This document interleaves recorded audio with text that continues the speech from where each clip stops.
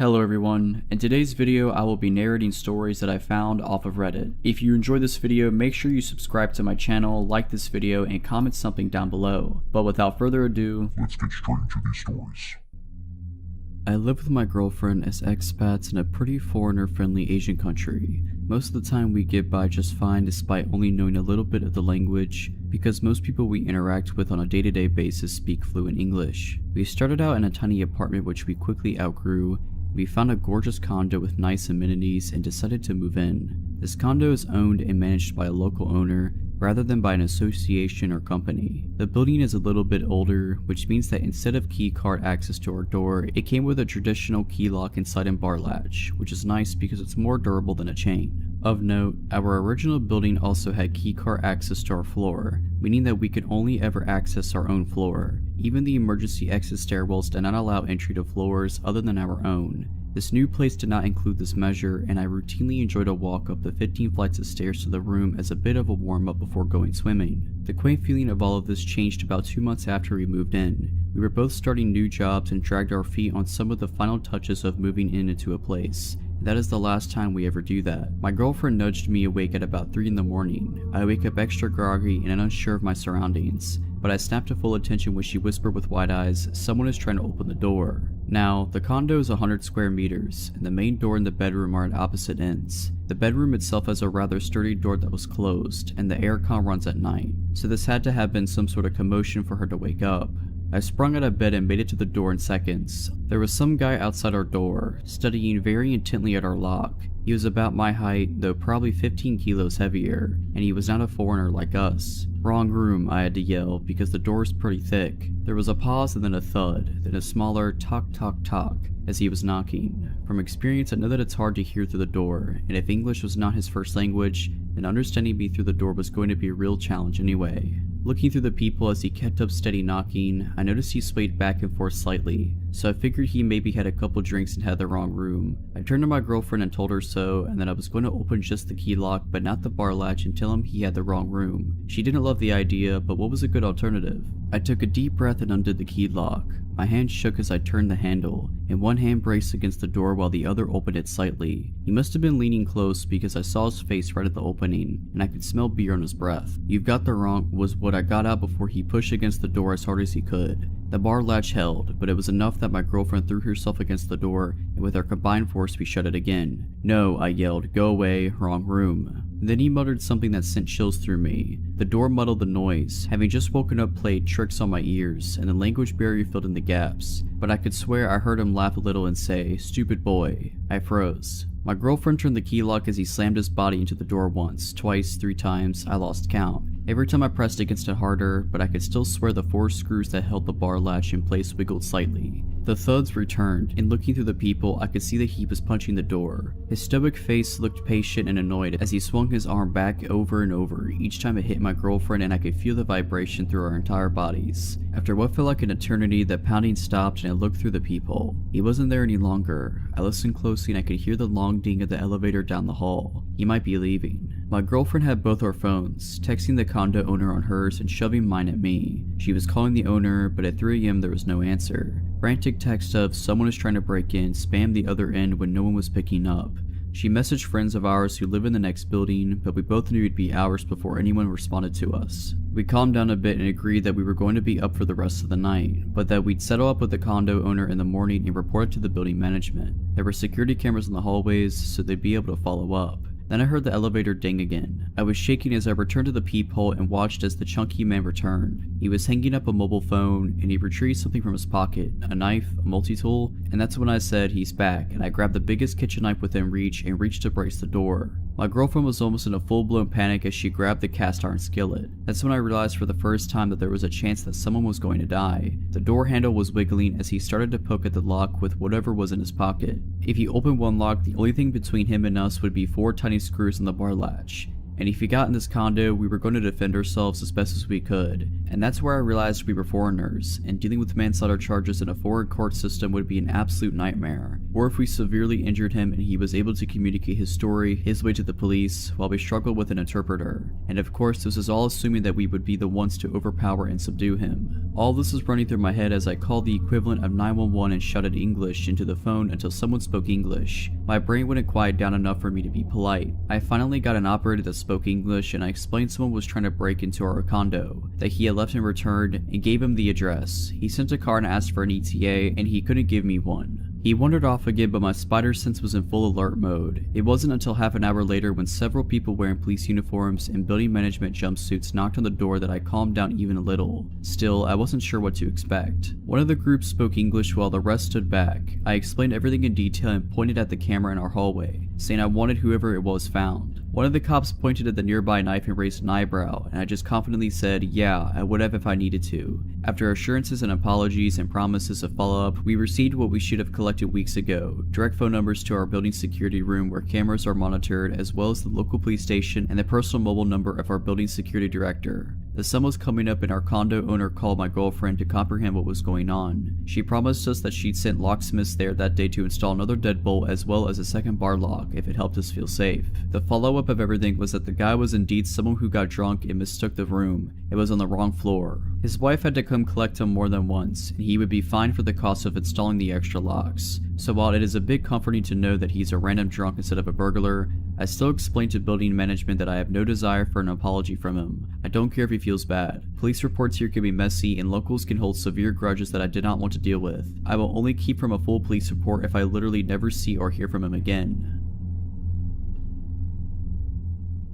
So just as some background, I am male and currently 25 and still living within 15 miles of my old house. This happened when I was about 8 or 9, making my sister at the time 5 or 6. We lived in a quiet neighborhood that, once I grew up, I found out was actually a lower income part of town. However, we had some wonderful neighbors, and it was thanks to these neighbors that a lot of potentially negative situations were avoided. At the time, my dad was working an 8 a.m. to 8 p.m. job, and my mother was a secretary at a hospital, which meant that during the day she was often at work. Usually my sister and I had a babysitter, but once I reached about 8 or 9, I began to be old enough to look out for us without a babysitter. Now mind you, this was the 90s, which certainly were not safe, but were much safer than they are now. Also, we had the previously mentioned neighbors who generally did a good job of keeping an eye on us in our house. This particular incident was one of the first times I was charged to babysit for my sister. She was in her high chair eating whatever my mom had left for us when I got a knock on our front door. And this was strange since we never got visitors on a regular basis, other than the boy across the street who would want us to come out and play, but he usually just yelled my name while knocking.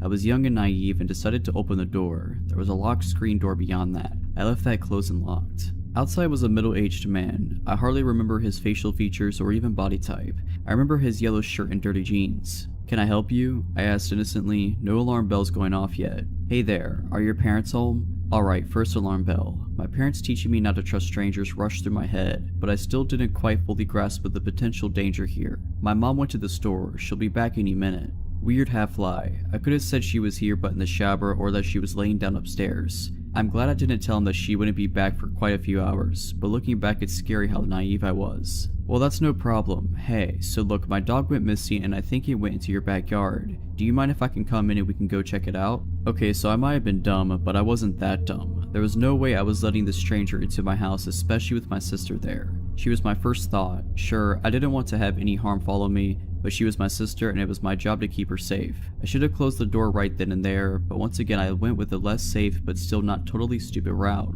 "Well, the gate should be unlocked. If you want to go check the backyard, you can." And promptly closed the door. Now, of course I was very curious if there was a stray dog in my backyard. Dogs are great. Even with the weird guy being around, I was pretty interested to see how his search in the backyard went. So I decided to go check the back window and see if there was actually a dog, and if so, if the man would catch it. Now at this point, I am sure you have figured out that there was no dog, and when I looked out the back window, I could see almost the entire yard, including the gate. The man wasn't there. This was mere seconds after I had closed the door on him. I waited for a few minutes, but he never showed up. After about 5 minutes, there was another knock on my door. This time I was much more wary and I didn't like this guy showing up. I was pretty tired of the whole ordeal, but I still hadn't fully grasped the situation. I kept the chain lock on the door and cracked it open. "Did you find your dog?" Again, I can't remember his facial features, so I can't really recall his expression, but I remember his tone was a bit desperate as well as annoyed. No, I looked all over the yard and I couldn't find him. I have a picture of my car if you want to take it just in case you see him. Nope, no more. I still didn't understand abduction, but I certainly was not going to go anywhere outside of the house with a stranger. I told him that he can leave a picture in the mailbox and we will keep an eye out, once again promptly closing the door. What followed is what really creeps me out to this day. Looking back, I was freaked out that I had to come that close to exposing my sister and myself to danger, but this really scared me. Suddenly there was more knocking on my door. Not the screen door separating the door itself. Like I mentioned previously, the screen door was locked and unless that was open, it was impossible to knock on the door itself. It freaked me out and I took my sister to my bedroom and crept back out to the kitchen where I could see out onto the front yard and saw the man quickly getting back into his car while my saint of a next door neighbor Joan stood on our front lawn smoking and watching him intently. It took a long time for me to add it all up and honestly, I had forgotten about it for a long time. When I finally remembered it all, I couldn't even believe my own memories. Either way, Mr. Yellow Shirt Man, yeah, let's not ever meet again. Also, thank you Joan wherever you are. You saved me on multiple occasions and I didn't even know it. When I was in 4th grade, my family was still living in Denver, Colorado in a small condo near my school. My brother, kindergartner at the time, and I only had to cross the street and walk between a couple of apartment buildings to get to the football field attached to our school. It was normally a pretty quick and safe trip to and from. My mother was taking night classes at NAU at the time, and her boyfriend, whom we lived with, would usually watch us in the evenings, although he wasn't off work until about 6:30 p.m. We grew up as latchkey kids, so this wasn't a big deal. One day, my brother and I were walking home together after school like we'd usually do and had just gotten to the street in front of our home when a white car pulled up in front of us. The man driving the car didn't seem like your typical weirdo, maybe in his late 20s and looking pretty clean cut. Looking back, the fact that he was driving such a fancy car, a Benz I believe, and wearing such a crisp outfit didn't really fit with our neighborhood. He asked my brother and I if our parents were home. I immediately got a serious sensation of stranger danger from this dude. I looked at our apartment across the street, then back at him, and in the most I'm not stupid tone I could find, I asked why. It doesn't matter, he replied dismissively. Are they home? He seemed a little more insistent with his question and glanced around. Yep, despite fully knowing they were not home and that my mom's boyfriend wouldn't be able to be there for another 2+ hours. I figured it was better to lie and say yes. What are they doing? He asked, really looking us over. I then turned to my brother and ordered him, let's go, but he wouldn't follow me. I went to grab his hand and he quickly withdrew with a sharp no and looked back at the guy. The guy then looked at both of us and then back to my brother, and with a facial expression that made my hair stand on end, he said, "Come closer, I have something for you." My brother started walking to the door of the car and the guy was reaching with his hand out, nothing in it, like he was about to grab him. I grabbed my brother's coat immediately and started hauling him towards our apartment as fast as I could. He was screaming for me to let him go, but I was terrified so I just kept dragging him. The guy quickly put his car into gear and literally peeled out of there. My mother's friends started picking us up from school after that and a PSA was issued to the community. I still get a little creeped out when cars slow down near me while I'm outside walking. Potential child abductor, let's not meet again. It was the middle of summer and my parents had left for the weekend to go to our house in the Cape Cod. It's about a 2-hour drive away, so it's no big deal for them to leave me alone for a few days. My mom had some pulled pork and pasta for me to heat up to eat whenever I had some money if I wanted to order a pizza. Things were all good. The first night I was alone, I stayed up till 3 in the morning playing Xbox, so I woke up really late the next day. I checked my phone when I woke up and saw it was a little past 1. I had made plans to play some street hockey with my friends at 3, so I threw myself out of bed and stumbled into the shower. I take really long showers, so when my parents are gone I go mental. I was in there for about 45 minutes on my phone scrolling through Reddit and Twitter and whatnot, when I heard my front door open. The bathroom is directly up the stairs from the back door, and the thing is pretty loud when it opens and closes. I immediately froze, since obviously I was supposed to be alone. I waited for about 2 minutes, ears trained and trying to hear anything else. Nothing. I figured it was just the wind or maybe my parents were home early, so I turned off the shower, wrapped my towel around myself, and slowly walked down the stairs to check it out. Even though my house is old and each step on the stairs makes a super loud creak, I still took my time and tried to be as quiet as possible. I probably took 45 seconds walking down all 12 of the stairs. So when I get to the second to last stair, right before I could see around the corner to the kitchen, I take a little breath to compose myself. In my mind, I knew I was being stupid. There obviously wasn't anything in the kitchen. There's no way I wouldn't have heard another noise, and there's no reason for them to still be in the kitchen even if they were burglars or something in the house.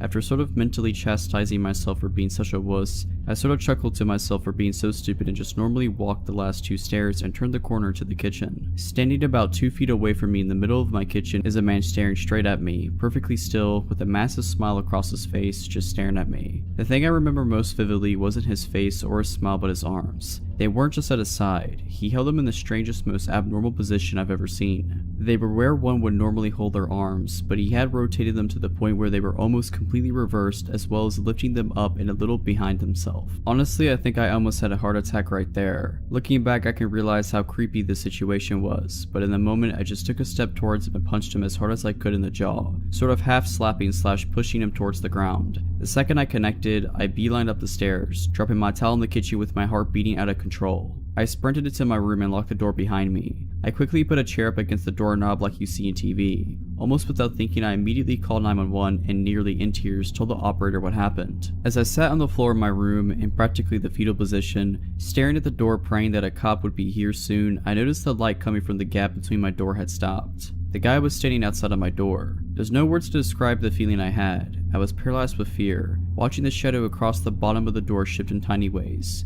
I stayed balled up, staring at the gap, praying the man would go away for what seemed like an hour. All the while, the 911 operator was asking, "Hello, sir? Sir, are you there? Hello?" I didn't want to make a noise, and even if I wanted to move my arms to bring the phone to my mouth, I don't think I could have. Eventually the light returned to the gap and I heard the faintest of footsteps, slowly creaking the wooden floorboards as he walked down the hall. It was silent for minutes as I just sat there curled up, unable to even speak. I heard banging on the front door and the sound of 2 officers entering my house. I finally felt safe, and I opened the door to the 2 of the men standing there as I almost cried. Nowadays, my parents don't even leave me alone home anymore, and I check every lock on the house before going to bed. Even working with sketch artists in a few lineups, the police never found whoever was in my house. I have no idea what he wanted or who he was, but regardless, let's not meet again, ever. I'm 29 now. This story happened 10 years ago. At the time I was jobless, and I found a job as a security guard in an office building. The office building was in a forested area, away from any busy streets, like secluded. The person who had the job before me had a car accident and apparently was paralyzed from the waist down. Nobody was interested in the job since you worked during the night and the office building was so big, it was just really boring. But hey, a job is a job. Once I started, a supervisor worked me in for a week, what to do, etc. This was my first night working by myself. I came to work and took the shift over from my colleague at 9 p.m. and he told me there will still be some people left in the building. Before I went up to the 15th floor, I closed the main entrance in such a way you could only exit when you're inside, so no outsiders could come in. After I did this, I went up to the 15th floor where these people still worked, to ask them if they needed to go anywhere else in the building, and if not, I could make my round and close off all the other floors, which I did. So I made my rounds and found nothing peculiar. I went back to my front desk. This was around 11:30 p.m. and the last people who were working on the 15th floor were just leaving. And the guy told me he was the last one to leave and wished me good night. Once the last person left, I went up to the 15th floor, checked all the offices and locked it down. I went down to my front desk again. Since there were no people left, I put on the alarms, which work on motion detection and also when you open a fire exit, on every floor, except the ground floor where my desk was. Within 5 minutes I put the alarm on all floors. The alarm went off on the 10th floor and there was nobody on the building. The rule is if an alarm goes off, you first call the security company before you take action. I told them I would investigate the alarm and I would call them back once I checked it out. Otherwise, if I don't call back, they would send a police car to check it out, just as a precaution. I checked the whole 10th floor and I found nothing. Went back to call the security company, telling them it was a false alarm. I kid you not, the alarm on the 10th floor went off like 7 times in an hour, and every time I checked the floor, I couldn't find anything out of order, or even that there was someone there. Since this was my first day working alone and the alarm went off so many times, the security company thought I was screwing things up and wanted to file a complaint to my boss, which would mean I would lose my job I just had for a week. In retrospect, the following was the dumbest thing I could ever do, because the alarm went off again. Since I didn't want to call the security company again and cry wolf, I went up to the 10th floor without informing the security company. The only thing I had on me was a mag light, since security guards in the Netherlands are not allowed to carry guns. I went up to the 10th floor, checked the floor, and as before, found nothing. The only difference now was I pretended to leave, turned off the lights, and stayed on the 10th floor, listening if someone was there. In about 5 minutes, I heard someone or something moving. I was relieved and anxious at the same time. Relieved I wasn't wrong, and that there was something on the floor. Anxious because of what was on the floor. I turned on the lights, and tried to sound as manly as possible, saying something in the line of, "I know there's someone here, show yourself." As you can imagine, no response. So stupid I didn't go down to call for help, but stupid me went looking to whatever it was I heard on the 10th floor. I walked to the office I heard the sound from, turned on the lights, and found a little girl who couldn't be older than 13 with long brown hair, in white pajamas, squatting and rocking front to back on a desk, looking straight at me. The scary thing was there was no emotion expression in her face or in her eyes. I collected my nerves and took the girl by the hand. I took her down to the front desk, offered her a Coke, but she didn't respond whatsoever. The only thing I could do was call my supervisor and told him about what I encountered. My supervisor's response was, "Stay there, I'll be right over." The time I hung up on the phone until my supervisor came, I just had this underbelly feeling with this girl, that there was something really wrong with her. Before my supervisor turned up, he called me and told me to call an asylum which was pretty close to the office building I worked at, just to check if someone was missing. Why would there be a 13-year-old girl in an office building with no houses nearby whatsoever? So that's what I did. I called the asylum, asking them if there was someone missing from the asylum, and I got the scariest response you can get. Yes, as a matter of fact, someone is missing. I gave them a description of the girl sitting next to me, and it was in fact the girl who was missing from the asylum. They told me she was really dangerous and that I should watch my back at all costs. They immediately sent people over to take the little girl with them. A week later, my supervisor told me the story of the girl I found, since he talked with the people from the asylum. It turns out the girl killed her mom and dad and little brother whilst they were asleep when she was 11. Even in the asylum, she wounded staff members, either by stabbing them with a pencil or in another case biting a piece of an ear off. To this day, we still have no clue how she ever came in the building. We checked all the cameras and there was no footage of her ever entering the building. I grew up in a very safe, very affluent neighborhood. It was unheard of for anyone to lock their cars or houses, and when someone new moved to the neighborhood, it was mere moments before they were welcomed with open arms and open doors. Despite being surrounded by what could be described as one large neighborhood family, my mom was very particular about house rules being followed, one of which was never going out alone. Walking to a friend's house, 3 of us had to go, so 2 could walk home together after dropping you off. It was rare, but occasionally just 2 of us would be able to sneak out from under her watchful eye and run to the corner store a few blocks down for some candy or soda. One sweltering day during the summer I turned 9. I found myself home alone and restless. I decided to take my sister's cool new 10 speed for a spin around the block a few times. Now, even though I was tall for my age, the bike was still a few inches too big for me. I decided that didn't matter, jumped on and started pedaling. My first lap around the neighborhood went off without a hitch. Birds were chirping, sun was shining, and the wind blowing through my curled hair felt wonderful. Second lap around the block, I passed an older, unfamiliar car parked on the side of the road, and the sun reflecting off the huge scrape down the side temporarily shocked my vision into bright blue stripes which I furiously tried to blink away. The third lap, I saw the car pull off the side of the road heading towards me, and a tiny pit of unease began to grow in my stomach as the driver slowed when he passed me. I chalked it up to being scared of being caught out being alone, and continued on my way. I picked up speed as I rounded the corner towards my house, and I decided to go for one more time around the block, but to make it quick so I'd beat my mom home and avoid the trouble I knew I'd be in if she caught me out alone. I hit the bottom of the hill next to our house with some speed and started to climb to the top, slowing more and more the closer I got. By the time I reached the top of the hill, I had to stop and catch my breath, teetering the too tall back at my hip. As I struggled to catch my breath, the hairs on the back of my neck stood up. My arms locked on the handlebars, and every inch of my body froze. I had been caught, I just knew it.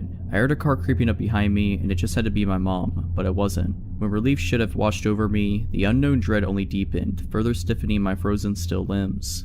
I turned to see the same old car, with the same blinding scratch down the side, slowing down right next to me. The man stopped the car right next to my bike on the wrong side of the street, and through his opening driver door started to ask me if I had seen a stray dog running around, because his had come off the leash and run off. I froze. This cliche question is the one they warned us about in school, the one every kidnapper supposedly uses. I decided if I answered him firmly and rode my bike away that he would know his plan wouldn't work on me. Plus, he might just really be looking for his dog. This was my plan. My terrified body betrayed that plan, and a trembling no is all I could manage. As I fumbled my feet to the pedals of this too big bike, his car door flew open and out he lunged. No, I said again as I wobbled my way past his open car door, his hand brushing the back of my shirt and knocking my back tires. I pedaled as fast as I could the 50 feet to the next driveway I saw. I pedaled, legs burning, up the drive, running my front tire so hard to my neighbor's front tire that it bent the wheel. My body catapulted over the handlebars, and I burst through the neighbor's front door. Eddie, help. My neighbor was not home. I ran into the kitchen, still calling in hopes I was wrong.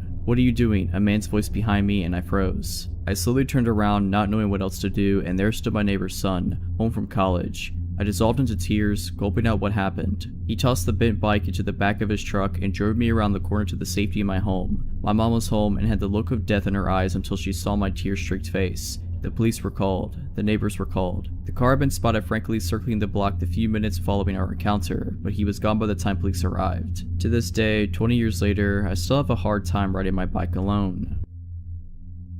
This all happened when I was 19. I'm not the best looking dude, so I've never had much luck with women, and I ended up on Tinder. I wasn't having much luck there either until the 3rd month of using it when a blonde woman named Katie messaged me. She was pretty enough that I just dismissed her as a bot. It wasn't until 3 days later that she messaged me again, which was odd because bots almost never message more than once. I clicked on her chat and replied, then looked at her profile. What I saw was pretty generic, but it definitely wasn't a bot's profile. We had been talking for like a month when she proposed the idea that I come see her. I was pretty reluctant as she lived nearly 8 hours from me by car, but I had to admit I really did like her quite a bit, and I had been thinking about asking her if I could come see her for a while now. After a bit more badgering from her, I finally said that I would take the drive to go see her. At this point, I had no reason to doubt she said who she said she was. We had video chatted every other week and called most days, and I just assumed I got really lucky. Things did get a little weird on the way there though. She kept messaging me, asking me where I was, and making sure I was still coming. At some points, when I took more than 30 minutes to respond, she would send me a slew of annoyed texts. Admittedly, I had chalked this all up to her being nervous about me coming to see her. I was pretty nervous too, so I couldn't blame her. I had a hard time finding the house at first. The directions she gave me were pretty confusing, and it was back through a series of gravel and dirt roads and a large thicket of trees. It was still about midday when I came onto an old looking house. A window on the 2nd floor was boarded up, but it didn't look abandoned, just worse for wear. Katie's red buggy that she liked to talk about was parked in front of the garage. I took out my phone and texted her that I was here. She only sent a smiley face in return. When I got out of my car to go knock on the door, I noticed someone was looking at me from one of the 2nd floor windows. I found it a little creepy, but figured it was just her father or something. She had told me that he comes to stay with her every now and again, so I ignored it and knocked on her door. She answered with a smile and even gave me a kiss, which surprised me, and I followed her inside. We sat down on her couch and started talking about our plans when I asked her about her dad. "You didn't tell me your dad was here," I said. "Was that going to be a surprise or?" Katie looked confused and told me that her dad wasn't here. I still thought she was keeping up the act, and I told her that she didn't have to keep pretending, and that I had seen him looking at me through the upstairs window. Katie went pale and said that we had to get out of there now. We both ran out to our cars, and when I questioned Katie, she informed me that her dad wasn't there and that she had been home alone until I showed up. I called the police, and while I was on the phone giving the address, Katie gasped and pointed to the window where I had seen the guy last. He was looking at us from out the window again. I got a better look of him, and he seemed older and frail, almost like he hadn't eaten anything in a while. He left the window after he saw that we saw him. The police took half an hour to show up, and the whole time Katie was crying and mumbling about how she was an idiot for not keeping her doors locked. When the police finally did show up, one started asking me and Katie questions, and the other two searched the house. They came back out a little later and told me and Katie that, while they didn't find anyone, they did find that the back door was hanging open. Whoever it was had ran out into the woods, but the cops were sure the house was empty. After the cops left, Katie asked me to stay the night because she was too scared to be in her house alone right now. I gladly did, and we slept downstairs on the couch as Katie's bed was the room next to the one the man had been in. Katie had also brought out the shotgun that her father had given her but she never used. I told her it was fine, the man's gone, but she insisted, saying she'd feel safer if we had it out. I'm glad she did. Later that night, I was still wide awake, watching TV. Katie had somehow managed to fall asleep.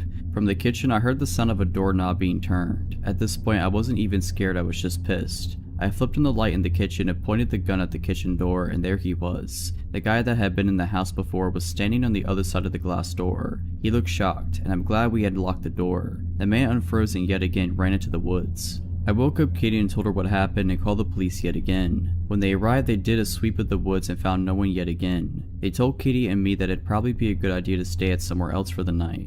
Me and Katie said our goodbyes. She was going to stay at our friend's house and I was going home. I left a little after Katie did, and I was on the phone with my brother telling him about what happened. My headlights were on. As I was talking, something caught my eye. That man was standing at the corner of the house just watching me. I gunned it out of there and didn't even bother calling the police again, but I did text Katie and she said she was going to call them again. I don't think Katie ever even went back into the house alone.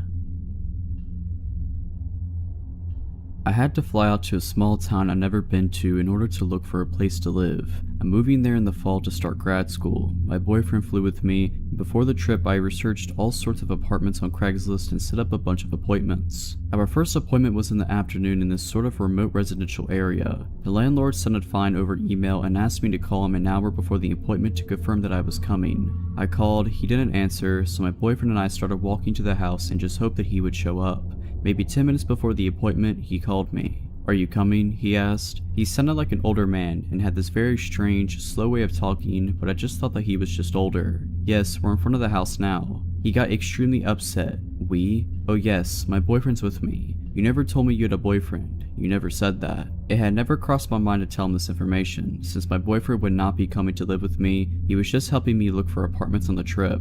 I told the man so, and after a very long pause he said, "I'm sorry, it's just sometimes people don't tell me when they're married, and it surprises me. I'll see you soon." Then he hung up.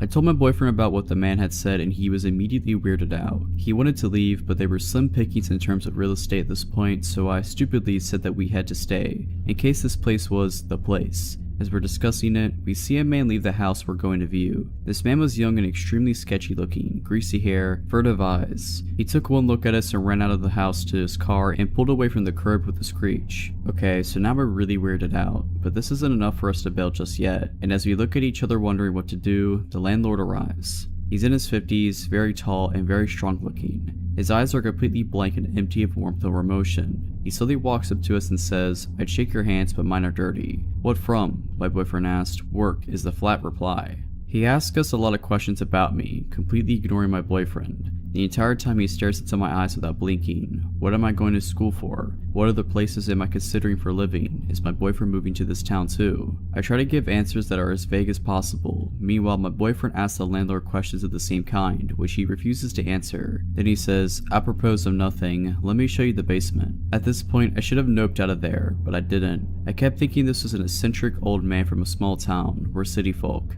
and that we were just feeling paranoid. My boyfriend, on the other hand, wanted out of there, but he followed us as the man led us back to the house, away from the street to this sort of detached shed. He opened the door and we saw that there were stairs leading down into the utter darkness. He flipped the switch at the top of the stairs and the light didn't come on. Normally the response for this is, "Oh, the lights are out," or something like that, but he just said, and slowly walked down into the darkness. Then he stood there without moving in the dark and said, "Aren't you coming down?" "There's nothing to see if the light's out," says my boyfriend. The landlord just stands there for a long time, then slowly walks up the stairs and closes the basement door without saying anything. He took us into the house. Weird and increasingly creepy things ensued. The front door, the only exit to the house, locked automatically, and when my boyfriend tried to fiddle with it, the man got really upset and told him to leave it alone. He managed to get it open secretly though. The man kept trying to box us into small rooms and, according to my boyfriend, kept reaching his hands into his pockets, only to take them away when he caught us looking. On Craigslist and in person, the man claimed that there was a grad student already living in the house, but the evidence of that seemed arranged. There were neat piles of generic textbooks on the table, but not other things a 20-something might read. There was a bowl of fruit on the table, but no other food in the fridge or pantry, or utensils.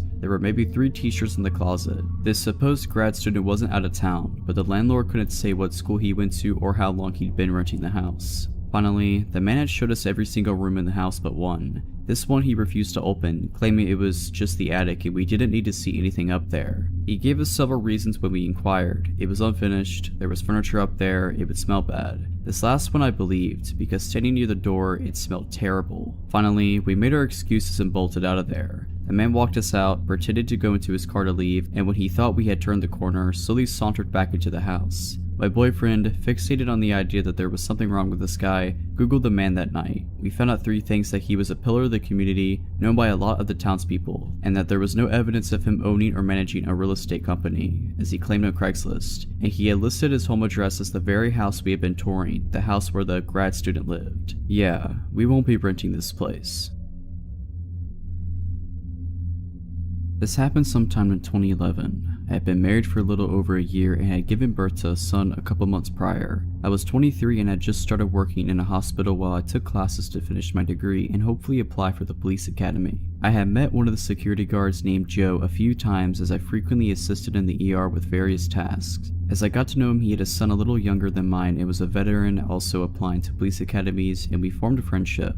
We exchanged numbers as he offered to help me train and give me pointers for the physical portion of the police test since I was out of shape after having a baby. One day while talking to him, I mentioned how where I would study when on break was so loud and wish I could find a quiet place to sit. He offered to give me a tour and show me all the hidden places employees would use. It was a Sunday, so the hospital was quiet and I met up with him. We walked around and he showed me gray areas and offered to show me where the helipad was. We went through areas that were blocked to most staff. As we climbed the stairs and got closer to the roof, I started to get anxious and felt my stomach drop. I couldn't explain it and felt fear as we got closer. I'll admit, I'm afraid of heights and thought maybe that was it, but when we got on the roof, the fear got stronger, but it was directed towards Joe. Something was off, and I had this feeling that at any moment he might try something and push me over the edge of the building. I just had to get out of there. Fortunately, at that moment, the phone I carried rang and my coworker wanted to know where I was and if I'd be back soon to help her with something. I told him I had to get back and followed him back out, making sure he was never behind me. After that day, I avoided Joe at work and would only keep text messages short. I felt bad at first, thinking I was overreacting because he had never done anything to me to make me feel that way. As time went on though, the texts became more frequent and he would try to ask me what I was wearing. I told him it was inappropriate as we were both married. I started seeing him more frequently and felt he was everywhere, just lingering like he was waiting for me. Finally, one of my coworkers, Stan, asked me about it and I confided in him what was going on. I told him how I was scared to report him because he was part of security. I also mentioned how I would see him sometimes when I would leave at night around midnight and was scared that one night he'd be waiting by my car even though he didn't know what kind I drive. After that, Stan walks to my car every night at work since we had the same shifts together. After he noticed I was never alone, he stopped bothering me. A few months later, I found out that he was fired for harassing another girl, who had the courage I didn't have to report him. I feel bad that I didn't speak up at the time and someone else had to experience it. So Joe, I hope we never meet again and I hope you never got into police academy.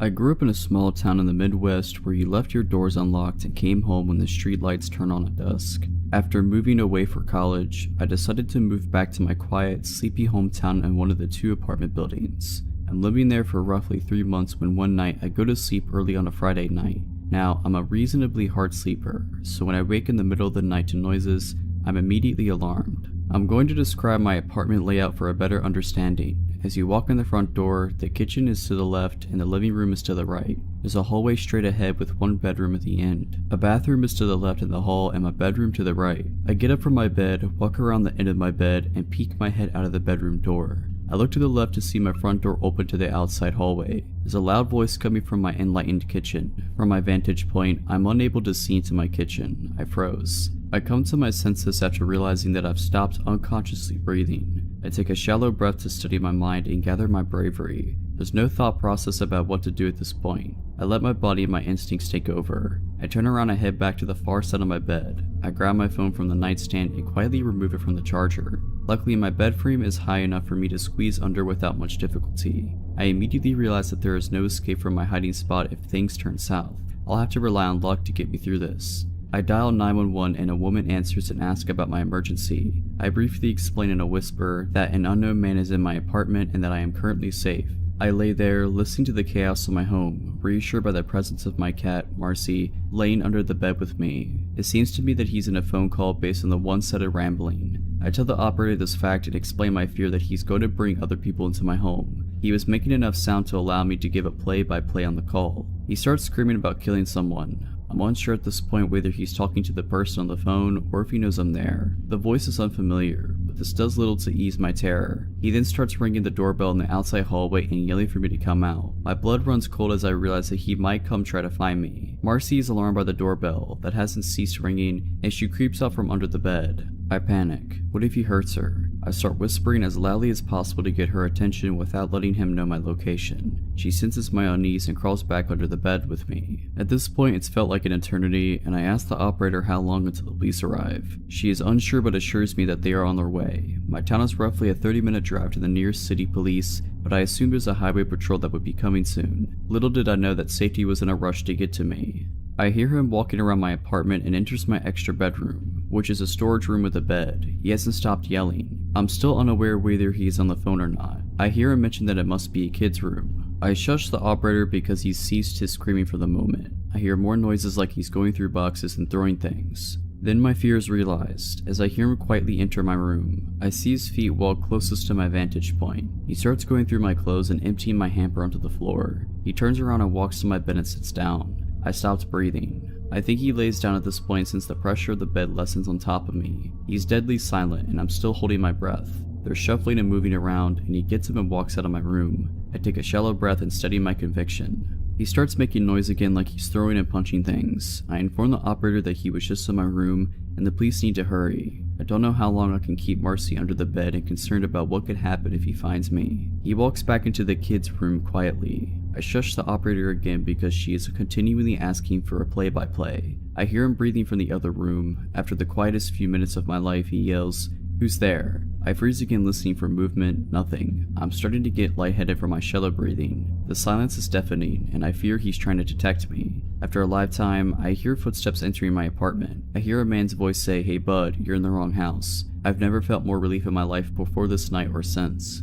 I hear my door close, and I crawl from under the bed and break down. The adrenaline and anxiety take over as soon as the feeling of safety washes over me. A female officer comes around to my side of the bed and puts her hands on my shoulders. I'm trying to keep it together and failing miserably. She let me put my clothes on, and I could hear 3 male voices coming from my apartment. The woman left and came back with a handful of clothes, asking if any weren't mine. They all were, and I answered in kind. She shut the door behind her as she left again. I turned and looked out my window and see no lights from the cop car on the street. I look at my phone and realize the call to 911 took 19 minutes. I can't explain the feelings I had at this time since many hit me all at once. The door opened and the officer motioned to have me exit. Taking a first look at my home was almost as anxious as the event itself. My apartment was a complete mess. Clothes were everywhere mixed with garbage and other belongings from my shelves and counters. This man had removed items that he intended on taking and placed them in the outside hallway. They tell me that they found him on the floor in the second room completely naked, holding a bottle of lotion. In his vicinity, there was a winter hat with an unknown substance inside. They tell me to look and see if any of the clothes in the apartment do not belong to me. I tell them no.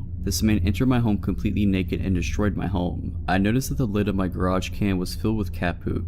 It seems that it had been separated from the rest of the bag. The rest of the garbage was littered across the outside hallway. They asked me if I would like to stay here or go elsewhere. Thankfully, my parents lived down the street, and I had an officer drive me there. I explained to my parents what had just happened, and in the next few days, I have to explain the situation to what felt like half the town. The ridiculousness of the story catches people's attention and becomes a slight joke. Now I should feel better knowing that he is in custody, but the events after the break-in do little to comfort me. An officer shows up with a subpoena to appear in court to testify, but I receive a call for a postponement. I just want this to be behind me. After a month, I call the phone number on the paper I received and ask when they are rescheduling for since I hadn't heard anything.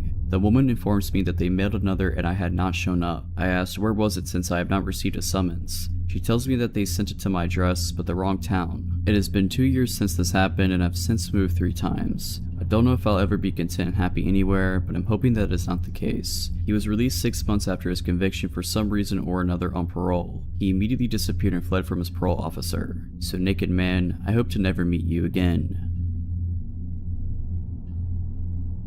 So about 6 years ago, I was 21 and I was home from college for the summer and living with my parents. This is deep Texas suburbs, so the houses are all cookie cutter houses built around the same time by the same developer. Every few blocks there's a pool or a park of some sort. Well, every year the community people, I honestly don't know how this gets organized or by whom, have a Rock the Park event at one of the pools/parks within walking distance of my house. Some old guys bring their garage band and cover songs by Aerosmith and the Eagles, etc. The pool stays open late. There's a playground and you can hear the music from every corner of the park. It wasn't too loud though, unless you were nice and close. Well, my parents went on a dinner date that night, so I decided, with my 21-year-old brain, to pour some vodka into my Coca-Cola bottle and walk up to the park for some tunes and have a good time.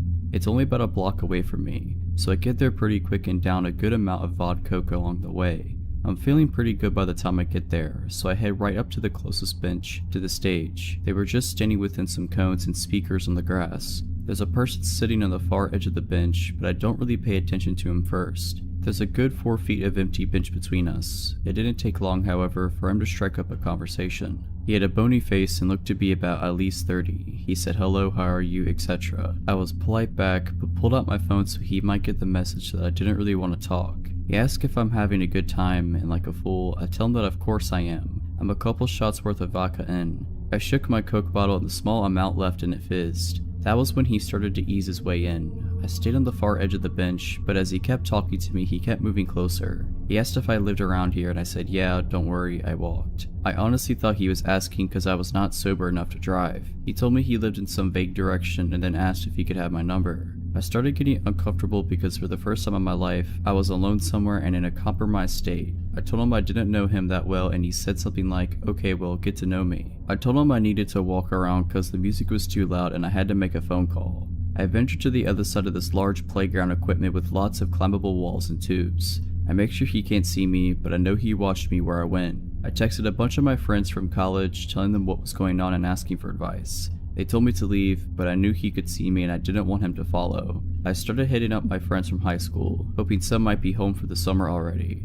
and luckily one of my friends was. I told her what was happening and asked if she could save me. She said she could, but that she couldn't make it for another 20 to 30 minutes, which was still well before the event ended. I went over to a different part of the playground where the swings were and took a seat where I could see the stage, hoping maybe he'd forget about me and leave me alone. Sure enough, the moment I sit, he's approaching the swings. He takes the one next to me and starts trying to be like, "What did you want to know about me? What do you need to know?" I was like, "Actually, I'm getting really tired. I am probably going to go home soon. I just want to enjoy the music a bit longer without talking." That was when he became adamant about walking me home. It was a suggestion at first, but the more I told him no and that I'd be fine, the more aggressive he got about it. My parents wouldn't be home for another few hours, so if I did go home and followed, he'd know where I live and have me alone. He asked which direction I lived in and I pointed in the opposite direction of my parents' house. He got up and took a few steps in that direction, then turned back to me like he expected me to follow. I told him that I wasn't ready to go home, but it became very clear that if I was walking home that night, he was coming whether I wanted him to or not. He stayed near me for the next 10 minutes or so until my friend arrived. I saw her car pull up and immediately got to my feet like, "Hey, that's my friend," and I sped off towards her car. She parked and got out and started heading back towards the park. I was like, "No, hey, we gotta go now," but it was too late. He followed me and touched my shoulder. He said, "Hey, wait, you promised to give me your number." I hadn't, but I felt rather trapped and figured that if I gave him a fake number, he'd be satisfied enough to let me leave. Sure enough, immediately after I spouted off, he calls it and starts looking at my phone, expecting it to ring. That's when my friend goes, "Hey, didn't your phone die?" And I was like, "Oh yeah, I forgot, I'll get you later, man, text me." And I waved to him and we both sped walked back to her car. He didn't follow, but he watched us drive away. I told her to go to the opposite direction of my house and to take the long way around. So weird guy from the party that wanted to walk me home, let's not meet again.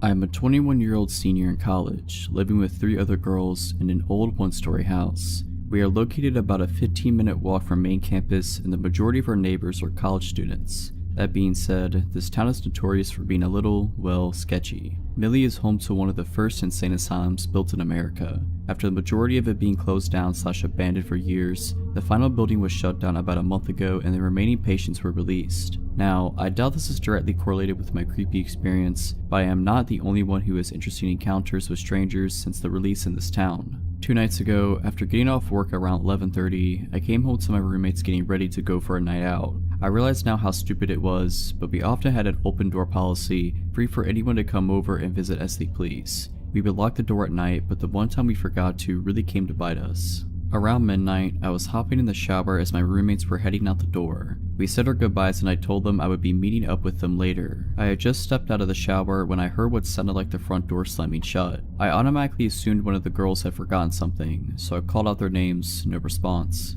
I then hear footsteps in the hallway. I call out again, no response. Fear and dread came over me, and I immediately grabbed my clothes and ran into my bedroom. I threw my clothes on, leaned my ear to the door, and waited in silence to hear if someone was in the house. I hear nothing. I decided that it must have been one of the roommates grabbing something and leaving again, so I head into the living room to get my phone. 6 missed calls and it's still ringing. My roommate, Carrie, was on the other end. I answered and immediately could hear the panic in her voice. "Lay, are you in the house?" Me. "Yes, why?" Carrie. "You need to get out. Sam drove by and he said he saw a man walking through the front door. He called the police, but you need to leave." Nothing was going through my head besides pure adrenaline and fear. I wasn't sure of the man's intentions, but I sure wasn't going to wait and find out. While remaining on the phone with my roommate, I bolted out the front door and hid behind my car. I watched the house from afar, waiting anxiously to see any movement. As my friends approached in a truck, I sprinted out from behind my car and jumped in the back of their truck bed. Just as I did that, a dark figure scurried off into the woods running in the opposite direction. I can only assume he had been inching closer to as I was waiting for them to arrive. I screamed and we floored it out of there. I refused to go back into the house until the police arrived and it had been triple checked. There were no signs of anything being touched or stolen, which makes me wonder what the man's intentions were. You can guarantee that I've locked my door every night since, and to the stranger who walked into my house while I was in the shower, let's not meet again. Back when I was 18 years old, I started working at a gas station. This was my first job. Near the end of my first shift, I was cleaning the hot dog rollers and a man walked in. He was rough looking, not in a bad way, but like he had been working outside all day. As soon as I set eyes on him, I got the gut feeling that I needed to stay away from him. Since I wasn't the one at the register, there was no reason for him to talk to me. However, the moment he saw me, he walked over and asked if I was new. I said yes, and he told me I was doing a good job and went on his way to check out. I noticed that he had a Jamaican accent, which was weird to hear since I lived in Michigan. Honestly, at that point, I thought that my gut was wrong about him. I was right the first time. During my next shift, he once again came in, and again I was cleaning. He came over to me and I still got the bad feeling in my gut. He asked me how my day was and I told him that it was okay. He then looked at my hand. I was wearing my high school class ring and I put it on my left hand ring finger because I didn't want to scruff it up while cleaning with my right hand. He asked if I was married. I said no and I told him it was my class ring. He then asked if I was dating and I lied and said yes. He started asking me questions about my boyfriend, like how old he was, did I want to marry him, and if we were in a physical relationship. I told him I wasn't comfortable with answering that and he got mad but dropped the conversation. He would continue to ask me questions about my love life every time he would come in. After about a month and a half of this, I noticed that he would come in every day that I was working. This was weird because the days and hours that I worked changed from week to week. I asked my coworkers if he came in when I wasn't here and all of them said no. I also asked if any of them had told him what shifts I had been working, but again they said no. This honestly freaked me out and I'd start to feel nervous when I would see his car pull in. One day he tried to give me his phone number and I politely told him that I wasn't interested in it. He got mad and was telling me that I needed to take it. My coworker at this point told him that he needed to leave. The next day he came in and asked me on a date, and when I declined he told me that I was going to regret it. He asked me several more times and each time I said no. After a while of him asking, I told him that it was never going to happen and that I had absolutely no interest in him and never would. This only made things worse. He told me that I didn't have a choice and that he would be here when I got off work and that I was going to go with him. When he left, I called my father and told him what happened and asked if mom and he could come to pick me up at the end of my shift. He said yes. I didn't get off until midnight, and about 10 minutes before my dad walked in and told me to act like I was going to go to my car as normal, but he was going to be in there. A few minutes after, the guy pulled in and got out of his car and was just standing there. As my shift was over, I hurriedly walked over to my car. He started approaching me and I jumped into the passenger seat and slammed the door shut. When he got to my door, my dad rolled down the window and pointed his gun at him. The man ran off and I thought that it was the end of it since he didn't come back into my work the next few days. However, it wasn't. About a week later, I was at the store with my mom when I got the feeling that someone was following us, and sure enough, it was him. We got out of there as fast as we could, and from then on out, my mom and I were not allowed to leave without my dad. Everywhere I would go, he would show up. Even when I went to my friend's house, who lived about a half hour from me. We caught him driving by the house several times. My mother also caught him following her several times, which freaked her out. We contacted the police and told them what was going on, but they said there wasn't enough evidence and that there was nothing they were able to do. To this day, I am still mad at the police for not doing anything. He started coming back into my workplace, and I asked my boss to ban him from the store, but she said no. Later, I would find out that they were friends, and that is how he always knew when I was working. I also believe that she was the one to give him my phone number, because it was around this time that I started receiving strange messages about how I looked, about my parents, and other creepy things. I got to the point where I was so paranoid that I wouldn't leave my house without my father. I had to have him drop me off and pick me up from work, and when I was at work, anytime I had seen a car that even somewhat looked like his, I would run and hide in the back room. Even my poor mother was paranoid and wouldn't go outside without someone with her. Finally, my father had enough and told me to quit my job and that he would help me pay the few bills that I had. Even after quitting my job, I was freaked out and decided to go stay with my aunt and uncle, who was a police officer, who live about 6 hours away from me. When I got there, it was the first time in nearly 6 months that I was able to relax. It didn't last for long. One night, my uncle and I went to pick up a pizza. Less than a minute after he walked in, the glass on my door was broken and hands were grabbing me. It was the Jamaican man and another guy. They got the door open and were pulling me out. I fought them as hard as I could. I got a few good hits on them, but it didn't do much good. Thankfully, my uncle came out and both of them ran after my uncle when he announced who he was, and my uncle chased down the Jamaican man after I shot at which man he was. That day he was arrested. Later on, I found out that he was illegally here and was deported. It took me about 2 years before I would go anywhere by myself. Honestly, it wasn't until I got my CPO that I was comfortable going places without someone with me. So Jamaican man, let's not meet again. I was in college and I lived in a house with 5 roommates. I lived on the 2nd floor, and the way it was set up is important. There were 4 bedrooms on the 2nd floor and 2 bathrooms. Two of the bedrooms each shared a bathroom, which was accessible only by the bedrooms, not the hall, so I could walk through the bathroom to my roommate's room and vice versa. My door had both a handle lock and a deadbolt, which I used every single night because it was a habit I'd had since freshman year, because in dorms drunk roommates or floor mates tend to wander in and wreak havoc if you don't. The door to the bathroom, however, didn't have a lock, so I could never secure that. One of my roommates had her boyfriend visiting, and he'd brought a friend with him. I hadn't spoken to the friend or gotten to know him at all, and I didn't really have any opportunities to since I didn't hang out in any of the common areas of the house, and frequently didn't even sleep there because I was casually seeing someone at the time. My first interaction with him was about 2 days into his visit. I was coming home around 6 a.m. from the house of the guy I was seeing, and I walked into the living room. When I came in, the visitor was alone and shirtless in my kitchen, which is open to the living room. He didn't even say hello, he just angrily asked me, "Where were you?" which I was taken aback by, because he sounded like a jealous boyfriend, but I told him I had been at my boyfriend's house and he said, "You didn't tell me you had a boyfriend." Well, of course I hadn't told him, I've never spoken to him. I made a weird face at him and went upstairs and didn't see him again for the rest of the day. I slept in my own room that same night, deadbolt secure. I woke up at around 7 in the next morning to him entering my room from the bathroom. Before I could say anything, he saw that he woke me up and said, "Sorry, I was looking for the bathroom." I replied, "Well, you're standing in it, so," and he retreated and closed the door. I didn't think much of it at the time because I was groggy and I just fell back to sleep.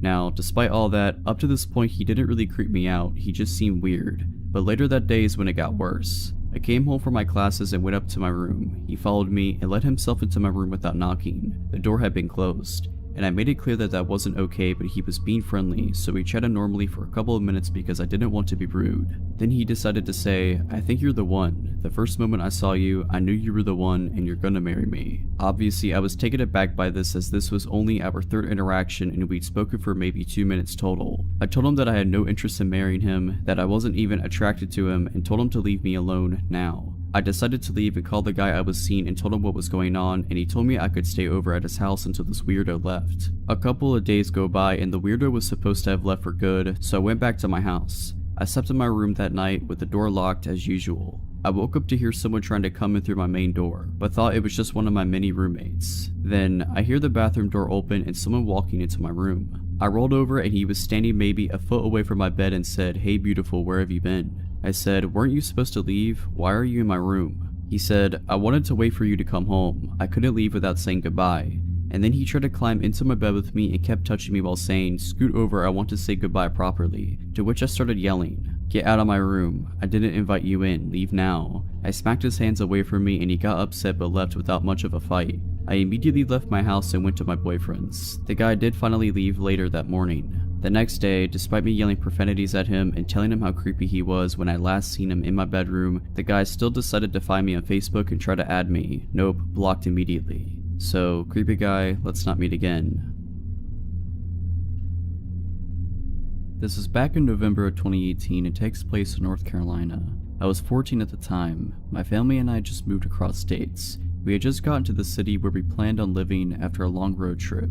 We were all hungry, so decided to go grab dinner before we went to pick up the keys to our new house. We went to this local pizza shop. Since we had our dogs with us, we hadn't moved into our house yet. We decided to eat in the car. I'm a pretty fast eater compared to the rest of my family, so I finished way before them. After I was done, I decided to bring my puppy out to do her business. We were standing just a little ways up from the car, playing in the leaves on the ground. I grew up in Florida, so I wasn't used to seeing piles of autumn leaves, so was just living my best life, not paying attention to my surroundings. When a man taps on my shoulder, my dog notices him and immediately tries to jump on him, as she does with anyone, so I pull her back while I'm backing away from him. He looks to me in his mid-40s to 50s. He smiles creepily at me like it was forced. He says in his scruffy southern voice, "You have my dog, my border collie." Immediately a red flag goes off in my mind, as my dog looks very obviously like a boxer, nothing like a border collie. I just say nervously, "I think you're mistaken, sir, this is my dog." Not even telling him how my dog does not look anything like he was describing. I look over to my parents' car that was just a couple feet ahead of me, unsure of what to do. They hadn't even noticed the man approach me. They were on their phones. The man now asked me, "Well, you would be able to come help me look for my dog, right?" I can feel my stomach drop in that moment. I still don't want to make a scene, as I'm probably overreacting. He then says something along the lines of, "I have some money in my truck for you if I went with him." My hands are sweating at this point. He points over to a very sketchy, run-down looking truck. I tell him I'm busy and I have to go, but best of luck to finding his dog. Still trying to keep him on my good side. Looking back on it now, I don't know why I didn't tell him my parents were right there. If I would have, I think he would have backed off. He then decides to grab my dog's leash and says he has dog treats at his truck and starts to walk away with my dog. I pull the leash away from him and say sternly, I have to go now. As I start walking away, he then grabs my wrist and rips the leash out of my hands, throwing it to the ground. He starts pulling me with him, mumbling something like, just come see what I have for you. My dog, the sweet girl she is, follows after us and starts barking. While he starts to drag me with him. I am pretty small, 5'4", and have no upper body strength, so I just start screaming to let go of me. My parents are alarmed, hearing me scream and our dog chasing after me barking, see this man pulling their daughter against their will. They immediately start sprinting after me. I start screaming, Mom, Dad. I think he got alarmed when he heard me yell out Mom, as she starts running towards us. The sudden realization that my parents were right there in their car the whole time. He makes a run for it and we didn't run after him. My parents were just glad they had me. This is definitely not a good way to start off our new life in North Carolina, not even have lived there a day yet. I do not wish this to ever happen to anyone, as it was terrifying. But my advice is for you, don't be afraid to use your words, even if they offend the person. If you're liking this video, all I ask is that you make sure to subscribe to my channel and like this video. Thank you. I'd like to begin by describing myself, because I believe it's relevant to the story. I'm 25, male, and a bit above average height. I have been doing sports 5 to 6 times a week since I've graduated high school: gym, running, CrossFit, squash, swimming, and any team sport my friends decide to play at any given time. My favorite hobbies are mountaineering, hiking, and bouldering. I've just recently purchased a new pair of high-altitude mountaineering boots because it's near the end of the summer season and they were on sale. The plan is to wear them in the Alps next summer on a few ascents. I live in a European capital, one that's surrounded by wonderful nature with many trails and opportunities for hiking. I decided to break in my boots last Saturday, more specifically because it would have been my granddad's birthday, and he also loved hiking before he died. These boots are overkill for these woods, but I needed to try them. I selected a nice route that's around 25 kilometers and set off at about 9 in the morning. It rained just the day before, so I expected a fair amount of mud and not so many people as they were easy scared off by the weather. Since the summer was extremely hot, it was a nice change of temperature, especially between trees and such, where it's a few degrees cooler than in the city. In the not so distant past, my dog would have definitely joined me on this hike, but she's turning 14 this year and she doesn't enjoy long distance walks anymore. My girlfriend had to do something for work on short notice, so I knew from the moment I woke up I would be doing the hike alone. The first half of the hike was perfect. The altitude difference along the trail is minimal, I barely broke a sweat, and I misjudged how many people would be out due to the storm the day before. I met at most 6 to 7 people during the first 2 to 3 hours, and most of them were cross-country runners. It's worth mentioning that I wasn't walking quickly. I stopped on many occasions to take pictures or study some animal tracks. There are deer and wild boars in these woods, nothing more menacing, not animals anyway, but I won't get ahead of myself. Between 12 and 1, the path ran into an actual road, one where cars can go. This road is asphalt, but deep in the forest and can only be used to reach certain landmarks that are also in the forest, so cars seldom go here. My trail required me to take this road for a few hundred meters. As I was walking along the road, I heard a car approach from behind me. It went past me, not too quickly or too slowly. It was an older, green SUV with a fresh registration. You could tell by the license plate. Probably an import. Anyway, I thought nothing of it at the time. Then I heard it come back. It drove me past for the second time, now very slowly, and I could clearly see 2 men sitting in the front seats, wearing baseball caps and sunglasses. Both had stubble beard game going on as well. I assumed they were gamekeepers, even though their cars have a crest on the hood and on both front doors. As I hike a fair amount, I know these things, I see them around quite a bit. They would also not be driving a car like this. They have Jeeps which are more suitable for the forest. Still, I felt no discomfort, and again, I thought nothing of it. Then, my trail left the asphalt road and began snaking in the woods again. I walked ahead serenely, gazing at trees and whatnot.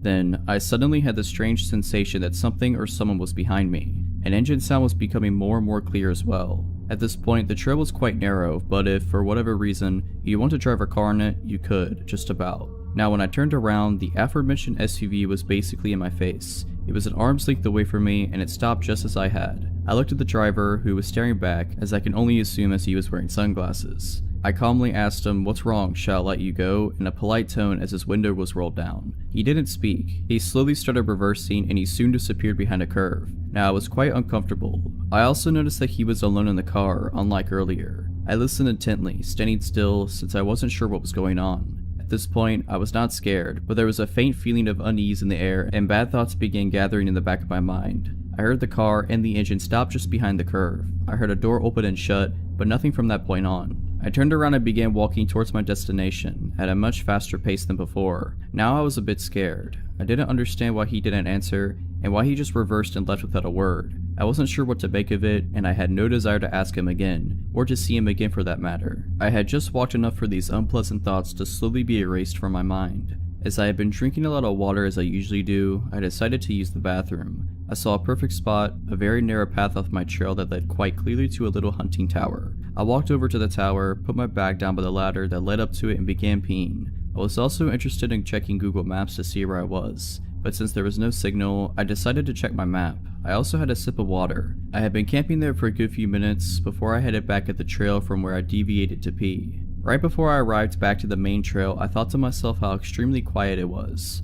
No wind, no noise of any kind, absolutely nothing. This made me realize, just a moment later, how alone I was. Except for the man who was standing maybe 50 meters away from me on the trail, in the direction where I was headed. I only saw this as soon as I stepped back on the trail, since the small one to the tower was well hidden by trees and you couldn't see the main trail, as it was running perpendicularly to the small one. I looked at him and I was instantly chilled to the very bone. He was dressed in tactical clothing, with a baseball hat on his head. The only reason he was standing still, I believe, was a moment of surprise that I had appeared from a place where he didn't expect me to appear from. At this point, I was fully and utterly alarmed. He was holding a rifle that had a scope on it. Had this happened without the incident with the SUV, I would have probably walked along the trail thinking he's a hunter. However, in light of the strange encounter with the SUV, from which the second man was missing, something in me snapped instantly. In hindsight, it's also illegal to hunt in these woods this time of year. I figured in the matter of 2 seconds that I was going to sprint through the woods until exhaustion, towards and past the tower, as it seemed natural to do at the time. If there was no malicious intent on this man's behalf, or the others, he'll just think I'm an idiot and forget about me in 2 minutes.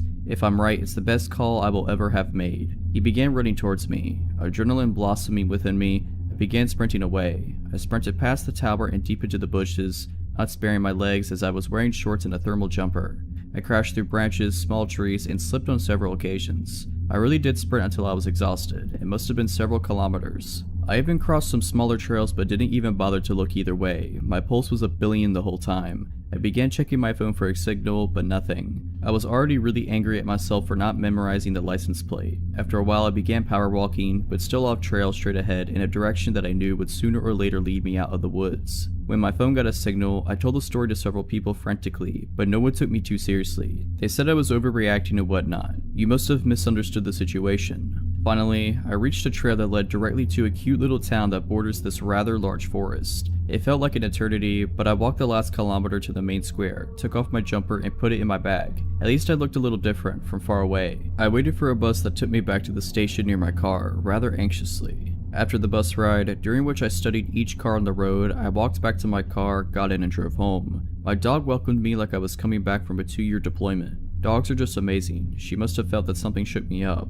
The boots destroyed my feet, but they aren't meant to be sprinted in for long periods of time. I called the forest gamekeeper's office. I inquired about whether they have such cars in service as the one I come across. They do not. Their gamekeepers also don't typically work in pairs. Like 99.9% of the time, they are alone. I told them my story and they took me a lot more seriously than my friends, but they assured me that the police wouldn't. No one could have been legally hunting in the area during summer either. I've been reading local news but nothing extraordinary has been reported yet. I really hope nothing will be reported either. Gentlemen in the empty forest at lunchtime, let's not meet again. This happened a couple years ago. In 2016, I had just turned 18 and was in my second semester of community college. I was lucky to get to take a few specialized classes that were requirements for my major. These classes require me to drive about 45 minutes every Monday, Wednesday, and Friday to the main campus of my community college system. This is relevant because I was going to a town that I didn't know much about and didn't know anyone who lived there. There was a man in my class named Eddie. He was a big guy in his late 40s. We spent a lot of time in the lab for these classes, and he was stationed right across from me. I was a bit more naive and unsuspecting at the time and wanted to be nice, so I talked with him and my other classmates quite a bit. It was a lot friendlier to him than I would be nowadays. He started being overly friendly to me and would stand too close and ask too many personal questions. He'd flirt with me in class, to the point it seemed to make other people uncomfortable to watch. He also started staring at me a lot, with an intense look that scared me. Of course, being young and not wanting to hurt his feelings, I decided to ignore it as best as I could. I told my boyfriend about it, but again, Eddie hasn't actually done anything to me, so there wasn't a lot I felt like I could do. A few weeks after that started, all of us were hanging out in a small break room type area, studying for an exam in our next class, which was about 30 minutes away. I was sitting at one table chatting with some middle-aged women in my class, and Eddie was at the next table over messing with his phone. I noticed that I was going to get something from the vending machine and stood up. As I did, he tried and failed to discreetly turn his phone toward me and snapped pictures of me as I walked in the machine, got my drink, and bent over to pick it up.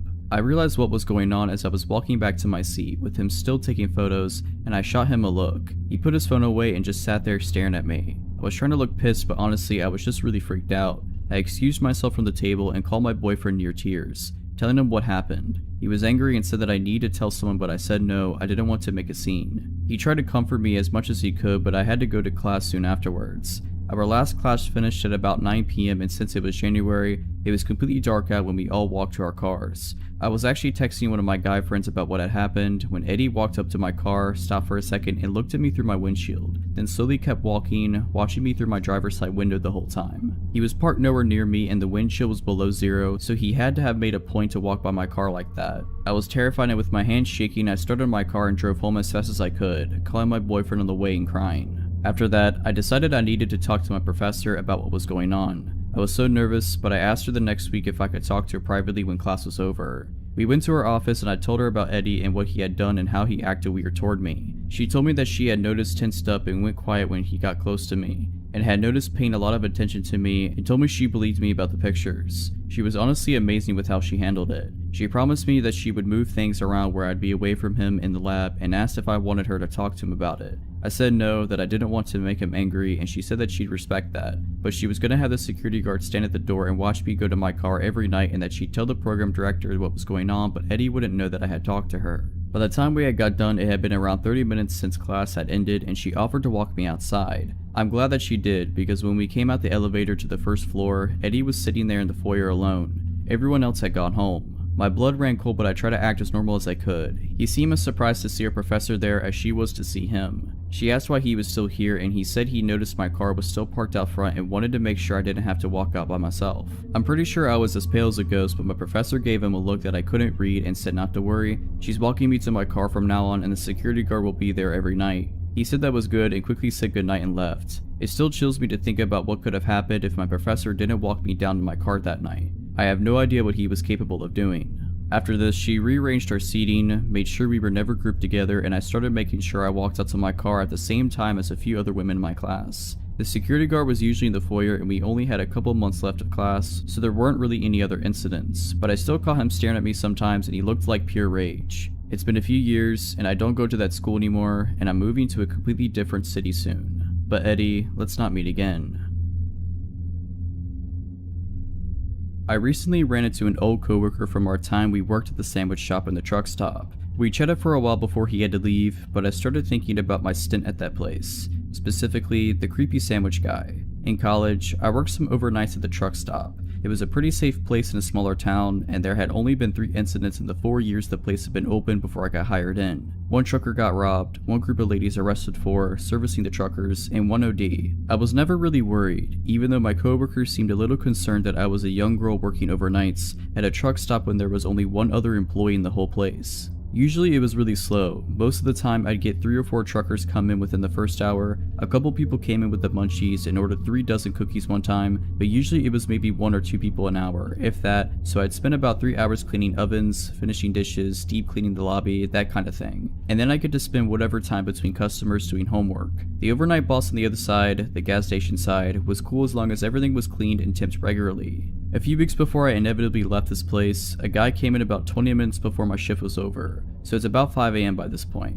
My coworker had arrived early so he could fill out some paperwork he had to get done, so he was sitting in the back office already. I started making this customer sandwich, making chit chat like usual. Nothing seemed out of the ordinary. He told me he was driving from New York to Wisconsin, asked me a little bit about how my night had been. Nothing crazy. I wrapped up his sub, rang it up, and threw in a small discount for him since he seemed nice and I was just happy. I was getting ready to go home for a few hours of sleep before I headed to campus. When I went to take his change, things went wrong. He dropped the coins in my hand, but suddenly he had his grip tight around my wrist. The next thing I knew, I'm on the other side of the counter on the floor. He had yanked me across the counter and still had a tight grip around my wrist. Thank God my coworker was there. The manager on the other side had slipped into the bathroom, so to this guy's knowledge I was the only one there at the moment. But my coworker, while filling out his papers, was looking at the cameras and had seen everything. He was out of the back just seconds after I hit the ground, and before I really knew what was going on, he had chased the guy outside. He didn't pursue him far, afraid that someone else was nearby who would come after me. So he ran back inside, locked the door to our side of the store, and shouted to the manager to call the police. The cops came, they searched the area and watched the security videos, but nothing ever came from it. The guy disappeared and I never really heard anything about him. I put in my 2 weeks notice the following day after my nerves had calmed down. I was switched around so I worked during the day around my classes for my last few days, and they made it a policy that 2 people were to be working both sides of the truck stop on overnights from that point on. I still live about an hour and a half away from there, and honestly I haven't went back since my last day just because that memory is still in my mind almost 8 years later. So creepy sub guy, let's not meet again. This took place about 8 years ago. I had been single for a very long time. My kids kept telling me to get back into the swing of things, but I just kept making excuses. My nephew told me about this dating site. He said that there was no harm in talking to people, so I did it. I put everything out there so there were no surprises when or if they met me. I thought that if they still contacted me after reading all I had described myself and we matched, then maybe I would have coffee with them. I met with one gentleman who was way too regimental for my crazy life and kindly declined any more involvement with him. Another guy seemed too pushy and acted like I should be honored to be in his presence, but then there came, we will call him Richard.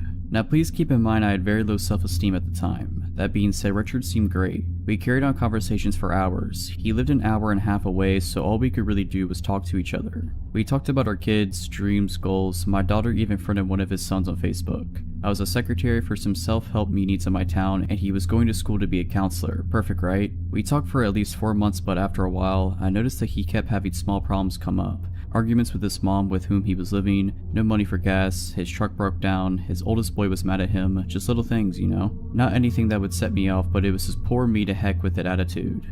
I tried to let that go and really be a positive influence in his life. His mother and boys loved me and told me that they had never seen him so happy. Time went on and we were still talking every day. I had an opportunity to come see him, and of course, my daughter went with me so she could meet his son in person as well. I took him and his son out to eat at the only little coffee shop in that town. He knew I was on a fixed income, but I paid anyway because he was going to school and didn't have an income as of yet. We had a good time. We met at his son's house in a hilltop town. We were having such a good time that we didn't notice that the snow was coming down hard and the roads were icing up, so my daughter and I stayed the night in one of the rooms. It seemed like the closer we got to his family, the more distant they became to him. It was odd. The next day the roads were clear, so we said our goodbyes and went home, but before we left, I received one extra hug from his son's mother-in-law. She whispered in my ear, "Don't fall for him." I thought that maybe there was something she didn't like about me. That came out of the left field. The next few days we didn't talk. I thought that was odd. Did I do something wrong? Someone from the self-help meeting told me that there was a man looking for me. She said he looked disheveled and smelled like alcohol. This wasn't a surprise to me because I helped quite a few people get back on their feet, and maybe this one fell off the wagon and just needed to talk. As I was driving down my street, I saw a truck in my driveway I didn't recognize at first. It was him. He found out where I lived and was sitting in the front of my house. At first I was happy until I looked in his truck and saw him slumped over reeking of booze.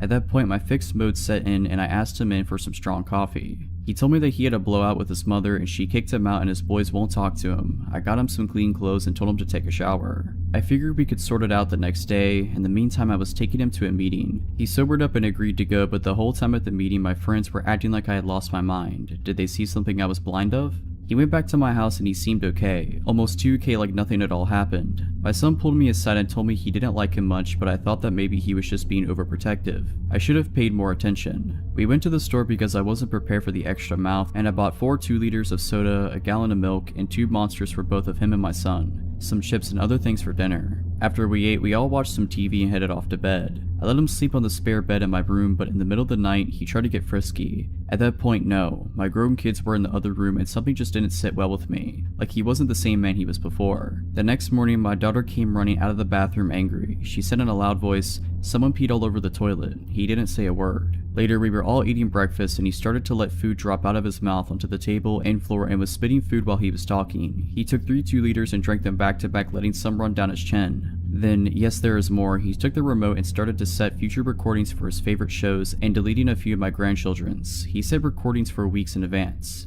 Wait, what are you doing, my friend? This is not cool. I told him, but he acted like I said nothing. Then he went to the refrigerator and told me that I had to go to the store and buy more soda and stuff because it was all gone. Like it was gone. He even drank my son's Monster and the whole gallon of milk. One day, mind you, only one. At this point, my daughter was also livid, so she contacted his son and he proceeded to tell her that Richard's mother kicked him out because he wouldn't get a job and was stealing money and eating her out of house and home. His other son won't talk to him because he keeps asking for money and won't pay it back. He himself was mad at him for lying to me by telling him that he was going to school when he wasn't and using me as his next big meal ticket. Well, that was it. I got all of his stuff together and took it to his truck and asked him to leave. It doesn't end there. He had loosened some bolts on his transmission, making it impossible to move. He begged and pleaded for me to let him stay. He was at that point snot was coming out of his nose. He said that he just wanted to be close to me, and if that meant sleeping in his truck, he would do that and he couldn't live without me. Well, no, I called his oldest son and told him that if they didn't come with a tow truck and get their dad, his fate was not going to be nice. They arrived 2 hours later apologizing for their father's actions. We found out that through his son that for many years he had gone through quite a few unhealthy relationships and took advantage of a lot of women that fell for his lies. He still tries to friend me on Facebook to this day.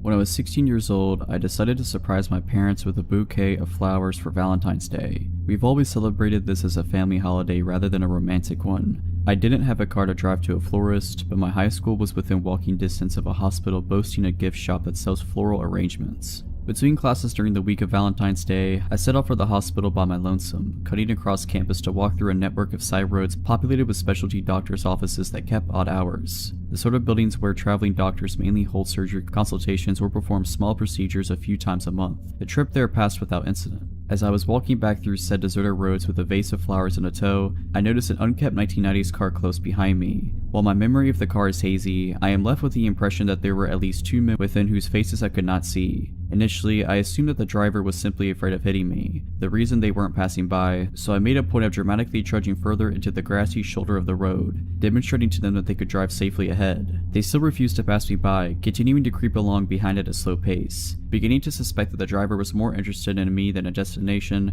I began to walk faster. The car confirmed my suspicions by matching my speed. Despite the impracticality of my shoes and the threat of spilling water from my vase, I commenced to run as fast as I possibly could. They hit the gas and again matched my speed. I realized at this point that the car was following me, that there was no one in sight to notice, and I needed to get away. I bolted into the first parking lot that I saw. The car turned in after me. Despite there being only 2 or 3 cars in the spacious front parking lot and there being no other set of activity at the office, this car did not stop to park in the numerous spaces available there. The driver instead opted to pursue me in the partially under construction back portion of this lot, behind the office. It passed every available parking space to corner me against a pile of debris and rubble from the construction, coming to a diagonal stop less than 3 feet away. Before anyone could emerge from the vehicle, I somehow managed to scale the small prominence of rubble against my back. Base in hand, it jumped from its peak to land painfully on the other side, which fortunately was a plot of undeveloped land within sight of my high school campus. I took a quick peek back over my shoulder to see if they were still in pursuit, but the car had sped off after it reached the top of the rubble pile and was nowhere in sight.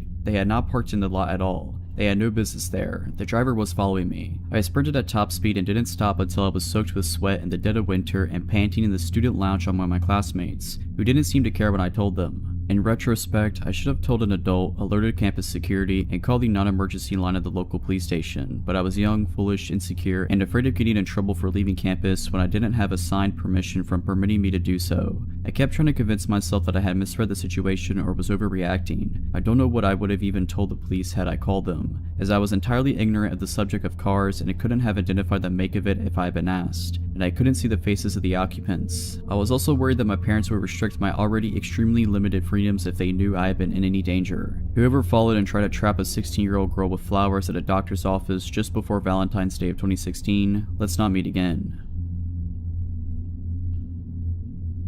So when I was in probably 2nd or 3rd grade, we had an early dismissal. For those of you who don't know, that's when school goes for longer than half a day, but we still get out an hour or so early. I remember sitting silently in class working on math problems when the phone rang. I joked to my friend next to me that I hoped it was for me. We all watched the teacher answer the phone because we knew that 90% of the time it meant someone was leaving class. When the teacher's eyes met with mine, I suddenly got pretty worried. My teacher said something into the phone and then asked me, "When are you getting off the bus today?" I thought this was really weird. My mom knew I would be getting home because she had to leave work early so she'd be home when I got home. I just told the teacher the normal time. The teacher talked for a few more seconds and then hung up the phone. I asked her what it was about and she told me that my parent just wanted to double check what time I got off the bus. I didn't really think about it too much for the rest of the day. Later I got off the bus and walked home without incident. When I walked in the front door, my mom asked me about my dad and took my coat. I remember the look on her face when I asked her, "Why did you call the school to see what time I was getting off the bus?" She looked shocked. She said that she hadn't called the school. I told her the whole story and she immediately started making frantic phone calls.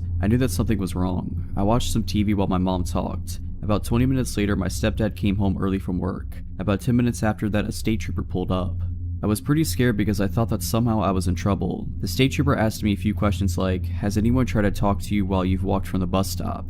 Have you seen anyone parked at the bus stop who didn't have a kid get into their car? Has anyone tried giving you a ride?" The answer to all of his questions was no. I had never seen anyone suspicious as we lived in a pretty nice neighborhood and it was mostly old retired folk who live around us. My mom asked me to go upstairs to pack my bag as it was my dad's weekend for visitation. When my dad got there to pick me up, he was questioned pretty heavily by the state trooper. I had been eavesdropping from upstairs. My mom called me back down and I left with my dad for the weekend. My dad ended up teaching some basic self-defense, which I thought was pretty cool. I never heard anything about the situation and eventually I forgot about it. Fast forward to today. I was watching a horror movie when I then remembered the whole incident. I asked my mom about it and what she told me chilled me to the core. She told me that someone had called my school posing as my dad. This man knew my dad's full name, my full name, and my mom's full name. He kept saying that my mother wanted him to pick me up from the bus stop because she wasn't going to be able to leave work early. The school didn't even bother calling my mother. I believe that the only thing that saved me from being abducted was the fact that I had told the man that I'd be getting off the bus at the normal time, which was around 3:15. I had actually gotten off the bus at around 1:45.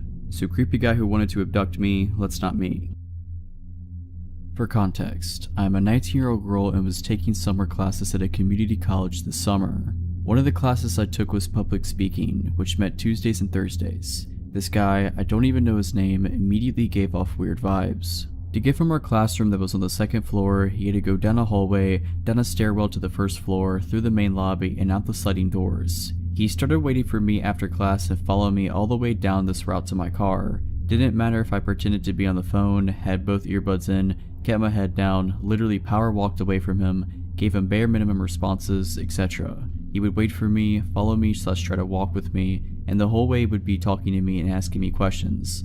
Like asking me about each of the cars I drove to the school, since my family has to share cars. Even after I suddenly dropped I had a boyfriend. So he definitely knows my car. I got a very bad feeling after a while of this happening and told the class's professor. She immediately took it seriously, notified camp security, and told me to always stay after class so she could walk me to my car. However, true to form, the guy stopped showing up to class for at least 2 weeks or so I thought it was fine and that the crisis was averted. And it was, until one day he showed up to class again. As soon as I saw him enter the room, my heart dropped. During this class, I slipped a note to my professor telling her he's the kid in the blue shirt, and she told me to hang around after class. I did, and so did the guy and another female student. Before he tried to talk to the professor about why he should pass the class despite never showing up or doing the work, the professor asked me and the other girl to wait in the hall. From the hall, we could hear him yelling aggressively at the professor. He eventually left and came out into the hallway we were waiting in and pointed at me and said, "Wait for me." Mind you, I have no idea who this kid is. I instantly got the creeps and rushed back into the room to tell my professor, who was equally creeped out. Having overheard our conversation, the other female student came back into the room approximately 10 minutes later and told me and the professor that the guy was just standing in the hall waiting for me. The professor called campus security multiple times, phoned the front desk multiple times, but she received no responses. So we took it to our own hands and came up with a plan to leave the classroom together, pretending to be in a very deep conversation with each other, walk past the guy without even looking at him, and walk down the stairwell to the main lobby. His eyes bored into us as we passed him, and we entered the stairwell. He stood up and followed us. The professor and I exchanged looks of terror but kept her cool act up, stopping at the main desk in the lobby and pretending to converse with the secretary. The guy passed us, still staring at us, and walked out the sliding doors where he was out of our field of vision. We literally had to track down the campus security ourselves and tell them everything that had happened, and my professor was furious. After we saw security camera footage of him lurking around, she contacted the local police because she and I both had that very strong gut feeling that this kid was not right and that we weren't safe around him. So that public speaking class was from 3 to 5 p.m. and I had another class from 6 to 8 p.m. So I would usually drive to Wawa or something in that hour gap. However, there was no way I was going anywhere because I knew the guy was waiting for me to do so. For over an hour me, the professor, security, and secretary, tried to figure out who this kid was. None of us knew his name because he literally didn't come to class, there weren't photo IDs next to the class roster, and approximately half the original class stopped showing up, so we couldn't use process of elimination. All we had was the security footage of him. I was escorted to and from my next class into my car at the end of the night. The security officer asked me to point out my car, and when I did, he said, "Oh wow, so he was parked right next to you." Confused, I asked what he meant, and he told me that he had been watching more security footage, and the guy got into the car parked right next to me, waited in there for a long time, and then eventually left. The thing is, I knew for a fact that I hadn't parked next to anyone when I arrived at the school because the lot was practically empty since it was summer. After finally getting home that night, I was the only person home for a few weeks, go figure. Local police did drive-bys by my home all night in a well check. When I returned to the school 2 days later for my Thursday classes, I was informed of chilling information. Footage showed him waiting for me in his car on Tuesday after our shared class, which I had already been told, but it also showed him coming back to the parking lot at around 8 p.m. when my last class got out and sitting in his car. I never told him about my schedule or any other classes I was taking. This whole time, my public speaking professor was filing reports, making complaints against the school for their incompetency, and even got a lawyer because she felt so uneasy about the kid that if he showed up again, she would walk out. I was in contact with the president of the entire college, the director of security of the entire college, police, etc. for days. They told me that he was banned from campus and everyone was on watch for him, and that if he was spotted he would be asked to leave. Until the director of campus security, middle-aged man, called me and told me that he identified the kid and talked to him, via telephone call mind you, and he told me that the guy, and I quote, just wanted to be my friend, and told me that whatever I was doing with the guy, you know, literally running away from him, probably made him think I was flirting with him. My professors were absolutely furious and excused me from physically attending class for the rest of the semester. I still don't know his name, and I hope I never have to learn it. My New Year resolution 2012 was to get in shape again. After my first kid was born, I lost my athletic interest, but I had every intention of getting it back. So I started running 4 days a week with my friend Hannah, who is a great runner slash motivator. We would run after work, 5 to 10 kilometers, usually favoring the forest trail. It's the kind of trail that got lighting in the darker months of the year, so you could run there anytime really. Once you turn on the lights, you got 45 minutes to run the shorter trails, and longer to run the longer ones. Then the lights shut off automatically. We had been running for about 2 months when we started seeing the same man hanging around the parking lot every time we got there. Thin man, 25 to 30 years of age, always dressed in sports clothes but never actually running. He never looked you in the eye either. We speculated that he could be homeless camping nearby because he was constantly there. We got used to seeing him, sitting somewhere close by, silently and always on his own. We felt sorry for him. He never seemed to talk to anyone or interact at all, but there was something about him that made us hesitate to talk to him or ask if he was okay. Can't pinpoint what it was, but something wasn't completely right with him. One evening, Hannah didn't make it to our run and I decided to go on my own. I arrived at the parking lot, my car being the only car there. I did some stretching, turned on the lights, and set off on the 5-kilometer trail.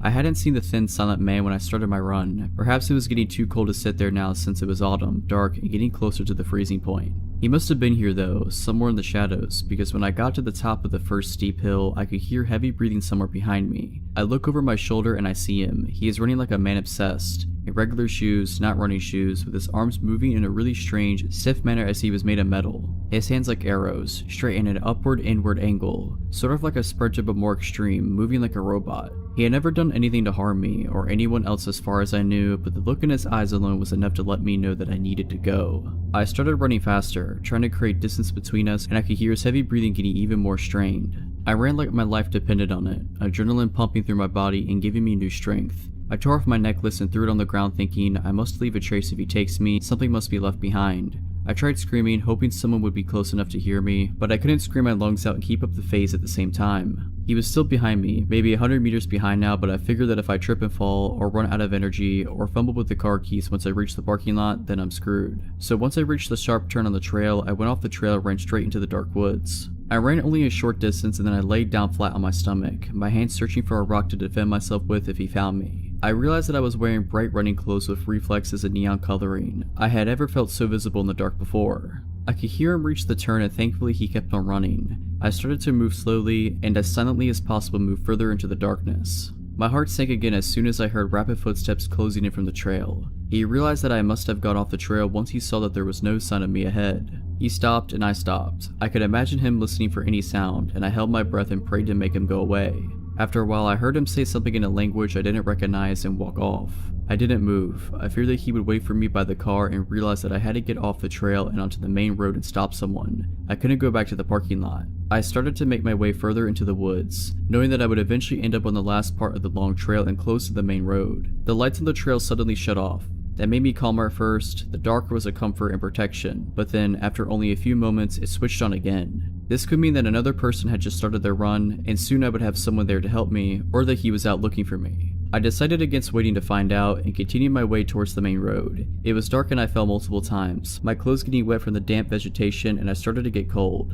After what felt like a lifetime, I could see the 10-kilometer trail ahead, and I knew I was close to the main road. Soon I could hear the traffic. Once I made it to the road, I must have looked like I had been in a terrible accident. Blood from several small cuts from the falling, and my clothes dirty. My bright runner's shirt soon attracted the attention of a passing car. My waving and desperate shouting made it stop. The driver, a 40-ish man with his 2 kids in the backseat, spent the next 10 minutes or so trying to make sense of what I tried to say between the sobbing and the crying. He asked if I wanted to lift back to the parking lot, and I told him no. Please take me home instead. At home, my husband insisted on going to the parking lot to retrieve the car and calling the police. My husband went back for the car. The driver's seat window was smashed and my phone was gone. So was the photo of my daughter that had been hanging from the mirror. I don't know what he was trying to do or why he chased me the way he did, but the look in his eyes, there was no doubt he had bad intentions. So creepy forest trail man, let's never meet again.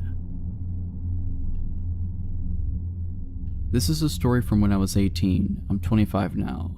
My mom and I were regular attendees of our local church. We both attended different midweek groups. I met with some of the younger ones, and my mom went to one with some of the middle-aged people. Anyway, my mom's group was about half a mile from our house, and we didn't own a car, so she would often walk there on her own. For the 7:30 start, this was fun in summers because it wasn't getting dark until around 9ish. When her group ended at 10, she would call me and I would start walking/running to meet her to walk her home. We would usually meet not too far away from her group, but we would always stay on the phone until we met. On the night in question, all was usual. She called, I got my trainers on, and locked the house and began jogging to meet her. I usually ran because it was good training for my rugby. In order to meet my mom, I had to cross up our local park and go through a dark patch of trees behind some of the local houses. It was usually just before these trees that we met. Anyway, I'm running and my mom's walking. We are talking about her evening and who was there when she suddenly says, Joe, hurry up, I think someone's following me. My heart rate goes through the roof and I start to panic, so I start sprinting still with some way to go until I meet her. I tell her to stay calm and keep her updated on my position. My mom is tough but short. I hear my mom scream through the phone and also hear it in the distance ahead. Get away from me, what do you want? I don't have any money and you can have my phone if you want. This panicked me. I ran like I had never run before. The distance I had to cover usually took me a good 45 to 60 seconds to run, but I did it so much faster. By now I can see them in the distance. My mom's screams were piercing through me. I could see the guy has her by the hair and is dragging her about. She was fighting him all the way. I shouted get off of my mom and charged in. He was tall and lean but had hardly any weight to him. What happened next is something of a blur, and only through me and my mom talking about it have we come to some conclusion on what really happened. And the guy's injuries, of course. He saw me and immediately let go of her. She fell to the ground sobbing and tried to run. I caught him fairly easy and took him to the ground hard. My mom says I took him clean off the ground before smashing his head/shoulder into the ground. He grunted and we rolled, but I beat him up. It's at this point that I blank out, but apparently I hopped over the guy, headbutted him, and repeatedly beat his face. Someone from the houses behind had heard the screams and called the police. One guy from the street was a policeman and had come out to investigate. I remember him dragging me off the guy, and it was then that I saw the blood and scratch marks on my arms. He had called me, but I hadn't noticed it. The police arrived quickly and we had to be interviewed by them, which is all still a bit blurry. Apparently the off-duty cop had thought I was the attacker, as I suppose anyone would have seen me beat up the guy. The guy was on their records as a thief. He had mugged a girl in town not that long before. When police interviewed him, he claimed that he was just robbing her, but I'm not sure. He's in prison now, thankfully. You never think of bad stuff will happen to the ones you love until it happens. So, guy who attacked my mom, let's not ever meet again. In 2012, I worked at a tanning salon in a strip mall. It was across the street from a Walmart that was always crawling with strange people. The strip mall that my salon was located in was poorly lit at night. There was a sushi restaurant and an AutoZone, but other than that, the other stores were vacant. We were open until 10 p.m. while the other two businesses closed around 8 or 9. The salon was never overwhelmingly busy, so there was always only one person working at a time. My best friend also worked at the company, and the salon she worked at was a 15-minute drive from mine. This detail is important later. I'm a night owl, so I worked the 3 to 10 p.m. shift every weeknight. At some point in time, I started getting strange phone calls at 8 p.m. every night. It started off strange, but nothing to be alarmed about. The first time he called went something like this. Caller, hi, I'm conducting a survey on women's shopping habits and I figured calling a tanning salon run by women would be a good place to start. We also send out a gift if you participate in our surveys. Okay, caller, do you typically wear jeans, yoga pants, leggings, skirts, shorts, or dresses? Feel free to list which of each you wear. Me, I wear all of those. Caller, great. Now when you wear dresses or skirts, do you ever wear pantyhose? Me, not unless it's winter. Caller, so how many tights or pantyhose do you own? Me, I have no idea, like 5? Caller, that is great, so would you be interested in us sending you some free pantyhose? Me, I'm not really interested, I don't wear them enough to care. Caller, okay, totally understand. Would it be okay if I call you for a survey in the future? Me, sure. Caller, when do you typically work? Me, every weeknight. Caller, okay, great, talk soon.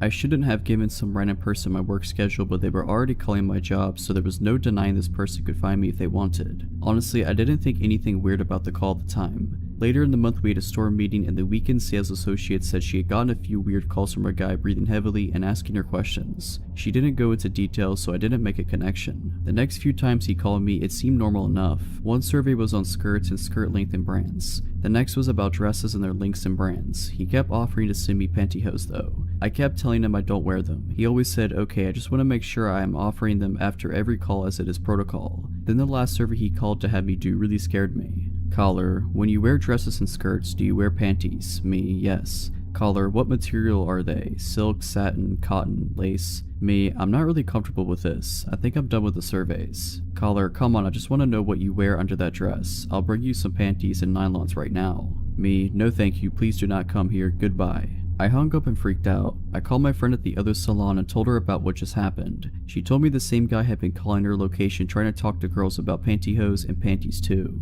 She said he had even described to one girl what she was doing while she was on the phone with him. The salon she worked at had glass front windows with a desk facing toward the window. My salon also had a glass storefront but the desk faced the wall. The next few nights were not great. He realized we weren't picking up the calls anymore unless he blocked the number. We had to answer blocked calls because if it was another customer and they complained, we would be in trouble. He started changing up the time of night he called, spoofing numbers, etc. His calls were getting creepier and creepier. Heavy breathing, telling us what we were wearing, saying he was picturing our panties. Really creepy stuff. I was afraid to be at work. I made sure to be on the phone with my friend from the other salon every night for my last hour or so. One day though, the calls just stopped. My salon had a waiting area by the desk when you walked in, and then it had a very long hallway with 20 rooms. The last 2 rooms were the spray tan rooms, which needed to be sprayed down each night at close. At the very end of the hallway was a door leading to the dumpsters in the back. To the left of that door was the washer and dryer for used towels and such. This particular night, 20 minutes to close, a weird guy walked in. I had the most intense feeling that this was the creep. I acted normal and asked him his last name. I'd never been here before. Okay. I explained to him how much a single tan on a regular night cost, like $24. I explained our packages, etc., but I knew my words were falling on deaf ears. He just stared at me with his mouth wide open, breathing heavily. He asked for the most basic bed for 5 minutes. Okay, huge red flag. Why even come in? I put him in the bed and immediately got on the phone with my friend from the other salon. She was the manager at our salon, so she decided to close shop early and race over to me just in case I needed her. I had the back door propped open as it was hot in the salon and I wanted to get a cross breeze going while I cleaned the rooms. The dryer was also running, which could have impacted my hearing. I was in one of the rooms near the front sweeping when I realized it had been 15 minutes and I hadn't heard this guy walk toward the front door yet. I had hoped he would just leave while I was sweeping up in a room so I wouldn't have to deal with him. So I go down the hall to listen outside the room he was in. The room was empty. He clearly had not used the bed as there were no marks or anything and the glass remained clean. I called out to see if he was still in the salon. Sir, no response. I called my friend so fast. I had a horrible feeling of dread. Where are you? I yelled into the phone. I'm pulling up, relax. Did he leave yet? She asked. I frantically explained to her what happened and told her loudly so he would hear if he was still in the store. Bring your bat. My friend comes in about 3 minutes later with a steel bat. Together we started going in rooms one by one. When we got to the 6th room, we heard the back door slam shut hard. We ran to it and locked it. We still checked the other rooms, but we both knew what had happened. He had been hiding in one of the empty rooms and bolted when he realized what we were doing. I don't know what the guy's plans were for me that night, but I'm also thankful my friend was there to save me. So tanning salon perv, let's not meet. About 7 years ago, when I was 17, my parents were out of town for a weekend and left me at home. This is a pretty common occurrence. My parents trusted me. I would usually spend these weekends away staying with friends or family, as my parents' house is a bit creepy to be alone in, even during the day. We live in a small rural town where everyone knows each other, and generally it's pretty quiet and pretty safe. Saturday I was supposed to stay with a friend, but her parents decided at the last minute not to let me stay. It wasn't a big deal that I had to leave. I was somewhat prepared to have to go home because her parents got weird about company sometimes. I left her house, which is about 15 minutes away from my parents' house, at around 9:30 or 9:45. While I was on the way home, I got a weird feeling that I can't really explain. I just knew that I didn't want to go stay at my parents alone. I called my brother and asked if I could stay with him. At the time, he was living with a woman who had a small child. He told me it would be quieter and easier for him to just come stay with me, since his dog would bark if I tried to come in the house. He said he would be at our parents' house in 20 minutes. After hanging up, I decided to stop at a gas station and grab a snack before going home so that my brother would be there when I got there. I pulled into the gas station. There were only a few cars in the lot, which is typical because this is a small town in the rural south where everything pretty much stops after 8 p.m. I parked and walked up to the door. There was a man standing outside the door smoking. He opened the door for me without saying anything. This is normal southern hospitality. I smiled and thanked him. Inside there was another man standing by the door. I noticed him staring at me as soon as I came in. He gave me that gross up and down look and said something to the effect of, "Hey, what are you doing alone?" Creepy. I just ignored him and walked towards the back of the store. He yelled after me and called me a name. I still ignored him. I figured he was drunk or high or just a jerk. Most people around here talk a big game but rarely back it up.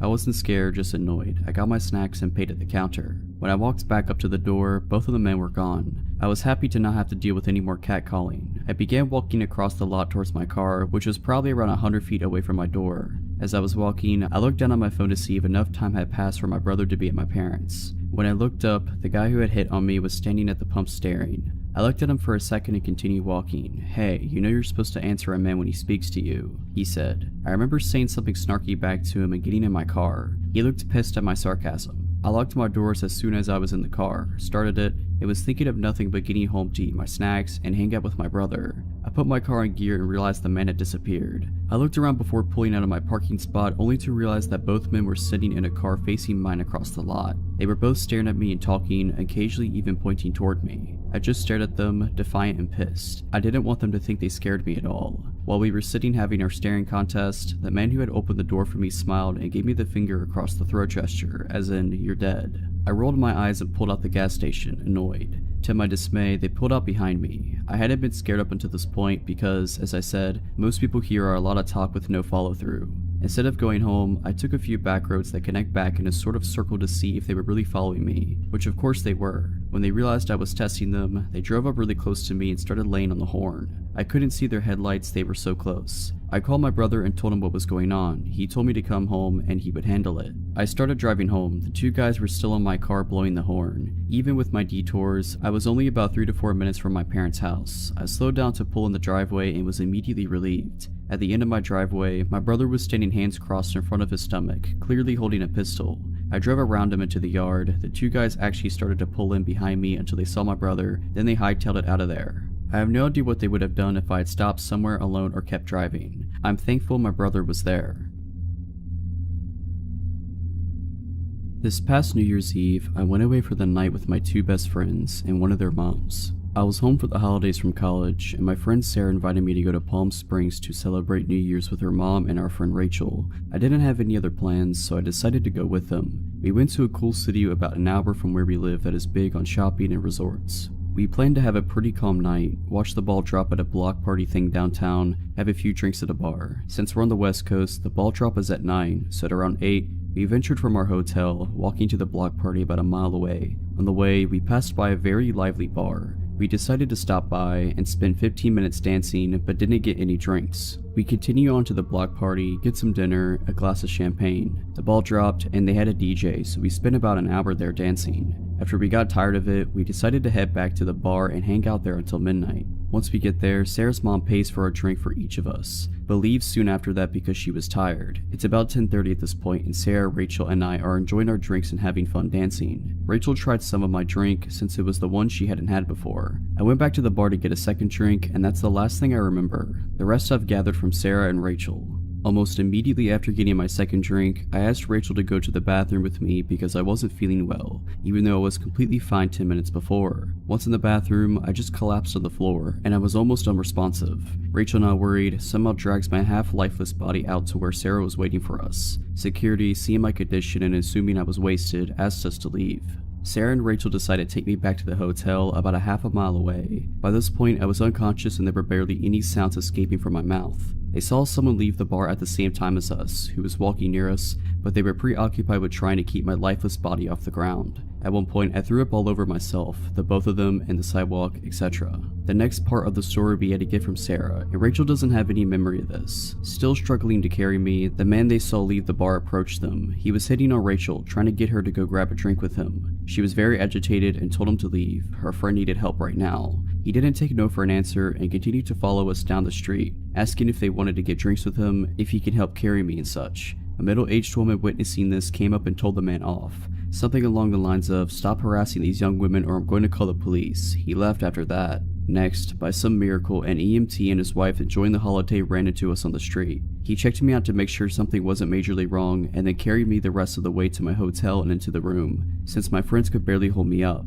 They thanked him profusely and him and his wife left. This is where Rachel's memory kicks back in. 5 minutes later, they get a knock on the door, and it's the EMT and his wife again. They came to let us know that a man followed us to the hotel, and they just saw him pop the gate and start to make his way to our room. My friends called hotel security, but they were unable to find him. My friends didn't get a glimpse of him, but I'm sure it was the same man from earlier. I spent the rest of the night vomiting everything in my body, and dry heaving after that. I woke up the next morning in a pile of pillows and blankets on the bathroom floor. My last memory was at the bar getting a second drink, and my friends filled me in on everything that had happened. Feeling bad, I thought I must have drank way too much, but I had never blacked out before in my life, and the amount of drinks I had, 2 in 2 hours since I didn't get to drink my second at the bar, didn't add up to me being completely unconscious. We decided my first drink had to have been drugged, since Rachel had some of it and had no memory of our walk home, even though she was fully functional. I'm sure that man that was talking to Rachel and then followed us back was the one that slipped something in my drink. To this day, I don't really know how it could have been slipped something. I got my drink from the bar and never set it down. My best guess was that it was already in the cup.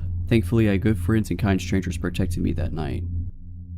This happened back when I was in 4th grade. It's always stuck out to me as odd, but when I became an adult, it dawned on me just how dangerous it was. I had been invited to a friend's birthday party, which was to be held at a popular pizza joint that had a bunch of arcade games and stuff. This pizza place was right next door to a small movie theater, and the movie Titanic just had come out, so there was a decent amount of people in this part of the shopping center. My mom had to run some errands and pick up one of my other brothers, so she dropped me off along the way. She said she was going to stay until others arrived for the party, but I knew she had a lot to do. The place was familiar to me, and I knew my friends were either already inside or would be there shortly, so I just told her to drop me off and I went inside. My mom had also arranged a ride home for me from one of my friend's parents. No one had gotten there yet, so I had to look around at the different games and then went outside the restaurant to wait for my friends to show up. There were a bunch of people outside the theater, lined up waiting to get inside for the early evening showing of Titanic. That's when I noticed that a couple, a guy and a girl, were standing by a car smoking cigarettes and looking over at me. A chunk of time had passed, probably like 20 minutes, and I was super confused why my friends hadn't showed up yet.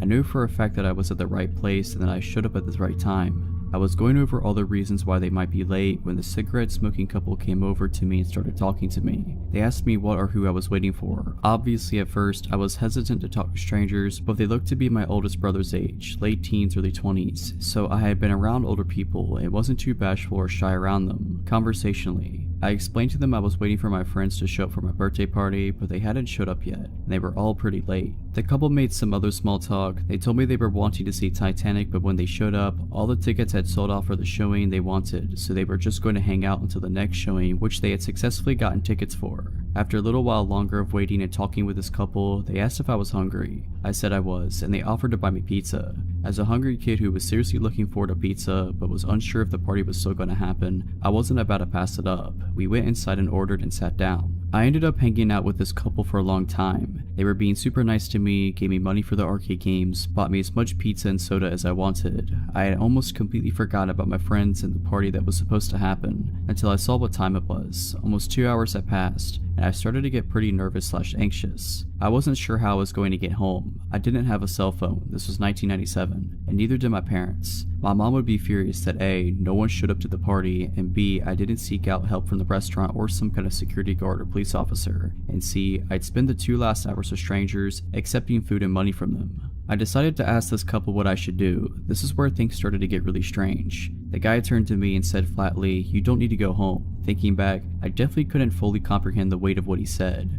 I didn't know what to say, so I kind of shrugged in confusion and said I needed to find a phone. I went up to the counter and asked if I could use their phone, and they let me. I called home, but no one answered. I tried again, still nothing. I then told the people at the counter that I was trying to get picked up, but no one was answering the phone at home. I must have looked pretty panicked, because just then the guy from the couple came over and put his hand on my shoulder and said, "Don't worry, we'll get this figured out." He then gave me some more money to play a few more arcade games while he figured it out with the guys behind the counter. No idea what they talked about specifically, but I ended up playing another game and then went back to the table we were at. The guy came back over and said that they were going to take me home. He was being super positive and upbeat about it and was insisting that it was no problem whatsoever. His girlfriend was also being very insistent and supportive of the idea. Part of me was super hesitant because I was taught stranger danger and all that, but the other part of me was wanting to believe it was all really innocent, and I was really grateful that these people had been so nice to me, fed me, and kept me entertained. They had even missed their movie to stay with me. I said that I wanted to try calling home a few more times. So over the next 15 to 20 minutes, I tried calling home a bunch, but there was still no answer. I decided that I would say yes to these people and have them take me home. Again, I was young, impressionable, naive, etc.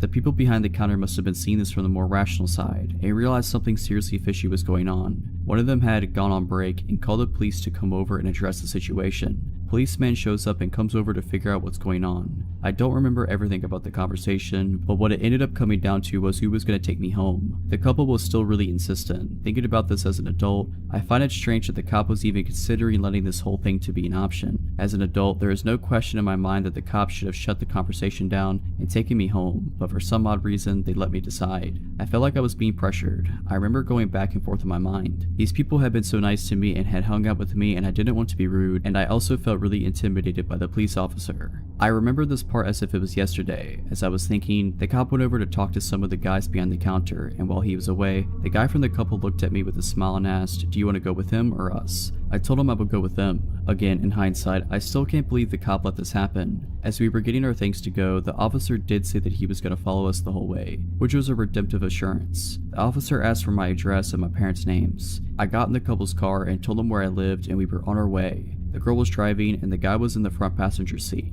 The entire drive, the guy was looking over his shoulder out the back window, glancing back and forth between me and the cop following behind us. We pulled up to my house and I went up to the front door while both the couple and the cop were parked on the street. Opened the door, went inside, and saw that my mom was looking out the window with a very confused and concerned look on her face. She went outside and found out all that had happened and was furious. I didn't tell her the specific things that the couple had said to me. Again, I didn't understand the full gravity of the whole situation until years later. Going through the whole scenario in my head, if the cop hadn't followed us, I more than likely would have been abducted. Thinking about all the things that they had said and done, befriending me and feeding me and giving me money to play games, was them totally trying to come across as disarming and trusting and friendly. A totally screwed up situation that could have been so much worse. Hard to think about. I'm almost 30 now and have kids of my own, and thinking about them in this kind of situation makes my blood boil.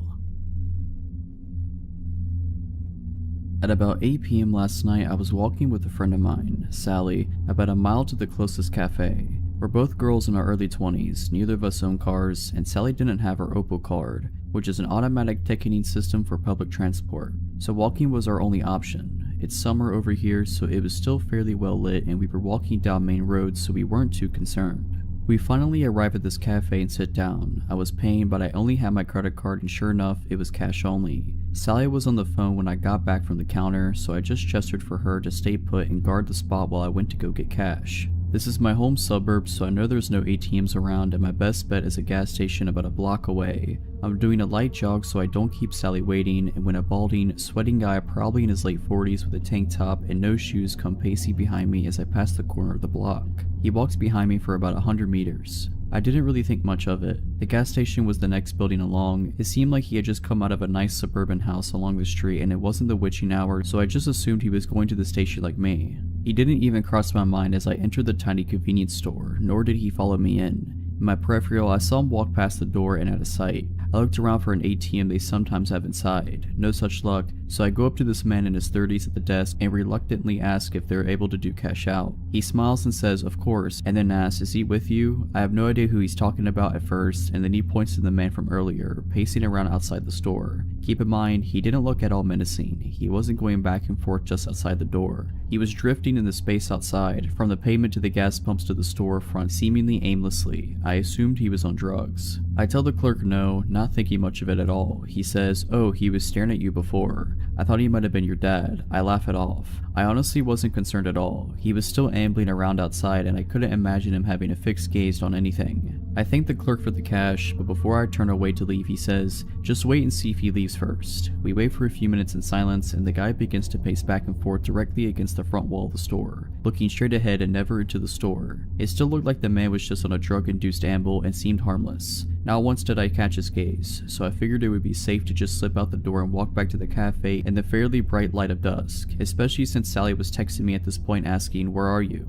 I thank the guy at the desk once again for his concern and assure him that I don't know the guy and I'm not involved in some weird scheme to rob the store and head for the door. The clerk asks if I want him to walk out with me. I say that it should be alright and begin walking away from the block. As I leave the store, the drifting man stops pacing and makes a beeline for me from the other end of the building. I seriously didn't think much of the guy at all until this point, but for the first time he was briskly walking in a straight line towards me. The hairs on the back of my neck stand up and I start power walking so that he doesn't think I'm actively trying to escape him. Still trying to convince myself that I'm just being paranoid and should be more casual. I don't look behind me to see how close he is. I've reached the pavement on the other side of the gas pumps when I heard the clerk run outside. He's yelling at me, go, run, run. I make a break for it, looking over my shoulder. He's grabbed the man by his shoulders from behind. The balding man isn't even glancing behind him or trying to escape. He's just watching me run away. I keep running until I've crossed the road and then turn around, standing still. The clerk is still holding onto the odd, staring man. The clerk and I are just looking at each other in bewilderment, not really knowing what to do. He makes a hand gesture to go and I gesture my hands thanks, you know, to clasp your hands together and shake them a bunch of times. I got back to Sally with the cash and bought food, before walking back home a different way. Overall, odd guy at the gas station, let's not meet. Nice gas station attendant who went well out of his way to help my naive self. I'm definitely glad we met.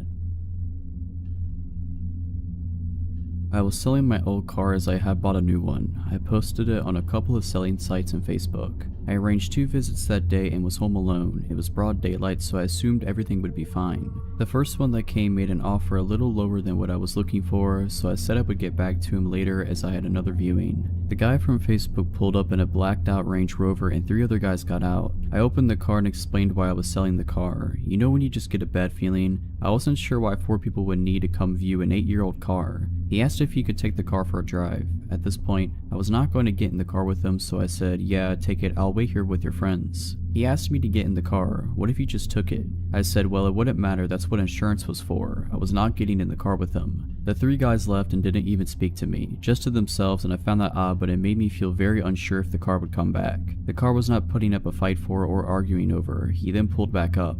He got out and offered the same price as the other guys earlier buying the car for his daughter. He wanted me to get in the car with him to go collect the cash. I said it was fine, his friends could take him if he needed to go, but I had another viewing and I would contact him later. I didn't want to walk back to my house as I had now decided to sell to the other guy as they were just giving me the creeps. He then offered more than honestly the car was worth if I went with him now. I said no and locked the car and started walking towards the main street as I had seen my neighbor walking down and shouted to him and his dog. They spoke to each other and drove off. I texted the other guy and told him the car was his and he was welcome to come over anytime to get it. I sorted and filled out the V5 and off he went. That night from my living room, the black Range Rover came back and parked outside. I live in a cul-de-sac, so I am set back to where we had been. I told my husband and he looked out and he said that was strange, and then my phone started blowing up. I politely said the car had gone and that I was sorry but I couldn't help. The car drove off and came back again 30 minutes later. This happened about 3 times that night and was a bit strange, but thought nothing more of it as the next few days nothing happened. On the Friday 4 days later, I finished work early and get back and get the dog ready to go out. We were going to head straight to the park and run like the wind. As I got to the end of the cul-de-sac, the same car pulled up and one of the guys jumped out and said hello. I held the lead tighter and my dog was thoroughly unimpressed. She gave a bit of a grumble and he asked if he could pet her. I said no, she's a guard dog and doesn't like to be touched, and went to walk up to me. He then grabbed my arm and the dog latched into his forearm. Q was screaming there was only one other guy with him in the car, and he jumped out and started to shout. This is the most placid and loving dog you will ever see, and to be honest, it was a warning nip, as if she had meant to really hurt him she would have gone through the bone. His friend was shouting and pulling him away. I called her back and got her to sit with a few neighbors and came out when they went towards their car. I haven't seen their car since, but honestly I wouldn't sell something that meant someone had to come to my home online again. So a stranger who clearly wasn't interested in the car, let's never meet again. If you're liking this video, all I ask is that you make sure to subscribe to my channel and like this video. Thank you. When I was 11, my single mom, 9-year-old sister, and 6-year-old brother moved into a beautiful, older, craftsman-style house. I heard it was around 80 years old back then in 1994. Soon after we moved in, we found out it was infested with cockroaches. I'd never seen anything like it. You turn on the lights at night and they'd scatter from every surface. We had to store all of our food that wasn't canned in the fridge, so they wouldn't get into it. We tried bug bombs and professional exterminators numerous times with no effect. Those things really can survive a nuclear war. Anyway, they weren't the reason we lived in the house less than a year before fleeing for our lives. I remember my mom discussing our next door neighbor's creepy son with my grandma. He was in his 20s or 30s. She'd been doing dishes one day and looked up to see him standing directly on the other side of the kitchen window, staring in at her. Normally, she would have kept something scary like this from us kids, but about at that time, she told us to tell her if we ever saw him near the house, and we weren't allowed to play outside. So one afternoon, we were all doing some spring cleaning, when my brother said he found a cigarette butt in the upstairs toilet. Weird, since nobody in our family smokes. Being a dumb little 6-year-old, he flushed it before telling our mom. I still remember her trying to get the entire story out of him, being upset that the evidence was gone, and thinking he might have been mistaken or maybe he'd picked up a butt somewhere outside of curiosity. She soon dropped it and we mostly forgot about it. I think it was a few weeks later. My brother was spending the night at our grandparents, and my sister and I were the only ones upstairs. Our mom's bedroom was downstairs. My sister heard a sound like a screen door slamming, but she insisted it came from in the house and she was freaked out. I told her it was just from outside and to go to sleep. A minute later, we heard a strangled cough coming from just outside our bedroom door, a man's cough, and sounded like he was trying to keep from making noise. I whispered that we needed to get downstairs. We sneaked out of the room and I had the irrational urge to turn on the light in the bathroom, which was just across the hall from our bedroom, and check to see if anyone was there. Then just as strong of a feeling to get away from the bathroom and get downstairs now. The scariest moment of my life was when we were creeping down the stairs in the pitch black. It was a spiral enclosed stairway with walls, the perfect place for someone to hide. The stairway light was burned out and the wood steps were creaky, so it was terrifying making our way down. We got downstairs and woke up our mom, panicked that there was a guy upstairs in our bathroom. She started to tell us to go back to bed, but could see we were seriously scared. She went over to the bottom of the stairway to go up and show us that there was nothing to be scared about.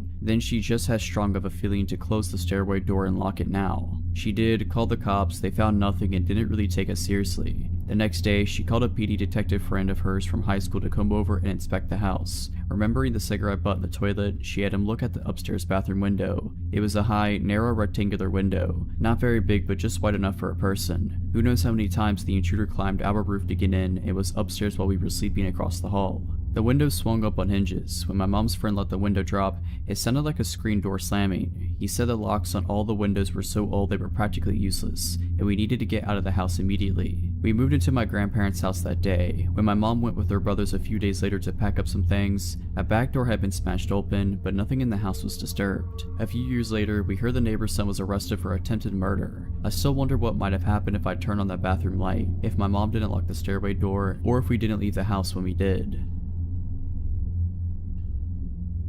Backstory: my wife and I don't live together. She had become abusive over the last few months, mostly towards our daughter. Our daughter is almost 18 months old and is my whole world. I am unemployed at the moment, but my mother had been helping me out a lot. Today at around 4 p.m, I took my daughter to the store. I usually do this around the time she wakes up from her nap. My daughter is a very active child and can't seem to sit still for more than 10 minutes without getting cranky. I usually let her walk with me, holding her hand and patiently walking at her pace. I usually get just a juice for her, but had to get some extra groceries that I was short on. Flour, sugar, and some noodles. I also remembered we were low on milk and grabbed a gallon on our way back. With all that I was carrying, I wasn't able to hold her hand. I made sure to walk behind her, but that only makes her walk slowly. As we made our way to the registers, I was continuously urging her to keep walking, which she would do, but only for a second before her attention would be drawn to another rickety box with whatever was on sale. or she would see something colorful on a lower shelf. I was getting a bit frustrated, but I wasn't showing it in my voice. I kept urging her to keep walking, and she kept getting sidetracked. With everything I was carrying, I started to wish I had grabbed a basket. At the front, their customer service desk holds register 1, which was thankfully open. I want to take the time to mention that my daughter is very fond of saying hi and waving at everyone. I set everything up to get rung up, but the service attendant was busy with the return of the customer service area, so I had to wait. The entrance to the store is to my right. The only exit door is behind the service desk, which leads into the small foyer before leading to the other doors. As people enter, they have to pass the customer service desk. I was being fatherly to my daughter, trying to entertain her with patty cake and the itsy bitsy spider. While we waited for the cashier to check us out, my daughter would frequently wave at people passing and say hi in her squeaky toddler voice. Some people would smile and wave back, while others would stop to adore her. At this point, I'm used to people doing that. The lady was ready to check us out, and I told my daughter to hold my hand, since I wouldn't be looking her way. I had to pull my wallet out to retrieve my debit card to pay for the groceries and let her hand go for a moment. I kept looking her way to make sure she wasn't wandering off. The lady went to hand me my receipt when she all of a sudden yelled at someone behind me. "What are you doing with his daughter?" She bellowed as I turned to look at a man who had picked her up and started running towards the entrance doors. I was shocked. The doors didn't open since they were a one-way set of doors, and the cashier quickly picked up the phone yelling that she was calling the police. I was stunned to the point of immobilization, but quickly realized what was going on. I have a pocket knife that I usually carry on me so I can break the seal on my daughter's juice. I quickly ran after the man as someone started to make their way through the entrance doors. He didn't get a chance to run through though because I slammed my fist across his temple. I decided to not use the knife in case I might get in trouble. The man stumbled and I grabbed my daughter from his arms. He then proceeded to run out the door empty-handed. The police arrived about 5 minutes later and asked me what I had seen. I explained that I hadn't seen the man's face since he had long hair and a beard. He was also wearing a hoodie, which wasn't that much of a surprise. They took the statement of several witnesses, including the cashiers, and had already had other officers searching the area. Someone had said the guy had ran behind the building, but the officers didn't find anyone. The police took us home and then asked more questions like, "Have you seen him before? Do you know anyone who looks like this man?" And they proceeded to ask about the home life. CPS had been over earlier in the day to discuss my wife's mental health plan, and the police had been here earlier as well. The officers asked if we needed any groceries or anything. I told them no.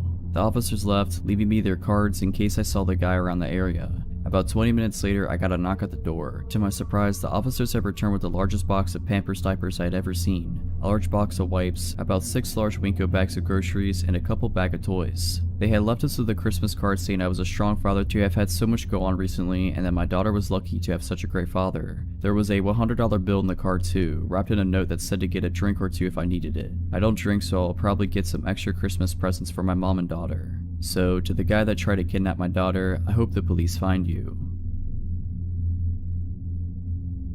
Close to 10 years ago, my best friend and I scored the deal of the century. Living with her parents recently purchased and refurbished home for cheap as chips rent, so the property wasn't considered unoccupied and their insurance still covers it. They were planning on selling their house in the country and moving closer to town in a year. But when they spotted this place, it was perfect, so they snapped it up. They couldn't be bothered dealing with random tenants for a year, so we offered it. It was a lovely old mid-Victorian style house with a hallway running the majority of the length on the left side, and 3 bedrooms and a bathroom coming off the hallway to the right. At the back of the house was an open-plan living room and kitchen and a backyard. It was an inner Melbourne suburb, so it was totally fenced in with 6-foot fence on 3 sides, and the front had a cutesy white picket fence. On the right side of the property, an outdoor gravel pathway was wedged beside the bedroom walls and the fence line. It began with a gate in the front yard and ran the length of the property to the backyard. This is important later. My friend obviously scored the master bedroom at the front, with lovely vertically opening bay windows facing the front garden and street. I had the next bedroom with the window facing the gravel path/fence, and the 3rd bedroom was our study. We lived here for close to 10 months in bliss. Great house, great company, and even though the area was considered a little dicey, the location was stellar. One hot summer night, we said our goodnights, and I went to bed and fell asleep immediately.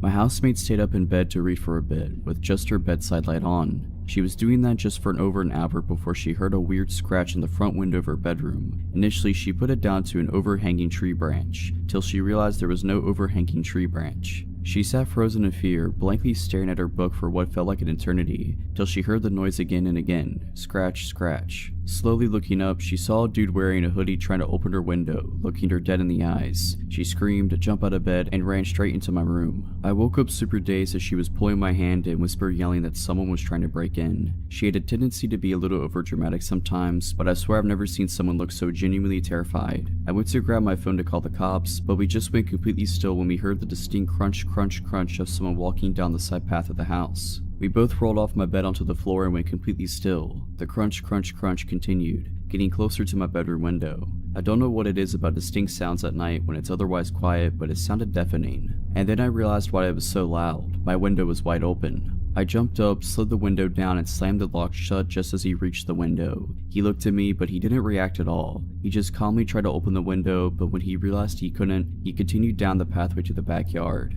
I was extremely terrified now, and my housemate was crying. I sprinted to the back door to thankfully find it locked and ran back to my room and called the cops. I didn't know what the cops knew that we didn't, but they must have broken a land speed record to arrive all at 3 minutes later, lights and sirens off. We saw them go down the side path, guns drawn, straight to the backyard. There were some noises from the yard, then a knock at the back door a moment later and the police identified themselves. Turns out the dude had vaulted the back fence, and another patrol car was headed to the next street over to look for him. The two cops at our place asked if we were okay and then asked if they could come in and look around. They managed to calm us down whilst making sure the place was safe. They took our statements and they asked if there was anyone we could stay with tonight. My housemate and I stayed at our boyfriend's place for a few nights after that, and when we stayed in the house, it was never the same. We felt completely violated and ended up moving out a few weeks later. We never found out if the dude was caught, but there was a random stabbing a few nights after the incident at the train station 2 streets over. If it was related or not, I don't know, but all I can think is that we were so lucky that it went the way it did. This happened way back in October of 2006. At the time, I was just a 19-year-old kid always on the lookout for adventure. One Friday night after wrapping up a shift at McDonald's, I met up with some of my friends who suggested we check out this haunted location called White's Bridge. My one buddy Brendan said he had recently learned about it and began telling us the legends associated with the 100-year-old wood-covered bridge. Never one to turn down a spooky experience, we all piled into my green Ford Taurus and headed out on our journey. Brandon gave directions, guiding me off the main road, and within minutes we were on the dirt back roads, surrounded by woods and cornfields. Our only point of reference was a blinking cell tower off in the distance. We could tell we were getting further from the city as our cell phones began slowly losing service. As we rode deeper and deeper into what legitimately felt like the absolute middle of nowhere, Brandon repeated the legend associated with the bridge. Back in the early 1900s, a local farmer discovered that his beloved wife had been cheating on him, and in a fit of rage he killed her and her lover after discovering them in the act. After committing the cold-blooded murder, the farmer left his home and wandered the dirt roads in a daze. He eventually came upon White's Bridge where the realization of what he had done finally began to sink in,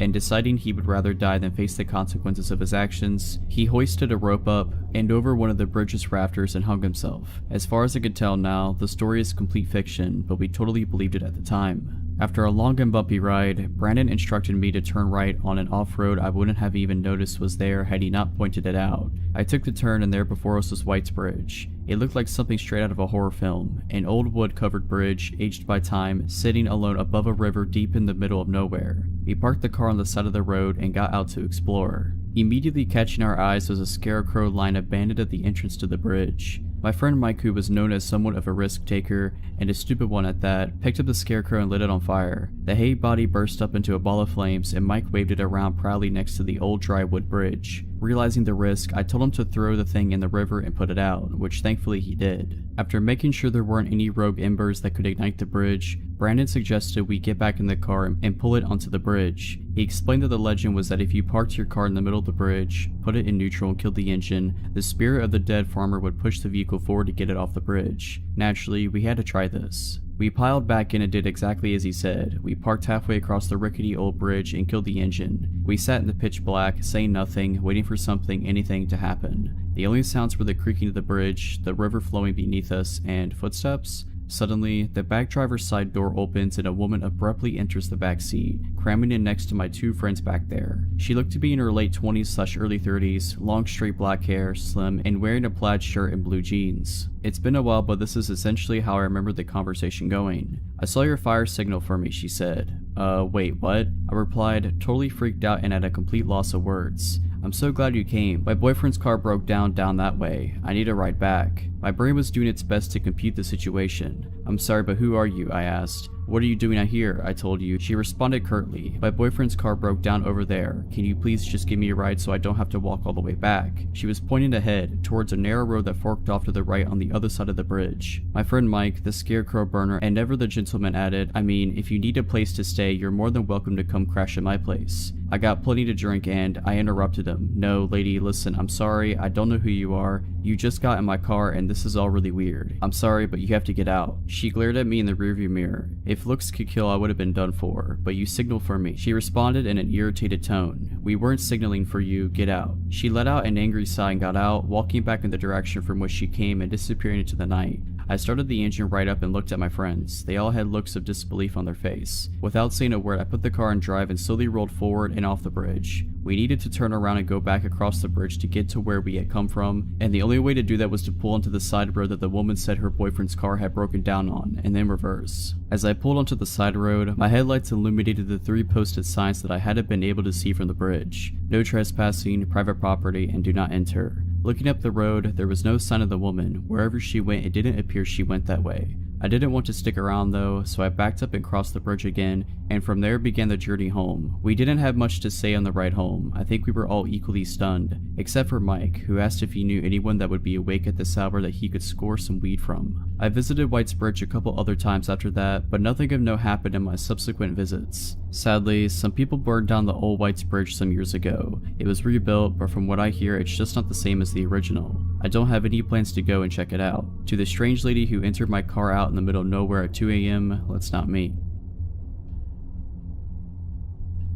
This happened in 2019. I was in my second year of college and living in a townhome about a 10-minute walk from campus. I lived with 2 other girls at the time, but they were all back at their parents' house for the holiday. I work in healthcare and was working Christmas this year. A little bit of backstory: there used to be 4 of us living there, but one girl had moved out due to issues with her boyfriend. He was a jerk who abused our kindness and allowing him to stay there, was only supposed to come every so often but basically ended up living there. We told her she needed to kick him out after an incident with him one night after he got physical with her and verbally abusive with the rest of us. She wouldn't listen and we told her we would have to talk to the landlord then. Long story short, she ended up moving out and left on bad terms with us. At this point, it was affecting everyone and we didn't feel safe with him there, etc., so she moved out. Okay, so back to the story. It was Christmas Eve and I worked the next day, so I was getting ready for bed, locked the doors, turned the lights off, and went downstairs where my bedroom is. I was scrolling on my phone for about an hour. It was Christmas Day at this point, when I heard what sounded like the chairs in the kitchen move. The kitchen is right above my bedroom. I thought maybe I was hearing the neighbors next door as we share the same walls and sometimes they can be loud, but I remembered one of them texting me and asking me to bring in a package they were expecting while they were all gone at home. The noise was short-lived, so I brushed it off. Next thing I know, my bedroom door is being opened slowly, but my phone screen is lighting up my scared jaw-drop face, so I can't act like I'm asleep. Where I'm laying in bed faces directly to the door, so we're just looking right at each other. So there I was laying in my bed while this guy has 1 foot in my bedroom with the door cracked open. It felt like an eternity, but in reality it was probably more than like 10 seconds of us looking at one another. He slowly takes his foot out and closes my door. I sit there just in complete utter shock. I couldn't make out what he looked like as my eyes were adjusting to the dark again from the phone screen. All I could see was a backwards baseball cap. I knew I had to call the police, but my anxious self knew if I called, it would alert my parents' phones that I called. Me being dumb, I was like, well, I don't want to make them worry. Also, I was scared he might still be somewhere in the house, and I didn't know what he would do if he heard me call, so I texted the guy I was seeing at the time and tell him, some random guy just broke into my house and came into my room. He snapped me out of it and told me to call the police, and so I did. The dispatcher asked me if I felt comfortable to go unlock the front door for them so they didn't have to break it down, and I told her no way, I don't care if the door is broken, I'm not going up there alone. A couple minutes later I see flashlights shining through my window. I hear the police knocking at the door and announcing themselves. They got in and asked me where I was. I came out of my room and they came and got me. They told me to wait on the back porch while 2 of them searched the house and 1 stayed with me. They didn't find anyone and I said nothing looked like it had been taken. They even tried to get fingerprints but were unsuccessful. They then started asking me questions and informed me that the back door was unlocked and had no signs it had been broken. I told them I had locked it. Luckily the guy I was talking to stayed with me that night, but I still couldn't sleep. I kept having to go check every inch of the house over and over. I placed chairs under the door handles on the front door, back door, and my bedroom. The next day I informed our landlord and she refused to come out and change the locks, and she never ended up changing them for the rest of the time we lived there. Every time I go to bed now, I triple check all the doors have been locked, doesn't matter where I am. I have a dog now and he helps my anxiety of intruders, as well as a recent purchase of a Ring doorbell. I believe it was our old roommate's boyfriend. I think they may have made an extra key for him because he was basically living there, but I don't understand why he didn't do anything to me, the house, or our belongings. If it were someone random, I don't know why they wouldn't have done what they intended, and that could be many different possibilities. I don't know what their intentions were that night, but to the man who broke into my house on Christmas Eve, let's not meet again.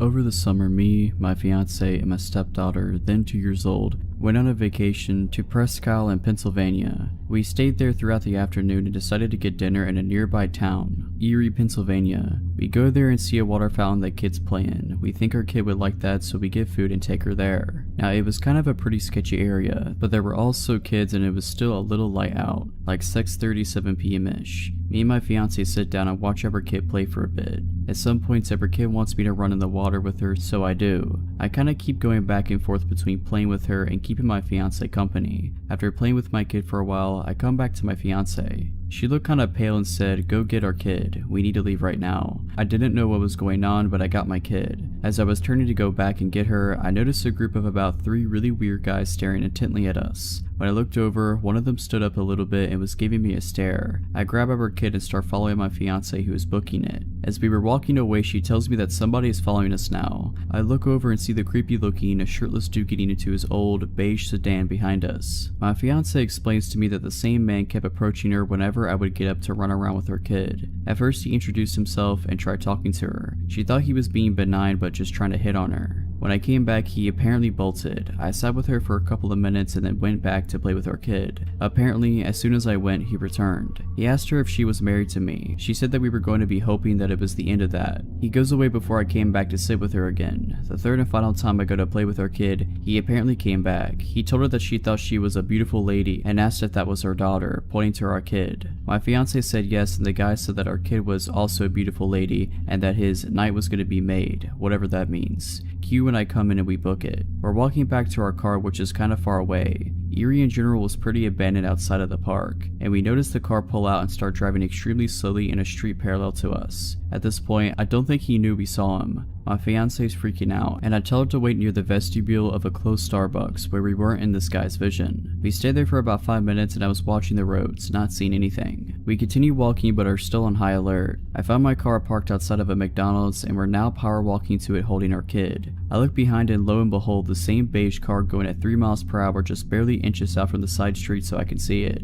As my fiance and the kid are getting in, I turn around and stand at the back of the car and shoot this guy the death stare. After looking at his car for about 10 seconds solid, he peels out and speeds off past us, nearly hitting me. Not sure what this guy's problem was. I assume that he wasn't tailing us for any good reason. Afterwards, I bring up the 3 guys that were staring at me. My fiance said that the pervert following us was sitting with them when he wasn't coming over to her and saying creepy stuff. During college, I dated a fairly well-known and talented local musician named Tim. In the beginning, he was a loving, attentive, charismatic, seemingly normal partner. He made me mixtapes, cooked me my favorite meals, and dedicated songs to me at open mics around town. However, over the course of our year-long relationship, his mental health severely declined. He had the ability to appear lucid and normal around other people, but in private he began suffering delusions, compulsively lying, and creating art that focused on themes of murder. I was worried sick and his condition was exhausting, but I did my best to be kind, understanding, and supportive. I loved him and believed that he shouldn't have to struggle with this mental illness alone. One time he vanished without a trace for a full day. I found his apartment empty, lights on, front door wide open, phone on his nightstand. I took a few deep breaths and called all around the city for hours before finally discovering he had been involuntarily checked into a mental hospital. I did my best to be strong for him, seeing him every day during supervised visitation hour, bringing him his favorite books to pass the time, and holding him as he sobbed that it was all a mistake, that he did not belong there. It was surreal to see my boyfriend surrounded by visibly insane long-term psych ward patients. In retrospect, none of the staff ever told me the real reason why he was there, and I was too polite and naive to ask. Our relationship ended a few months later. I found undeniable evidence that he was cheating on me and, secretly relieved, confronted him. I told him to leave my apartment and never come back. He cracked. The gentle Tim I had known and loved melted away to reveal a new dark persona. He threatened to off himself with pills unless I took him back, but I was so extremely done that I called the police. They weren't much help, but Tim left. I blocked him everywhere and never contacted him again, but he left me insane voicemails from different numbers for weeks afterwards. I was relatively unshaken and things returned to normalcy. I graduated and got a sweet job in the same cool college city. 6 months later, I woke up to concerned texts from mutual friends saying that they didn't want to freak me out, but Tim was off his meds, clearly manic, and was posting a newly written song all over his social media. His best friend, who hadn't been in touch since before the breakup, sent me an apology along with a screenshot of the lyrics. That got my attention. The song was pretty explicitly about my murder, but in a sort of clever, disguised way. I checked his profiles myself from a friend's account, and he was posting dozens and dozens of totally insane rambling statuses, most of them about me. They flip-flopped between flowery love prose and murder imagery. His friends were reacting with concern, but a few egged him on, probably thinking he was just venting about his ex. I decided it'd be best to continue ignoring him, but I saved screenshots just in case. A few days later, while at work, I looked up from my computer to see Tim enter into the far side of the studio. My blood turned to ice. He was talking to my creative director. It looked cordial enough, and I saw Tim begin to casually scan the studio. I dug down and bolted to my favorite project manager's office, slammed the door, and unleashed upon her what it must have been a nearly unintelligible explanation of what was happening. I was shaking so hard I could barely speak, but Nancy was amazing, and she understood almost immediately. She snuck me out of the building and drove me in her car to the police station, where I showed officers the screenshots and filed a report. My coworkers later told me that Tim was there to inquire about the open designer position. He is not a designer. He had brought with him a portfolio and an elaborately fabricated work history that sounded legit. At the end of his interview, he casually asked if I still worked there. He said we used to collaborate. Oh, and he had written a song for me, and it had been picked up by the local radio this morning. He asked my coworkers to let me know with warmest regards. That phrase still makes my skin crawl. He then left, found my abandoned car in the parking lot, and paced behind it until the police arrived. Unfortunately, he wasn't enough of a public menace for police to bring him in that day, but the incident helped me to secure a restraining order against him. My company was amazing too. I was deeply embarrassed about my literally insane ex coming to the studio, but the CEO filed trespassing charges against him and created an action plan to keep me safe if it happened again. Not long afterwards, I moved to a different city, and that was that. Haven't heard from him since. But I discovered the most alarming part later. His roommate at the time, Liz, went through a similar experience with him during his breakdown, and when he compared notes much later, she said she had seen a large axe in Tim's car the same week it had all gone down. She said that she was worried about Tim's Facebook activity, so she removed the axe and hid it. Tim was so angry that he completely trashed our house and never came back. And if our timelines are correct, that must have been just before he came into my workplace for his interview. When I was about 12, I decided making a newspaper for my entire neighborhood was a really great idea. My friend and I were both at middle school and decided to get together once a month and write absolutely enthralling articles about the weather or when the pool would be open, and then deliver our front/back one-page newsletter to every single house in our 2-street neighborhood, whether they wanted it or not. We kept this up for about 2 years until the time of the story. So we were on our once-a-month paper route, if you could call, walking around our small neighborhood and putting a single sheet of paper in every mailbox of paper route. It was raining this particular time, so we had umbrellas and we were carefully walking to each mailbox, trying to keep our newsletter as dry as possible. This also meant all the cars that came by had their headlights and windshield wipers on, and also made sufficient noise with their tires splashing through the puddles. My point is that we knew when a car was approaching behind us. We were about halfway through, on the street we weren't so familiar with, the one we didn't live on, when we noticed this souped up old white car coming really slowly up the street. Now, the way my neighborhood was set up, the only reason why you would be on the same street as us is if you lived there or you made a wrong turn. So there were even less cars on the street, and the ones that passed usually were people that we knew. We continued walking from mailbox to mailbox, while periodically checking to make sure the white car wasn't just parked. It was moving very slowly, and the headlights and windshield wipers were either broken or just not turned on. This car drove slowly past us as we walked, going roughly the same pace as our steps, if not slower. Something was so off about everything. There was no reason for this car to be on this road in the first place. We definitely didn't recognize it or the driver inside, and it was going so incredibly slow. Car trouble? I don't know. We pretended one of the houses was ours and walked up the driveway to avoid the car as it got close to us. It continued at the same pace, and we watched it until it eventually disappeared around the corner. We laughed about it, thinking it was weird, but nothing happened. It was all well and good until the car showed up at the end of the street behind us again, going just as slowly as it had before. What was this person doing? We were so confused and walked a little farther from the curb to avoid the car again as it came by. We didn't laugh about it this time. The car showed up a third time at the end of the street, and at this point we decided we should cut through some yards to get home. Better safe than sorry, right? We crossed the street, but the car passed again and we shrugged it off and kept going. The fourth time this car came around, it pulled up right next to us and the driver had his window down. Being 12 and living in a bubble, my friend and I hadn't really experienced shady people, but we knew something was up with this guy. He had a white towel draped over half his head, was wearing a white tank top, while we were in long sleeves and rain jackets, had his window down, and when he spoke his speech was slurred. We were polite and said hello, and he asked us what we were doing through his open window. We continued walking as this interaction took place because we knew this dude seemed sketch, but at the same time we didn't want to assume anything and be rude. When we told him we ran a newspaper, he immediately perked up and enthusiastically asked us about placing an ad. He also took his hands off the steering wheel and leaned over so he could get closer to the window. He smelled of cigarettes. My friend and I looked at each other. We knew something was wrong. We told him no, we don't place ads in our newspaper, even though we did. He told us we were pretty girls and probably cold. Our idea to cut through some yards was decided. We hurriedly said something about needing to go home, and he began shouting at us from inside the car as we crossed the street. We bolted to a neighbor's backyard when we heard the car begin to move quickly and hid in some bushes until we were sure the car was gone. We stopped writing our newsletter after that. Meeting a creepy person while you're alone in the rain in your own neighborhood was a good deciding factor for calling it quits. So, weird and probably high dude that tried to talk to a 12-year-old me and my friend, let's never meet again.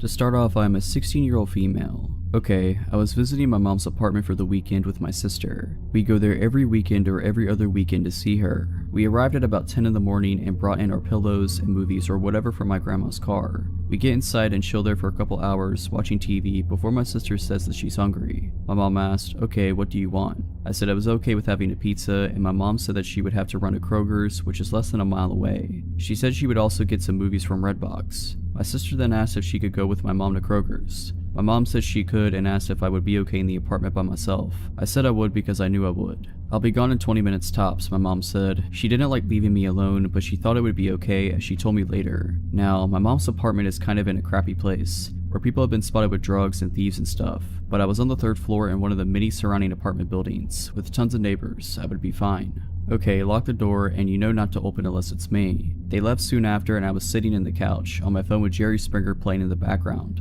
It was about 10 minutes after they left when I heard the doorknob jiggle. I looked up, not feeling scared right away, but also feeling a little wary. I should mention that I carry a pocket knife everywhere with me, and the blade is about 3 to 4 inches long. It was sitting on the coffee table in front of me when I got up to go to the door. I'm only 5'3" and I knew not to open the door, so I grabbed a chair and stood on it to look through the peephole. That's when I got scared. On the other side was some guy, just standing there trying to open the door. Of course, being how I am, I tried to laugh myself out of being afraid because I had no reason to think he was going to do something to me. Maybe he just had the wrong room. I'd never seen him before, and I don't know everyone in the building personally, but I had seen them all at least once, and he wasn't one of them. Hey man, I think you got the wrong room. He froze, his eyes glued to the door handle, and then at the peephole. He probably could tell exactly where I was when I spoke. I swear we made eye contact and the whites of his eyes were so yellow I thought he had jaundice. Then he all of a sudden started ramming his shoulder into the door, like full-on shoulder ramming like in football. I jump off the chair and grab my phone and knife and run into a room with a window and lock the door. I call my mom's friend who lives in the apartment building across the street and start crying hysterically and said, Jess, someone's trying to break in, call the cops, bring Chris, please just get over here. She didn't even hesitate, I'll be right there. Within seconds of hanging up, I call my mom. The guy is still hitting the door and he's yelling in frustration now. My mom picks up after a few rings, and I tell her what I told her friend, and she was coming with Chris and she needed to get here quick. She was frightened and yelled that she was almost there. By the time I saw Jess make her way down 2 flights of stairs and across the road with her boyfriend, my mom was flying down the road and was there within mere seconds of me calling. They all race inside and I hear everyone yelling in the hallway. I unlock the door and peek outside of the apartment and see Chris holding the guy against the wall while my mom hugs me and Jess is screaming at him. Long story short, the police arrived and took my statement, and the man first denied it by saying, I thought it was my room, but then he ended up confessing that he wanted to see me and talk to me because he thought I was pretty. The police officers had him in handcuffs and ran a background check on him, and what came up wasn't surprising. He had a warrant for an assault charge on a woman and had been arrested for kidnapping. Yeah, I hope I don't have to experience that again. I was 19 years old and the only female working at a shop specializing in automotive batteries and things of that nature. I had been working there long enough to realize that most of the clients were male and oftentimes made for some awkward situations. For instance, I would get talked down to and patronized quite a bit or flirted with to the point where I would be somewhat uncomfortable. However, this never really bothered me. One day during a particular busy rush, a very tall man who was maybe in his mid-30s came through my line. This guy had some very strange energy. He seemed a little off. However, it was my job to be professional and assist whoever came through my line. I brushed aside the uneasy feelings. I just wanted to ring this guy out and getting through the rest of the line that was now trailing out the front door. I greeted him and talked to him as I would any other customer while I was processing his transaction. Things were going fine until he realized I was almost done. He started stalling, making up weird excuses as to why he couldn't use certain credit cards, how he needed me to put his battery on hold and he would be back, etc. I told him that I would hold it for him and that he could come back whenever he found the time. I figured he would leave at that point, but he just stood there and just stared at me. Now that I think about it, he was more staring through me than at me. I was a bit uneasy but kept my polite, professional demeanor. "Sir, if you're not purchasing anything at the moment, may I ask that you step aside so I can assist the other customers," I said. He completely disregarded my question and, in a slow, raspy voice, asked, "So, what's your name?" I didn't wear a name tag specifically for reasons like this. Customers had found me on Facebook before and it was really unsettling. Thinking quickly, I threw up my nickname. "It's Rhea." "Rhea," he said as he kept staring. I just smiled awkwardly and said, "Yep, that's me." By this point, my manager had realized what was going on and he proceeded to ask the man to step aside as well. After hearing it from my manager, the man walked to a corner of the store by some shelving and continued to stare while I was ringing the rest of the customers out. A bit of time went by and the line had cleared up, but he was still standing there, staring and now smiling the most sickening smile I think I've ever seen. It made my skin crawl. Of course, my manager and coworker saw this too, and my coworker grabbed my arm and said, "Come on, let's go out back." As we were walking to the stockroom, my manager asked the man if there was anything else he needed. The man muttered that there wasn't and left. I wish that was the end of it, but of course he had to come back in to purchase the battery. When he came back the next day, we again had a line. He let people go ahead of him and waited until I was free before coming up to the counter to make his purchase. I greeted him again and tried to remain professional, but it was hard considering how creeped out I was. I was again met with the same stare and the same freaky smile. I can't remember the entire conversation, but at one point, the questions he was asking became personal/weird/inappropriate enough for my coworker to cut in. He looked at the guy and then at me and said, "Rhea, go take your break," before he basically pushed me out the way of the computer and rang the guy out. I stayed in the back until my manager came and got me, telling me it was safe to come out. We were all pretty creeped out but thought that was the end of it. A few days went by and we had all mostly forgotten about this creepy dude until he walked in again. This time though, he didn't look through the store, didn't approach the counter, didn't say a word to anyone. He just stood, jacked hood pulled over his head, in the corner of the store, staring and smiling. The smile had become even wider and more sinister looking, and at this point I started to freak out. I started shaking and feeling sick to my stomach. Then my manager cut the horrible tension by pretty much screaming at the guy, "Hey, I'm sick of you coming into my store and pulling this crap." The creep paid him no mind and kept right on staring. This pissed my manager off and he walked out from around the counter and told the dude, "Look man, if you don't quit coming in here and staring at her, I will not hesitate to call the cops. What you're doing is harassment, so you need to get out of my store." At the mention of police, this dude's smile dropped and he slowly sauntered out of the store. We never saw him again, but I was immediately taken off closing shifts due to fear that the man would come back and try to catch me when I was alone. About 3 years ago, I was in a long-distance relationship with a younger man, meaning he was only 17 at the time while I turned 19 in the relationship. His name is Peter. Peter was not a nice person to say the least. He thought that the first impressions he made on people were the only one he needed, and as such he stopped being nice, polite, or reasonable to people after the first meeting. I was young and saw past this, thinking I could somehow change him. However, this abuse towards people around me and myself eventually became too much and I broke off the relationship with him. The breakup went smoothly, all things considered, except he wanted me to say the words so he could play the victim. This had been a core element of our fighting because he hinted that he would wanted to break up, but instead of just saying it, he kept me on the hook and became even more abusive. I'm getting sidetracked, but the point was that I thought of the matter as resolved and entered a loving relationship with my current boyfriend shortly after this. Then came the day where Peter wanted to get his belongings back. I texted him a list of everything he had left in my apartment and he okayed it that it was everything. We also made an appointment for him to stop by my apartment around 3 p.m. the following Thursday. I have no intentions of letting him get back into my house nor being alone with him, since he suddenly seems to have many mood swings after seeing me in another relationship. He has been blocked from my Facebook account, but somehow knew I was in a new relationship, which was a major red flag to me and my boyfriend. Thursday came and I felt eager just to be done with it. My boyfriend and I are walking home from high school when my phone rings. It's Peter. He yells at me that he has now been waiting at the train station for over an hour. I try to reason with him, agree to meet him there with his belongings since he needs to catch a train. My boyfriend walks with me to the train station, but we arrive only to find it vacant. I live in a small town and the train station is mostly used during rush hours in the morning and evening. It is also located rather bizarrely among normal residences, and there are a lot of off alleyways leading all over town from there. I get a text stating that Peter can see us, but won't come out of hiding when my boyfriend is there. We leave his stuff on a bench at the train station, calmly replying that I'm not actually interested in meeting him. When I say calmly, I mean that my reply is calm. I'm shaking and my boyfriend is furious over this child's play. On our way home, I receive another text. This time, he states that he has a gift for me and it is in my mailbox. This freaks us out even more, mostly because this indicates that he might be waiting at my home. It is entirely possible that he watched us on the train station and then ran all the way to my apartment.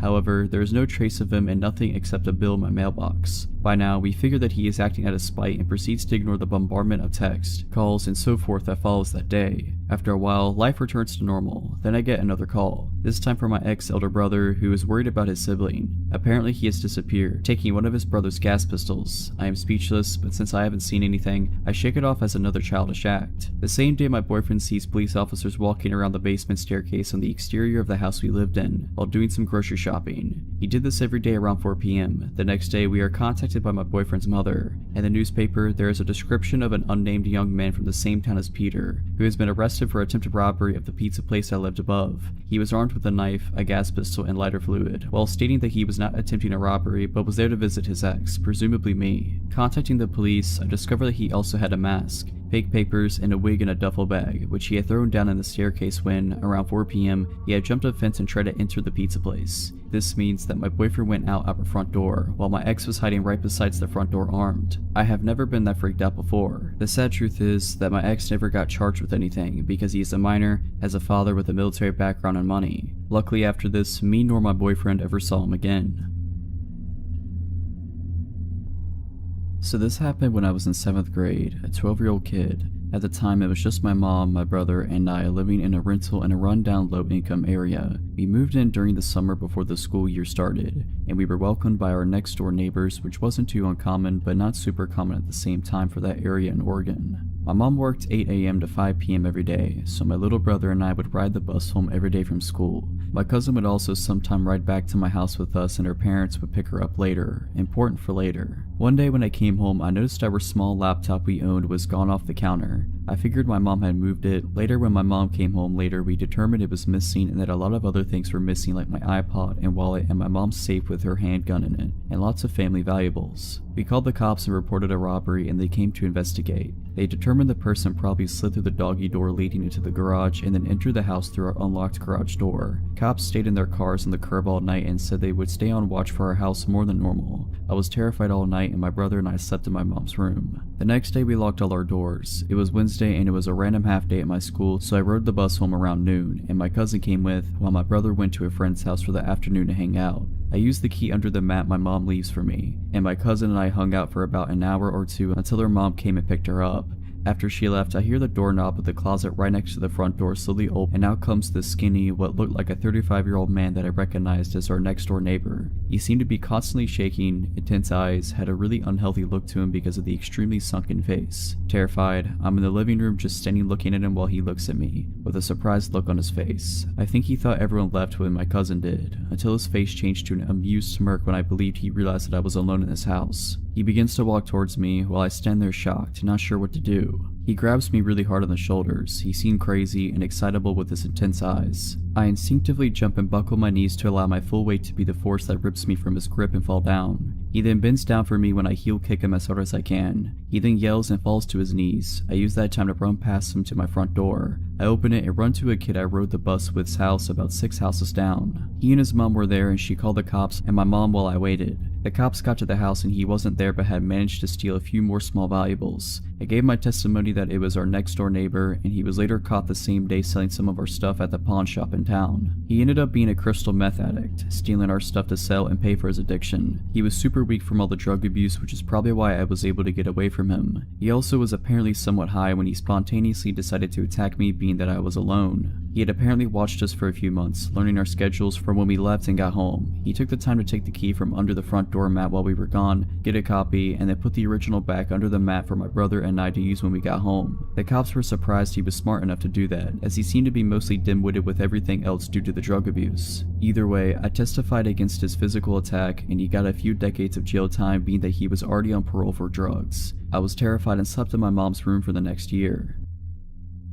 About 25 years ago, when I was in middle school, 7th grade, I had a real bad problem with bullies. I couldn't handle the ridiculing I took while riding the school bus, so I started walking 3 miles to and from school every day. The path I walked was pretty safe, mostly on a sidewalk and always on a busy road, with the last 2.5 miles being a straight shot directly to the school. Back then, there wasn't a stigma attached to kids being outside on their own, so this wasn't deemed unsafe or noticed by anyone, or so I thought. I lived alone with my father, parents being divorced, and my mother saw me on weekends. He didn't see any harm in the walking, and my mother wasn't aware of the bullying or the walking. I did not want her to know, so I continued unimpeded for over half the school year. Now, I wasn't really an active kid, and I sure didn't like having to walk 6 miles every school day, so I assumed this was the motivation for the error I was about to make. One day on the way home, a car pulled up on the shoulder and stopped, about 100 feet ahead of me. That car looks familiar. Hey, it's my father. He's gonna drive me the rest of the way. I started to jog up to the car, seeing him in the driver's seat waiting patiently.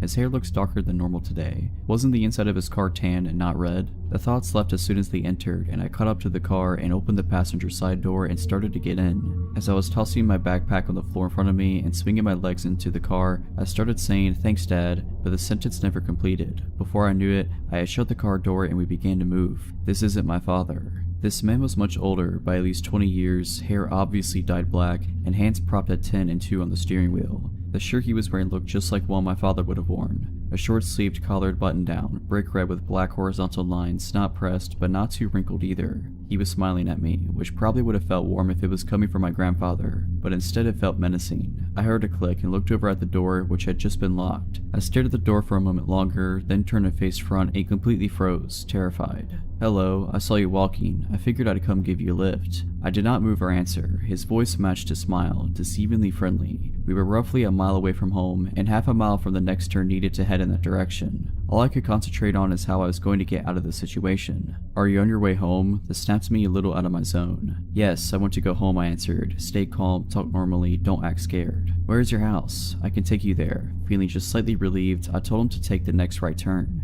I felt myself begin to breathe, and I realized how tense I had been. My body relaxed slightly, and I finally moved and wrapped my hands around my backpack straps. We started to come up on the intersection, and I pointed ahead, reiterating that this was my turn. "Okay, but if you want, we could take a ride instead." It sounded like a question, but it didn't feel like one. The dotted line for the turn lane had begun, but he did not get over. Instantly, I tensed back up, and my grip and my gaze on the backpack straps tightened. Through strained muscles, I choked out that, no, I really need to get back home." He swung the car into the turn lane and began to make the turn. Wide-eyed, I glanced up and verified that yes, indeed, we were making the turn. "Are you sure? I'll make sure you get home before anyone realizes you're gone." Grip tightening further, I abruptly stated that no, I need to get home now. My father's expecting me home now. He's waiting. I just hoped it sounded more convincing than it sounded to me. We completed the turn.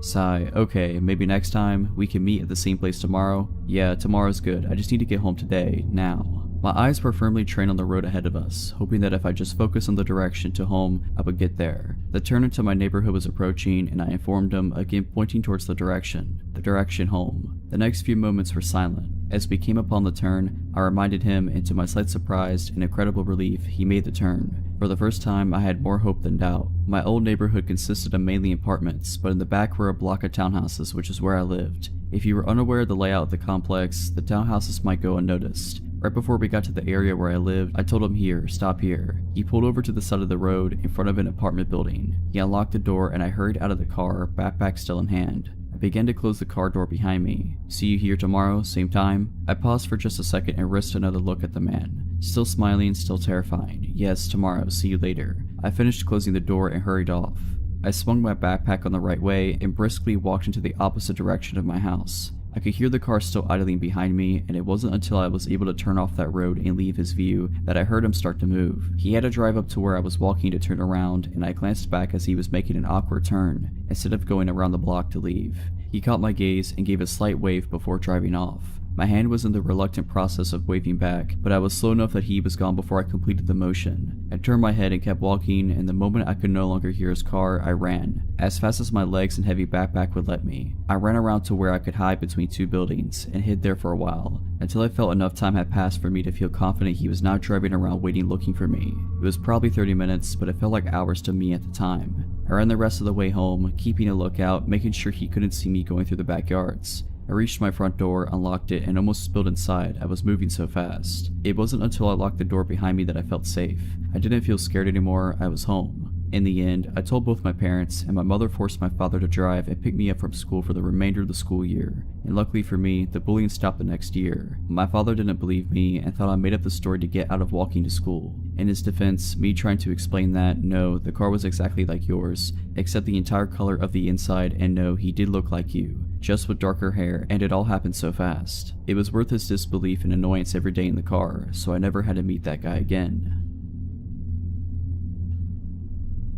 So this happened when I was 16, visiting my grandma, who lives in a small town in Poland. Just for context, it was summer and my family wasn't with me at the time. As you can imagine, living without my parents for a short time, my grandma's really chill was a dream. I could stay out late as much as I wanted to without my parents being able to prove it. Now at 16, you feel you're invincible. You don't really think about how many screwed up people there are in this world. Because of this mindset, I wasn't worried about walking alone at night. The day on which the story takes place was very hot. I remember shopping and hanging out with my friends until about 8 p.m. when it started to rain. Instead of walking home quickly, I decided to visit my aunt's house, hang out with my cousin for a bit, and walk home when the rain stopped. Well, I lost track of time and ended up leaving her house at about 10:30 p.m. At this point, the rain had mostly stopped, and this being my favorite type of weather, I declined my aunt's offer to drive me back, telling her I was getting a cab. I'm still surprised she believed this, but maybe she just didn't care. So I went on my way, called my grandma to tell her I'd be home in 30 minutes, but not telling her that I was walking alone. If there was one thing that scared me, it were the huge train tracks which you had to cross in order to get to my grandma's house the fastest, so I decided to take the longer way around through some sort of nature preserve. I'm not sure how to call it.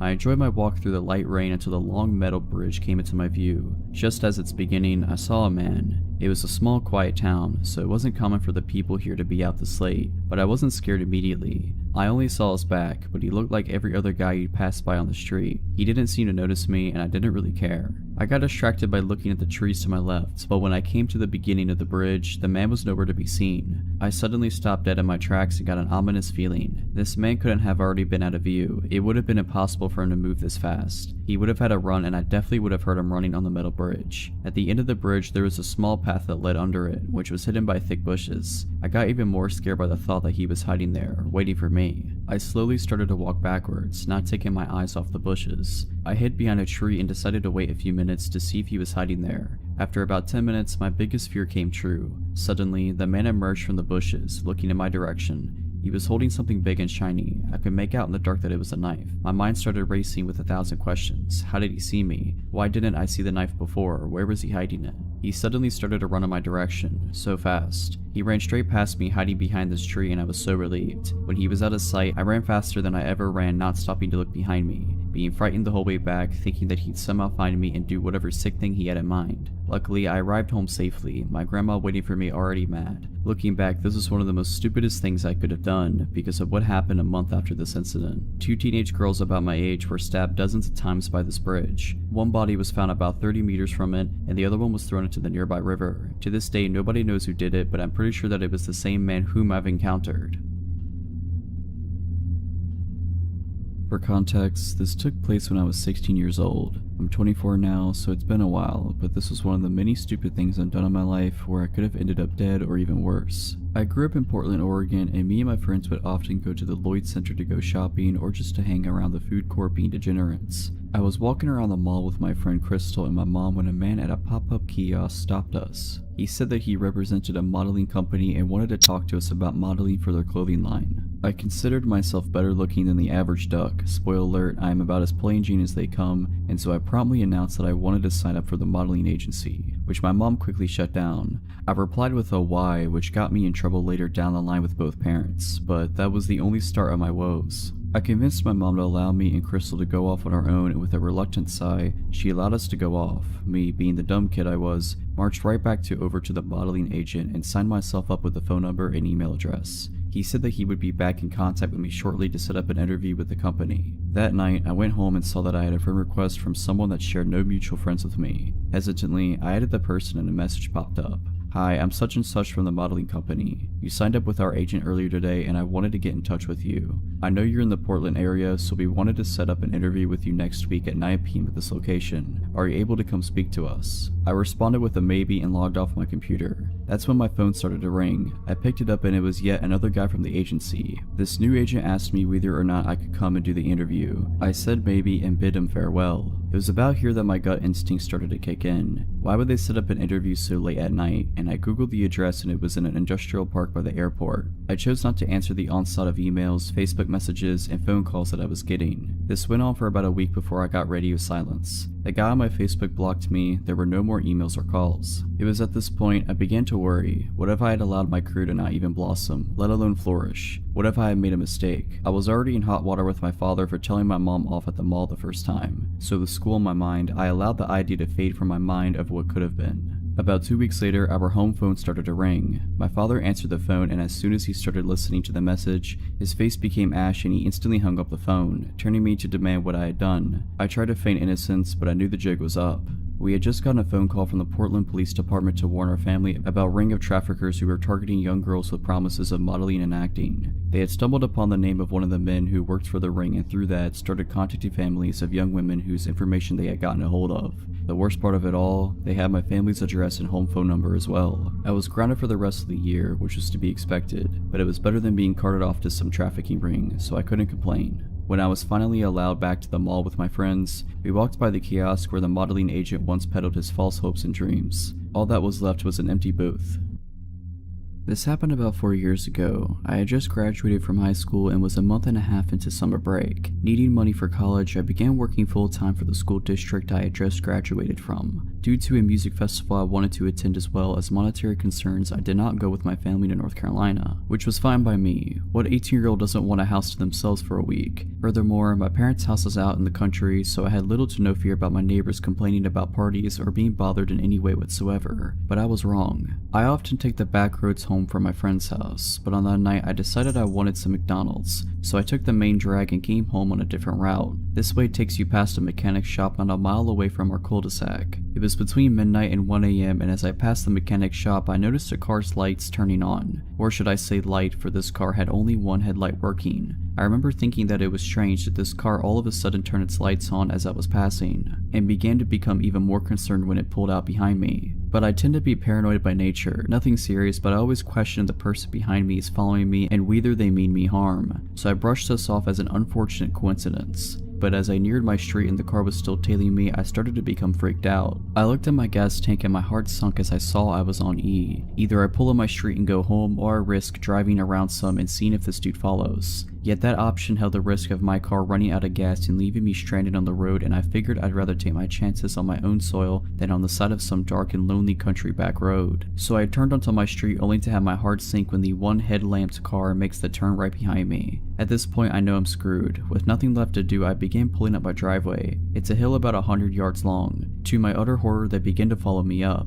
Looking back, I should have called the cops, but there was no love lost between law enforcement and myself, and at the time, I was too caught up to even consider calling them. If my family would have been home, this would have never happened. I could have called my dad and he could have grabbed his gun, but he, along with the rest of my family, were gone, 12 hours away at the beach. So when they began to drive up my driveway after me, I stopped to put my car in reverse. They responded by reversing as well, yet they stopped at the bottom, effectively blocking my driveway. At this point, I pulled forward again only to have the same jig and dance happen. They followed, I reversed, they reversed, and sat at the end, blocking my escape. I quickly pulled up and turned my car around to come at them head on. By this time they were halfway up my driveway, the furthest they had come up.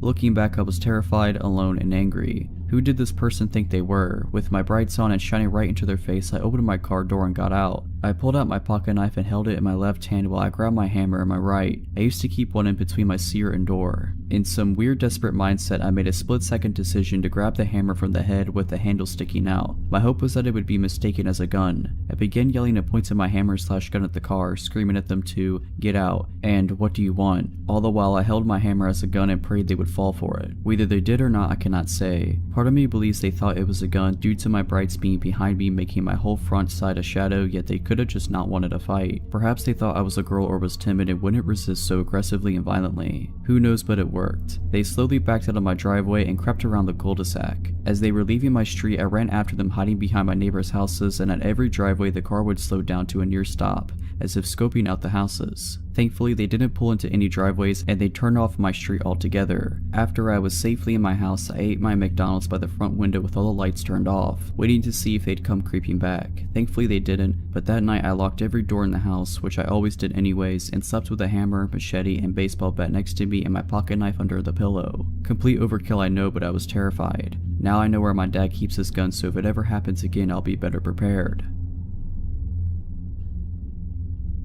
Last year, I was dog sitting for my aunt. The dog is small, sweet, and a little skittish. I had worked most of the week, so I was just living in the house for the time being. It's a nice house, not big enough to feel empty if you're alone, but not small enough to feel cramped. The only rooms I used were the kitchen, bathroom, living room, and the guest bedroom. My last day of work this particular week was a double shift. I was excited because after this I had 2 days off. I planned on using them to introduce the dog to RuPaul's Drag Race. I usually try to keep good spirits for a double shift because regardless of the time and annoying customers, extra money is always needed. My old job was a barista and cashier. Mornings are always busy and nights are slow. On weekends, people are more concerned with coffee and breakfast than anything else we may have to offer. I was having a nice time, actually, because this day was turning out to be not as hectic as the previous ones that week, one even involving a small fire. As the morning rush line was dwindling, the limited tables in the restaurant came into view and I started people watching. As I slowly scanned the customers eating bagels and reading the paper, my eyes met a man at a laptop. He had long dirty hair and a bit of a stubble. He stared at me with a little too much intensity. I wondered if he found my people watching rude, so I decided to clean and restock instead. It didn't take long for a line to reform, so I returned to my register. Once again, after the line died down, I could see the few tables in the front. The man was still there and he was still staring at me. Every now and then he would look at his computer and then back to me. It almost felt like he was looking right through me, or like he could see every part of me. It felt so uncomfortable that I went and cleaned in the back of the restaurant, out of his sight.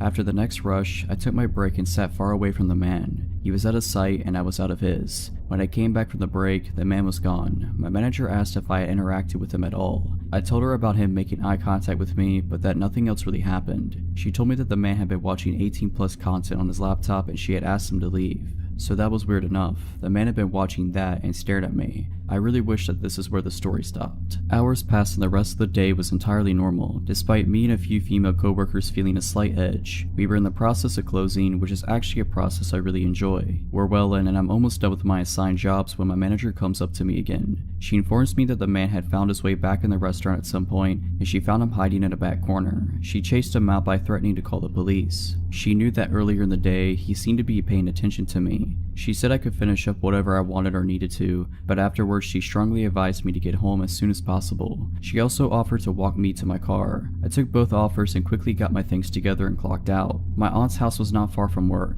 It was a 5-minute drive at most, which was helpful because then I didn't feel the crippling anxiety for much longer. I got in the house and after triple checking that I had locked every door, got into my pajamas. But unsurprisingly, I was not ready to sleep yet. Now was the time to introduce the dog to RuPaul's Drag Race. I went into the living room. The living room consists of a couch, 2 chairs, a TV, a window, and the front door. Unfortunately, the porch light was broken and the window had no curtains. That had me a little stressed, but I was willing to take that over the only other TV in the house, which was the one that exists in the scary basement. Facing the basement TV included having my back to a sliding glass door facing the very dark woods. No thanks. I was setting up the TV when the dog started growling. I really didn't think much of it. As I said, the dog is skittish so he growls and barks all the time. I wasn't looking at him. I was muttering shush shush and figuring out how to work the TV. The dog didn't stop and started to get louder, so I finally put down the remote and I turned to face the dog. I froze. The dog was barking at the window and there was an outline of a man at the window, the exact same build as the one at the restaurant.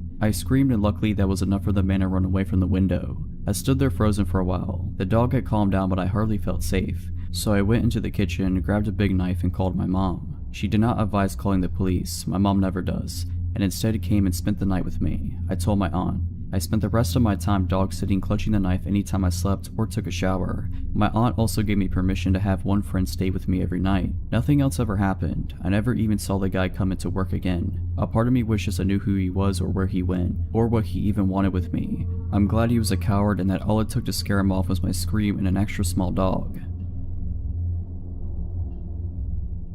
The year was 1995 and I was 16 years old. I lived in a 3-bedroom, 2-bath house in a middle-class suburban community with my mother, 2 younger brothers, and our 140-pound Doberman, Turbo. From the front door of our house, relevant, you could see directly into our living room, which had an open concept floor plan with the kitchen and dining room. Our couch was on the wall directly in front of the front door. It was the summer between my sophomore and junior years in high school. My brothers and I spent a decent amount of time outdoors. I suppose anyone paying attention knew who lived in our house, and I suppose they knew that the only adult was gone when the only car was gone. However, prior to the man showing up at the house, I never noticed anything off, and I never noticed anything afterwards, so maybe we were just a random target. It was a Saturday and Mom and the boys had run to the grocery store. In Nevada in the 90s, almost no one had air conditioning, so to cool off, you would open up all the windows and doors and use fans. On this particular day, I had the back sliding door and front door wide open to get a cross breeze. Neither screen door was locked. I was napping on the couch in full view of the front door in shorts and a tank top,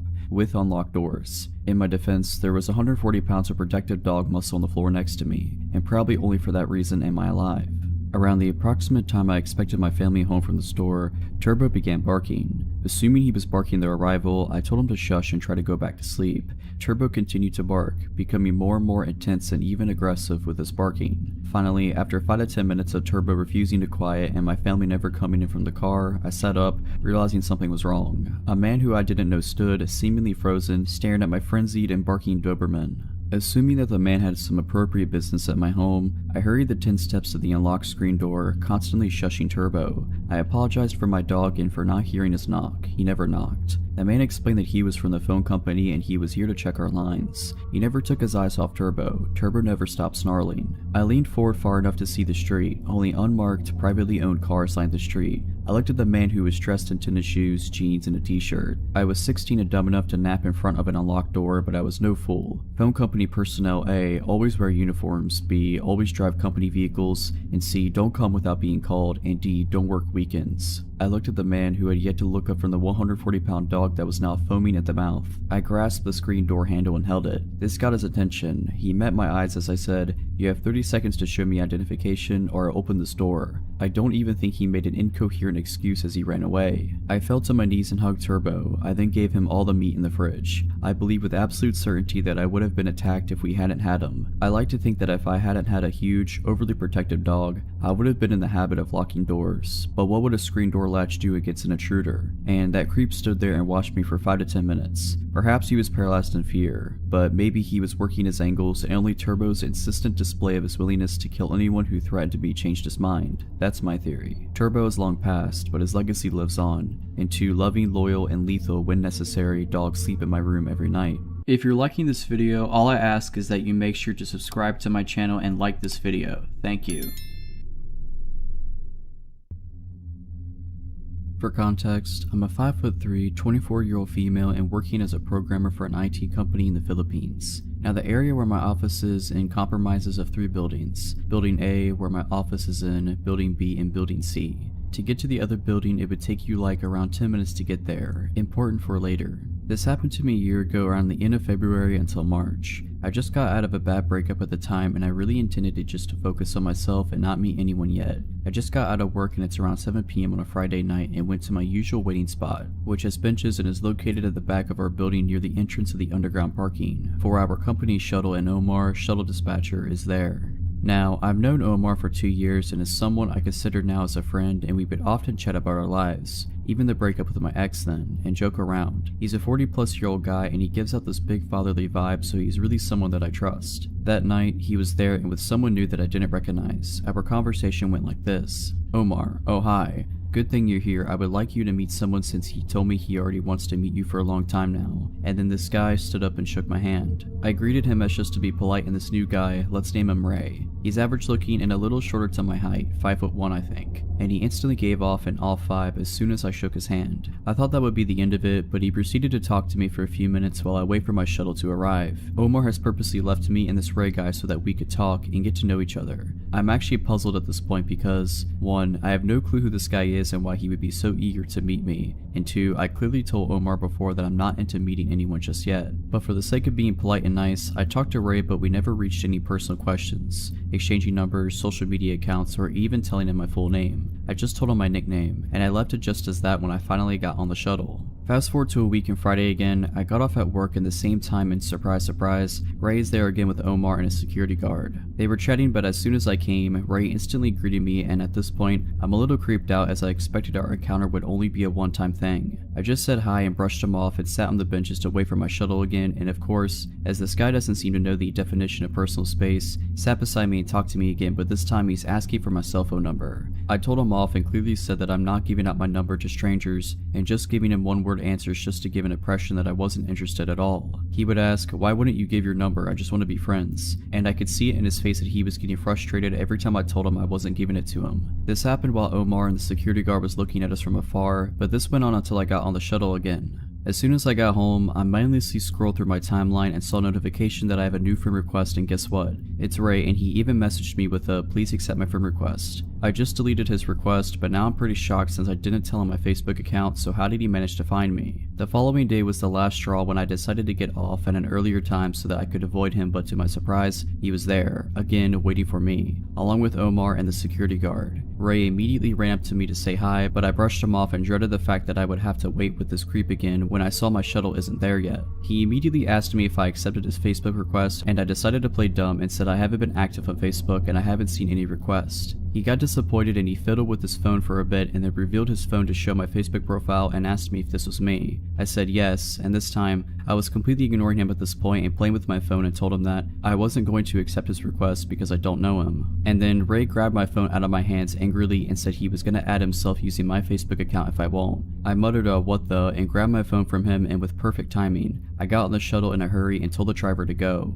At this point, I could confirm that this guy could be stalking me and now knows my daily schedule and social media accounts. I reported this incident to my manager and told her how this was already happening for some time now. She was surprised that I didn't report it earlier, but I blamed it on my lack of assertiveness and fear that I might be overreacting to his advances. We reported the incident to office security and told them what happened, and they couldn't do anything at first as, 1, I need actual evidence about my allegations to him, and 2, I only knew Ray by his first name and they would need more information than that. I didn't bother to ask where he's from or if he is even working in our office/building, which is dumb of me and I should have asked in the first place. My manager then decided that I should be at least accompanied by some of my office mates to confirm the situation, and the guys volunteered to accompany me every time I got off work. They accompanied me for a couple days, and no matter what time I got out, Ray was there to harass me. I felt bad for my office mates as they had to deal with his BS as well. First instance, when he saw I was with my office mates, I could see the visible anger in his eyes, and he would try to butt in our conversation even if we were ignoring him. At one point when I'm talking with my office mates, he let out an exasperated sigh and said, "Can I talk to you for a second, please? What do you want?"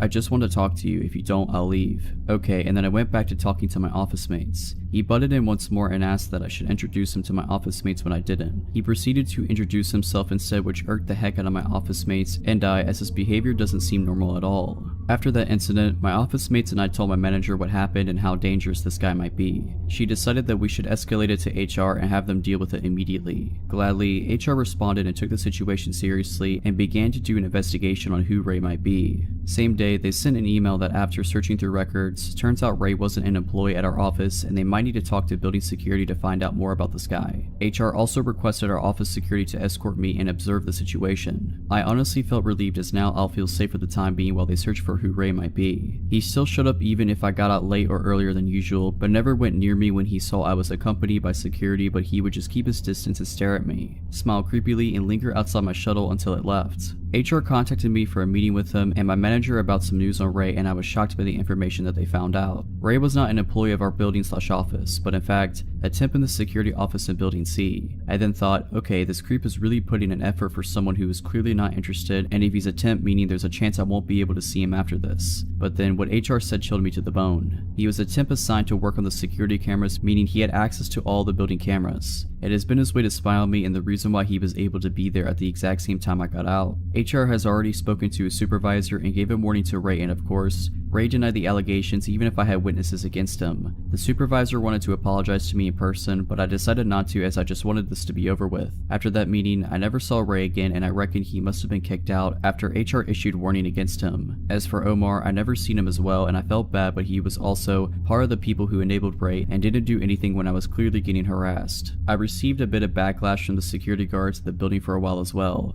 Hearing them say that I was overreacting and I should have accepted his advances, which was disgusting, as I heard the same thing being said by female building staff as well. Nothing strange happened for a few days, but then the security guard that was with Omar at the time when Ray was harassing me added me on Facebook, but I didn't make much of it and just deleted the request. I'm still working in the same office and building as of today and been totally shaken up by the incident that I decided just to keep my distance from people so I could avoid from this ever happening again, and to Ray, please don't meet me again.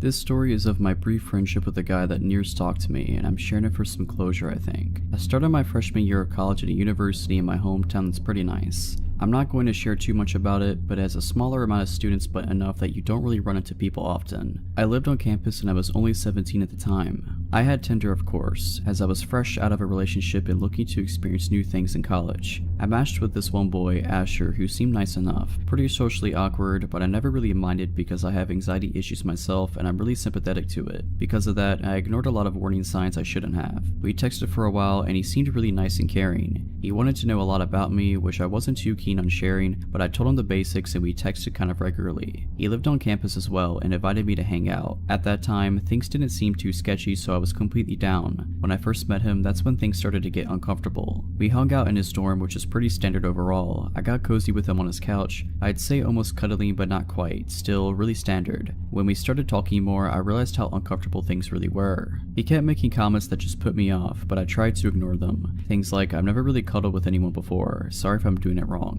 And so many comments about how he already liked me a lot and wanted me to stay forever. Weird word choice, but whatever, he's just trying to be nice. I let him down easy. I ended that hangout pretty quickly for some fake excuse, and went right back to my room. He kept texting me and professing how much he was into me, and I told him sorry, but I'm not looking for any kind of relationship, so I do not want to keep things romantic. A bad lie, but I'm very non-confrontational and I didn't want to be mean. That's when things started to get really weird. He sent me this long paragraph saying about how it was okay I didn't want a relationship now, and that he'd wait for me to save his virginity for me. We had never talked about anything sexual. I had never really even told him I liked him or flirted back. I just never turned him down. It was one of the creepiest messages I've ever received. Unfortunately, this was just the start of all the things we were to come. He wouldn't leave me alone even though I kept trying to de-escalate things, and I kept running into him all over campus. I wasn't sure how he suddenly was nearby when my classes ended, and I wasn't sure why suddenly we'd both be in the dining hall at the same times, even though I hadn't changed my regular routine, but I just tried to brush it off. Definitely a mistake. I ended up turning him down completely because I was getting creeped out and couldn't figure out how he wasn't understanding that I didn't want anything romantic or sexual with him, telling me how he was gonna off himself and no one was ever gonna love him. I've been in a manipulative relationship in the past, and I recognized that behavior right away and shut it down. I told him I couldn't be friends with him, and in my head that was that. He didn't reply for a while, but when he did, everything broke loose. I was luckily out of town at the time for a concert, so that made me feel a lot better. He went off, sent me paragraphs after paragraph about how horrible of a person I was, and how I needed to get put in my place, etc.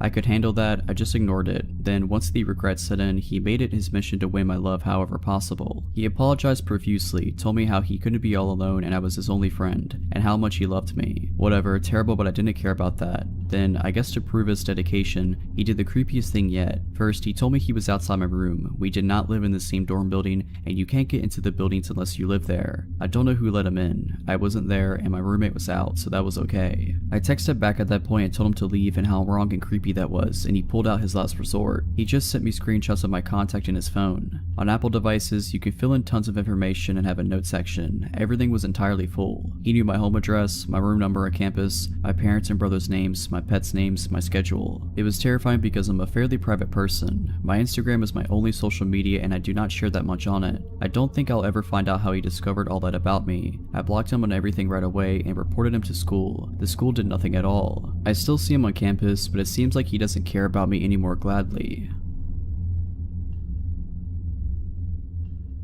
I was around 16 years old when this happened to me. It was just me and my dad at our house, and since he was a businessman that traveled frequently, I was left home alone quite often. First of all, I'm going to try to do my best to describe you the layout of my house so you can better understand my situation. My house is pretty small since it's just my father, my dog, and me living in it. There's a long hallway full of full-size windows separating my dad's room and mine. Our dog loved to look out the windows, so we always kept them open enough for her to look out. I'm the last room at the end of the hallway, and between the 2 rooms is my bathroom and a spare room. All the rest is irrelevant. Let's get to it. It was around 11 p.m. when the worst night of my life began. My dad was passed out in bed after a long day, and I was mindlessly dancing around my house getting ready for bed. I just hopped in my shower, not knowing what was coming ahead, when my dog starts aggressively barking up a storm. I walk out the bathroom and go out and explore. I head to my room to throw some clothes on while my dog is still barking. Months before, I'm not sure how I managed to break my door handle, but you don't have to twist the knob to open it. All it needs is a small push. Scared, I barely managed to put a shirt on when my dog opened the door. I looked to see her enter my room, while in the midst of barking, that's when I saw it. There's only one window that has vision to the opening in my room, and in the corner of it I saw a face. It was dark, so I took a second to comprehend what I just saw, but when I finally realized it, I screamed. My dad owns lots of guns, so when he heard me scream, he ran out with a pistol. He asked me what happened and could barely mutter what I saw.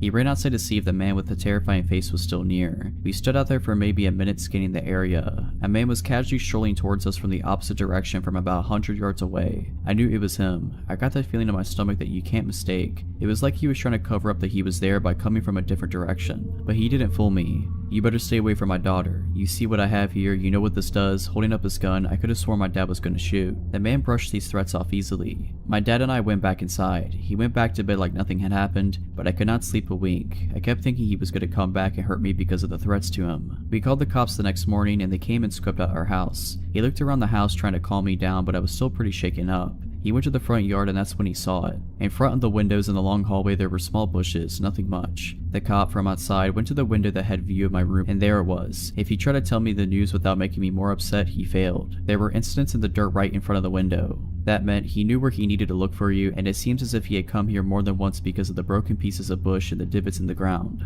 Turns out he was the nephew of my old neighbor and he had been staying there for months. Never arrested, never got in trouble, probably barely got a slap on the wrist. But at least he's gone now. How long had he been watching me? I'll never know. All I know is I keep my door shut and I never keep the blinds open. To begin, I've always had this feeling that someone was watching me ever since I moved into my family house 8 years ago. At first I thought I was just being paranoid, but I could not help looking over my shoulder when I would walk to school or to my bus stop. When I would walk to school, I was always scared in the mornings when it would be dark during the winter or fall because where I live is just vast country lands. I live in Canada, and although not much crime habits in my neighborhood, I never could rid myself of this eerie feeling. Even when I would come home from school, being home alone did not help.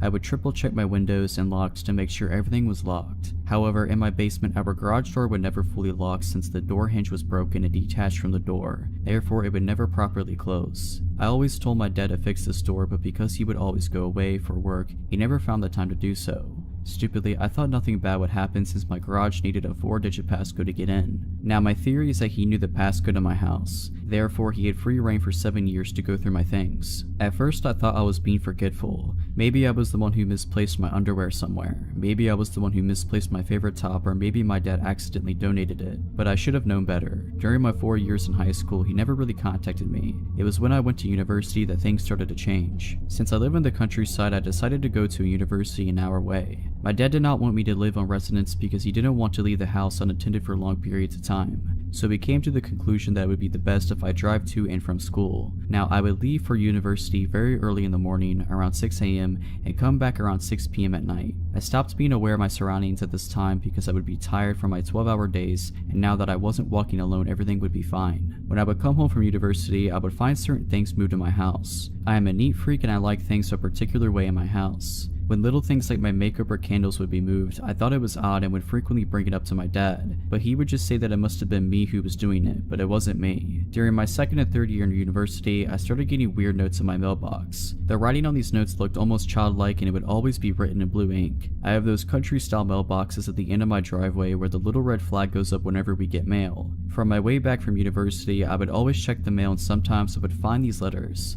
The letters would never be long. In fact, they would only be 1 to 3 sentences that would contain odd questions like, "Where are you? I wonder what you do while you're away from home. How do you find university? It must be tiring driving that long. Did you make new friends? Do you still hang out with your best friend? You dress differently now. Why is that? I miss the scarves you used to wear. You don't close your curtains as much anymore. Why don't you look for me? These letters would always come once a month at the beginning of the month. I would show my dad and at first he would say, oh, maybe your cousins are just pranking you, or it's probably your friends. But every time I would ask my friends or cousins, they would give me this confused response saying that they never sent me any letters. Now that I am in my 4th year at university, the letters do not come as frequently, but 2 weeks ago something happened that makes me think that things are escalating. I came back home from university at 7:45 p.m. and it was fairly dark outside. I saw that my mailbox flag was up, so I checked the mail and it was just bills. At this point, I haven't gotten a note for a little over 3 months now, so I'm thinking maybe the notes will not come anymore. As I settle in for bed, I change into my pajamas and I check the locks usually. As I checked my front door lock, I look out the glass panel on my door and I saw that the red flag on my mailbox is up. It's 10:30 at night, so no way the mail could have gotten dropped off, and plus I just checked the mail. I call my dad and tell him about it, and he said not to freak out and that maybe one of our neighbors accidentally got our mail and just dropped it off since this happens frequently. I stay on the phone with my dad and quickly run down my driveway to check my mailbox. As I open the mailbox, I feel my heart drop because it's an unmarked manila envelope. I quickly run back inside and open the manila envelope, and although there is no written note, I find something more disturbing. It is a pair of my old blue panties that I haven't seen in years. At this point I scream and my dad tells me to hang up and call my aunt, who is a police officer. My aunt comes over and checks the inside and outside of my house, but she can't find anything. She tries to jog my memory and ask if I know anyone who could be doing this, but I honestly have no clue. My aunt told me to keep any more letters I get, and she has been staying with me the days my dad is out for work. I just hope that we're able to find whoever this is.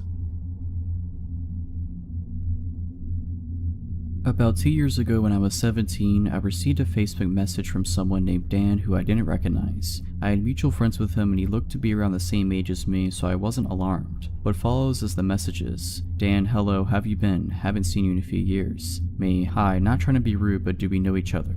Dan, yeah, you really don't know me? I didn't respond. Dan, wow, real nice way to treat a family friend. Me, sorry, I just don't recognize you. Dan then sent a picture of me and him together from when we were little. And I mean really little. Like I looked maybe 2 or 3 and he looked 5 or 6. Me, oh wow, did our parents used to be friends or something? Dan, I was your neighbor. You really don't recognize me. Come on, I didn't move that long ago. He had in fact moved a long time ago. At least 12 years ago. So I honestly feel like it's not that uncommon for me to not recognize someone who I hadn't seen or talked about since I was 4. Anyways, the conversation continued like that. I apologized for not remembering him and just started catching up. He was being nice enough and I was bored, so whatever, no harm, no foul. After we kept talking, I started remembering more about him. Like I remembered him coming over and swinging in my backyard and me going over to his house with my big brother and all of us hanging out together. Dan was a few years older than me, at least 2, but I can't remember exactly. Anyways, we kept talking on Facebook, just messaging back and forth about normal things until it started to get late and I was tired and at school the next day, so I told him I was going to bed. I closed my computer and just laid down and went to sleep.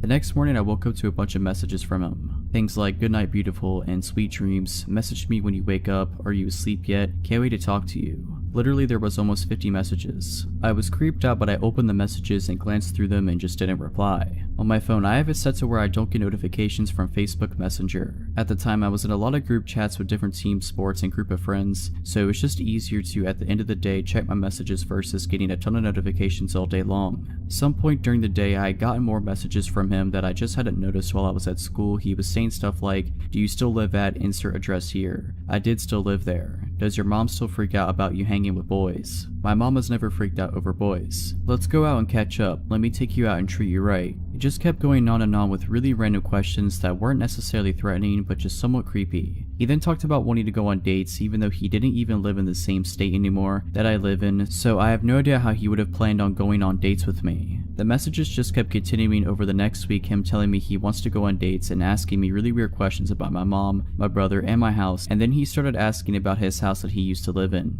I didn't reply to any of his messages, but I was getting at least 50 a day. Eventually I brought it up to my mom and just asked her if she remembered Dan from next door. Her face completely drained of color and she got super serious all of a sudden and she asked me why I was bringing him up.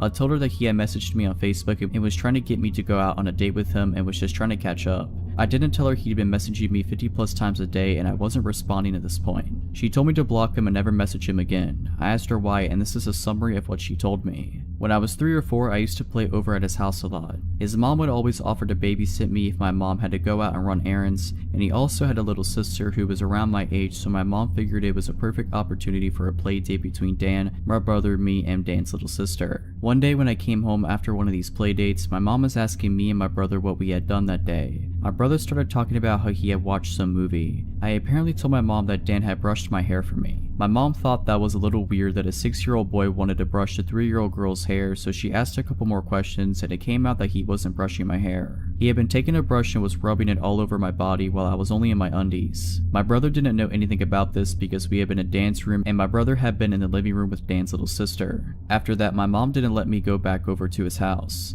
Apparently when my mom confronted his mom about it, a huge fight broke out. Not physically, but a screaming match. It turns out that Dan had been doing similar stuff to his little sister, but it had escalated farther than that with me. My mom threatened to report them to the police or Child Protective Services. She did both, but before much could be done, they moved out and found somewhere else to live. They were renting the house. After hearing that from my mom, I immediately blocked Dan on Facebook. I wasn't quick enough, I guess, however, because he messaged a bunch of my friends on Facebook asking about me and had changed his relationship status to taken and in a relationship with me. He then followed me on Instagram and found my Snapchat somehow.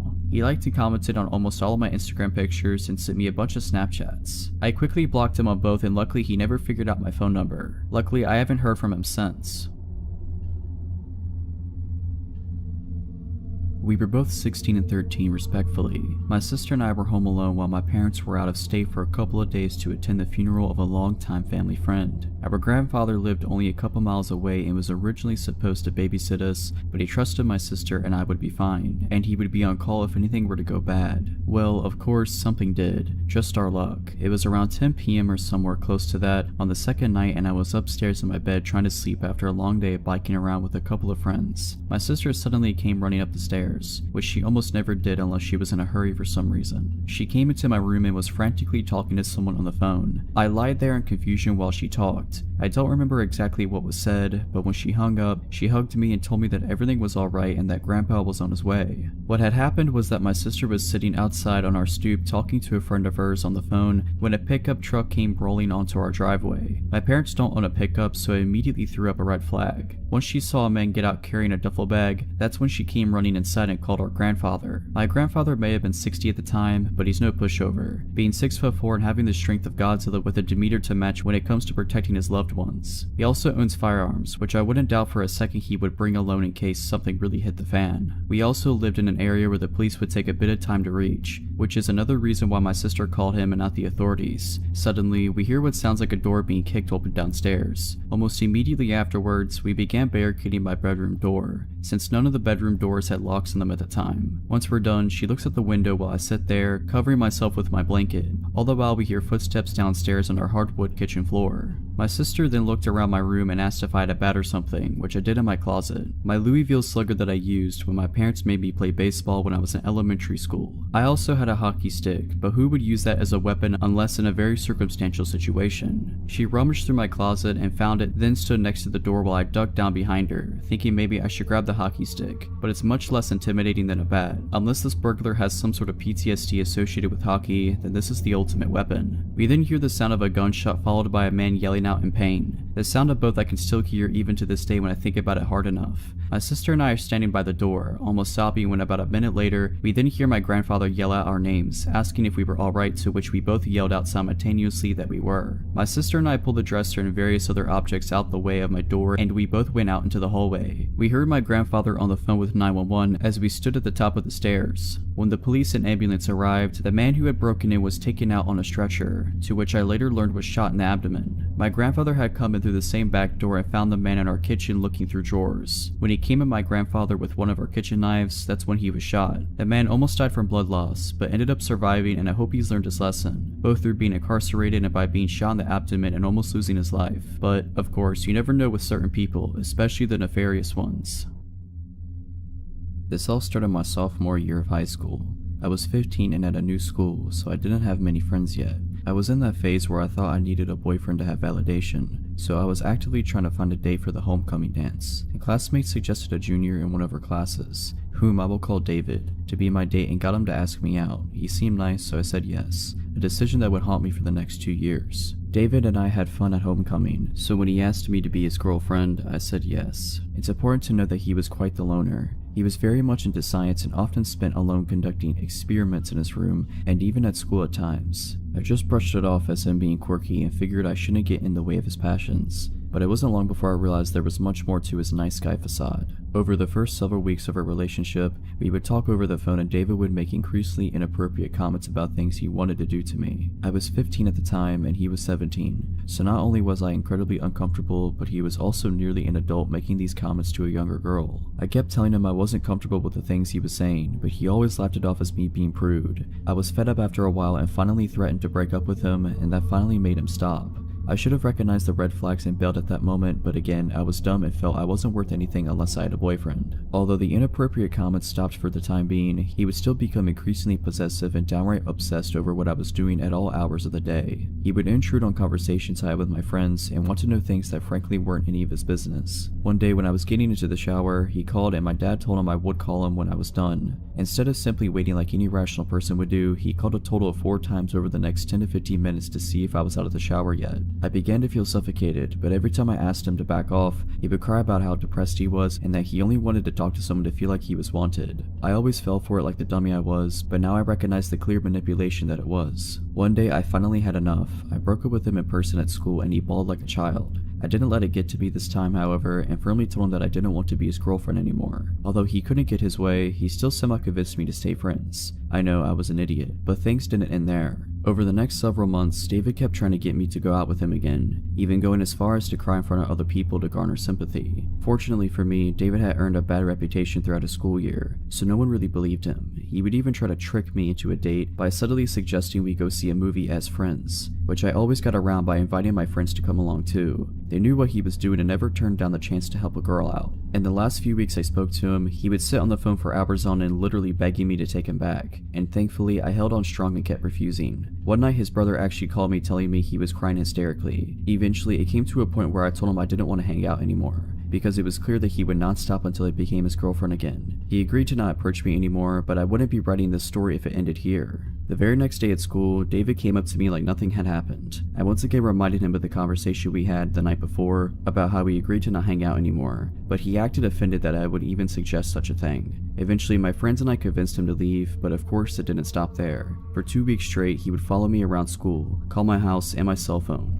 For 2 weeks straight, he would follow me around school and call my house. This was the days before smartphones, so blocking his number wasn't as easy. I tried to get help from the school staff, but the vice principal basically told me that there was nothing I could do because he wasn't trying to hurt me. I was frustrated, but thankfully David seemed to back off when it was clear that I wasn't going to give in. That is until I got another boyfriend.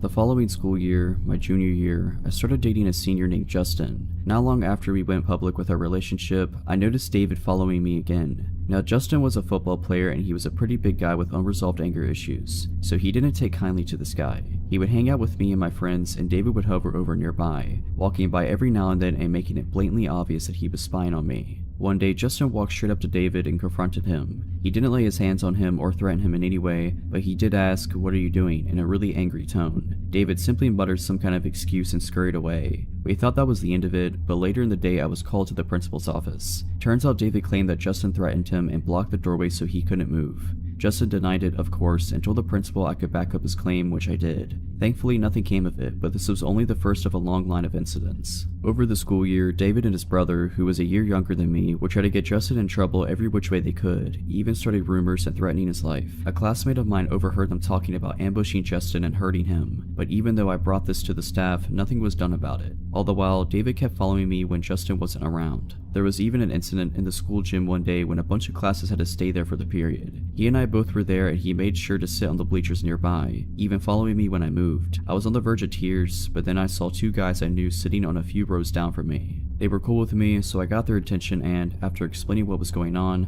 asked them if I could sit with them to feel safer. They accepted and we ended up having a good time talking about music. In spite of this, things just kept getting worse with David. Finally, it came to a head when David's brother wrote a letter to Justin's sister. They had been good friends before this whole mess started, and in the letter David's brother threatened physical harm to me and to Justin. The sister gave the letter to Justin, who then came to me, and we both brought it to the principal. That was when the principal called everyone involved into his office and had a nice little chat with us. The principal showed the letter to David's brother and said, "I can expel you for this right now, but I'm willing to let it go on one condition." David and Justin were both about to graduate, so the principal gave them the ultimatum. He stated that David and his brother were not to contact me or Justin in any way, shape, or form for the rest of the school year, or he would see to that neither of them would graduate. I was pissed because Justin did nothing wrong, but in the end, we just wanted this whole mess to be over with. From that point on, David didn't bother me again, thankfully. Justin and I ended up breaking up that summer for unrelated reasons, and the following year I didn't have to see either of them ever again. A few years later, however, David tried to send me friend requests on Facebook. I deleted the request and blocked him. I even unfriended and blocked the 2 mutual friends we had for good measure. Sure, I was being paranoid, but it made me feel better. There was one last incident involving David, not with me, but with my younger brother. When he was 14, he took his then girlfriend to see one of the Transformer movies and David walked in. Upon recognizing my brother, he sat behind him in his date and kept laughing uncontrollably at inappropriate times and even started kicking their seat. My brother tried confronting him, but it did no good. They didn't bother getting the manager because my brother's date was too afraid he would attack them if they tried to leave. Thankfully, that was the last incident I or anyone close to me ever had with him. I'm doing much better now. I'm 30 years old and, ironically, I ended up marrying one of the guys who sat with me in the gym that day. My advice to any teenagers reading this is that you should always pay attention to red flags and get rid of toxic people in your life. It's always better to end up alone than stuck with someone who makes you feel bad and treats you like your feelings don't matter.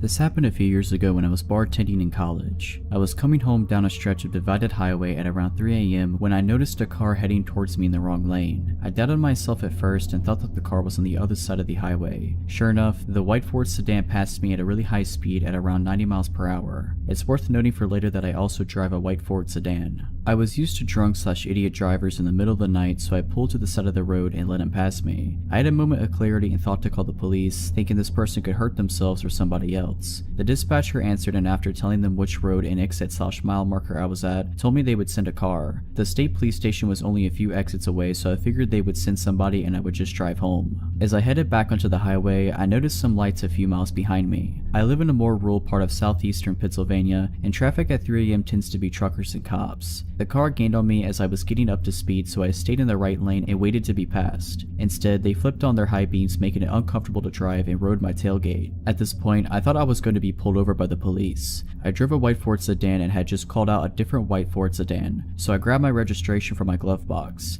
Suddenly, the car behind me audibly slammed on the brakes and stopped in the middle of the highway. They must have shut off their car because the lights went out and I saw what looked like the same Ford sedan from earlier. Still, I thought this may have been a police car. They had a roof rack, and it could have looked like I had reached for a gun in my glove box or something. I panicked and called 911 for the second time and asked the dispatcher if they had sent a cruiser to investigate. The dispatcher was a little curt with me and assured me that they sent somebody out. Dispatcher, we have sent a trooper out to find the car, sir. Me, I only ask because somebody is following me and acting weird. It could be a cop, but I think I freaked them out by getting my registration. Dispatcher, are you pulled over? Me, no, they didn't turn on the lights. Dispatcher, let me try to get the trooper we sent out. As she was talking, the car again sped towards me and stopped inches from my bumper. Again, their high beams were on and again they slammed their brakes. I told the dispatcher, I'm pretty sure this is not the police behind me. The car sped to my bumper again and turned their high beams on, this time laying on the horn. Hearing this, the dispatcher asked me what was happening. Dispatcher, what's happening? Did you honk? Me, that's the car behind me. I don't think it's a cop. Dispatcher, I'll try to get the trooper again, but I don't think that's him behind you.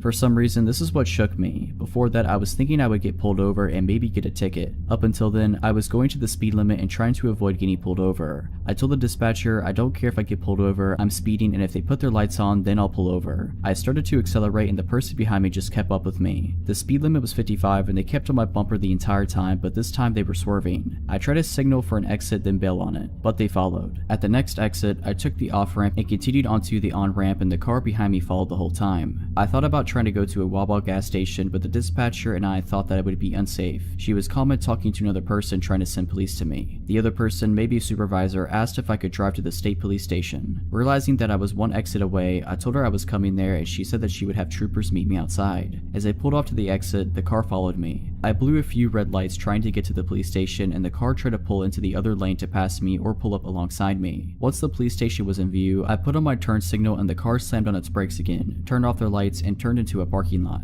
The story ends kind of anticlimactically as I pulled into the police station and met the troopers. Two of them went to find the car and I stayed with the third trooper. I think the dispatcher and her supervisor and the state trooper escorted me home after taking a statement from me. I was never called to follow up or testify, so I can only assume the person didn't get caught.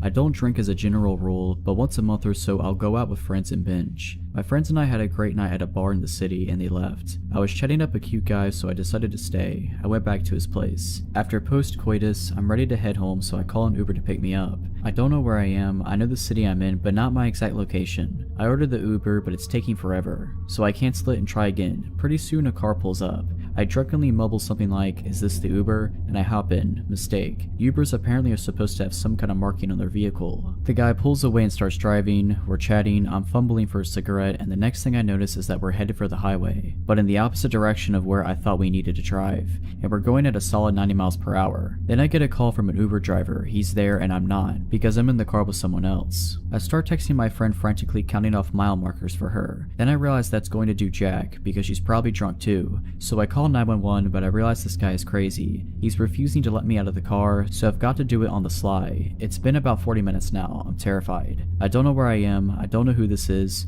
We're driving at over 100 miles per hour, weaving in and out of traffic. This guy is trying to get me to hang up my phone call, and also smoking pot, so I don't want to do anything that might provoke a violent reaction from him. I start chatting to the 911 dispatcher as if it's my friend, praying that they'll catch on. "Hey girl, it's me. Yeah, I'm with someone right now. We're driving past highway exit." "No sweetie, it's not my Uber. I thought it was, but it's not. It's a shame you can't come and meet me and bring friends." Thankfully, the operator catches on. He gets me to stay on the phone while he sends cops, and we develop a code. If I see cops, I'm supposed to casually put my hand out the window, which looks semi-normal because I'm smoking a cigarette. We pull into some random little housing complex, and he busts out some powder and forms 2 lines. I now have confirmation that he does drugs, which means he's probably emotionally volatile. I relay this to the operator in code, "Oh girl, I wish you were here right now. This guy just busted out the coke. You'd love it. He's taken a really big bump, man after my own heart," etc. Pretty soon I can see the lights from the cop car, so I start waving my hand out the window. At this point, I don't care if he's on to me or not. I don't know if he has a weapon, but I slump down on my seat just in case things get hot. The cops surround us, get him out of the car, and then, once it's safe, they extricate me as well. They whisk me to the hospital for a drug test and evaluation, and that's where my story ends. On my way to the hospital, as I'm explaining all of this to the officer, I find out that of the guy's 40-ish years on this earth, he's been in federal prison for 30 of them, for violent offenses. I want people to learn from my mistakes, and if nothing else, call 911 and stay on the line.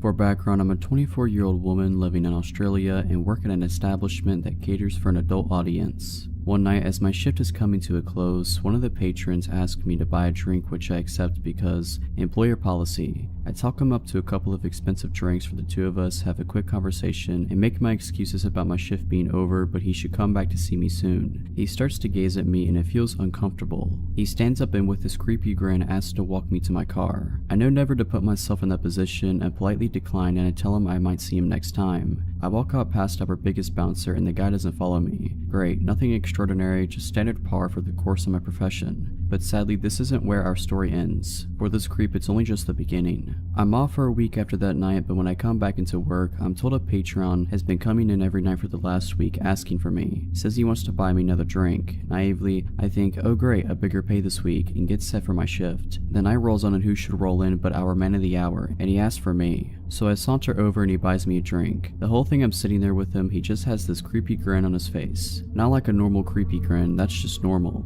No, this is the kind of grin where he knows something you don't and is very pleased with himself about that fact. So we're talking and I'm getting him ordering himself drinks and trying to upsell him where I can. About half an hour goes by and I make my excuses to leave so I can try to spread the tips around. But this guy isn't having it. He won't let me leave, and the more I insist, the angrier he gets. He's practically hissy at me by the time I give a look to one of the bouncers, who promptly comes over and diffuses the situation, giving me an opportunity to walk away. Great, crisis averted. Wrong. Bouncer doesn't throw him out, just gives me a buffer so this guy starts following me around the place, even attempting to walk into an employee-only area, which is where another bouncer finally notices and kicks him out. I finish my shift and walk over to my car. There he is, I kid you not, sitting on the bonnet of my car. How he knew it was my car I will never know. He wants me to give him a ride and tells me how pretty I look. He's spewing greasy slimeball creep lines at this point and I'm not interested. I try to give him a hint nicely and decline to give him a ride, but again he just turns to me and grabs me by my arm, insisting I give him a ride. I tell him to screw off and jam my key in his shoulder as hard as I can. He lets go and I push him with all my might so he falls down. I jump in my car, lock the door, and shove that key in the ignition. He's back up and banging on the window angrily to let him in. And I mean hard, so hard I think his hands or my window might break. I gun the accelerator and I'm out of there. When I get 5 minutes down the road and I'm sure I'm not being followed, I pull over to the side of the road and call back to work. I tell them what's happened and alert them that the other girls need to be careful leaving tonight. As I hang up the phone, I break into tears. I eventually compose myself, pull back onto the road and head home. I cry myself to sleep. Next morning, word has gotten around and owner calls me to make sure I'm okay. I assure him I am, but he insists I take some time off in case this creep comes back. He wants to put some distance between us. Makes sense. A week goes by, then 2, he's coming in every night asking about me and being told I quit and don't work there anymore. I lie to get him to stop coming in, but he just keeps coming in and asking, clearly not buying it, and then suddenly 2.5 weeks in, he stops. Great, I am really needing money at this point, so I'm happy to be able to go back to work the following week. Time goes on and everything seems to go back to normal. Same old chances, but the good kind that leads to higher paychecks. Abusive guy doesn't come back in, I'm happy. I start being forgetful though. I think I leave a door closed when I leave the house, but it's open when I get back. Lights on or off, food left out, things ending up in different places than I remember putting them sometimes moments before. I'm losing it, but it's probably just the stress of everything that's gone down. One of my close friends who works with me reassures me that it's normal after being grabbed like that and it will pass. This keeps up for a month until one day I head out to work, get 15 minutes down the road and realize I forgot some clothes I'll need that night at work. I head back home only to find the lights in my front room on and the TV visible as on from the outside. I really am losing it. Good thing I came back, I guess. I head inside, grab my stuff, make sure to turn the TV off and the light out and head to the door. Suddenly I freeze. There standing blocking the door is the creep that grabbed me. I'm stunned, jaw dropped on the floor. Then after what seems like a lifetime of standing in silence staring at each other, him smiling, I scream what the. I'm screaming for him to get out and ask him what he's doing here, how he knows where I lived, all in one jumbled mouthful of confusion. He just stands there with that smile on his face while I'm loudly freaking out but stupidly not moving. I start gasping for air in a mixture of panic attack and bewilderment, then he decides to speak in my wake. The words ooze out of him and leave me chilled. Welcome home, honey, you're back early. A switch goes off in my head, I throw everything I have on me at him and sprint to the back door. I'm out ski. I leg it faster than I have in my life, screaming bloody murder as I go. I hide in some bushes around the corner, tears running down my face, gasping for air. I check my pocket and my keys are still there. No phone though, I threw that at the stalker creep along with everything else. I sneak back to my house, jump in my car and nope out of there. I head to work, tell them what's happened and call the cops. Cops head to my house and send others to my work. Stalker guy is gone, but when they turn up, they search the house and turns out he's been living in my crawl space. I'm paranoid that's what all those doors and lights and misplaced things was about. I pack up whatever I can fit in my car while cops are still there, that they'll let me take, and I drive. Haven't been back since. I moved states, knew everything. This happened around 2006, when I was in my mid-20s and my sister, the unfortunate main character in the story, had just turned 21. At the time, she and her boyfriend lived with my fiance and I. On weekends, we went out to one of the 2 bars that had karaoke, air hockey, etc. This particular night, we were at the bar further out from where we lived in the city, a good half an hour by car. Everyone was having drinks, socializing with people we knew. It was one of those places, lots of regulars, singing karaoke, nothing out of the ordinary really. Except that night my sister started hanging out with these 2 older ladies who had a liquor store in their purses, and were quite sharing, although I didn't know it at the time. As she tended to drink a lot more than me, that was a score for her. Less money spent on drinks, but she ended up far more hammered than usual. Towards the end of the night, around 1:45, she was really very drunk. The aforementioned fiance, my sister's boyfriend, and I were in a heated air hockey game, planning to leave as soon as it was over. She walked up to us and said she was going to smoke a cigarette outside. Nothing unusual, everyone did until we were done. About 5 minutes later, we paid our tab and walked out, but she was not on the porch area where smokers congregated. Okay, weird, but not alarming. We went out back of the bar to check for her, inside in the restroom in the large parking lot. It is notable that this particular bar was in a business park, so there were multiple businesses that were closed, as well as the Mexican restaurant next door that had just closed as well. We searched, asked everyone that knew us and those who didn't if they had seen her. No one had. I asked the workers from the restaurant that were sitting outside as well. They seemed nervous when telling me they hadn't seen her, but I didn't think on that much until later.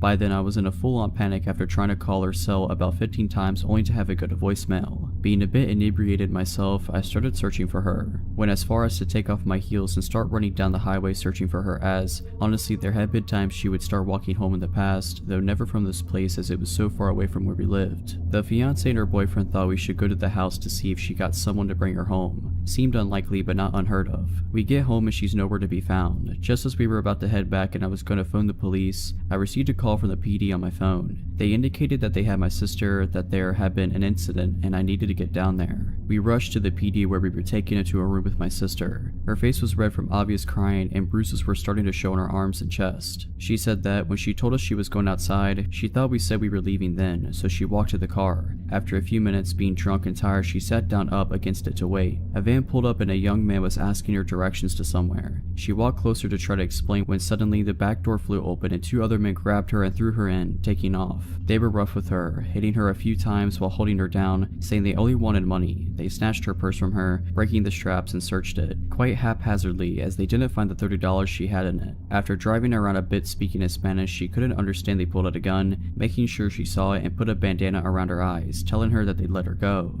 She was driven to some woods by a neighborhood she did not know. The door was opened and they pushed her out, telling her to run, that if she took the blindfold off or turned around, they'd shoot. She ran and ran. Eventually she did take the blindfold off and came to the first door she saw, beating on it and screaming for help. The police were called, she was picked up, and now we are back to my being there, hearing what I feared had happened. Report filed, police did a search and did locate the bandana she ripped off, but as she was so intoxicated and terrified, she was not able to give a clear description of the van other than white older model or the 3 occupants other than young Hispanic men. The investigation turned up nothing as no cameras caught any of this. We even had detectives in our home who said, look, we need the truth. If you got drunk and just went home with someone and didn't want your boyfriend to find out, we will file charges against you. Aside from the bruises, broken person or trauma, there was nothing concrete to go on. That was unpleasant. I am still fairly convinced someone at the restaurant knew something given their suspicious behaviors when I asked about her, but the police were never able to find that link. All said and done, the guys were never found. Eventually we just moved on, in different states. It's now just a story in our lives. It still makes me sick thinking of what could have happened, but thankfully it didn't.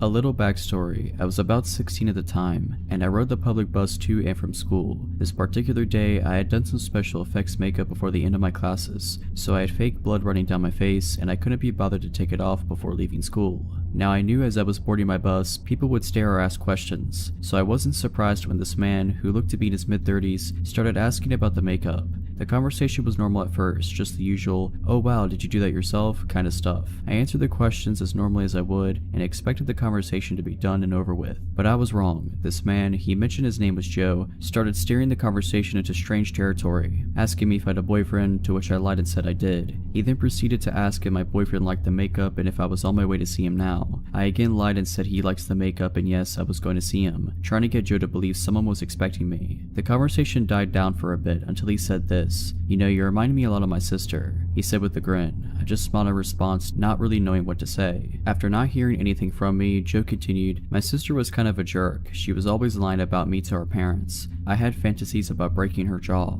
Now at this point I was terrified. My bus stop was still another 20 minutes away, and I just wanted to be out of that situation. Seeing that what he said made me uncomfortable, he switched the subject, telling me about where he worked and what he does there. I just nodded along to what he was saying, remaining silent the entire time. Closer to my bus stop, he says to me, why don't you come to my house? I have a freezer full of pizza and ice cream. Maybe we can hang out for a while. To which I politely declined, seeing my boyfriend was expecting me. Finally, I get to my bus stop and quickly get off the bus, speed walking all the way home, all the while calling a friend to inform them of what happened. Things were fine for a bit after that. I switched my bus route so I wouldn't run into him again. But one afternoon, I had to go to a store that was on my old route. I was nervous about getting on that bus again, but was happy when I didn't see Joe. I did my shopping, and as I was leaving the store, I saw Joe standing out by the door staring at me. The second I was out the doors, he walked over to me, a grin on his face, and wrapped his arms around me. I pulled away from him, telling him I was very busy and had to go. He then asked, well, what are you doing? I have time, I can tag along. I was very persistent, saying I really couldn't, I had to go, and I walked away, heading into a neighboring store that I knew would be busy. Sure enough, Joe followed. I ignored him as I made my way down a heavily populated makeup aisle, keeping my attention on some cheap lipsticks in the hopes he'd get the hint and leave me alone. I was wrong. Joe reached over my shoulder, grabbing a red lipstick as he leaned in close and whispered, this color would look gorgeous on you. I can't wait to see you wearing it. He then placed the lipstick in my basket and walked away, leaving the store. I remained in the store for about 20 minutes after he left, afraid to leave and make the walk home. After I mustered up the courage, I put the lipstick back, put away the basket, and called a friend to stay on the line with me until I made it home. Now I don't know if he followed me home or not, but I can say that after that day, the motion detector porch lights started coming on at night, and I started hearing knocks at my bedroom window. Thankfully, I moved shortly after and haven't seen Joe since. This happened 2 summers ago while I was house sitting out in California for an older couple I had met at a conference for work. It had seemed like a dream scenario. The couple wanted to vacation in Hawaii for 2 weeks, but didn't want to board their cats, and I had been chatting with them about wanting to visit California again, where they happened to live, because I had loved it for the first time I went, and we figured that we could mutually benefit if I came out and house sat for them. So I flew out there and they showed me around for a few days, taught me how to take care for the cats, 2 of them, one that was extremely shy and I barely saw, which is important later, and their plants, gave me access to their house and cars. These people were so generous, and before I knew it I had dropped them off at the airport and I was on my own. At first, it was really the dream vacation. I was staying in Oakland and making forays into San Francisco, Sonoma, Monterey. In the mornings I could walk out the front door and shortly be hiking the paths surrounding nearby Mount Diablo, and I was just ultra content with the world. I was so enamored by the area that I had actually started looking into taking some steps to relocate out there even. But then one day, about halfway through my final week there, when I got back to the house I felt really odd, almost like I shouldn't go inside. I shook it off and went inside anyway, because it was getting late and I needed to put out dinner for the cats. Once I was inside, I forced myself to ignore how off I felt, and I made some food for myself, went to bed, and was shocked to find the shy cat hiding under my bed and crying. This was the first time I had ever seen her close up.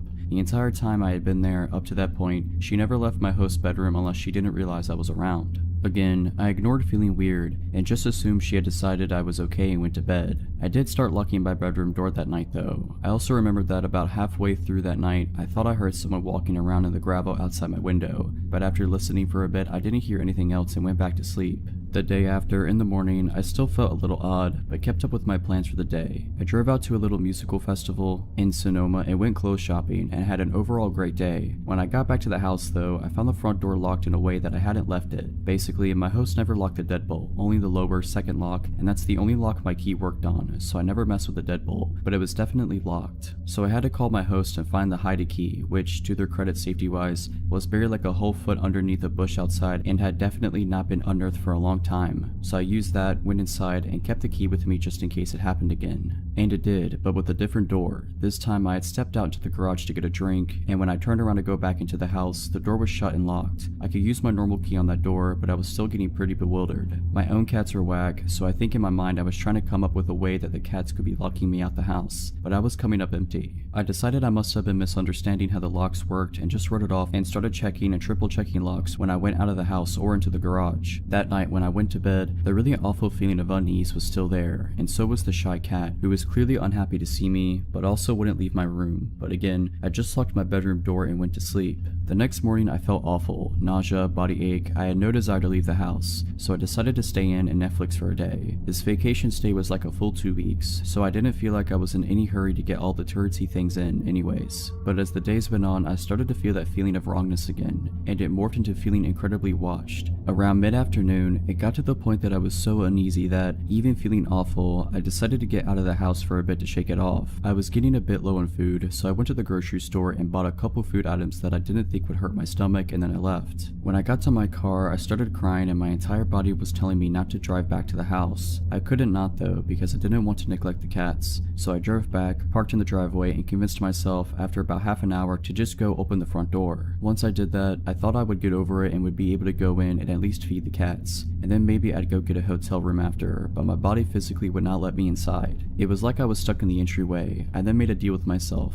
I would yell into the house saying I had already called the police and that they were on their way. In panic logic, I figured that would make anyone in the house leave, so I faced the inside of the house, looking down the hallway towards the bedrooms, and I did just that. The second I had finished saying, "They're almost here, so if you want to avoid being arrested, you need to leave now," the light in my host room turned on and I heard some banging. I immediately hightailed it back to the car, called the police for real, and proceeded to have a mental breakdown while talking to the dispatcher. Once they got there, they checked the house and didn't find anyone. The double doors in my host's bedroom were left wide open. I'm so glad the cats didn't get out, and there was a pile of food wrappers in the corner behind the blinds, so they said it looked like someone had been there. What makes it so scary to me is that nothing was taken, and that based on the shape of the house, that would have been the perfect vantage point to see me in the living room as I stayed home sick. To explain this, the house was in an L shape, and from the windows into the garden that were in my host's bedroom, you could see into the living room windows. Also, the minute the police police were gone, they said they couldn't prove anyone was there were no signs of forced entry, and we couldn't get a hold of my host immediately to verify if anything had been taken, etc. Which once they were back, they verified that nothing had been taken, so they said they'd patrol a bit but nothing else. The shy cat was right back into my host's bedroom, and I didn't see her again until I left to go back home. So basically, I think the intruder had been there at least 2 days, forcing her to choose between two strangers, and leading her to choose the one that was at least a little less strange, me. It messed me up pretty bad, especially because they didn't catch the person, and didn't seem to have any desire to look, and I still had to stay in that house for the next 3 days. Nothing else odd happened, and I didn't feel off the rest of the time I was there, but the damage was done. I've never felt completely safe in a home without doing a complete search before bed since, but I am extremely glad my gut spoke up. I guess I'd rather have some residual anxiety than be dead.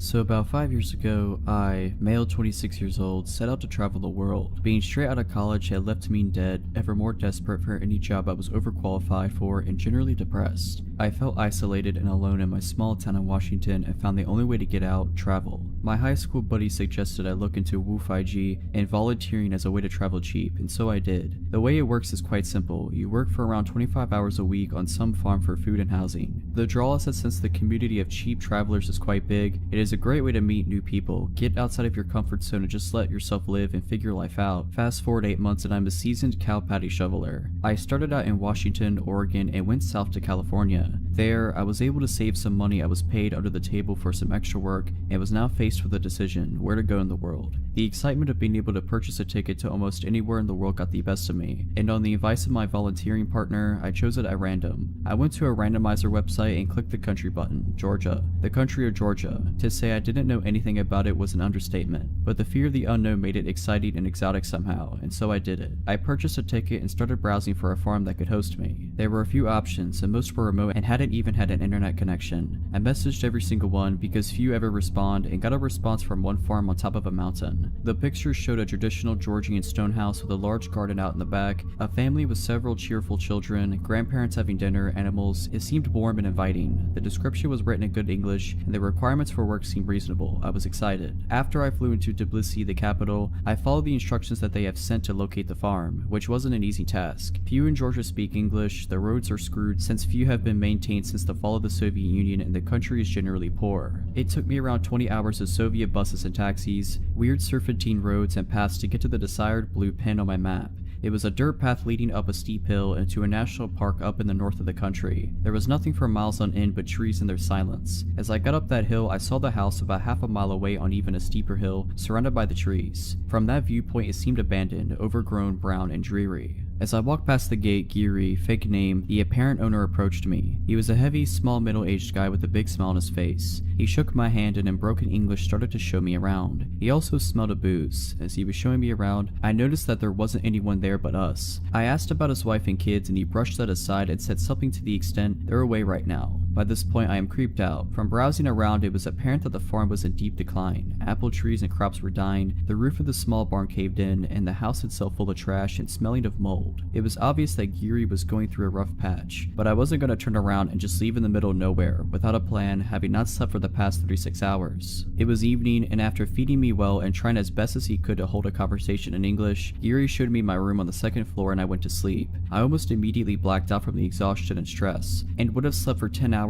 if I wasn't awoken by a strange noise in the middle of the night. It sounded like something metallic and heavy was being dragged across the wooden floor. In that sleepy in-between state, I listened to it for a few minutes, thought nothing of it, and went back to sleep once it stopped. In the morning, Giri, now sober and grumpy, asked me to repair some of the windows and doors in the house as he himself planned to go and fetch some components in a nearby village. Again, I got this weird feeling creeping down my spine. Something wasn't right. He didn't maintain eye contact and was evasive. There was no cell reception, no internet. Once he left, I checked around the house to get a general idea of the place, and it became apparent that the place was hardly ever lived in, like one of those abandoned houses. There was broken furniture, newspapers, and old photos on the floor, a shattered mirror. I took my phone and looked through the saved listing again. The photos didn't match neither the backyard, the garden, or the walls. Giri wasn't in any of them. It was a completely different house. Now by this point, I am full-blown panicking. I pack my stuff and start to leave when I see a group of 3 men going up that first hill. There aren't any other paths I can take, so I go behind the house and rush down this hill into the forest. interest. After some time I stop and listen. I hear them in the house. They're clearly looking for me. Afraid of making any noise, I remain still, hidden behind a bush. I don't know how long I wait, but they were persistent. At some point I hear them leave, so I count until some large number and proceed back into the house and path, and once I find it's all clear, I book the heck out of there. Never ran this fast. But I am still in the middle of nowhere. No traffic, no public transport. I reached a paved road and start walking in the general direction from where I remember coming. Hours go by and finally a car drives by and stops. It was a really nice Russian family that gave me a ride to town. The listing disappeared from the website a few days later. I left, and I haven't heard from Geary since. I've yet to make sense of that experience. I have traveled since and volunteered too, and have yet to have an experience like that again, but I trust my gut feeling something was really not right.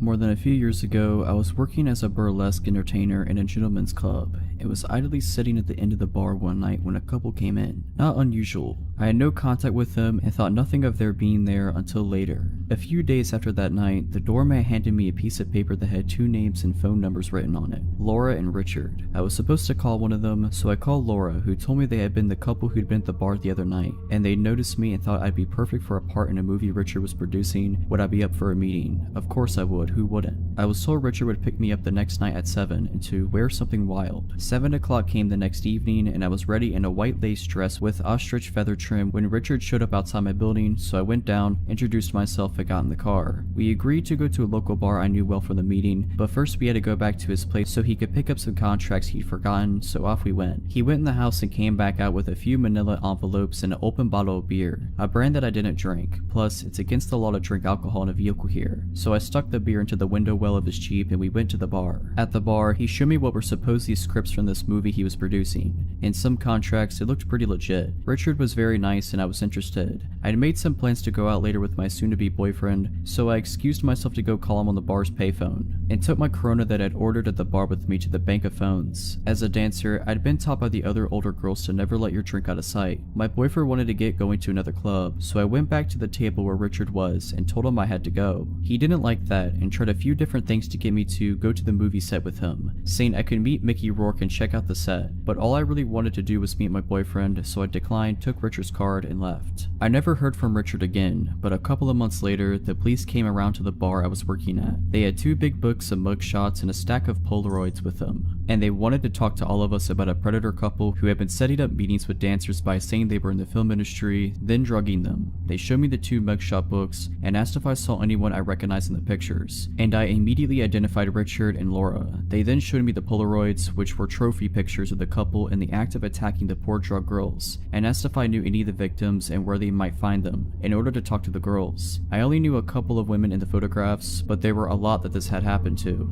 Richard and Laura were prosecuted. He went to jail, but she didn't because she was from a wealthy family and she also turned witness on him. About 12 years after Richard was convicted, I saw in the newspaper that he was up for a possibility of parole, so I wrote a letter to the parole board telling the story and urging them not to let him back out, because he's a dangerous offender who should have to stay in prison for the entirety of his sentence. If I had drank that open beer he had handed me in his Jeep on the way to that meeting, I wouldn't have made it to the meeting and would probably have ended up in that stack of Polaroids. Girls and guys, always keep your eye on your drinks. Have fun, but be careful out there.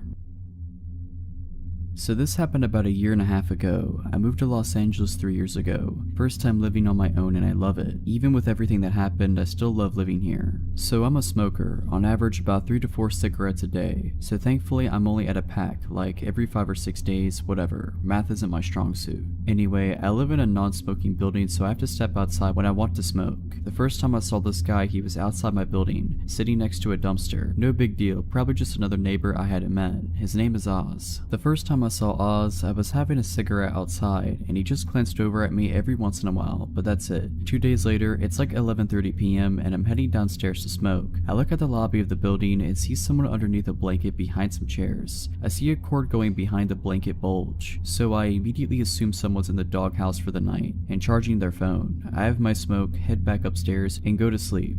A week later, it's the middle of the day. I've gotten some work done and decided to take a smoke break. I go and sit outside like I always do. Oz is sitting outside as well. This time he's got some paperwork with him. A lot of paperwork. At this point, I feel like I should provide a description of Oz. He's about 6 feet tall, early to mid-30s. He has medium length hair that has been styled into dreadlocks. A full but short beard, if that makes sense. He was wearing worn down pants and jackets. Based on his face, he seemed like he cleaned himself up regularly, but his clothes made him look homeless, and sadly he was. So Oz is going over the paperwork in his hands when he looks over at me and says hi. So I responded kind. He then asked me how I'm doing today. I'm doing pretty okay, I respond. How are you? I'm good, man, I'm good. Good. It's a nice day, right? Yeah, it is. So when are you moving? Now that question came out of nowhere. Was he hoping to find a new place to live? Was he trying to move into this building? Was that what his paperwork was all about? I mean, if he's moving into a new apartment, great. I hope life works out well for him. But why was he asking me when I'm moving out? I know the building at the time had a vacancy or two, so if he was going to move in, why ask a question like that? Why make it sound like he's waiting for someone to move out so he can have a spot? My brain asked all those questions in less than a second of Oz asking me that. After a couple seconds of being stunned by Oz's question, I just said, I'm not moving anytime soon, man. My cigarette was over by then, so it was time for me to go to my apartment. Another week later, I go see a friend stand up set, and when I get back to my apartment at like 10 p.m., I see 2 police SUVs outside my building with lights on. I go inside because if there are 2 police vehicles already there, I can't do anything, so might as well stay out of the way. The cops are talking to one of my downstairs neighbors, and I can't catch anything they're talking about. 2 days later, notices have been put up next to the mailboxes that say, this man is not allowed in this building, and it has a photo of Oz. Turns out the blanket bulge I saw was actually Oz, when he somehow managed to get inside the building and sleep in the lobby with an electric blanket. A couple of months go by and I don't see Oz. I honestly forgot about him by that point. When finally one day, Oz is there again, sitting outside the building with somehow even more paperwork. This time when he sees me, he's almost immediately hostile. So when are you getting out of here? What? I want my apartment back, man. I don't know what you're talking about. You stole my apartment and I want it back.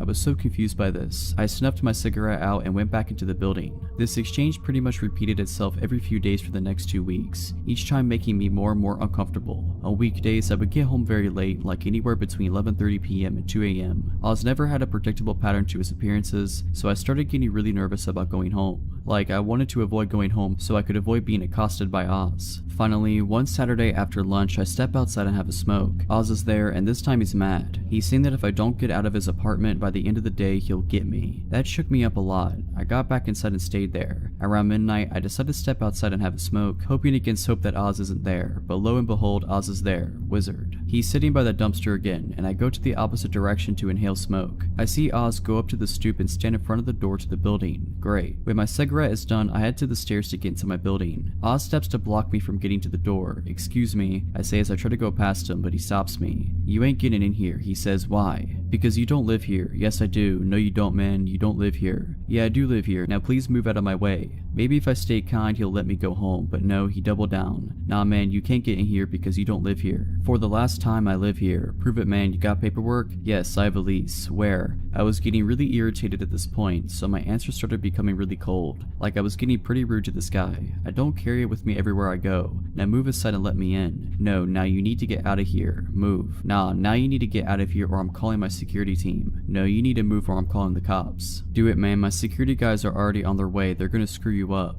At this point, I was already stepping away from the door and pulling out my phone. I called the non-emergency number because in the moment I didn't feel threatened by Oz, but I should have called regular dispatch instead of non-emergency. Cops got there about half an hour later and Oz was still there. The cops came and got out of their car. One cop was holstering their nightstick and dropped it on the ground, then holstered it properly. The 2 cops that showed up separated and talked to Oz and I separately. I tell my cop that I was just trying to get back into my building. He's blocking me. He's been harassing me lately saying I need to move out. Oz, however, had a very different story. He claimed that I stole his apartment from him, stole his credit cards, and stole his insurance payouts. The apartment he claimed I stole from him isn't the apartment I live in. The cherry on top of this lack of a sundae is the part where he accused me of throwing dog water on him. An actual water bottle filled with a mixture of dog spit and water. That's the guess I have as to what dog water is. First he claimed I threw it up at him while I was standing on the sidewalk and he was on the stoop. Then he claimed I was on the fire escape above him and literally poured the water on him from above. Thankfully the cops knew immediately that this was a lie, but because I guess no actual crime had been committed, all they could do was tell Oz to go away. He was not happy about it, but he did. I hoped that Oz would not come back after that, but sadly I was wrong. Oz did come back just one last time. A few days later, it's the the middle of the day and I'm walking downstairs to inhale fire. As I step outside, I see two cops, Oz and one of my downstairs neighbors. Oz and my neighbor are separated and giving statements to the cops. When my neighbor is done, his name is John. I go up to him and ask him what happened. John then shows me his elbows, both scraped up and lightly bleeding. One of his knees is also lightly cut up.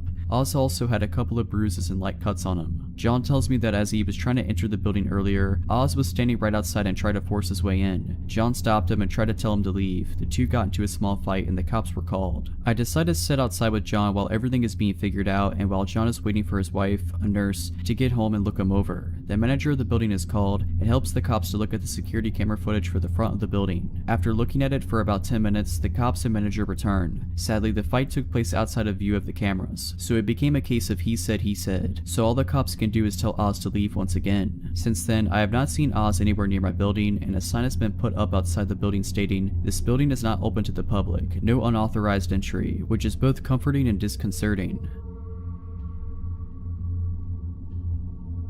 This event took place quite a few years ago, so unfortunately I don't remember everything that happened, but I remember nearly all of it. Anyways, this happened when I was around 4 to 5 years old and on Easter Sunday. My family always gathers at my grandmother's house to celebrate holidays, birthdays, etc. So as we do every holiday, my mother and I started our hour-long trip to her house. My mother prefers to live away from all the city commotion, which explains the long drive. We were probably around 20 minutes away from our destination when my mom noticed that we were a little low on gas, so we pulled into this old, almost rustic looking gas station with just a handful of customers inside. It was red and white with a few festive decorations outside and lots of Easter stickers on the two large glass windows that were on either side of the door. My mom, having taught me not to talk to strangers nor open the doors for anyone but her, trusted me enough to leave me in the car alone as she went inside briefly to pay for gas. She told me she would be right back before going into the gas station. It felt nice that day, so the windows in the car were down so we could feel the breeze while driving instead of the AC. While I was waiting on my mom, I remember adjusting the colorful paper clippings in my Easter basket next to me, then looking out of the backseat window. When I looked over, I saw a tall, older man, maybe around 30 or 40 years old, approaching my window. He crouched down slightly and looked at me. "Hi there, what's your name?" I remember him saying. At this moment, I remembered that I wasn't supposed to talk to strangers, so I told the man that my mom says I shouldn't speak to strangers. He then replied with, "Well, we could be friends then. My name's Charlie, and now that you know, I guess I'm not a stranger now, huh?" At the time, I thought he was right. In my mind, I thought, since a stranger is someone you don't know, this man wasn't a stranger anymore because I knew his name. The man and I had a short conversation that I don't quite remember. All I remember is him telling me that I had a nice Easter basket. At this point, I started to get a sick feeling in my stomach, but being a child, of course, I didn't know why. My mom then walked out of the gas station and noticed the man immediately and began approaching the car quickly, asking the man what he thinks he's doing. The man seems to panic and he pulls my door handle violently. He quickly realized that it was locked, thankfully, and proceeded to reach into my window and grab me by one of my wrists and attempt to pull me out. This obviously scared me a lot, causing me to panic and pull him against on instinct. This caused him to let go and take off running. My mom quickly ran to the car and I unlocked the doors. She grabbed me and pulled me into an almost painful bear hug, then inspecting me closely, repeatedly asking if I was okay. I ended up with a slight bruise/redness on my arm where he grabbed me, but other than that I was just shaken up.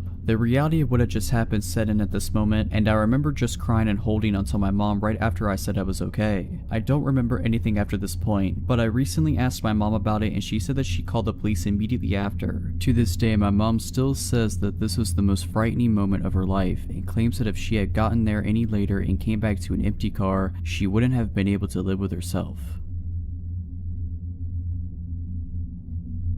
I am a female and now 23. This happened around the time that I was 15 years old. Around this time it was my sophomore year in high school, so little backstory to help understand the story I'm about to tell. I was involved in my high school color guard. We are a part of band except we don't play instruments. We would spin colorful flags. We also use rifles and sabers in our performances. Around this time it was the fall and we were practicing our show, doing a lot of reruns to try and perfect it before our usual competitions. Normally practice would start at 4 and end almost at 9. Side note, I didn't live close to my high school like most people that went there. The drive would take at least 15 minutes max. Walking from my house to school would take an hour and taking the bus would take 45 minutes. My brother at this time worked late hours and my parents didn't get off of work until midnight, so my next best choice was the bus. The neighborhood wasn't the worst, but it also wasn't safe to be walking home at night. So on this night, I was saying goodbye to my friends and not wanting to bug them for a ride, I walked to my bus stop. I had my cell phone and started scrolling through Facebook. I would occasionally glance up and look at my surroundings. I noticed a car slowing down in front of my bus stop, but it immediately signaled to make a turn to my left. I didn't think much about it since there are houses behind that bus stop.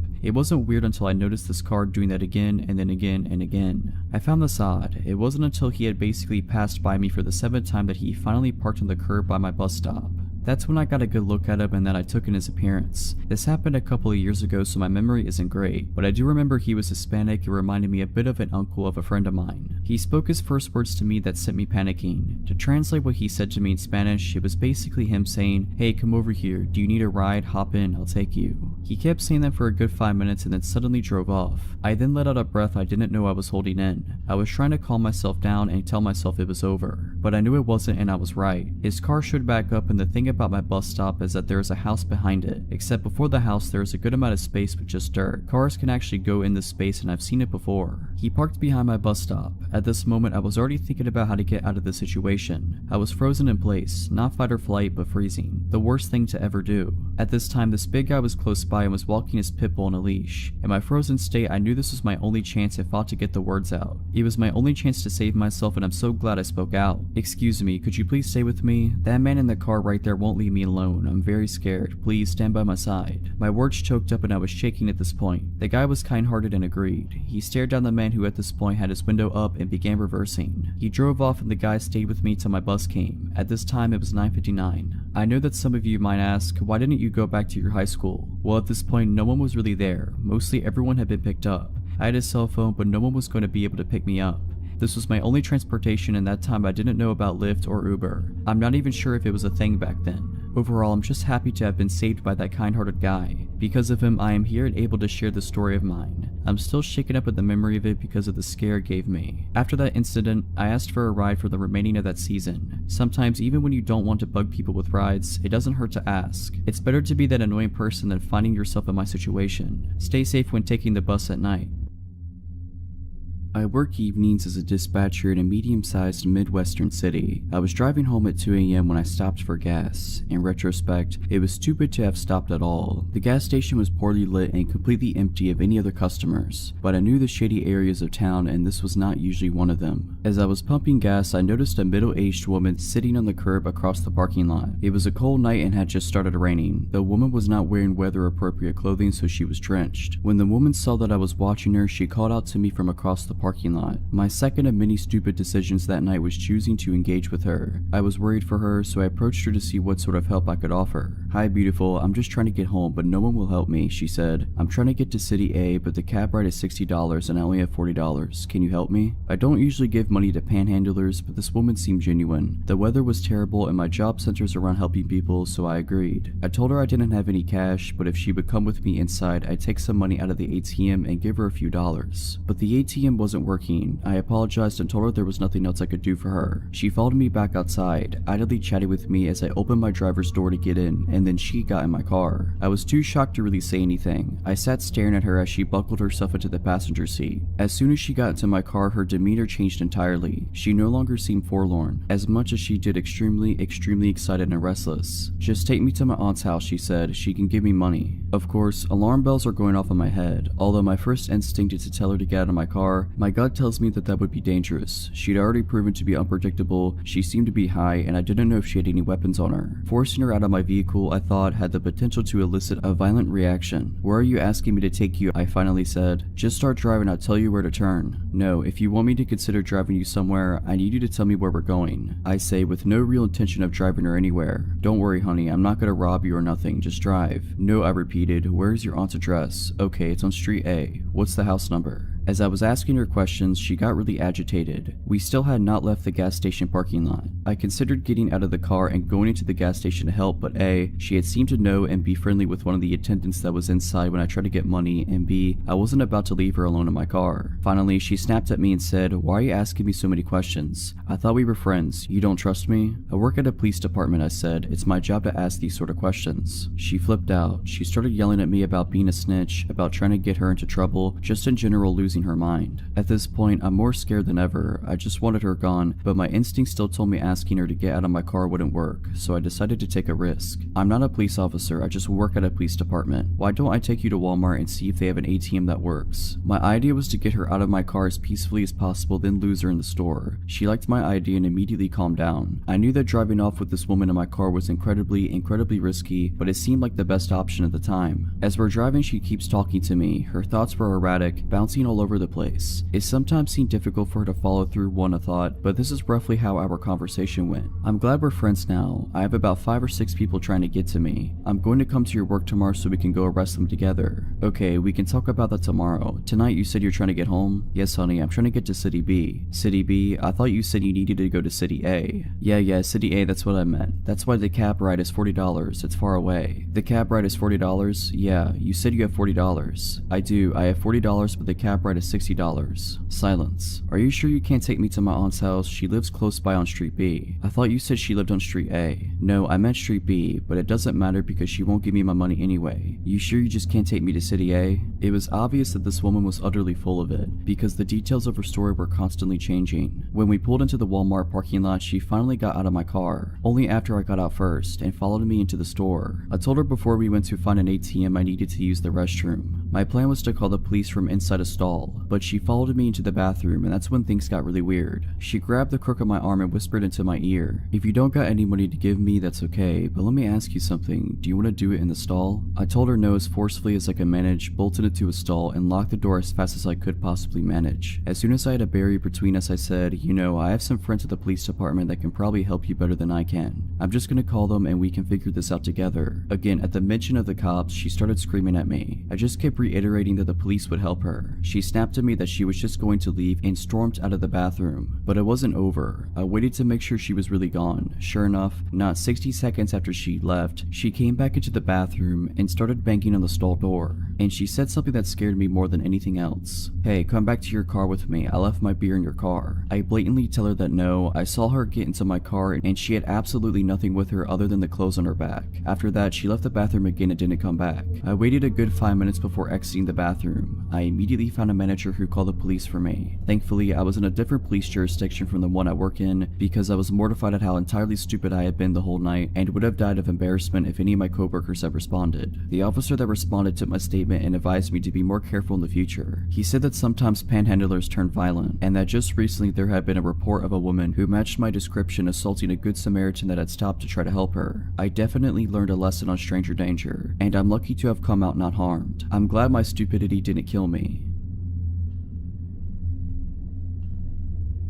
This happened a few years ago when I was around 20 or so. I was hanging out with my buddy Matt at my apartment, located in the downtown area of a medium-sized Midwestern city. We were drinking whiskey, watching comedies, playing tunes, etc. He mentions that he has a close friend, Emily, who used to live in my apartment building with her mother. She now lives across the street from me, and he thought it would be a swell idea if we met because apparently we are very similar and I was single at that point in my life. He rings her cell and tells her to come by my place. She arrived at my apartment and I instantly became fond of her. She was hilarious, very pretty, and a musician just like me. She was around 30 or 10 years older than me. My friend Matt was 35. I've always had friends that are much older for some reason. We played songs together and laughed hysterically for hours. Matt decided to go home, leaving us two alone. We chilled for a while longer, ended up making out, and I got all of her contact info before she told me she's going home and that we should meet up soon. Over the next few weeks, we developed a strong relationship, and we hang out almost daily. I would throw some pajamas on and walk across the street and we'd get wasted and watch movies. It was awesome. After arriving home from my 10-day trip to New York City, things got really weird. The day I returned, she asked if she could come over, so I unpacked my stuff and then told her to stop by. She rings the buzzer, takes the elevator 7 floors up to my apartment, and lets herself in. I was talking non-stop about all of the awesome things I did and people I met in New York City, and I could immediately tell she didn't want to hear any of it. She would change the subject every time I brought it up, and eventually she said, "Can you stop talking about New York? I really don't care." I was surprised to hear her speak like this. The Emily I had been getting to know was not like this. She was caring and passionate and an amazing person, so I thought. Fast forward to a few nights later. I had just gotten home from a working 12-hour shift and I collapsed in my bed, ready to pass out for the night. It's about 9 p.m. and I get a text from Emily that says, "Hey, what's up?" I don't feel much like replying at that moment. I am too exhausted and our last hangout was too weird for me to comprehend, so I am still trying to decide how to deal with that. I plug my phone into my charger, turn the lights off, and fall asleep. Bang bang bang. I wake up to somebody pounding on my door and screaming at the top of their lungs. Open the door, let me in now. My entire apartment reeks like cigarette smoke. I grab my phone from beside my bed, my heart beating a million miles per hour. 27 missed phone calls, a bunch of text messages, all from Emily. I scan through the text while she's still at the door screaming, trying to break my door down. The most recent text from her is a long one claiming I'm a bad person for not responding to her text earlier, and that she's coming over to beat me up. For not doing so, she still had a key to the building still from when she used to live there. I get out of bed and nearly having a panic attack and try to decide what my next move should be. Should I open the door and calm her? Should I call the police? Should I just ignore her? I decide to open the door. She begins wailing on me, swinging her arms trying to hit me. She was smoking a cigarette and there were 3 cigarette butts on the ground next to her. Smoking indoors was prohibited in my apartment building. She was very obviously on some sort of drug. She kept screaming at me, telling me how awful I am for not responding to her text message, slurring her speech and losing her balance. I was somehow able to calm her down and I took her to the roof of the apartment building, which had a pretty nice little enclosed picnic table area. We sat beside one another. She was quiet now finally. She kept asking me how I could be such a jerk and that I need to explain myself. The look in her eyes was pure evil as she spoke to me in a calm demeanor now. I said to her, Emily, I don't ever want to speak to you again after tonight. This whole scenario is absolutely insane. You need help. Let me walk you home. I take her home and return to my apartment to attempt sleeping, at which I do not succeed. A couple of days later, I return home from work and there is an envelope taped to my door. I open it and it's a handwritten letter from Emily apologizing and saying that I'm a beautiful human who doesn't deserve an evil person like her in their life. There was a literal candy bar attached to the envelope, one that I had never heard of that she always told me I needed to try. I never spoke to her again. From what Matt tells me, which, by the way, he always knew she was a problematic person, she's a heavy user of crack now and is working as a food runner in a restaurant nearby. This happened on Saturday. My girlfriend, Tess, my puppy, Jack, and I are all getting ready for a road trip.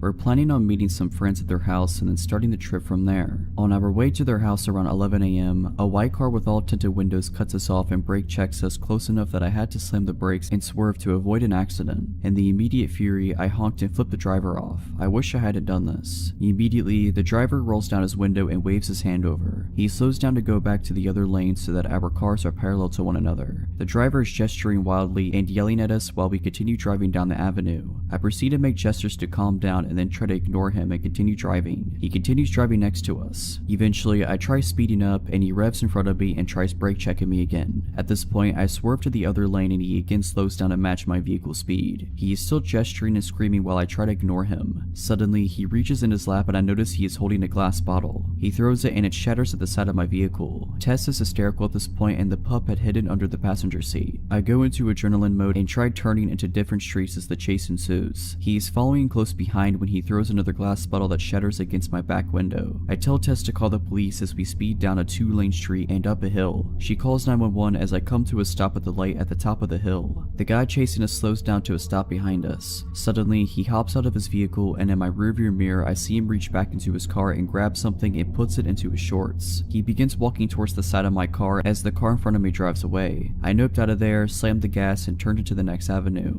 Within a minute, he has caught back up to us as I am now on speaker with 911 explaining the situation and giving them the details of his car and appearance. Tess is crying as we speed down a busy avenue, weaving in between cars at 20 above the speed limit. I'm updating the 911 lady with where we are and she tells me to drive to the station. At the next red light he yells out audibly, "Do we have a problem? Don't flip me off." I'm trying to gesture that we do not have any problem. He's still trying to get me to get out of the car. The light is still red and he again hops out of his vehicle. I again floor it through the red and he continues chasing as I make way toward the police station. We're now accelerating and brake checking each other as he tries to drive off the road. I make gestures that he should continue following, hoping to get him to the station. About a block from the police, we get stuck in a busy intersection. There are many cars around as he again walks up to my car. This time I'm boxed in and Tess is panicking. I'm looking for any escape options to no avail. The drivers around us notice and many put their windows up and lock their doors. He comes right up to my window, slaps it with his palm and asks one more time, "Is there a problem?" I again say no. The 911 lady tells me to not engage over the phone speaker. He says good. He gets back into his car and then speeds away. 20 minutes into this horrible car chase experience, we end up meeting with the cops and they say that there was nothing they could do, even though I updated them with more details of his direction and where he was last. We calmed down and then we continued our road trip.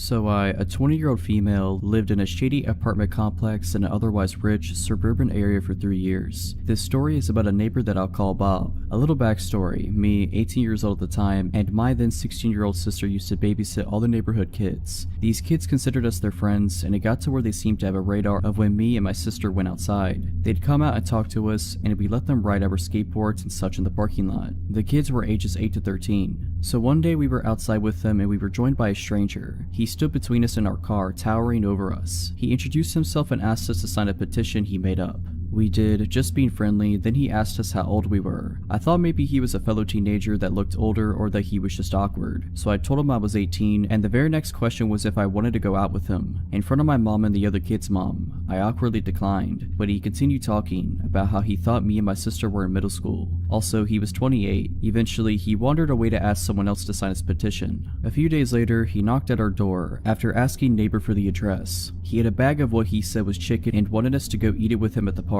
We declined because we both had schoolwork to do. He walked away and he was mumbling about how antisocial everyone was. Later, we look out our window and see him playing baseball with 2 girls. He kept physically moving their arms to different positions even though they shrugged away from him. Next day, one of the kids runs up to me. I'll call her Maddie. She's 8. She's got a new pair of Heelys and wanted help with them. I was holding her hand and guiding her along when Bob appears and says he can help better. Maddie says no, but he insists. He pushed me aside and reaches for Maddie, holding her tightly around the upper chest area. Her grandma was there too and flips out. He wanders away. The next day, Maddie's freaking out, saying Bob was just sitting on her porch when she left for school that morning. Her parents found out, and as they walked outside, he let himself in, and they said he went to their kitchen to make orange chicken. We later found out another neighbor had a similar story. Another time, we were helping a family move. They have a 2-year-old son. The garages are in a triangle shaped to the road, almost a roundabout. There's a flat patch of grass behind them. Well, here comes Bob to help us. He criticized the way we packed things and didn't help until our neighbor politely asked him to leave. Well, he left the garage, but instead of leaving, he asked the 2-year-old if he wanted to play. The kid said no, and it made him mad. He picked up the kid to play, and the kid slapped him. He asked the kid if he wanted to go behind the garages to play ball, so I go with him and guide the kid to his mom. The climax of the story is when me and my sister went on a walk with our 17-year-old friend and her other friend. Maddie found us and wanted to come along, so we are starting our walk when Bob comes out. He sees our friend and asks how old she is and how much she weighs because she's so skinny. He asks where we're going. My friend tells him we're going for ice cream on a girls trip. We didn't ask her to say that. He's like, "Oh man," and stomps away. We continue our walk, but halfway through we have a weird feeling. I look behind us and Bob is running towards us. He yells at us for hiding from him while also telling Maddie how pretty she is. An older neighbor sees this and asks him what's going on. He tells them that we're being mean and he needs to go write a song about us. He leaves, but we see him sitting at the park. Well, he saw us and again comes running. We stop and he asks which one of us is over 18. Maddie's dad is here at this point and tells him we aren't interested in him. He explodes, telling the dad to screw himself and that he's so rude. Maddie is crying, and the neighbor who saw us before came to check on us since he saw Bob running. Bob goes inside, muttering to himself. For weeks we don't see him. A single dad and his 5-year-old daughter move in, and we are introducing ourselves to them. My mom kind of tips him off that there's someone in their building who is a little off, especially around Maddie. The dad says he's seen someone like that giving kids candy at the pool when the kids looked uncomfortable. Well, here comes Bob, as if on cue. He immediately tells the girl in front of her dad that she looks like a movie star and that she's so pretty. He asks to play with her, but the dad says no and they go inside. Turns out they're next door neighbors. We still didn't see him much, but other neighbors were telling us stories about him. There's a woman who's alone most of the day with her 2 kids under 5 who told us he watches her when she goes to and from her car. Also, Maddie's parent continued to see him watching her. Then one day we're again babysitting and here he comes. Only this time he's swinging nunchucks. Maddie screams and hides in our car. Bob strolls over with his nunchucks and starts talking to us all casual. Then his head cranes to look into the car and he says, "Where's Maddie?" We told him she wasn't here and he walked away. By then, most of the kids were afraid to go outside when they saw him. He had a habit of wandering around the complex. We could tell by his height and lanky gait. A few times we'd see Bob with his dad. Those times, neither of them glanced at us. Then one day he just stopped showing up. We'd see his dad and brother come in and out all the time, but never him. We only saw him again a year later, and it was only for one day near Christmas, and then he disappeared again. So I don't know what happened to him, but it was just one of our weird experiences with neighbors in the 3 years living there.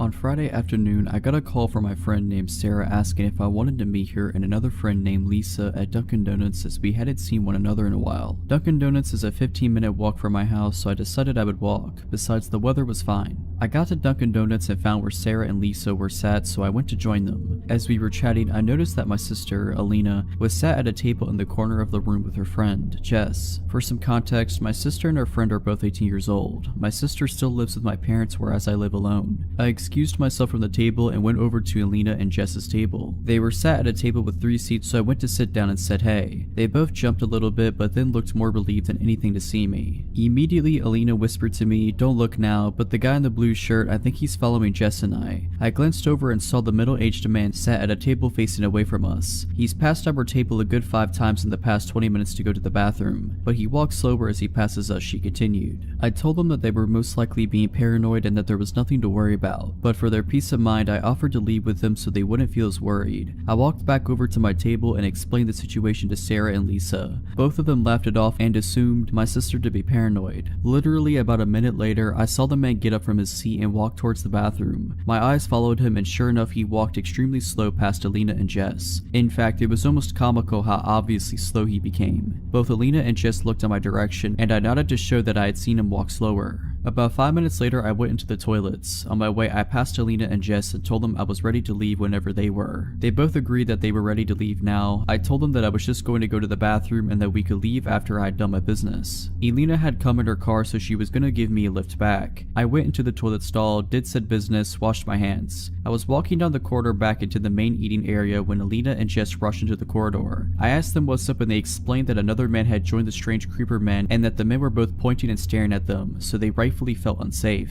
We walked back into the eating area. I put my money on our table and explained to Lisa and Sarah that I was taking off and I would explain what was going on when I got home. We all got into Alina's car and left the creeps in the car's rearview mirror. After a 2-minute drive, we reached my house. Just then I remembered that I had been meaning to return something I had borrowed from my mother, so I asked if Alina could drive me to my parents' house as she was going there anyway. I jumped at the car to get what I needed when my phone rang. It was Alina. She explained that a car had driven past and had pulled into a driveway. She said the driver of the vehicle was the creep from Dunkin' Donuts. I looked out of my window and sure enough, there was a car which didn't belong to the owner of the house parked on their driveway. I got the girls into my house and locked the door. I instructed Alina to take a photo of the car and its license plate, and I told Jess to call 911 as she gave the operator more information than what I could. Alina took the photos and we sort of gathered around Jess as she was speaking to the operator. She had finished telling the story and I heard the operator assure us that the police would be at my house soon. A few minutes passed and there was a loud knock at the front door followed by a loud voice shouting, "It's the police." We all did a sigh of relief as I went to open the door. Jess told the operator that the police were here and she hung up. I was in the process of unlocking the door when I thought to look through the spy hole at the top of the door. I peered through and it wasn't a police officer, it was the same guy. I froze in fear and I didn't know what to say. We didn't call the police. I managed to shout back to the man through the door. Alina and Jess were both confused as to why I said this. "We had a call, sir." The man shouted back, "You have the wrong address." I yelled back and informed the girls that it was the creep at the door and not a police officer. Both were rightfully shocked and extremely scared, as was I. I was about to tell Jess to call the police again until I heard the sirens. "Sir, you have to let me in." The man shouted again. This time I didn't answer. He was pounding on the door. His commands for me to let him in turned into begging and pleading. I heard the police car pull up and some commotion outside. An actual police officer knocked on the door and I let him in. Yes, I checked the spy hole first. The police officers took the man into custody while another police officer took Alina and Jess into the dining room for some brief questioning. I called my parents and Jess called hers. Both were here extremely quickly once we told them what had happened. The man was found with a kitchen knife on his person and some other weapons in his car. Who knows what could have happened if I hadn't looked through the spy hole first. Both my sister and her friend are fine, just shaken up after the whole incident. Back when I was 17 or 19, I worked at a small local bakery. There were less than 15 employees spread across all the night and day shifts, so we only had a few people working during the day. One of these people was Dave, the delivery driver. Dave immediately gave me an off vibe. He was in his mid-50s and way too friendly to a teenage girl. But the boss told me straight up that yes, he could be annoying, but no one worked harder than he did, so just ignore his antics. When I signed the paperwork, they never asked me to submit to a background check. In hindsight, that should have been red flag number 2. Over the course of the year or so that I worked with Dave, I tried very hard to ignore him. He was rarely outright creepy, but he was always just a bit too friendly. He would stick around long after his shift was over to talk to me and the other pastry chef on shift. He always wanted to lick the bowl after I made Rice Krispie treats. He would always stand in front of the racks of equipment or ingredients, just enough that sometimes my hand would brush him while reaching for something. He always stood just a little too close. He was constantly asking me about my life, what I liked, what I did for fun, if I had a boyfriend. Almost daily, he would tell me how a nice girl like me should have a boyfriend, how maybe a boyfriend would be good for me. I let this slide because sometimes older people can say things that were meant differently in their time. Then it was concert invites. Every other week he had tickets to one concert or another. Once he figured out my genre of music, it was almost exclusively tickets to bands I desperately wanted to see. But I also knew I should not go anywhere with him. I don't like to associate with coworkers outside of work anyway, and I had seen way too many red flags about Dave to trust him for even a second. My birthday came. He brought me a t-shirt. It was 2 sizes too small. He told me to try it on. I said no. He told me to try it on after work and text him a photo. He gave me his number. He asked for mine. I said no. He asked for the other pastry chef for my number. She had my back and refused as well. He also brought me 2 tickets to a band I'd been wanting to see. VIP section, 21+year-old only. He said he could get me in, but I had to go with him and him alone. I refused. He told me he could get me booze. I declined. For months and months this continued. I brought it up to one of my bosses, but they laughed it off as classic Dave. When he wanted a hug on his birthday and hugged me without my consent. That's Dave for you. Offering to get me booze or pot? Ah, Dave, you scamp. When he pulled up his shirt and showed me his abdominal scar from a snowboarding accident, well, that's just Dave. No respect for boundaries, but a good worker. I seriously considered having one of my male friends come in under the guise of being my boyfriend just to placate Dave. I was repulsed by him, but he hadn't really done anything to classify himself as a predator. Besides asking for my number, he had never tried to harass me outside of work hours. And besides the odd hug or two that I was too afraid/shy to refuse, he hadn't gotten super physical. Then one day, Dave was gone. His name disappeared from the employee roster. My boss asked to see me in the office. She informed me that Dave was no longer employed at their business. Dave had been fired. Dave was fired because Dave was a convicted offender. Davey here had 2 counts of assault and 1 count of kidnapping a minor from the mid-90s, about the time I was born actually. They had never background checked him, and when they contacted a friend at the police department, they found out that Dave had been lying on lots of paperwork, hiding the fact that he was a convicted felon and not notifying anyone when he moved. Once they brought this information to the police department's attention, they had a few more charges to add. They found out because apparently he had been stalking and harassing one of the clients he delivered to, showing up at her home when he should not have known where she lived. After his termination, Dave showed up to work one day. He had a weapon, but I never found out what he had. They told him to leave or the police would be called. He ended up leaving in handcuffs. I am so thankful I wasn't there that day. Another little tidbit, the police officer my bosses knew had been in the PD for a while and knew one of the officers who had arrested Dave in the 90s. That abdominal scar was from a run-in with the cops and he got injured trying to climb over a fence. That was a few years ago, but sometimes I still think about how badly things could have gotten had I gone to even one of those concerts with him. This happened when I was a bartender about 4 years ago, but I think about it often and has changed the way I operate throughout life.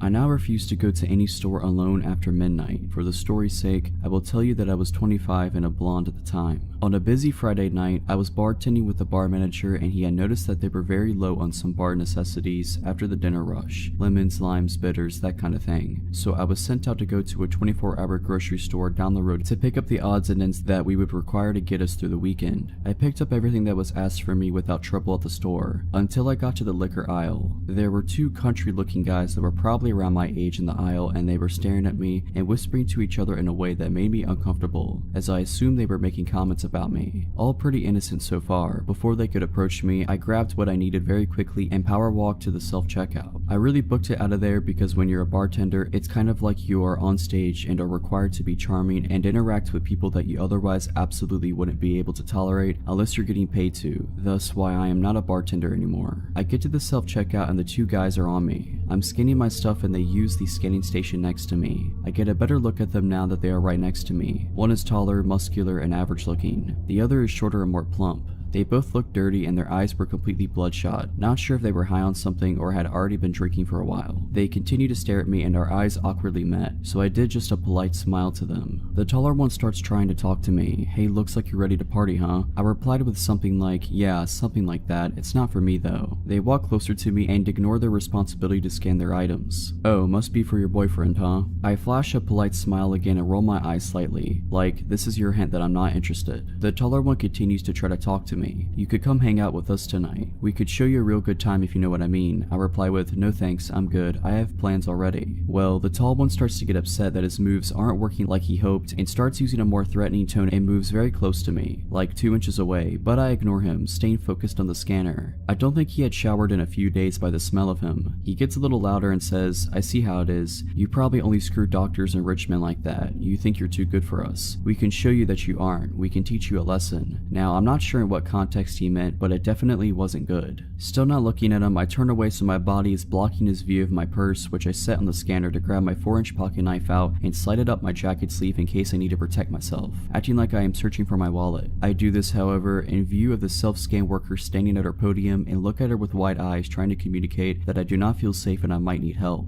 I turn back to the machine and slide my credit card to pay, while the creepy and hostile guys are practically standing on top of me. The machine malfunctions and starts beeping. The lady worker comes over immediately, and the guys standing next to me change their expressions from, I am planning to torture you for a couple of days and toss your body in a creek, to, just your friendly good old country boys making polite conversation over here. They actually try to act like I knew them and we were friends so the worker wouldn't be alerted to their ill intentions. They tried joking with the worker saying I was stealing something, and that's why the machine went off. The worker was definitely not buying it. She was a 6+ foot tall woman with some muscle on her, by the way. I wouldn't mess with her on my best day. Anyways, she presses a few buttons on the screen, shooting the guys a very unimpressed look when they were trying to act charming, and cancels the order completely. She turns to me and says, I am sorry for the inconvenience, ma'am. This machine seems to not be working correctly. Why don't you gather your things and I will bring you up at an actual register. She puts her hand on my back and gives me a wide-eyed look, like I gave her a minute earlier, letting me know that she sees I am in danger. I pick up my things to follow her to a register that is near the security office. The guys linger around the self-scan, still glaring at me, and eventually complete their purchase, but stand at the exit assuming they are waiting for me. I felt like I would be walking to my death if I made my exit in that moment. The worker keeps a close eye on the guys and scans my items. As she's scanning, she tells me that there wasn't really anything wrong with the machine I was using. It just misread my credit card. She said, I had a bad feeling about those guys from the moment they walked in, and I then saw them getting aggressive towards you. I already rang security to be ready to walk out to the parking lot and make sure you left safely when you were ready to leave. Then I saw you take that knife out and put it up your sleeve, getting ready to protect yourself. As much as I'd like to see you show them they picked the wrong chick to mess with, I'm glad I was able to pull you aside and make sure you are safe.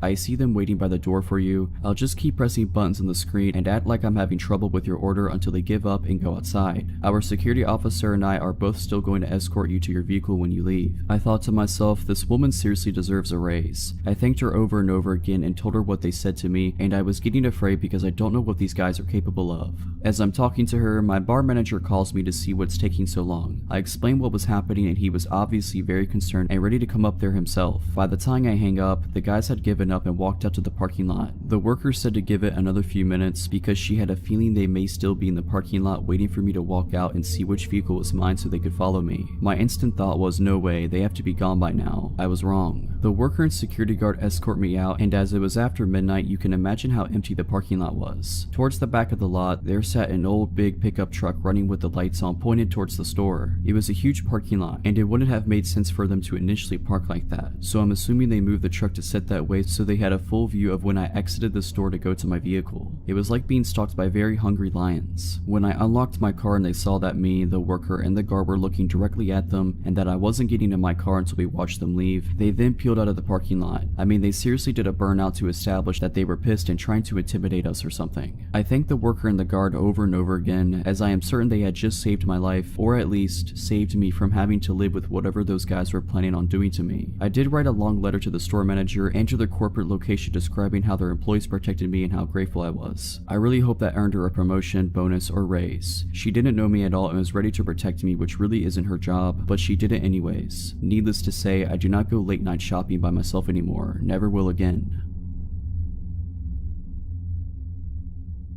This is my brother's girlfriend's story. She doesn't have a Reddit account, but I've told her about this subreddit and she wanted to share her story because it's creepy but also a good lesson to learn from. I go to a school in a big city that is one of the least safe cities in the US. I chose this school for nursing and definitely not for the location. I live in a row house off the campus with 4 other girls. Cheaper and nicer than dorms, or so we thought. I guess you get what you pay for. We're all sophomores in college. As you would guess, we go out and drink, come back to do things we don't remember. We had had just started our rent in August, 3 floors plus a basement which was padlocked by the owners. Understandable, we would definitely have parties down there to avoid immediate cleanup. The house was great, amazing location to the school and work. I am a CNA who works odd hours, important for later. It was not expensive and in good condition. I had never lived with that many people before, just one roommate, so before we definitely knew if one of us had misplaced or changed something. I started to notice my snacks were either half gone or completely gone. I was getting annoyed, but a house with many people, it's too much work to go and figure out who ate what, so I ignored it. Slowly, we started making comments about someone eating our food but passive aggressively. We all just let it go because none of us want a whole house fight. I work until about 11 in the NICU. I get home at about 11:30 mostly on weeknights. I started to notice pants left out or snack wrappers around. I thought it was odd cause none of my roommates had done that before, but just thought, oh, they probably drank a bottle of wine then went to bed and forgot all about this. Again, my roommates started making comments. This time we started to ask because it was getting annoying that all of our food would disappear and things being left out. I knew it was one of them, but no one wants to admit that they ate someone else's snacks in college. We chalked it up to the girl who always smokes and eats her weight in food. She swore it wasn't her. This went on for about 2 months. It got more obvious that someone was clearly taking everyone's food. It definitely had to be the girl that always smokes. I see her eat her whole snack pantry in a night. Come to find out it was not her. One night at work, I was about to get off, but a situation happened and I ended up leaving about 12:30. I took the bus home. I got home and was about to collapse. I wanted to go to bed ASAP. I walked in the front door and the stairs are directly in front of you. You can also see down the side into the kitchen. I walked in and saw someone in the kitchen but was way too tired to say hi. I thought it could end in like a 30-minute conversation about nothing, so I went straight upstairs. When I got to the second floor, I noticed all of my roommates' doors were closed, which always means they're either all in their room for the night or asleep. I got a weird feeling, just something that made it click. I texted our house group chat asking if anyone was in the kitchen. I felt stupid for even asking. 2 responded no, and they said the other 2 had been asleep.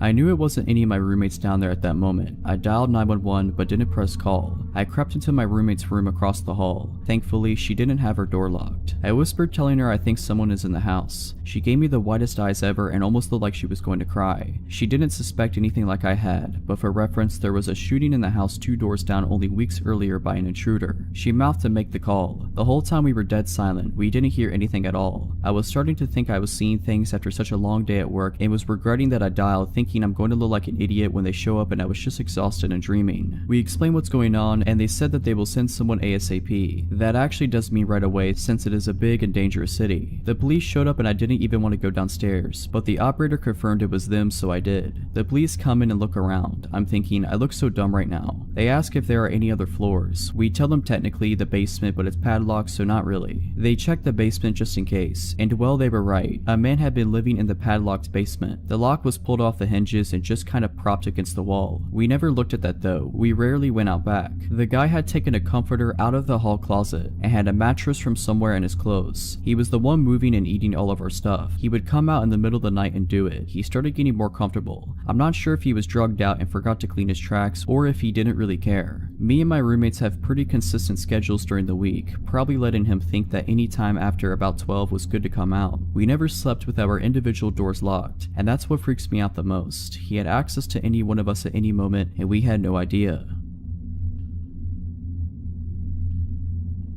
A little backstory. When I was 19, I lived with my mom in a ranch-style house on a road that backed up to a large field. On the other side was the main highway. About a half mile down from me was a loony farmer, and about a mile on the other side of me was pretty much a drug house. I guess someone used to live there, but it was run down. I will say that they were pretty quiet. Other than those 2 houses, we were isolated. At the time, I was working full-time and going to school full-time. One of my classes ended at 10:30 p.m. I often wouldn't get home that day of the week until about 11:15ish. I was driving home one night and I noticed some guy walking down the road. He had a yellow shirt and track pants. I remember his outfit because it was weird. It wasn't weird to see people walking down my road because of the whole drug house thing, but I instinctively looked over at him when I drove past. He turned and smiled and waved, which freaked me out. So I speed the half mile home and pull into the driveway, weirded out. I made sure all the doors and windows were secure and then sat on the couch to be a paranoid freak and wait to make sure the dude walked past my house. Except he didn't, and there was another guy with him, dressed in darker clothes. They actually walked up my driveway and started playing around with my car, testing the handles and stuff. In my hurry, I forgot to grab my phone from my car, so I was kind of worried that's what they were after until the guy in yellow started approaching my door. I'm freaking out, so I go and wake my mom up. She's bleary and I'm trying to explain the situation when we both hear the doorknob turn very slowly. Good thing it was deadbolted. She got out of bed, walked to the door, and then Yellow's shirt knocked. I perched up on the couch so I could get a good look at him and his friend, still in the driveway. The porch light was on because of the sensor. Yeah, my mom said, "You dropped your wallet." I told my mom that I had my wallet, it was in my purse. So she calmly told him that she had her wallet and it was too late to be knocking on people's doors. I remember perfectly what he said next, even though this was about 6 years ago. "Okay, I'm not a bad guy, just so you know." We were all pretty still. No one moved, not even the guy at the door. Not even when the porch light went off. Then he tried the handle again. My mom told me to call the cops so she could get the gun, and I told her I didn't have my phone. So she walked to the kitchen to grab hers from the charger. She handed me the phone and walked to the bathroom. I stared out of the window into the backyard. Then she went to her room to grab her Ruger. I was talking to the cops and explaining the situation, all while watching the two guys, explaining that they were two suspicious guys at our door when my mom came back out and said, "One in our backyard too," which explained why she had looked out the bathroom window. She glimpsed him from the kitchen and went to get a more discreet look.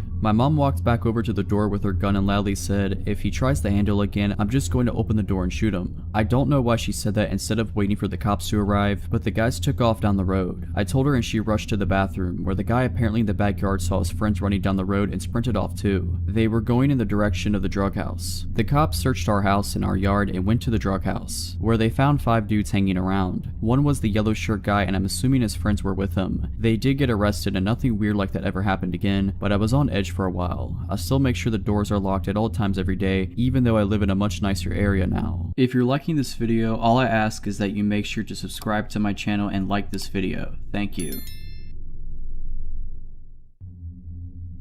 My fiance and I threw a dinner party one time to celebrate his mom completing chemo. I hired a caterer. We were expecting 25 friends and family, so it was more than the kitchenette of our single-story ranch house could handle. We'd also only just moved in, so didn't have a lot of cooking staples. The caterer said he'd bring everything 75% done, but he needed to finish off some dishes in our kitchen. I told him that was fine as long as he was finished by 5, because the kitchen is centrally located and we'd prefer everyone be finished before the guests arrive due to the intimate nature of the occasion. He said that would be fine. He arrives as scheduled at 12 p.m. We gave him until 5 and the guests aren't even arriving until 6, so it's plenty of time. He smelled bad. It was more than a sweat smell though. It smelled like a sun-baked diaper, and that made me uneasy because he was going to be preparing food for sick, prior, and young kids. I just made sure he washed his hands and then left him to his own devices, worrying I was being presumptuous. Throughout the entire process, he keeps pulling me aside to ask me questions and have me taste things. I was super busy because my husband had to work during the day and pick up the surprise guest right after, so setting up the deck, decorating, putting together the slideshow equipment, coordinating the surprise guest, we flew in her sister and I had to make sure she got an Uber at the airport and her hotel had worked out, etc., and just a million other little details. So every 10 minutes being asked things like, "Do you prefer this with paprika or without? With this, fine, whatever you think. Taste it to be sure," was getting old. When he was still there at 5:45, after 2 gentle reminders, I flat out told him I needed him completely out by 6 no matter what. He apologized and said there had been a delay because our oven wouldn't stay up to temperature. I never had a problem with our oven, but I figured he's the professional, maybe it was a subtle problem. A little before 6 rolls around, a few of our friends start trickling in. I decide to tell him whatever's done is done and whatever isn't he should just put in the fridge, but he's nowhere to be found. I go out on the deck to ask my friends if they'd seen him and he's out there, alcoholic beverage in hand, out of his chef whites and now in a t-shirt and jeans, mingling with my friends. I walked out just in time for him to introduce himself to my cousin-in-law as a good friend of mine. Nope, too weird for me. I met him in person for the first time barely 6 hours ago. I told him he needed to leave, now. So he goes inside and gets his bag and makes a beeline for my bedroom. I'm taken aback. I say, "Excuse me, where are you going?" And he says, "To change." So first of all, we have a guest bathroom clearly visible. Second, why can't he wear a t-shirt and jeans home? I tell him I'm not comfortable with him going to my room, but he insisted to only be a second and goes in and shuts and locks the door. I couldn't even get a word out before he went in and I felt helpless. I was going outside to ask one of my friends to help me usher him out, but at that point my fiance got there with my aunt-in-law. I had to explain the situation to him, nearly in tears at this point, and he was like, "What? He went in the bedroom? Why?" So he pounded on the door, and the caterer came out, still in a t-shirt and jeans, and my fiance said, "You shouldn't be in there, you need to leave." And the caterer said, "Excuse me, but this is not your house. It is not up to you to decide." And my 6'4", 260-pound fiance tells him, yes, actually, it is his house, and puts a hand on his back and guides him to the door. The caterer says, "I thought thought she lived here, referencing me, and he says, yes, my fiance lives here with me, and the caterer goes nuts. He turns to me and screams, you lied to me. I have no clue what he's talking about. He starts yelling about how I led him on and calling me more names. I don't know who he thought the man in the pictures with me around the house was. So my fiance says, oh no, you won't talk that way in my house. Find the door. And the caterer goes in the kitchen and starts throwing the trays of food out of the refrigerator and onto the floor. At that point, my fiance realized two of his brothers, both currently offensive linemen at the college level, had come in and were on the deck. He signaled to them and they came inside, and he basically said, this guy's harassing my fiance. They helped my fiance out. The party then went on as planned, but I insisted we just order pizza and throw out all the food he made. My fiance and friends kept saying, isn't that a bit much, but I was insistent. We went out late drinking with his brothers and got home around 3:30 a.m. and passed out in our room. At around 5 a.m., I was woken up to the sound of the door opening. I figure either we forgot to lock the door in our drunken stupor and it blew open, or one of his family forgot their keys or something in the house and didn't want to wake us. His parents and his local brother have a key, but his parents never ever let themselves in when they know we're home. And his brother had even more than we did and was definitely not awake and driving around at 5 a.m. It wasn't nearly windy enough for the door to have blown open. It had been tranquil all night. So I wake up my fiance and whisper, someone just came in the house. And he said the same thing. Probably my brother left his wallet or something. I figure I'm being paranoid and try to put it to rest when I hear a loud crash sound. With that, my fiance was up and on his feet in one movement. He told me to lock myself in the closet and call 911 while he went and looked around. As I was pulling out my phone, we hear in that distinct accent, hello, and I realize it's just this insane caterer. I'm not worried about this caterer physically overpowering my fiance, or me for that matter, so I charge right out there. The caterer is shirtless and clearly on something. He's taking the pictures that are of just me off the wall and holding several in his arms already. He lunges toward me when he sees me. My fiance gets between me and him and I call 911. My fiance tells him cops have been called and it is in his best interest to get off the property. The caterer says, no, I have to make sure your fiance is okay. And I say, what? Why wouldn't I be okay? And my fiance rightfully says not to engage with him and feed into it. My fiance stays between me and him while I climb out a window. He watches as the caterer throws photos of us on the floor. My fiance didn't want to subdue or touch him in any way, so the caterer couldn't make any assault claims. He's begun to destroy our kitchen at this point, and when the cops come in, he has a butcher knife.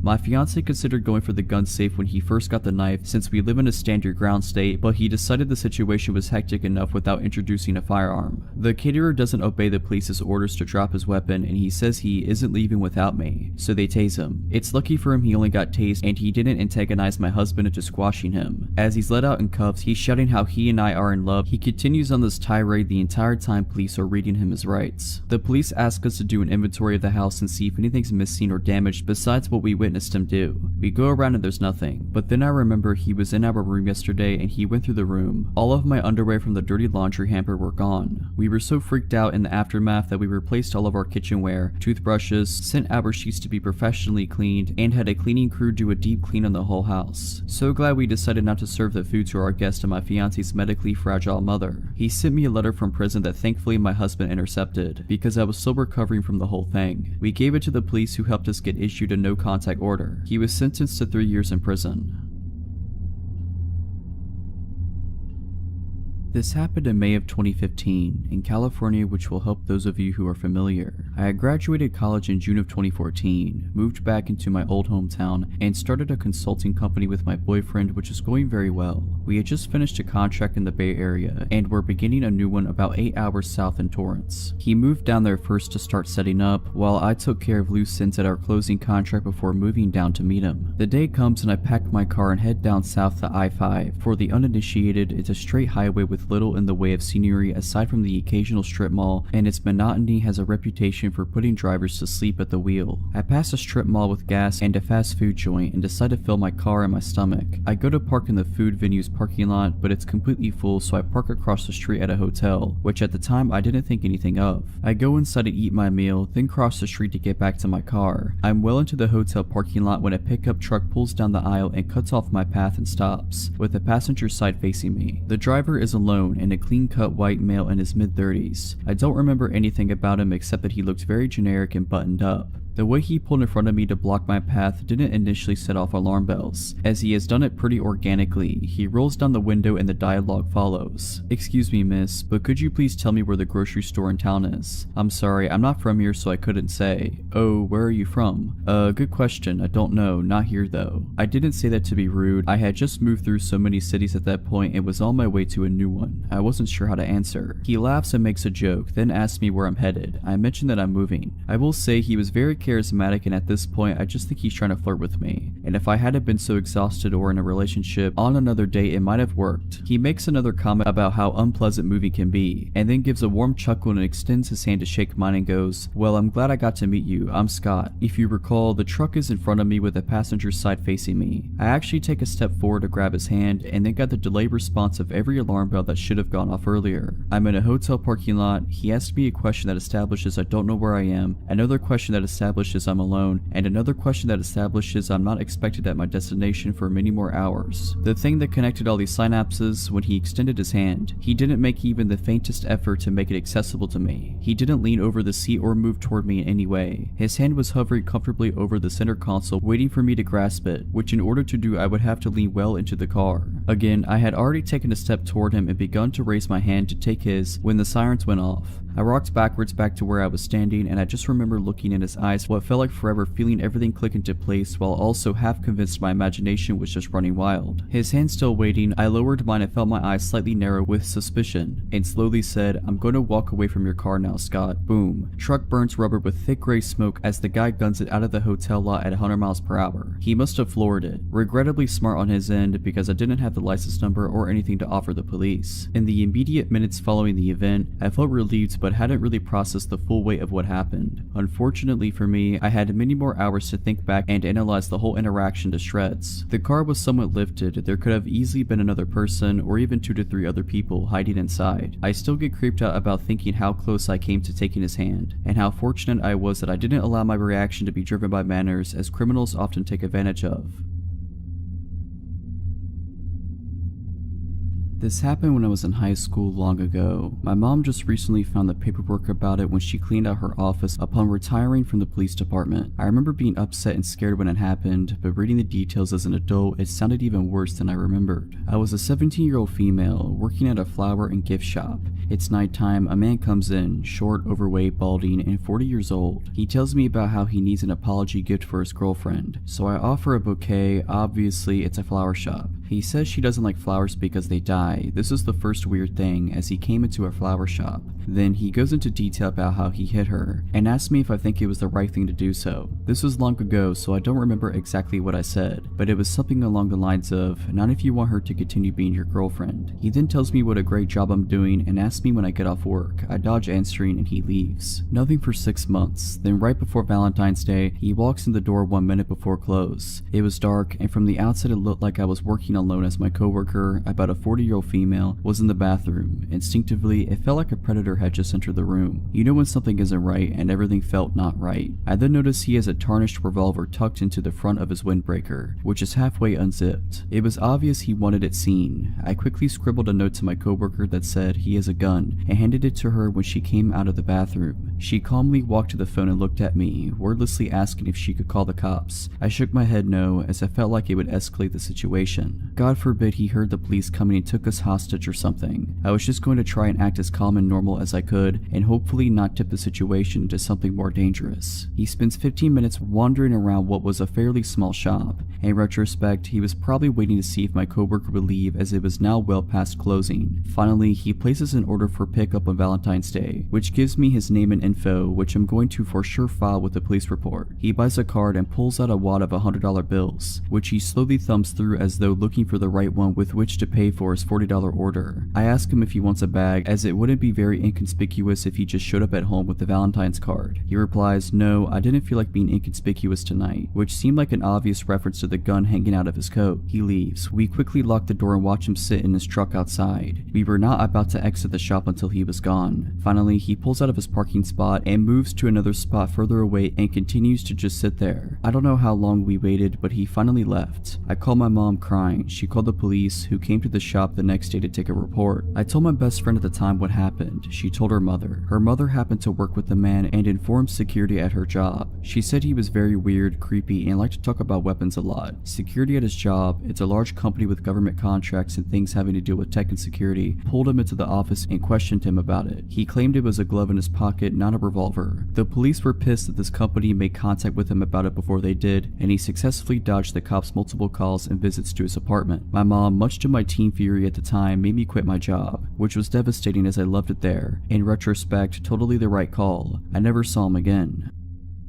Some backstory before I begin. These events started when I was in 2nd or 3rd grade, 2002 to 2003-ish, and ended during the fall of 2015. I'm a 21-year-old female living in Canada. The RCMP are involved in the story, which stands for Royal Canadian Mounted Police. When I was in elementary school, I was friends with a girl named Jessica. We had a group of 5 or 6 girls that we always played with. Jessica's parents were divorced, and I often went over to her dad's house after school because they had a trampoline and a slide. Her dad was a totally normal dude. His name was Richard and he held a job as a pilot, which is definitely a job that requires mental stability. Jessica came over to my house as well, and her dad would always come pick her up after the play date, so he was familiar with where I lived. And I think 2nd or 3rd grade, Jessica moved away to live with her mom. I didn't fully understand what was going on as a child, and I still don't know what happened, but something had gone wrong with her father. We didn't hear much from Jessica, but around her birthday the following year, Richard invited our group of girls over for a surprise birthday party. We arrived at the party and we were waiting for Jessica so we could surprise her, but Jessica never showed up. We were just hanging out with her dad for a while. As a child, this didn't seem as weird as it does to me now. When our parents picked us up, we obviously told them what happened, and we didn't hang out with Jessica or Richard again. After that, some of the girls started receiving presents from Richard at their homes. I never received them, but my mother told me about it years later. The presents usually consisted of cheap jewelry and notes. I have no idea what the notes said, but I'm not sure if I want to. After this, Richard goes away. My mom later told me he was in a mental institution. Years go by, I completely forget about the whole situation. Then, in the winter of 2013, I was out of town for a cheer competition. I was scrolling through Facebook one night when all of a sudden a new group chat popped up with 5 girls from my elementary school. I had not kept in touch with any of them, so this was weird. The chat was about how they had received messages from Richard on Facebook. I checked the other folder of my Facebook messages, and sure enough, I had some too. I had a variety of messages that did not make a lot of sense, including some strange poems. Many of the messages were descriptions of dreams he had about me, though some of them were nonsense. Others were understandable enough to come across as violently threatening. I don't feel comfortable sharing some of the more explicit messages, but here are a couple of the shorter and less scary messages. Hi little girl from not long ago, pristine of pristineness, I want you, I want you, I want you. We're gonna have planets to go to someday provided you don't melt them first. I'm so proud of you, stay happy, and I haven't found a way to keep you all off my mind. I clicked on Richard's Facebook profile and his whole profile was dedicated to his 5 girls. He didn't have any friends added, so clearly nobody had seen it. Unfortunately, we didn't have very good security settings on Facebook. He had saved dozens of photos of us and then reposted them with nonsensical and inappropriate captions. The captions ranged from essays about his love for us to a one-sentence caption that simply said, "She is so ugly." Here are some of the shorter photo captions. Emily, hopefully and not too soon I'm gonna find out your address and I'm gonna show up as a man that knocks on your front doorstep and bite your bottom lip off before you can say a word. Kiara, because of my initial euphoria, turns it to suck and depression when I realize that there is nothing I can do about anything beside you because you're inside me and I can't get you out of my mind. I love you so much. Melissa, can I paint your picture? I want to lift you around to see how heavy you are and we'll go for a drive on Hollywood Drive with the windows rolled down so we can get a crystal clear view. We were all freshly 18 at the time and didn't know what to do, so our moms contacted the RCMP. They told us not to block Richard on Facebook, but not to reply as the messages could be used as evidence. He continued to send us messages every single day, and we shared the screenshots with each other in the group chat and sent them off to the RCMP. He had several different Facebook accounts that were all variations of his name, along with one randomly named Esteban. One of the girls got in touch with Jessica to find out if she still had contact with her father. She only saw him on supervised visits every once in a while. She was very embarrassed and apologized a lot. She was a super sweet girl and obviously none of us were upset at her in any way. Eventually, Richard was charged with 5 counts of criminal harassment. He pled guilty and went to jail for around 5 months. When he got out, there was still a no contact order in place, meaning that he could not contact any of us girls or come within a certain radius of our homes. He was not allowed to use the internet either. I'm not sure how all of this works, but this is what the constable handling the case told me. However, not surprisingly, he started contacting us on Facebook again. He went back to jail for breaching his probation. It was the summer of 2015 and he got out again. I started receiving more messages. I immediately wrote on the group chat to see if the other girls had gotten anything. They hadn't. It was just me. I immediately contacted the police. It seems they had forgotten to include my name on the no contact order. He knew not to contact the other girls, but thought it was still safe for him to contact me. This time things got worse. I had just started working at a new job, and being the idiot that I am, I had my workplace public on my Facebook profile. One day I came into work and there was a package waiting for me. I was obviously confused because I would never order something to be delivered to my work. I opened it up with my managers and there was weed inside along with a disc with encryption software on it. He had mailed me weed to my work. I knew immediately that this was him, and awkwardly explained the situation to my managers who thought it was hilarious. The security in my office tower was alerted and given a photo of him. They began walking me to my bus stop after my shifts. It was scary knowing that he knew where I worked. At this point, I hadn't seen Richard in years, but it was clear that he was mentally unwell. I had absolutely no idea what he was capable of or what his motives were. The RCMP did not seem to take this case very seriously, and they moved very slowly, passing the case around to various officers. Meanwhile, I was terrified. I could hardly walk down my street at night without freaking out. Every time somebody knocked on my door while I was home alone, I would drop whatever I was doing and hide under the kitchen counters. I had not moved since I was a child, so it was very possible that he remembered where I lived. The packages kept coming. I received more weed in several different forms, including cookies, what appeared to be cocaine, and a key to his apartment along with some miscellaneous items. I opened all the packages at the police station. One of the packages included a USB stick with a bunch of audio recordings on them, but I decided it was better for me not to listen to them. The return of the packages was to a random PO box in another city that did not belong to Richard, and no fingerprints were found on the packages. During all of this, the Facebook messages remained constant. Luckily, in one of the messages he informed me that he had sent me drugs and the key along with his home address. This confirmed that the packages were from him. He was charged again. I received a subpoena in the mail to appear as a witness in court. However, he once again pled guilty and I never got to go to court. I was actually a bit disappointed as I thought seeing him in person would provide me with some sort of closure. He is still locked up somewhere as I am writing this, but I still get scared walking at night or when somebody knocks on the door. The police provided me zero information on where he was being held or when he would be released. I feel like I am just waiting for the day that he will contact me again. I just hope that he never does.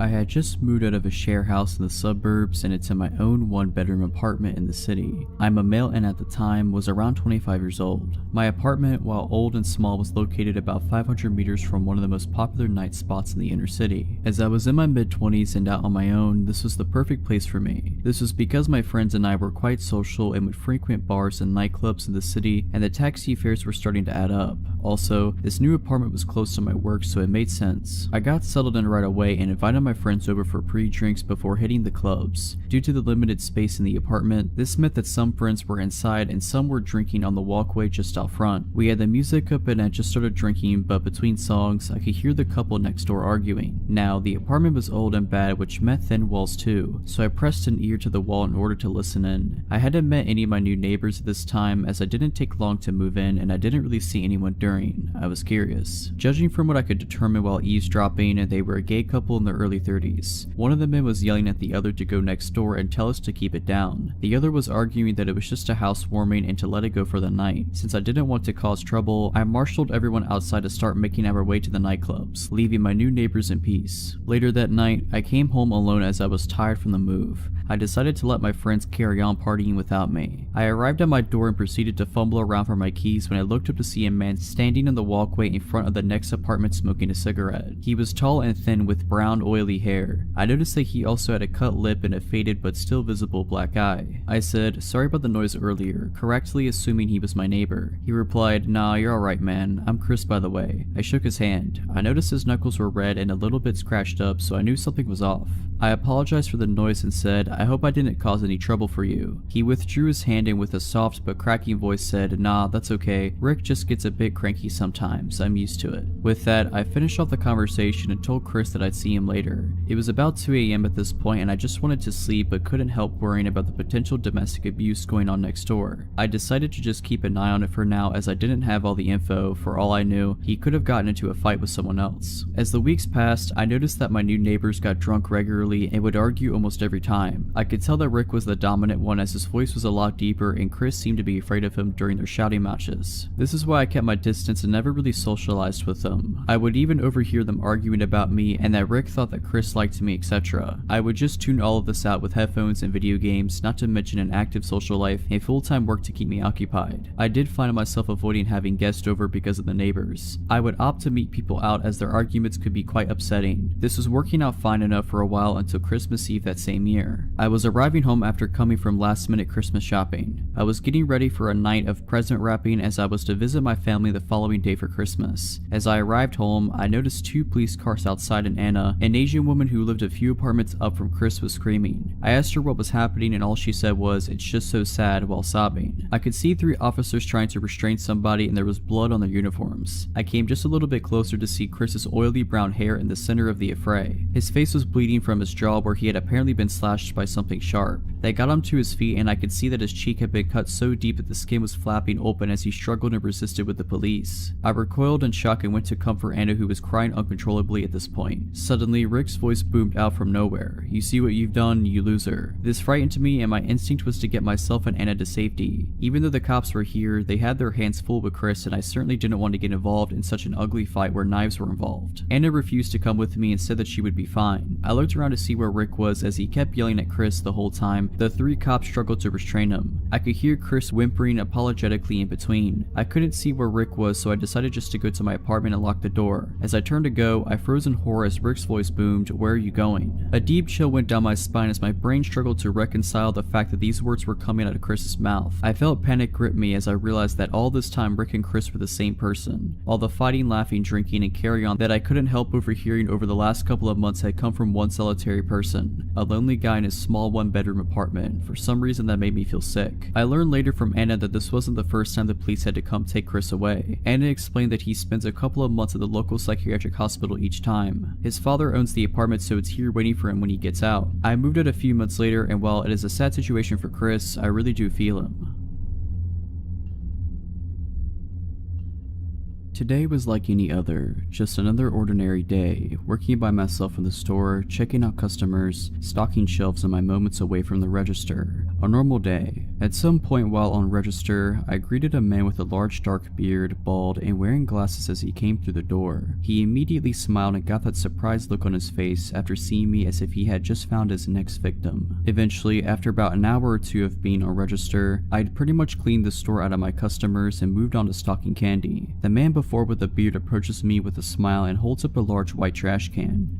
Excuse me. Yes, I reply, glancing up from the box I'm stocking. Are there any more of these in the back? This one doesn't have a lid, he says, gesturing to the large trash can in hand. Oh yeah, I can check for you. I smile and turn away and head toward the stockroom. I notice he's following me and think nothing of it, but glance down the aisles for any other customers as I walk, immediately taking note of the store's emptiness. Well, I guess it's just us in the store, I think to myself. Moving through the stockroom door, I'm quickly relieved this guy stops at the entrance. I'll be right back, I say as I make a turn around some full rolltainers, which due to just receiving a truck, our stockroom is full of them. They stand very tall and are like giant movable walls, but very heavy mind you. Being short myself, I don't have to move them much to make a path through and see what's on them. So after only a minute, I've made myself a little path, having 3 heavy ones on my right and left and in front of me. I decide to give up my search for trash cans. Sign, I go to turn around and inform him of my defeat, only to find he's in my tiny path of walls. A very tight squeeze for a man of his stature, standing directly behind me. Find them? No, I don't think I have any. I try to laugh and avoid acknowledging the creepy situation. I'm in a very small area with walls at my back and sides towering over myself, and this very robust man standing in the way of my only exit. In a room very far from any customers with no cameras and no other employees in the store.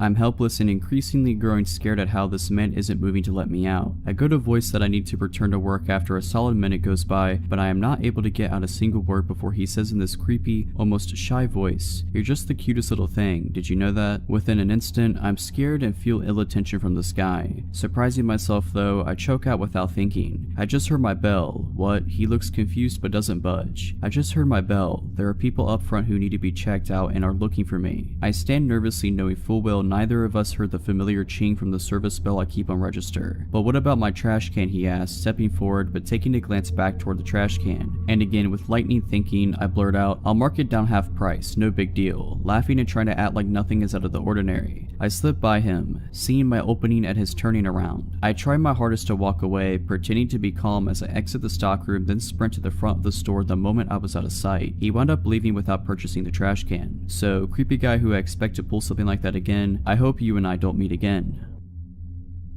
This was back in 2015 or 2016. I'm a career tow truck driver. At this point, I've been towing cars for most of my adult life, and will likely do so until I either retire or die, whichever comes first. At the time, I was working for a pretty small towing company with only 2 employees, and we rotated who was on call each weekend. It was my weekend on call and it was summer, so with people being out and about late and whatnot, I was pretty busy, cleaning up accidents, towing broken down cars both in the city and off the highway. I was fine with it, as I was paid commission at the time, so the more calls I did, the more money I made. So it's Saturday night, now Sunday morning, and it's around 2:33 in the morning, and like I said, I've been busy. I'm tired, a little grumpy, and kinda wanna go home when my phone rings. It's an insurance company calling asking if we can do a tow for one of their customers who is broken down on the side of the highway. The breakdown location they give me is about 15 miles out of town, which I normally wouldn't do, but the tow destination happens to be a dealership that's just a couple of minutes from my apartment. I contemplate rejecting the call, but because I'm paid commission, I figure screw it. I could run up and grab this car, drop it off around the corner from my place, then hopefully I can head home and get a couple of hours of shut-eye. So I take the call and hop on the highway. The insurance company provided me with the customer's first name, which we'll say was Kara, and gave me a phone number for her. Usually I try to make contact with people who are on the side of the highway to let them know I'm on my way and give them an ETA. I try calling her a couple of times, but she doesn't answer, not unusual.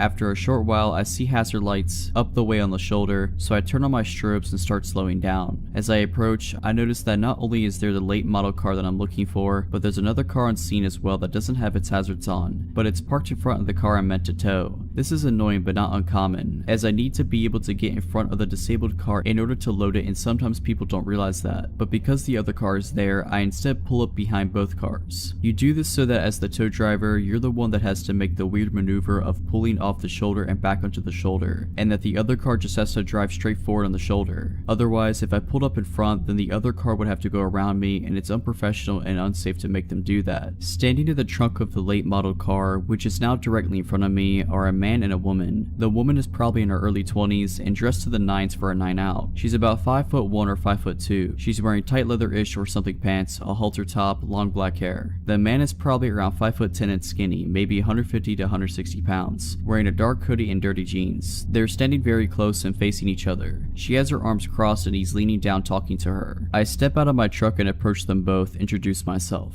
They separate a few feet and I look to the woman and say, "Are you Kara?" She nods. I say I'm here for her insurance company and I ask what's going on with the car. Immediately, the man pipes up and says, "Yeah, it's just having some fuel issues. It's an easy fix. Can you just drop it off at this commuter parking lot? I'm gonna fix it for her there." I'm rather annoyed at this because the commuter lot in question is further up the highway and I'm already 15 miles out of town. Like I said before, I only took this call because it was supposed to be coming back toward my apartment and I really wanted to go home. Not only that, but in order to change the original tow destination, I would have to call the insurance company back, wait on hold for who knows how long for a representative, and then let them know the change and try to get them to pay me extra for the deadhead miles back home after unloading, and I really didn't want to do any of this. And thirdly, this is a late model car. I'm no mechanic, but it's new enough that whatever's wrong with it is likely covered under warranty, so the dealership is really the best place for it to go anyways. I explain all of this to the guy, but he's really not having it. He gets stern with me, saying something like, "Look man, you just need to take the car where I tell you to take it." We go back and forth on this for maybe 60 seconds and he's just getting madder. "Well, you know what man, you're not the name insured, Kara is." The easy way to settle this is to ask what she wants me to do with the car, and whatever she says is what I'll do. Fingers crossed she'll want to take it to the dealership so I can get home sooner. I turn to look at Kara to ask her that question and I don't see her right away. She's no longer standing where she just was a minute ago, which was slightly off to my right, right. I continued to not see her until I've turned almost all the way around, because she's standing directly behind me, and by directly, I mean within an inch of my back, arms still crossed. I look down at her and she locks eyes with me. Her eyes are as wide as plates, almost owl-like, and immediately it feels like she's staring into my soul. She didn't say a word and she didn't have to. I took a step back and did what felt like a double take. I looked at him, then at her, then at him again, and then back at her, and it slowly started to dawn on me that maybe something isn't right. I asked her, "Do you know this guy?" And she ever so slightly shook her head no. Without a word, the guy starts to move for Kara, and I move to stay in between them. He tries to push me out of his way by shoving me in the chest, but because I believe he underestimated my weight, only pushed me hard enough to make me take a single step back. Immediately, I took that step forward towards him and body check him hard as I could, hard enough to completely knock him over basically onto his back. Because we rotated during the back and forth push bit, Kara is now in front of me to my right, somewhat between me and the guy who's trying to scramble to his feet. I reached out and snatched the poor girl up by her waist, spun her towards my truck and yelled for her to get into the driver's side, and she does so. I turn back to the guy who is standing up again at this point, and he's breathing hard. He gets right up in my face but doesn't do anything, just breathes at me. I stare him right in his face and tell him, "You need to go." I'm shaken now and I'm absolutely terrified. I don't know if he has a weapon, I don't know if he's gonna try to fight me, and I don't know what I would do if he did. After probably around 15 seconds or so, which felt like eons, he kinda huffs a bit, smiles one of the creepiest smiles I've ever seen, and starts to back off. Sucking his teeth and rubbing his hands together, he slowly walks backwards a few steps, then makes his way to the front car, gets in and drives off. I stayed motionless, watching him until I could no longer see his taillights. I got Kara's car loaded up on the tow truck, and as we made our way to the dealership, she told me through tears that her car had shut off while she was driving, and she pulled onto the shoulder and called her parents because she was on their insurance. Her parents made the call to the insurance company, who eventually dispatched me to her location. While she was waiting, a bit after she made the call, the guy pulled up in front of her and walked up to her passenger side window to try to talk to her, asking if she needed help, etc. And she told him she was fine, that a tow truck was coming, and that she didn't need help. He persisted and she tried to tell him off and eventually tried to roll up on the window. Apparently he stuck his arm in the window and got the door unlocked and opened the door. In fear, she jumped out of the car, leaving her phone inside, and ran to the back of her car and stayed put there because it was in the line of sight of traffic. Apparently he was pretty lewd with her, and whenever she tried to go back to the car, he would prevent her from getting in. Several minutes later I showed up. Who knows what would have happened had the timing been any different. Her parents were waiting at the dealership when we arrived, and she told them what had just happened. Her parents gave me a $20 tip, which was all the cash they had on them at the time, and Kara gave me a very tight and clearly heartfelt hug before I left. I never saw her again.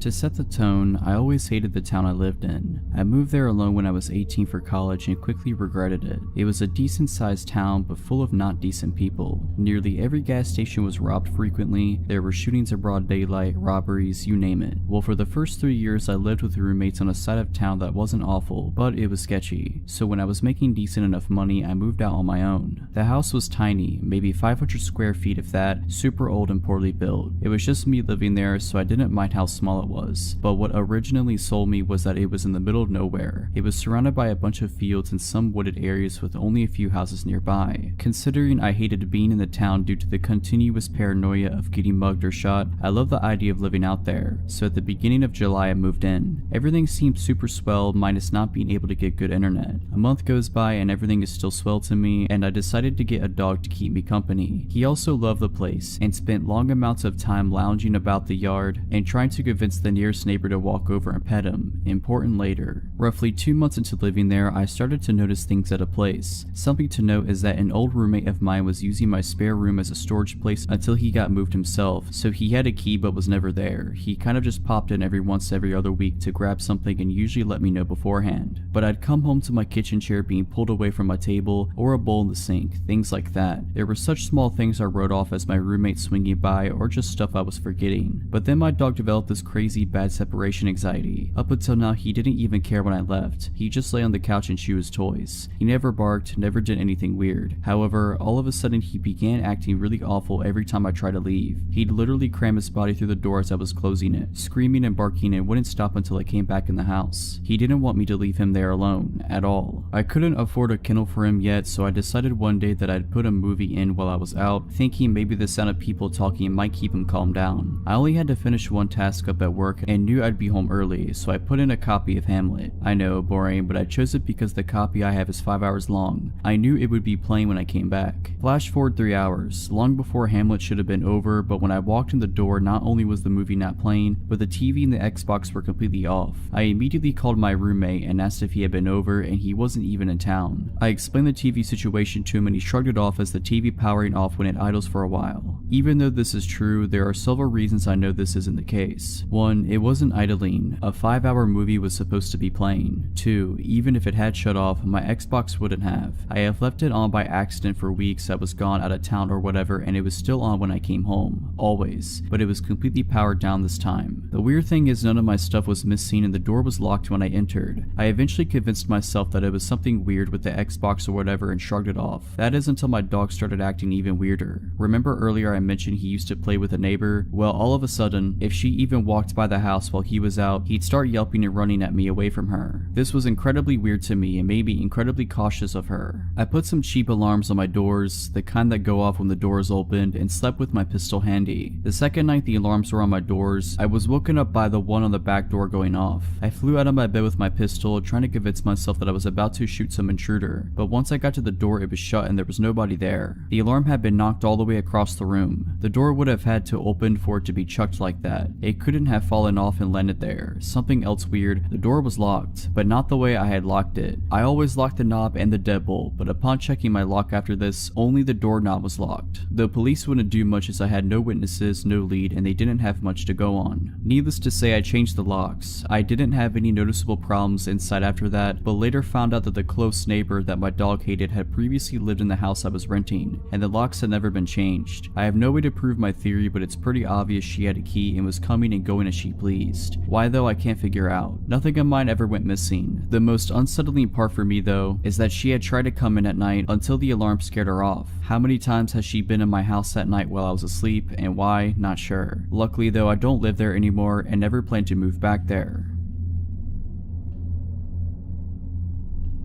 A while ago, I was staying in an upscale hotel in the safe area of a large Midwestern city. I am a 16-year-old female and I was in a room all by myself with my parents a few doors down. In theory, this isn't unsafe by any means, but I had bad luck on this particular trip. Our first night there passed without incident. Me in my room, my parents in theirs. I watched a pay-per-view movie and ate way too much from the snack bar. I didn't have any reason to feel unsafe. The next morning, we did the usual tourist stuff that one does when visiting a new city. As we ate a breakfast in the hotel restaurant, I noticed a man who looked to be in his 60s staring at me for an abnormally long amount of time. I ignored it and chalked it up to him thinking I looked like his granddaughter or something. The next night, my parents allowed me to meet up with a friend for dinner who lived in the area. He met me in the hotel lobby and we had a nice dinner and then went back to the hotel for drinks. Yes, I am underage, I had a drink, my bad. Coincidentally, the same man who had been eyeing me earlier was at the bar. This time, I knew I didn't remind him of his granddaughter. Even with my buff guy friend next to me, his eyes traced my body. I felt unsettled and mentioned it to my friend Ethan, who glanced over and also seemed really weirded out by how obvious this guy was leering. We left the bar quickly and by now it was around 12:30 a.m. Ethan walked me to the elevators of the hotel and once I pushed the button, I left. I wish I would have asked him to stay, because no sooner had he walked away that my creeper came, rounding the corner, and stood there waiting with me for the elevator. I felt so uncomfortable knowing that he would be seeing what floor I was going to, but it hadn't occurred to me to get off on a different floor at the time, and even if it did, he planned on following me, so it would have been just as bad a move. When we were in the elevator together, I tried to keep my eyes averted from his, but they literally bored into my body. He kept trying to step closer and I kept backing up, too scared to even speak. What freaked me out more was that he hadn't pressed a separate elevator button, so he planned on getting off when I did. When I got to my floor, I almost ran to my room, and the guy just stood at the end of the hallway, waiting to see where I was going. I stayed in my room for 15 minutes until I was sure he was gone before I told my parents what had happened. They were freaked out and told the hotel staff, but there was no sign of the guy and it was really late, so I just locked my door and tried to get to sleep. I had almost drifted off when I heard a knock at my door. I obviously wouldn't just go and open the door at nearly 2 a.m. Instead, I turned on a light and froze. At this point, my intuition had kicked in and I knew it was the guy. I was near tears, but the knocking kept continuing, harder and harder, so I finally shouted and asked who it was. The voice that replied to me was the most chilling thing I had ever heard. High-pitched but growly, almost giggly, and so disturbing I could barely describe it. "It's hotel staff. Please let me in." I was terrified. A look through the peephole confirmed that it was the same creepy old guy. I locked myself in the bathroom and called my dad's phone. He has a habit of always keeping his ringer on, so he answered me almost immediately, and I tried to tell him what was wrong through my tears. The guy before I managed is at my door, and what happened next gives me nightmares. My dad naturally went into superhero mode and opened his door to find the old man in just a robe, whacking it. It's pretty obvious to piece together what he was planning. My dad slugged the dude in the face and made sure he didn't move an inch while my mom called hotel security. We pressed charges and the guy is in prison now.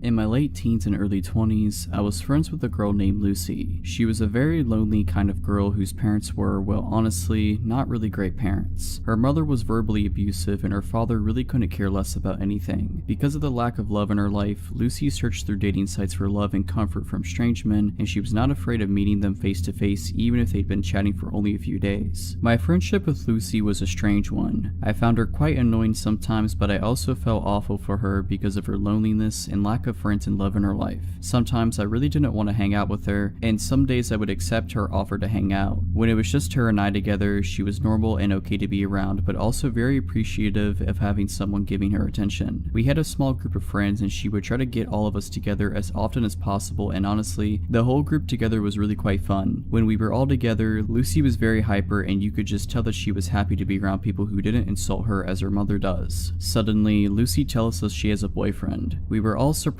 because we knew she met a lot of guys online, but we had never heard her say she was dating someone. A few days later, she sets up a day for our friend group to meet Trevor. None of us were looking forward to it because we thought he was going to be like all the others, a temporary boy toy. When we met him, we all felt awkward. He barely spoke a word, he wouldn't look directly at any of us at all. Lucy would try to be funny, but he would just give her dirty looks. Needless to say, we thought he was a weird one and could tell he didn't care much for her. As the days went on, Lucy kept telling me how much Trevor did not like me. She kept saying he thinks I am using Lucy for her money. Not sure how he thought that since I paid for everything for Lucy. To keep this piece of the story short, I think he was trying to find reasons to convince her to get rid of me. I got a terrible vibe from Trevor. He dressed like he didn't care about life, he never smiled, he didn't shake our hands when first meeting us, he stank of weed and really had an overall uncomfortable feeling about him. After months of Trevor trying to convince Lucy that I'm a terrible friend and she should not hang out with me anymore, she started to do as he said. She would start to hide me from him. If she and I were together and he would call her on her phone, she would lie and say I wasn't there. If she was with a group of friends, he would have her swear I wasn't there. When he was going to be joining the group on an outing or just hanging out at her place, she would tell me I couldn't come. Lucy will do whatever a boyfriend says just to keep pleasing him so she doesn't lose them. Now here's where it gets scary. Lucy calls me one day and says she wants me to come hang out at her place. I agreed. She came to pick me up and we went to her house and watched TV for a bit. We then decided since the day is nice outside, we would take her two dogs for a walk to a nearby pocket park and would later return to the house to have lunch together. While at this park, she receives a phone call. Now let me say that Lucy is not a private person whatsoever and has never ever walked away to answer a phone call until this day. She walked far enough away that she knew I would not be able to hear anything she said. This was suspicious to me, but not enough to question it. The call ends and she begins walking towards me with a look on her face as if she is trying not to smile. She tells me, "So I need to bring you home now." I was slightly confused as we had only been together for about an hour, when we usually spend the entire day together, and she would never want me to go home. She would even frequently beg me to sleep over to avoid being alone. So anyway, I said okay and we walked to drop off her dogs at home and we got into her car and off we went. About 10 minutes into the car ride, I realized she isn't going in the direction of my house, so I questioned it. "Where are we going?" She smirked but didn't respond. I asked again, laughing uncomfortably. "Seriously, where are we going?" She continued to smirk but didn't want to answer me. I started to realize she was heading in the direction of where her boyfriend lived. I asked one last time with anger in my voice, "Where are you taking me?" Her only response was bone-chilling to me. "Trevor wants to talk to you." I wasn't having any of this. I insisted and demanded she let me out of the car, but with her evil smirk and same response, she said it again. "It's okay, he just wants to talk to you." I was furious at this point because this creepy guy who looks like he wants to kill someone, who also despised me, wanted to talk to me. Why can't he talk to me on the phone? Why do I need to go to his sketchy apartment? She absolutely refused to let me out of the car. She had the doors locked, as if I wasn't able to unlock my passenger door. I waited until she reached a red light. I grabbed her wallet from the back seat and took out her bus pass and bolted out of the car. I had no idea where I was or where the nearest bus stop was, but I was not about to let her crazy boyfriend do whatever he wanted to me. She yelled for me to get back into the car, but of course I ignored her. She sped off furiously. I immediately blocked her number on my phone. I removed her as my friend on social media and immediately warned the group of friends not to talk to her because she has gone nuts. I have not spoken to her since that very day, and she also lost the other 5 friends of the group as well.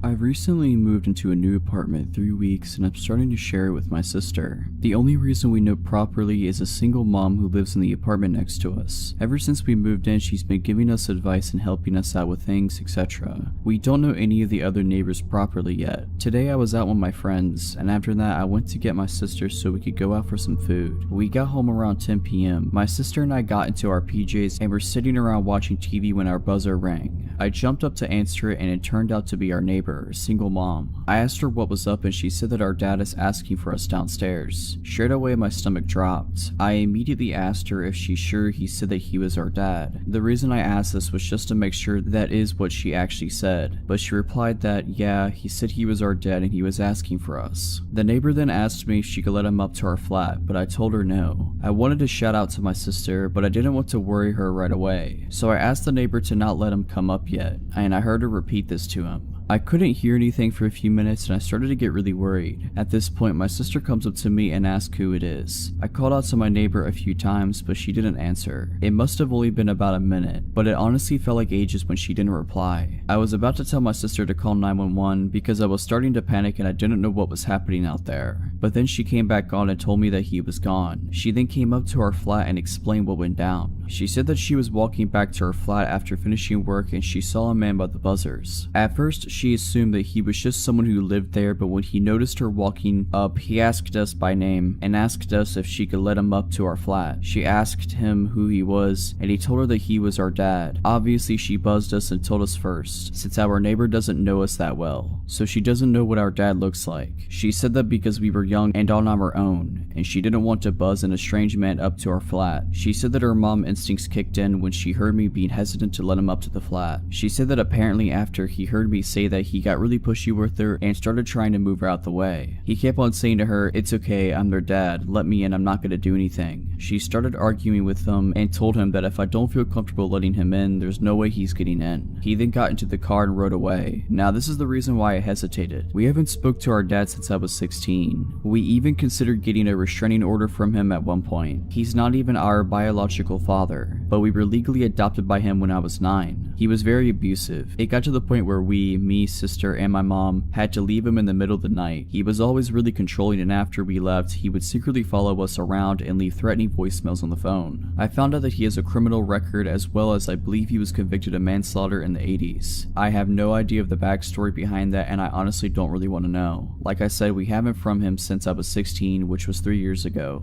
and as soon as she said the word dad, I almost had a panic attack. I asked her to describe him, and she said that because it was dark out, she couldn't really see him. We ended up staying with her because me and my sister are really shaken up. This happened a long time ago when I was around 15 or so. I'm 25 now. Back then I was really into singing and dancing with my friends, and I was introduced to K-pop as a result. This was way before K-pop became noticeably mainstream, so whenever events relating to it came up we got very excited. There was a global audition for one of the big companies in my town and my 3 friends and I decided to go. I was the only non-Asian girl in our friend group. I'm only mentioning it because this pertains to the story later. The K-pop fandom back then was pretty much the same as now. People of various ethnicities were into the idol music genre. We all knew the likelihood of getting into the industry was super low, and for me even more so, as I wasn't of Asian descent. But I knew that going in. That wasn't the point of us going though. We just loved being in proximity of something important to the genre we enjoyed. Just kids having fun. By the way, I looked pretty young for my age then, and wearing pigtails this day didn't help with that either. So we get dropped off and meet up at the audition place, a community center of some sort. We kind of dilly-dally around a bit until we have to line line up for our respective auditions, i.e. singing, dancing, etc. I was going to go sing, so I was mentally preparing myself in the crowded space outside of the audition rooms. That's when out of the corner of my eye I see a tall, older, maybe 40 years old, white man beginning to approach me. I remember thinking, is he going to audition too? It was strange because everyone else in there was younger, maybe he was a parent. He walks up pretty close and goes, "Can you help me please?" I'm confused and I ask him what he needs help with. "Oh, the staff here, my son's trying to audition but they won't let him audition." Okay, this was weird. I then asked him why. He said because he's not Korean. That was when I started to get creeped out. I looked around to see a pretty diverse crowd and then back at him. I don't know, that's terrible. You should talk to," and then I point towards the staff. "They should be able to help." I knew he was lying, but I was too scared to say anything else. I went on, "Anyone can audition here." He didn't listen and insisted on me helping him. Then he said something that sent a chill down my spine. When I was trying for the 5th time to convince him to approach the staff instead of me, he beckoned me to come outside with him. "My son's just outside in my car. Can you come talk to him, please?" That was when I repeated what I said earlier and began to firmly walk in the opposite direction. He kept trying to coax me out to see his son. I managed to lose him in the crowd of people. Only seconds later, I see him talking to my friend about me and helping his son and all that. I was shocked. The man had clearly been watching me for a while to know who I came with. We were split up at that point. I went up and told her we should get going without looking at the man. He ignored me and kept on talking to her. Without speaking, I went up to her, grabbed her hand, and pulled her at once to get her away from him. She was super gullible and didn't understand why I was so worried. The man clearly was unnerved by what I did and left my friend and then disappeared into the crowd. So about 20 minutes later, I'm in the lineup for the audition when I get a cold feeling in my body, and I turn to look towards the entrance. My audition room was close to it, and there he was, standing. But he wasn't just standing, he had his arms crossed and he was glaring at me. I've never seen someone look at me with such vitriol. He looked like he wanted to kill me. It was terrifying. The crowd of people was sparse because we all had lined up outside our assigned rooms. This man waited there, staring at me nonstop for an hour. He glared at me all the way until I got into the audition room. I was so scared that he'd be there once I got out, but I guess the auditions went on longer than he expected and he went home, with his son in tow, I'm guessing. I was so scared that he'd be there once I got out, but I guess the auditions went on longer than he expected and he went home, with his son in tow, I'm guessing. If you're liking this video, all I ask is that you make sure to subscribe to my channel and like this video. Thank you. I've worked a few odd jobs in my life. My first job was a summer job at 16 during summer break at a dairy farm. I absolutely hated it there and made it harder for me to find the motivation to even try finding work again when the time came. I don't really remember how I was first referred to the job, but the following summer, I ended up working as an office assistant for a self-employed photographer. My parents knew her because she used to be a member of their church, and my sister attended her 4-H program when she had it. By that time, her health had begun to take a hit as she claimed it was a mixture of things from chronic Lyme to fibromyalgia. I had also been warned by my parents that she was a little off. She was very religious and claimed to have had real encounters with demons, even participated in a few exorcisms. I'm an atheist and a skeptic, so I never took her story seriously. Aside from the weird things she would tell me, she was mostly harmless and working for her was not hard. The job basically required me to do a lot of data entry, as well as help prep her photos with some minor touching up and the addition of her company watermark before uploading them to a site where her customers could browse them and then pick which ones they wanted to order. She primarily photographed horse events, dressage, stadium, and cross-country jumping, etc. And for the first several months, my job stayed in her living room, which is basically my office space at the time. Eventually, I was talked into tagging along at shows where she trained me as a photographer, and soon I was shooting at the events along with her. It was boring work, I won't lie. I'm not a horse person, but things didn't get weird until a year later when I learned the hard way it was not her that I needed to worry about. She had 2 sons, one who was out of state, the other one was in the Navy. The latter of the two, a guy called Nate, I had only heard small things about. When he finally returned home and I met him for the first time while working in her living room, he seemed like a nice guy, a little odd but not concerning. He was obsessed with movies, and being a bit of a movie buff myself, whenever he would venture to the living room to strike up a conversation, it would always be about whatever movies we were into or were excited to see. I should point out here that I was 18 by this point and he was in his mid-30s. At some point he got it in his head that I was interested in him, though he never said anything directly to me. I had to find out about it from my parents. My mom worked as the secretary at her church and Nate knew it. I could only guess my boss had told him. One afternoon, Nate showed up at my mom's desk and started gushing about me. He talked about how much fun I was, how he loved talking to me, how he was planning to take me to the movies and take me to this church, and all these other plans he had for me. My mom was beyond uncomfortable, as was the pastor who happened to overhear it, and when I got home that night, she told me what had happened and suggested I make sure not to lead him on. I was completely baffled because I hadn't done anything. We never even discussed the possibility of doing anything together. I made an effort to acknowledge him less when he was around and keep the conversation short while stressing I had work to do. Eventually, he got his own place and moved out of his parents' house, so I figured the problem had solved itself. A couple years later, I had moved out, my boss's company had closed, and I was working someplace new. I was friends with both my boss and Nate on Facebook, and around that time I was finally coming out as an atheist, something I couldn't do when I was still living at home. One night, my old boss messaged me, asking about a ring I had on my finger. It was a black ring with a white solid star in the middle of a black circle. Already knowing where she was going with this, I told her it was just a ring. She started accusing me of wearing a pentagram, because she didn't know what a pinnacle was, and that I was promoting Satan. I tried several times to explain to her that not only was it not that symbol, but that also paganism has nothing to do with Satan anyways, but she refused to listen, so I just ignored her. It was typical behavior of her and not worth the argument. The next morning, I had a message from Nate telling me I needed to come to his church with him. I told him no, and the messages I received back gradually grew angrier and angrier. He went from asking to demanding I go with him. He told me I was lost and that I would not find the answers I needed by living the life I was. Eventually, he outright said he thought the fact that I was wearing a pentagram was disgusting and that I was opening myself up for possession. Knowing there would be even less of a point in arguing with him than there was with his mother, I went ahead and blocked both him and her, deciding I was done with the both of them. Then, he started showing up at my workplace. He would always search through the store until he found me, and then once he did, he would corner me and not stop talking to me no matter how many times I tried to dodge him or tell him I needed to get back to work. Eventually, the managers caught on and started intercepting him whenever he showed up. I wasn't making enough to pay the rent with that job, so I had to take up a second one. Within a week of working my second job, which was in a different town, he showed up there too. This time I told the managers outright who he was, and after that, every time he showed up, I was allowed to hide in the back room behind a locked door while they sped his order along and got him out. One of those mini encounters, while I was hiding in the back, one of the managers was back there with me, inputting employee time punches into the computer when the both of us heard Nate shout in our directing, "I know you remember me." That was the last straw for them, and they told him his business was no longer welcome there. He started showing up at my other job as well for a while, which was a relief. Fast forward to a few years later, I was getting used to not having to look over my shoulder every shift or checking the parking lot for his truck. Then one day he reappeared. He was browsing a section I was walking past when he spotted me and got this deer in the headlights look. I made a beeline to the break room because just seeing him made me scared. After that, he started showing up regularly. I would always find ways to dodge and avoid him, but he would still eventually spot me and know I was still there. I was debating whether or not to tell the managers because at this point it had been a while since he had done anything, and saying something just because I was nervous didn't feel right. Call me a coward or an idiot, but that was my thought process. What happened next made me regret not speaking up.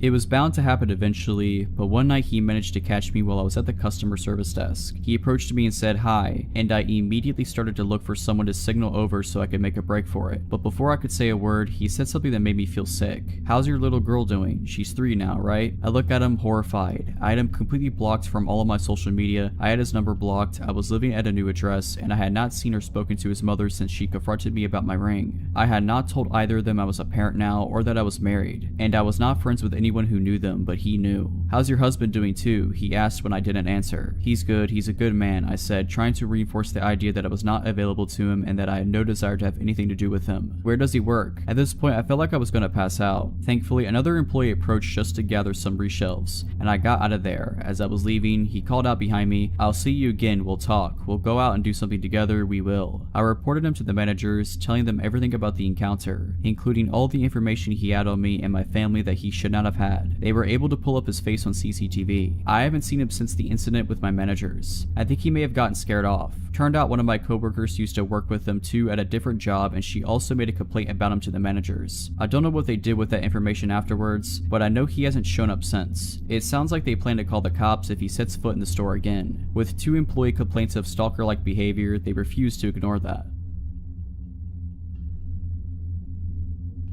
When I was about 7 years old, my father bought a few hundred acres in southern Mississippi about 1.5 hours west of Mobile, Alabama. He built a small cabin on top of a hill that was in the middle of a large field surrounded by woods. This house was about 5 miles from a paved road. To get to our land, it took nearly 10 minutes of driving down dirt roads from the main highway, which was south of the house. About a quarter mile north from the house, he built a small lake, more like a pond. It was about as long as a football field but wider. To get to the lake from the house, you could take Route A, which was a hard-packed dirt road that was lined with dogwood trees. It was beautiful in the spring. Route B was about 100 yards east of Dogwood Lane, and we named it Vampire Trail because it was always so gloomy. The trees blocked out the sun on the brightest days, and it had a slight decline as you walked toward the lake. I say walked because this trail was not for vehicles. Thick woods filled the area outside and in between both trails. One morning during the fall, my parents and my little sister had gone to get ice cream and do some shopping. This trip would take them at least an hour or two. I was 10 years old, so I decided to go fishing while listening to Bama play Ole Miss. The game was the usual Bama win, so I thought I could ease the boredom of a blowout by fishing in the well-stocked lake, so I carried my pole, small radio, and my small ice chest. I had an Airedale Terrier named Bull that never left my side, and it was on this day I realized how awesome he really was. Onto the lake we went. Picture a large oval, roughly the size of a football field, but larger with an L-shaped pier in the southeast corner. Vampire Lane opened up to a more severe decline to the shore and then the small pier. Across the lake on the west side there was a narrow tree line that separated the shore from Dogwood Lane. The north side of the lake was the dam and the south end in thick and swampy woods. Fortunately for me, I realized later. About 5 minutes after I threw out my line and 2 Bama touchdowns later, I got that feeling. It's a feeling I have come to recognize well, and it may have saved my life this day. The feeling of being watched by something dangerous. Bull must have felt it too, because a few seconds later I could hear him growling low and staring across the lake to the west, to the tree line that separated Dogwood Lane from the lake. I turned my head in that direction and almost immediately my eyes lit on what I thought to be half of a silhouette of a large man behind a tree. It was too far to make out details, but close enough to be sure of what I was seeing. Almost 5 minutes went by, and right before I scolded myself for an overactive imagination, the half silhouette moved behind a tree slowly. Bull stood and growled louder, and I told him quietly to stop, and I turned my head north towards the dam while keeping my eyes and attention rooted to that tree. Over the next 10 minutes, which felt like hours, I watched while this figure moved slowly from tree to tree, always north and always facing me. The saying, "scared stiff," was something I found to be true. For some reason I thought it was important that whoever or whatever it was did not know I was aware. I finally realized that the figure's path was bringing it closer to the dam, which would make its path to be shorter and easier. My paralysis broke and I casually put down the fishing pole and started walking towards Vampire Lane. As an adult, I was in the army for 11 years as an MP, but not turning to look over my shoulder during that walk was the hardest thing I have ever done. In my mind's eye, whatever it was screaming across the dam towards me. When I hit the tree line, I broke into a run. As I was running, Bull dashed ahead of me and my anger turned into admiration as he stopped some 20 yards ahead and faced north until I passed him. He continued this action the entire run home. My dog was watching my back, just epic. Although I can grasp the awesomeness of this now, at the time I was so scared that I was literally sick. Even at such a young age, I knew that a large man watching and trying to creep up on a 10-year-old boy was up to no good. When I reached the cabin, I immediately locked the door and got one of my dad's shotguns as well as his .38 revolver. I sat at the large front window, my eyes glued to both trail openings in the woods between them. My family returned shortly after, and for some reason I did not mention what happened. I never felt safe there again. When me and my friends or my little sister wanted to go anywhere other than the area around the cabin, I made sure my parents were with us. What scares me the most though is the fact that our closest neighbors were about 2 miles northwest of us, with thick woods in between as the crow flies. Who or what was watching me from the woods that day, guess I may never know. I sometimes wish I could go back then, as a grown man with military training as I am now. Bull lived a full life and was put to sleep peacefully as a very old but great dog. The best dog I have ever known.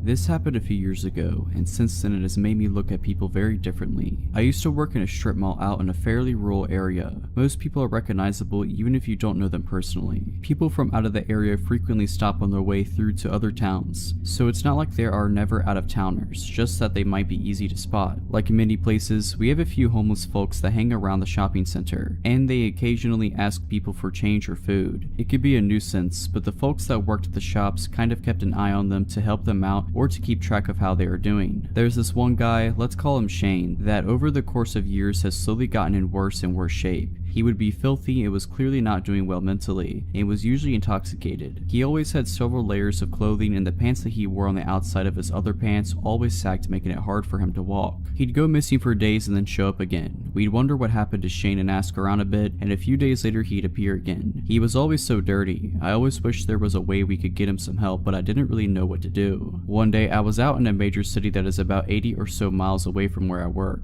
I happened to see a well-dressed, very well-groomed gentleman that looked exactly like Shane, but at that moment I figured my eyes were deceiving me. This guy has an expensive-looking shoulder bag, a new iPhone, and an Apple Watch. We were both in line at a popular food truck, and it was usually a long wait to order and get your food. Most people just mind their business and scroll on their phones while waiting. This guy, on the other hand, is staring daggers at me. I keep avoiding looking that way, but I keep glancing to see if he's still there, and at the time I want to look at him because I'm so curious about how much he looks like Shane. I glance his way and I have to stumble back because he's practically right up against me. He has such intense eyes. He sort of whispers to me, but really intensely, and tells me he knows where I'm from and what shop I work at. He gets closer and I can tell he smells good, and I can even smell his minty breath. I ask how he knows and he just smiles. I ask again and he smiles brighter, exposing a perfectly clean set of teeth, minus one tooth. I'm almost positive Shane is missing that tooth. I edge away, feeling more than a little uncomfortable. His order gets called up, but they say his name is James. The next few days I don't see Shane anywhere around the shopping center, and I ask around and no one had seen him for a few days. Someone says they hope he's okay, another person shrugs and says they wish they could do something to help him. The next day he is here, filthy as ever, grimy teeth, dirty fingernails, and wearing all his layers. He sits on the curb outside my shop and asks people for change. I decide to venture out and confront him. I'm 100% sure it's him, but I don't understand how he could get so filthy and smelly in such a short time. I ask him if he was in the city, and he looks at me through bloodshot eyes and mumbles that he'll kill me if I tell anyone. This takes me aback and I look at him puzzled. He slurs again that he will kill me if I tell anyone that he's not actually homeless. He starts to get worked up, but I ended up calling the police because I didn't know at that point what he was capable of. He wandered off and I haven't seen him since.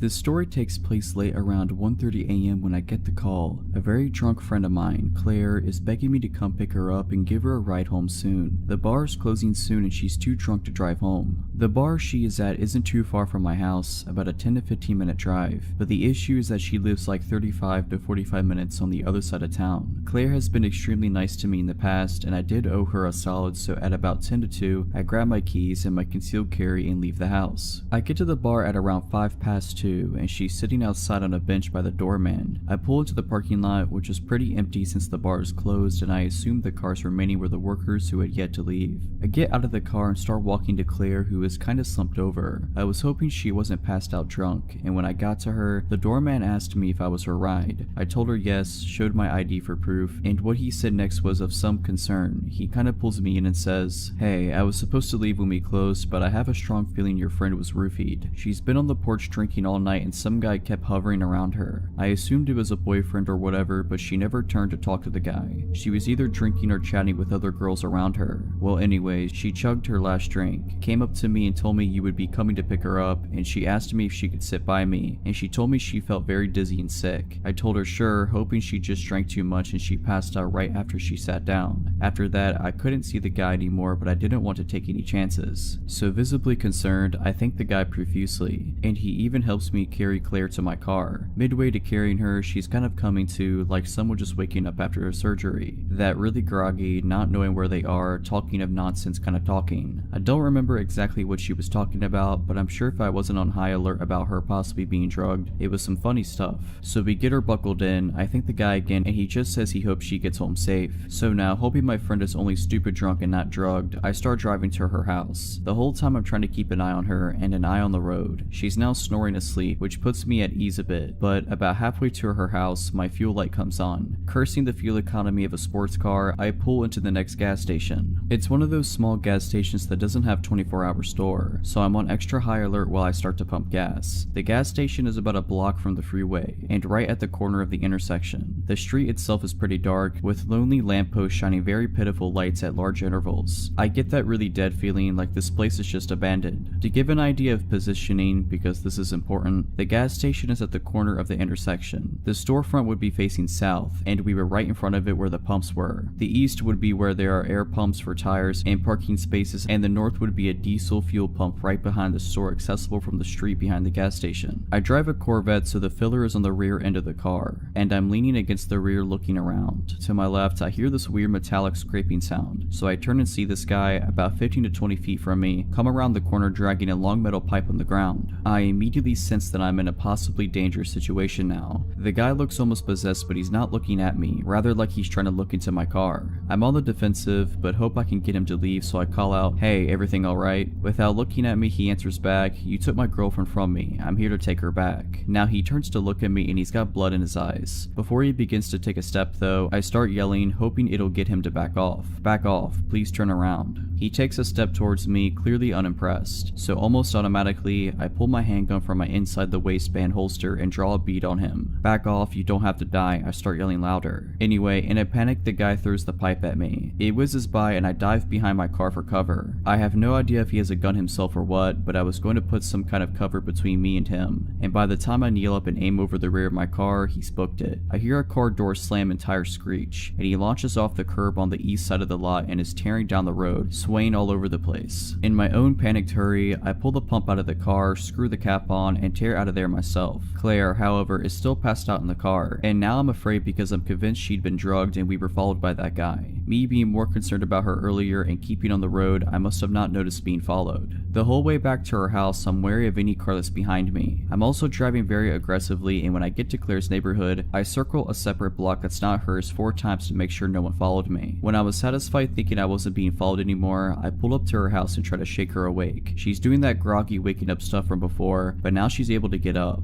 I'm able to walk her. Thankfully, I was worried I was gonna have to call an ambulance if she didn't wake up, and I get her keys from her bag. I managed to walk her inside, and at this point she's kind of coming around, asking me what's going on, where she is, etc. I tell her she's home and get her to lie down. She's completely lost looking, and her eyes start welling up. She clings to me and starts sobbing. She's still very out of it, but I'm guessing she realizes something bad was going on or attempted on her. I was able to get her to lie down and get her to sleep. I write a note for her which pretty much said, "Hey, I'll be in the next room. We're going to the hospital in the morning to get you checked out." Fast forward to the morning, she's sick as a dog, and after she expelled some demons from her stomach, I drove her to the hospital where she got tested and treated. I still shudder to think what might have happened had I not had my CCW with me. Claire still doesn't remember much from the night except calling me and wanting to sit next to the doorman. They did a urine test at the hospital and found traces of rohypnol, roofies. In the days after we went to the bar and let them know what happened, I gave as good description I could of the guy. Claire decided against filing a police report, and I respectfully went with her wishes. My advice is, either be with friends you trust when you go out, or at least be vigilant if you're by yourself. That night could have ended badly in 1,000 different ways, but thankfully everyone made it out safe.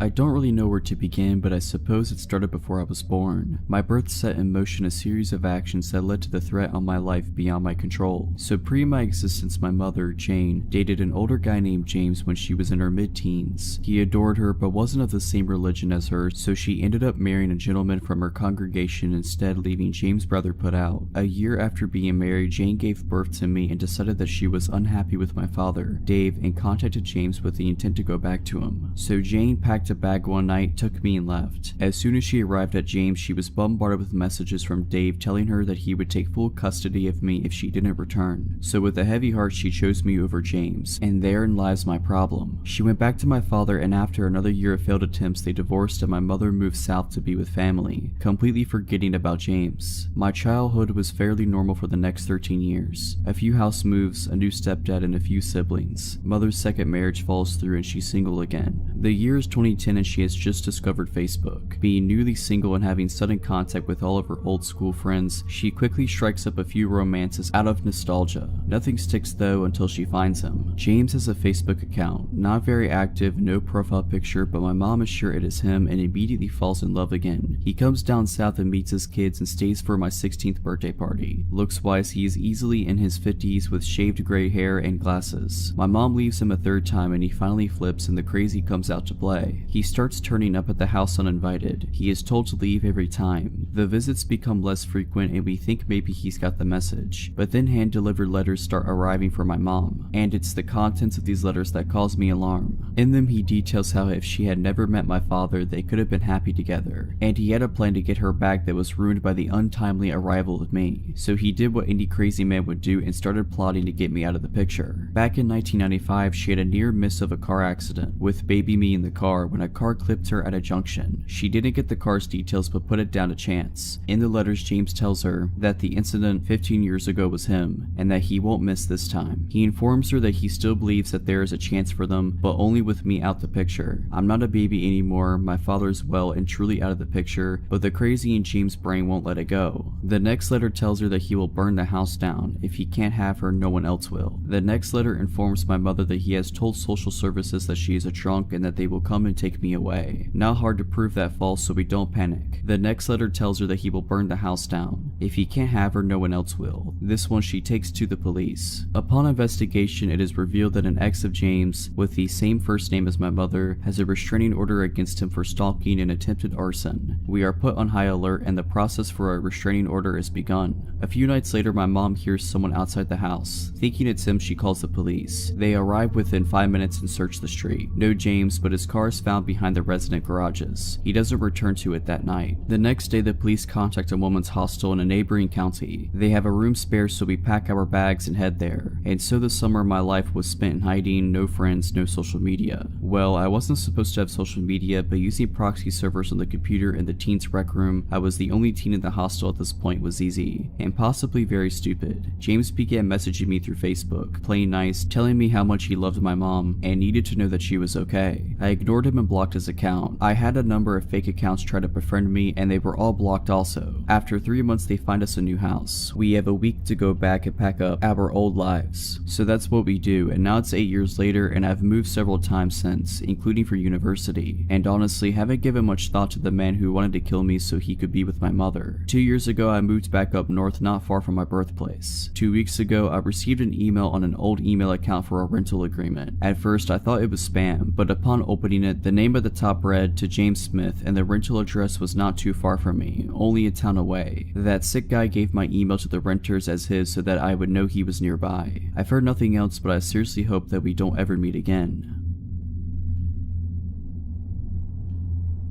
This just happened to me a few nights ago and I am still shaken up, so bear with me. I am a female bartender at a small cafe that doubles as a venue. During the day we serve coffee and lunch, and at night we have a full bar with bands, comedy shows, etc. On this night, there was an open mic comedy show. Not a lot of comedians showed up, so we ended up closing up shop early and I was ready to go home. I had a patron come in and order a single beer during the comedy show. He was acting nervous. I get customers that are shy or don't want to talk to people, so I didn't think much about it. He sat down, sipped his beer, and watched the show. Since we closed early, everyone was pretty much gone and I wanted to lock up and clean so I could get home. After I escorted the last couple out of the bar and got ready to lock the door, I see the man from earlier walk down the back hallway and into the men's restroom. Not even a minute later, he burst through the door yelling, "Hurry, come back here, I need help." I stood at the opposite end of the hallway and asked him what was wrong. "The toilet is overflowing, there's water all over the floor, help me clean this up." I could tell that something was wrong and I replied, "It's okay man, it happens, I'll mop it up, I'm just trying to close it up right now." He continued to argue with me, trying to get me to come into the bathroom with him as I stood about 20 feet away down the hallway. Finally, he walks towards me very aggressively and tries to grab my arm. "You need to come back here now," he says. I immediately put my hands out in front of me so he cannot come any closer and I tell him he has to leave. He walks outside and I lock the door behind him. I check the bathroom and it is completely spotless, no water on the floor at all. I flush the toilet and the urinal and they are both working fine. I start to get nervous and I take my large pocket knife and clip it to my waistband of my pants just in case. As I'm cleaning our espresso machine and putting toppers in the liquor bottles, I hear a tapping noise. I look up at the front of the store, which is one big window that has a few curtains covering it. The same man is tapping on the window, waving at me and laughing like a maniac. I watch him walk over to the door and pull on it. It doesn't open since I had locked it after he left. He starts screaming and pounding on the glass, saying, "Open the door, I'm gonna kill you." Fight overcame flight at this point, and I walked around the counter and about 6 feet from the door. I pulled out my knife and locked eyes with him and yelled, "I'm calling the cops, get out of here." He smiled and walked out of the view of the window. At this point, all of my adrenaline had crashed. I locked myself in the office and called 911 crying, explaining that I'm alone and a man tried to lure me into the bathroom and was outside trying to get into my bar. I waited an hour and a half, no police showed up.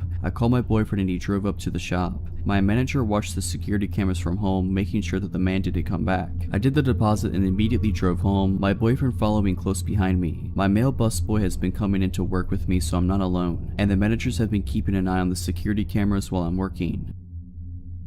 This story happened more than 10 years ago when I was still a student. A bit of backstory. As with most students, I was always broke and had a few ventures apart from my part-time job to bring me extra money. One of them was house and pet sitting. I have always had a love for animals, so when this couple contacted me to ask to house sit for them for the last few days before they returned for their overseas trip, as the last sitter had bailed on them and their 6-month-old golden retriever puppy would be alone, I jumped at the opportunity. The fact that they promised to pay me the full 2-week fee for staying there less than a week made it just more appealing. Little did I know how bad it would turn out. I got the details, got the keys from the agent, and headed over to the house as it was already after 5 p.m. and almost dark, as it was early spring. I got to the house, which was a really nice place, but it bordered a not so good area that was and still is prone to crime, house break-ins, robberies, etc. The first 4 nights went without a hitch, watching movies, jacuzzi, and just generally enjoying myself. The owners would have returned on the 5th day, fairly late at night. I went over to check on the dog.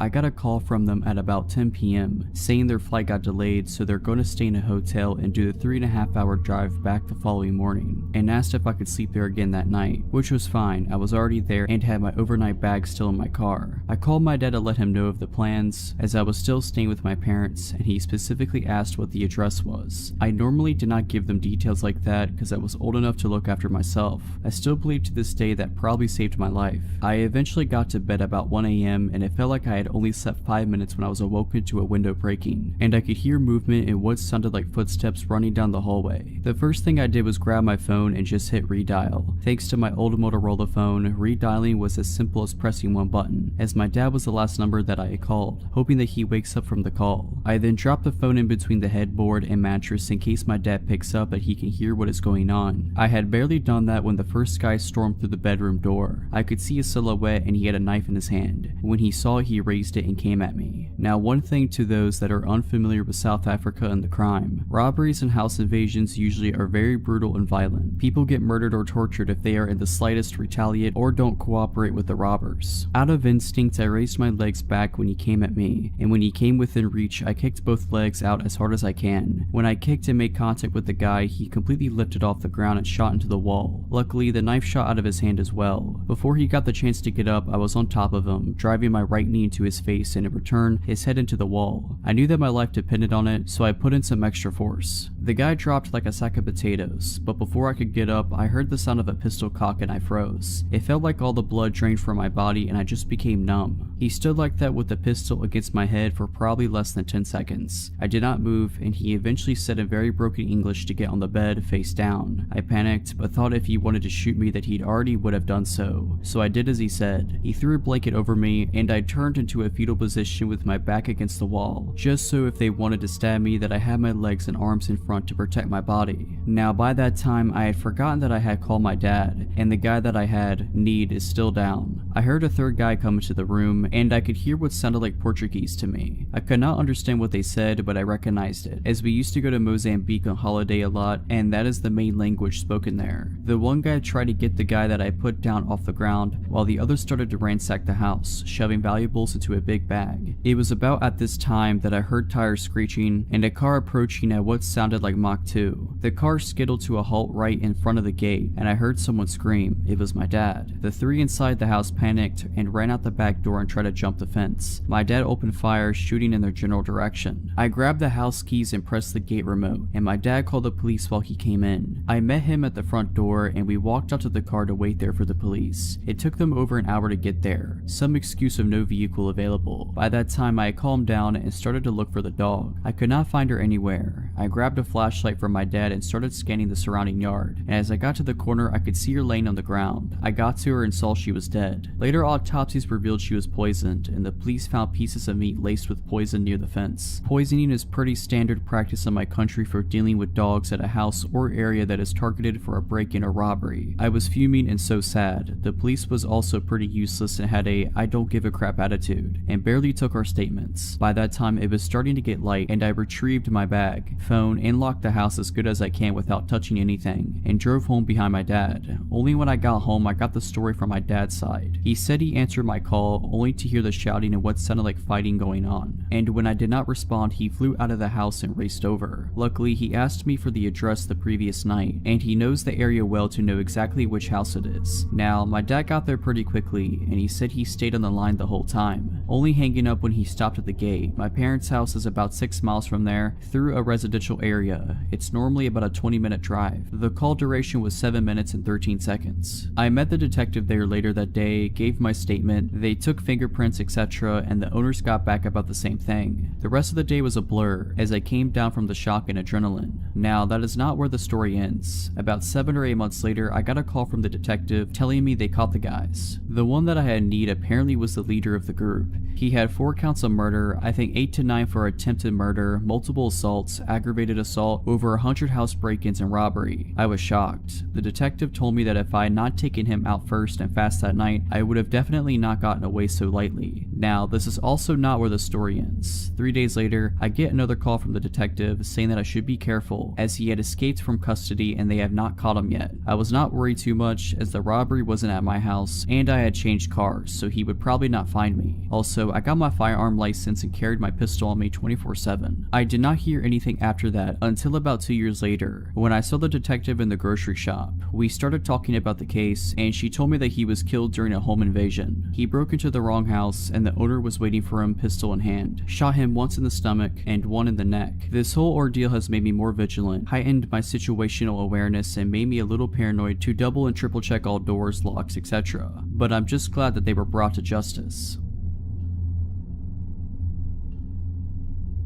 Back in the winter, I had returned home to New York City and was getting used to the usual schlep on the subway to get to and from work and around the city in general. I had just left a cancer fundraiser event around 7 PM and was only going a few stops over to where my house was on the N train. My little sister and I sat chatting quietly as the train began to move. A medium-built man with a gray pea coat and a beanie made contact with me and hurried over. He bent down close to my face, extending his arm out for a handshake and said, "Hello there, you are very beautiful. How you doing? What's your name?"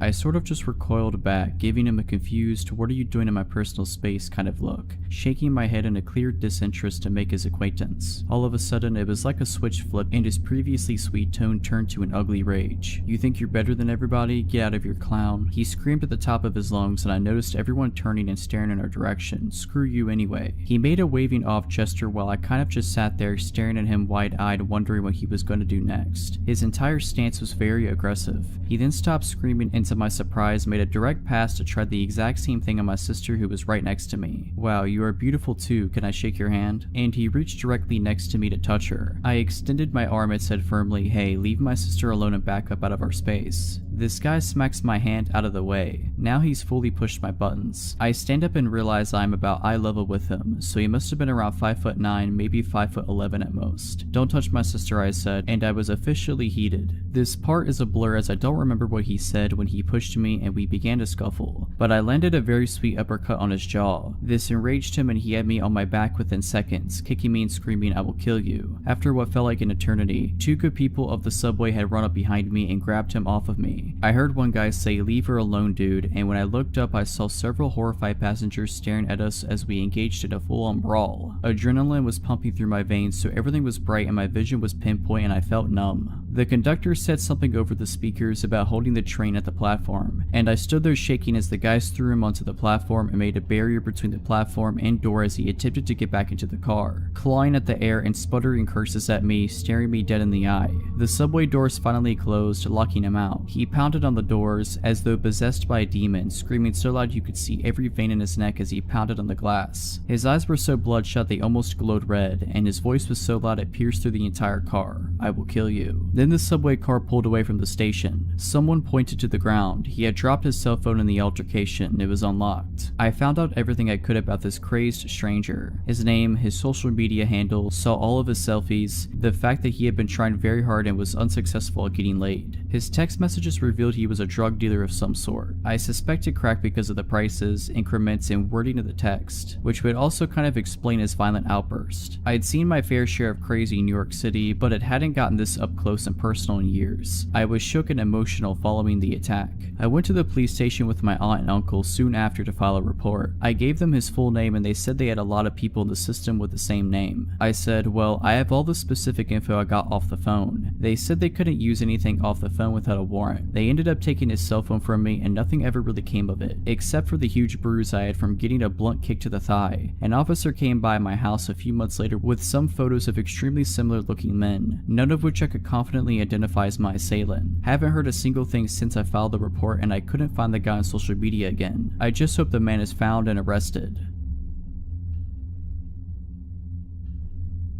So, a little backstory. I was a dancer for 6 years. I have worked in many cities and clubs. At the time of the story, I wasn't a rookie. I was well versed in the industry. At the time this took place, I was like 20 or 21. It was also in Texas at one of the upscale clubs. I never imagined something like this would happen in this place, but apparently I was wrong. I started my shift at about 6 p.m. I like to get there early, meet with some of my regulars before the crowds come in. It was like 8:39 and this really good looking guy came in with some friends. They were all older, like 40 to 45. I grabbed some of my hustle friends and we went and sat with them. It wasn't hard to convince these guys into a VIP room with a bottle service. But this is where it kinda gets weird. The guy I was talking to wanted a separate room for just us. I thought maybe because his friends seemed rowdy and wanting to party hard, he wanted to have a more relaxed area. I wasn't complaining because this meant I wouldn't have to share my cut of the room, so stupid me saw dollar signs and went with it. We get some mixed drinks and shots. Now a lot of the guys that come into strip clubs really want to let loose and brought drugs as well. These guys had just about everything besides crack, meth, and heroin. I was definitely a party girl at the time too, so yes, I partook in some of these. So at this time, we were all hanging out in one room together. I took a little hit of coke off the back of my hand and continued drinking. After we were all hyped up and ready to party, my guy pulled me into the other room. This guy was like 6'4", obviously worked out a lot and was attractive. I, on the other hand, without my heels was 5'6" and was like 120. I sat down in his lap and I started talking to him and laying down my moves to get him to empty his wallet basically. We were having a really good conversation and my bouncers were really good about checking up on the girls in the rooms because they were pretty secluded on the second floor. After about 20 minutes of talking, something snapped and all of a sudden he literally put his hands around my neck, lifted me up and slammed me against the back of the couch. The couch backs were tall and padded, so it wouldn't have been heard on the other side plus with all the music. I was literally frozen in fear. After almost 3 years of dancing, I had never been in this situation. He started calling me names, spit in my face, and his grip on my neck would get tighter when he would feel me take a deep breath like I was going to scream. Luckily, there were also VIP rooms across the large overlook and a bouncer noticed me kicking and flailing. I faintly remember, like all the bouncers, running into the room. They had to pry me out of his hands. When I was finally back sitting on the couch, they had him on the floor outside the room and his buddies acted like they didn't even know him. My manager grabbed me and carried me like a baby to the dressing room, asked me if I needed any medical. I said no, I was just really shaken up. His buddies talked to my manager and basically gave me guilt money for that happening. Apparently he was going through a bad divorce and just snapped on me instead of his ex.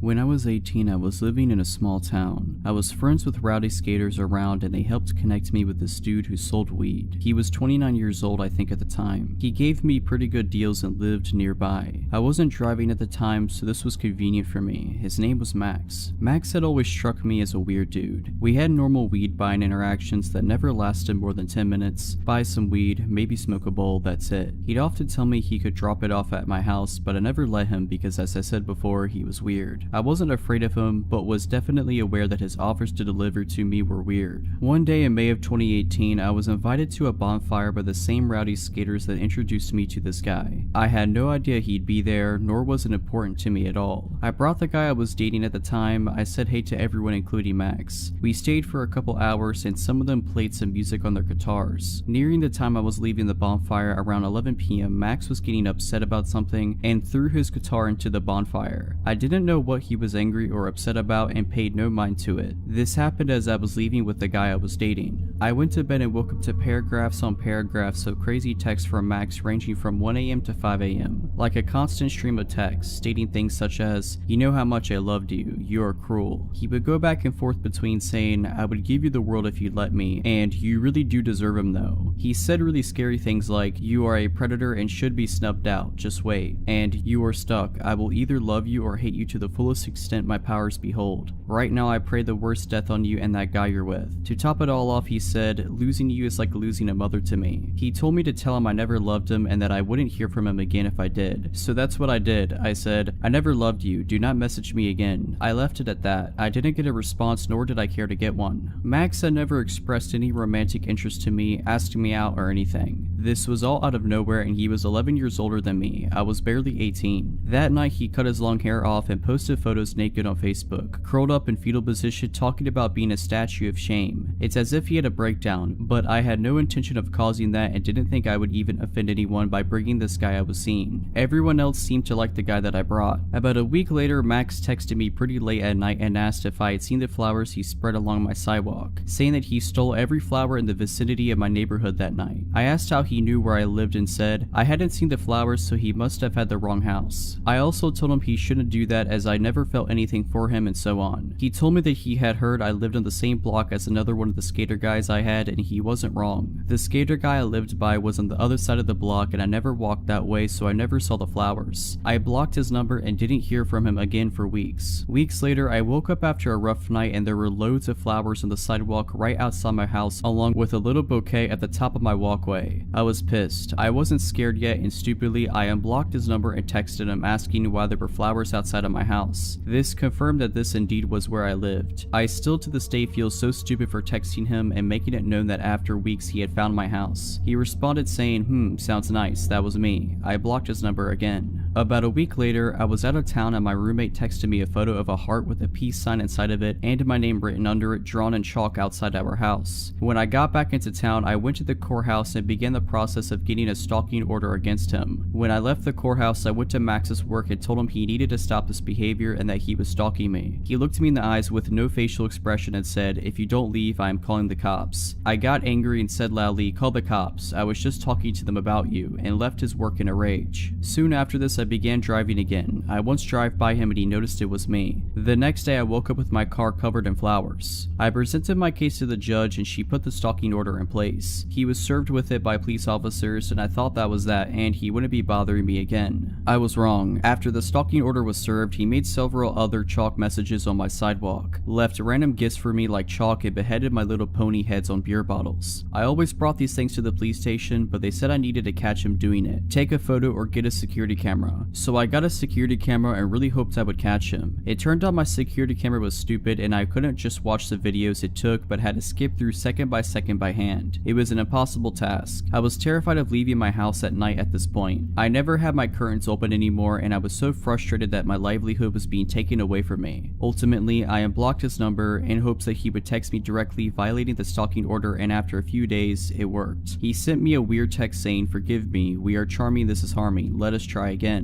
By now it's September of 2018 and he finally goes to jail. He is facing up to a year in jail and has to stay there until our court date. I finally start calming down. I am able to go outside at night, even if just to get into my car. I let myself have my curtains open sometimes. I am starting to feel alive again. Right when I start feeling secure in my small town life again, someone posted bail and he was released after only 3 months in jail and I went back to living in fear. We still had court dates coming up and I was optimistic that he would serve more time for ruining my life for so long. long. His lawyer kept pushing the court date back to gather evidence, and after about 6 months of pushing it back, the state decided he wouldn't do anything more and closed the case basically. I had moved out of town 3+ hours away at this point, so he didn't actually have an option to continue this behavior. Living in this new place, I feel safe. I can walk at night and I don't have to have my curtains closed all the time. It's been over a year since they decided to close the case. About a month ago, he began responding to my friends' Instagram stories. Friends that live here in this new town, telling them how fond he is of me, etc. I have always had him blocked, but my Instagram isn't private, so he must have found them that way. I have since changed my account to private, and he hasn't messaged any more friends of mine. I refuse to be fearful now, the way I was then. He will never find where I live or where I work now. However, my life is forever changed after this experience. I will always be more aware of people and their weird energy. He ruined my life for a year, and I truly wish he had gotten that time in jail. He deserves it.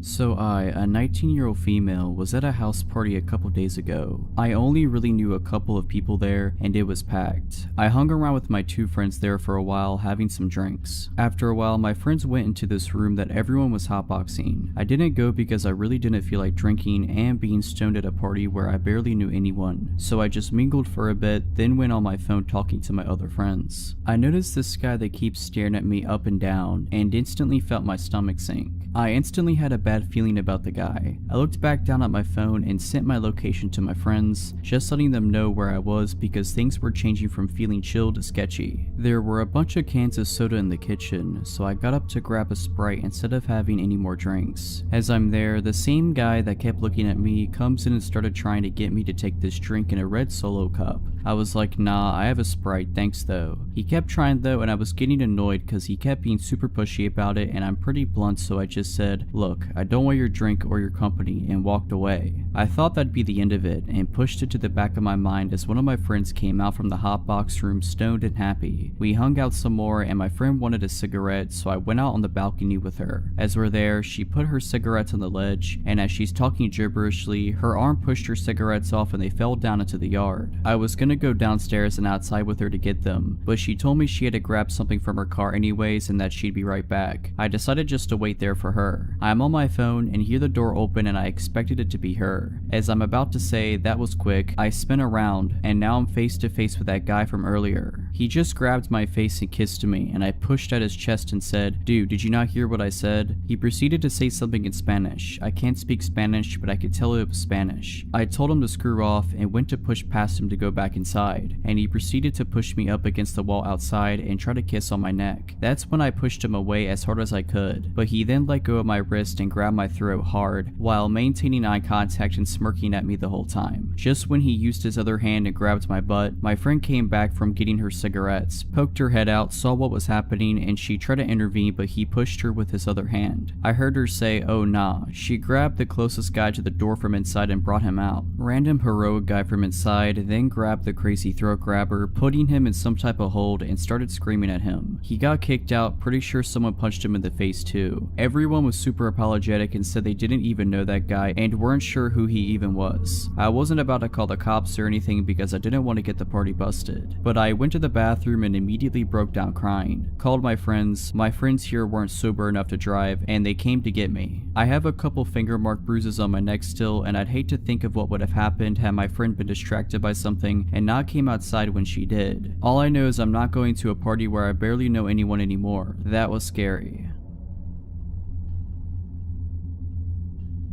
This happened when I was 4 or 5 years old. I was at a rather large toy store with my dad and sister, who is 2 years older than me, so that I could pick out a birthday present for a friend of mine. My dad and I were looking at the Lego aisle they had available, while my sister was shuffling around, bored out of her mind. At some point she wandered away. I was looking at the box of a castle set, wishing that it was my birthday coming up, when my sister returned and tugged on my dad's arm. What is it, sweetheart? He asked without looking away from the box he was holding. I think he also wished it was his birthday coming up. There's a man. Oh, never mind, he's gone now. My dad looked at her, putting the box back on the shelf. What man? He asked. There was a man who asked if I wanted to come see his puppy, and I said that I'd have to ask you first, but I don't know where he went. My dad took the box out of his hands and put it back on the shelf.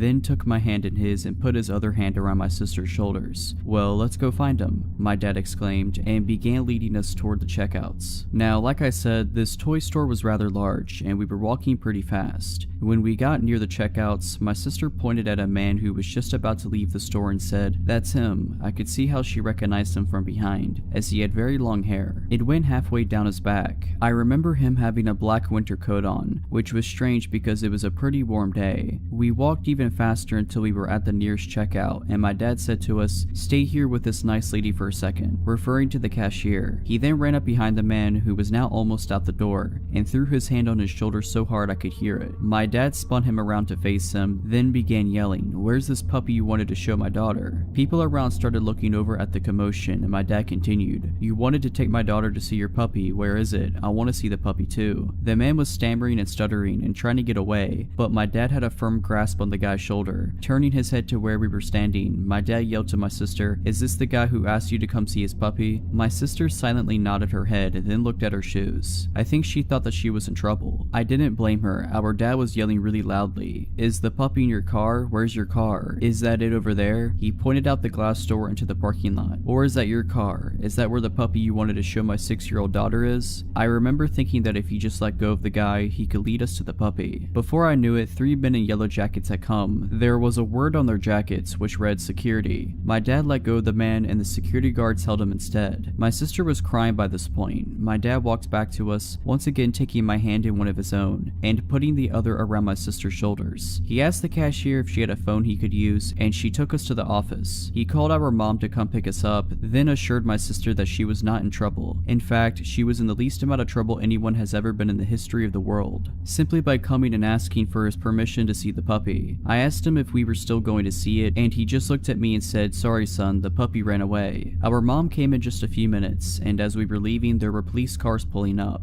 "Are they gonna help find the puppy?" my sister asked my mom, but she said no, they're here for something else. After a while, I remembered this incident and recently asked my dad about it. Apparently when the cops searched his car, they found rope, duct tape, a knife, pliers, and a hacksaw. My dad and sister testified at his trial, and the guy got 20 years. This story dates back to about a year and a half ago when my daughter was around 4 months old. I'm 26 years old. I had just moved with my then SO to a dangerous part of town, but the street we moved to wasn't too bad. Everyone knows their neighbors and everyone seems to get along. Well, since everyone in the neighborhood chats with each other, one of my neighbors warned my SO and I about a homeless woman that parks her van on the street and harasses everyone who walks by her car, and to try and avoid her as best as possible. Side note, parking in this town is street parking only, no reserved parking spots. This'll have significance later. I thought, that's one small downside of living here, along with the street parking. Not that big of a deal as long as I avoid her, right? Wrong. So the next day after our neighbor's warning, after returning home from a long day at work and picking up my infant daughter, homeless lady, really slender, wearing what appeared to be newish clothes, breath reeking of something foul, is walking up to the left side of the sidewalk, screaming up a storm at these teenage kids who look terrified. The teenagers aren't engaging her, just keep walking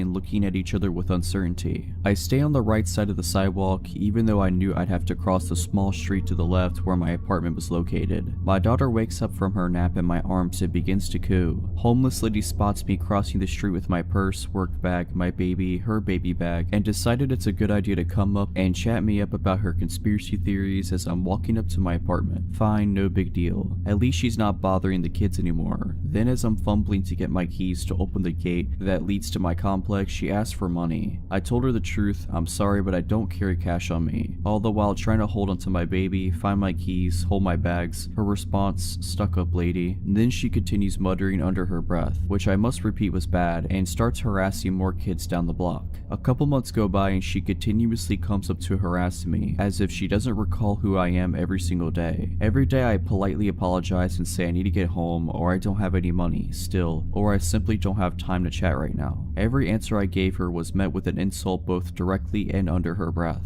At this point, I am still not concerned. I've always had a soft spot for the homeless, and I am aware that this lady has severe mental illness. I always apologize for not having money to give, even through the insults. One night, around midnight, my daughter wakes up crying horribly. My SO and I take her temperature, 103 fever. I tell him it's time to take her to the emergency room immediately before it gets worse. We gather everything up, and I gently take her from bed and lay her against my chest. She's so helpless, weak, burning hot, and whimpering terribly. I still want to tear up thinking about it to this day. So as we walk out of the apartment, my SO says he will run down 3 blocks to grab the car. Remember, it's all street parking, so we often had to park blocks away. I say okay, I'll stand in front of the apartment so he could just pick us up and we can book it to the ER. Wrong choice. I watched as he ran all the way down the street and turned the corner out of sight. Then I look back at my baby and start rocking and shushing her so that maybe she could get a little bit of sleep/rest before being up at the hospital all night. Moments later, when I look up, homeless lady walks around the same corner that SO just ran around and makes a beeline straight towards me. I get a little uneasy as I have a sick baby in my hands, but maybe she'll leave me alone this time, right? Nope, that was wishful thinking to the max. I'll label homeless lady as HL and me as me. Homeless lady, and a voice loud enough to wake up the entire block. Oh hey there sis, daddy just told me that baby's done sick and she needs a healer. Me, still trying to gently rock my baby as she startled back awake and wondering why he told this lady about my baby being sick. What? Sorry? Homeless lady, I'm a healer. My mama and I have been healers since birth. Give me that baby. Me, still trying to give her the benefit of the doubt, knowing she's mentally ill. Sorry, I'm waiting on her dad to bring the car around so we can take her to the hospital. Can you keep your voice down? She's trying to sleep.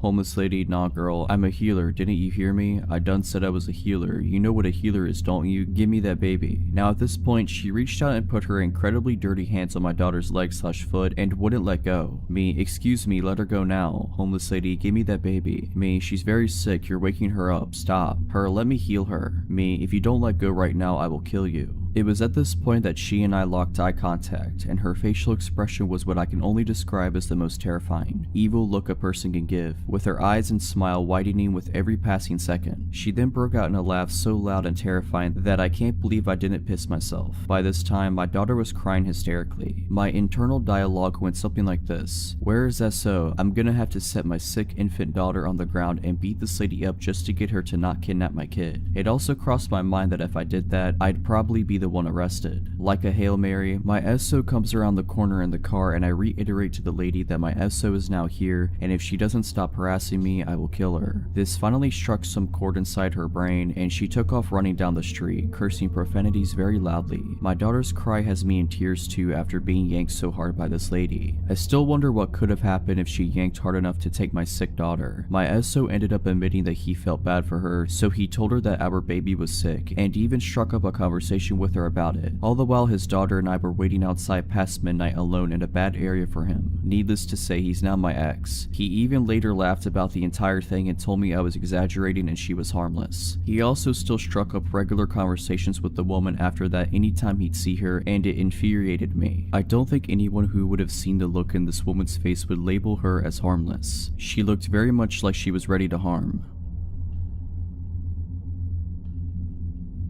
From 2006 to 2011, I worked in the electronics department at the local Walmart in the small city I lived in. Through those 5 years I had worked there, I had plenty of creepy encounters with strange customers, especially considering the state hospital was directly across the road. This story isn't just a regular old creepy encounter, but something that would lead me to being stalked for nearly a year. It all started in 2010 on a night I was working second shift. I was doing my end of shift ritual when a woman in her late 40s interrupted me. She was with a little girl no more than 3 or 4 years old. Excuse me, I need help with my cell phone. She spoke softly and proceeded to tell me her problem. I need to turn my phone into a straight talk phone. The girl earlier said you could do it. I said sure, let me see what I can do. She handed me a 6-year-old phone from Verizon and I knew as soon as I saw it I wouldn't be able to do what she wanted. I explained that she would have to buy a new phone from Straight Talk and transfer her old number. Basic stuff really. Now, I always took my job seriously and held myself to the highest standard of customer service. customers. I did nothing to actually piss off this lady, but sure as it is, she was pissed. Why would I buy a new phone? I already have one. She starts screaming at the top of her lungs. Her claims of me upselling her and being a corporate goon. I finally managed to defuse the situation, and as she left the apartment, she gives me the classic, "You'll never get a job in this town again." As I'm getting ready to leave my shift, my manager stops me and tells me I got a complaint at customer service from a lady claiming I swore at her granddaughter. Apparently I told her to screw off. I explained what happened and he just laughed it off.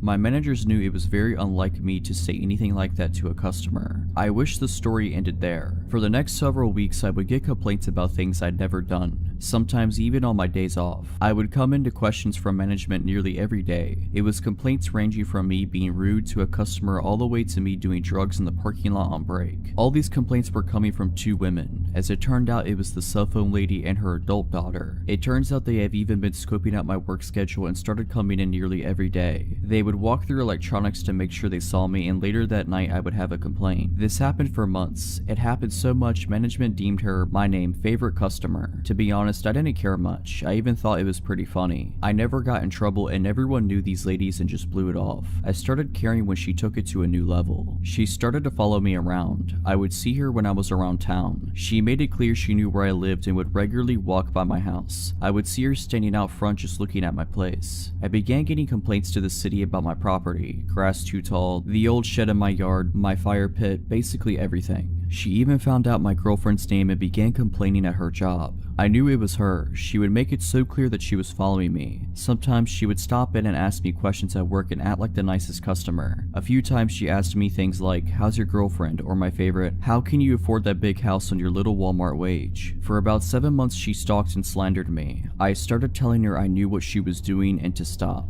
But she played it off. I couldn't report her. She never once threatened me. She was just making my life hard. By this time, everyone in my life knew about this woman. One night, I'm grabbing dinner with my friends from work and we're joking about it when someone says, "What if you just counter-stalk her?" At first, I thought it was a terrible idea, but this convinced me it would work and they would all help me. So we hatched a plan. It went as follows: find her job, find her name and address, make complaints in the same manner as her, find out all the rumors she told about me, make it clear that we know, show her that we have numbers. I found out her information easily enough. Turns out she didn't live anywhere near me. I was even friends with a few of her coworkers. They would keep me informed on crazy stuff she said about me and even told her to stop. We began doing exactly what she was doing to me. We did this for about 4 months. The more we dug into her life, the more I found out about how obsessed she was over getting me in trouble. She had claimed that I assaulted her. She urged others to report me and follow me. She told police I was a potential drug dealer. Eventually we won though. She started putting together that there were 6 of us digging into her life and asking questions about her. My last month at work I didn't get a single complaint. In fact, I never even saw her anymore. The day after I quit though, I heard she was in the store complaining about a new person after asking one of the managers why I quit. I'll honestly never understand why she was so bent on destroying me. I just told her to buy a $20 prepaid phone.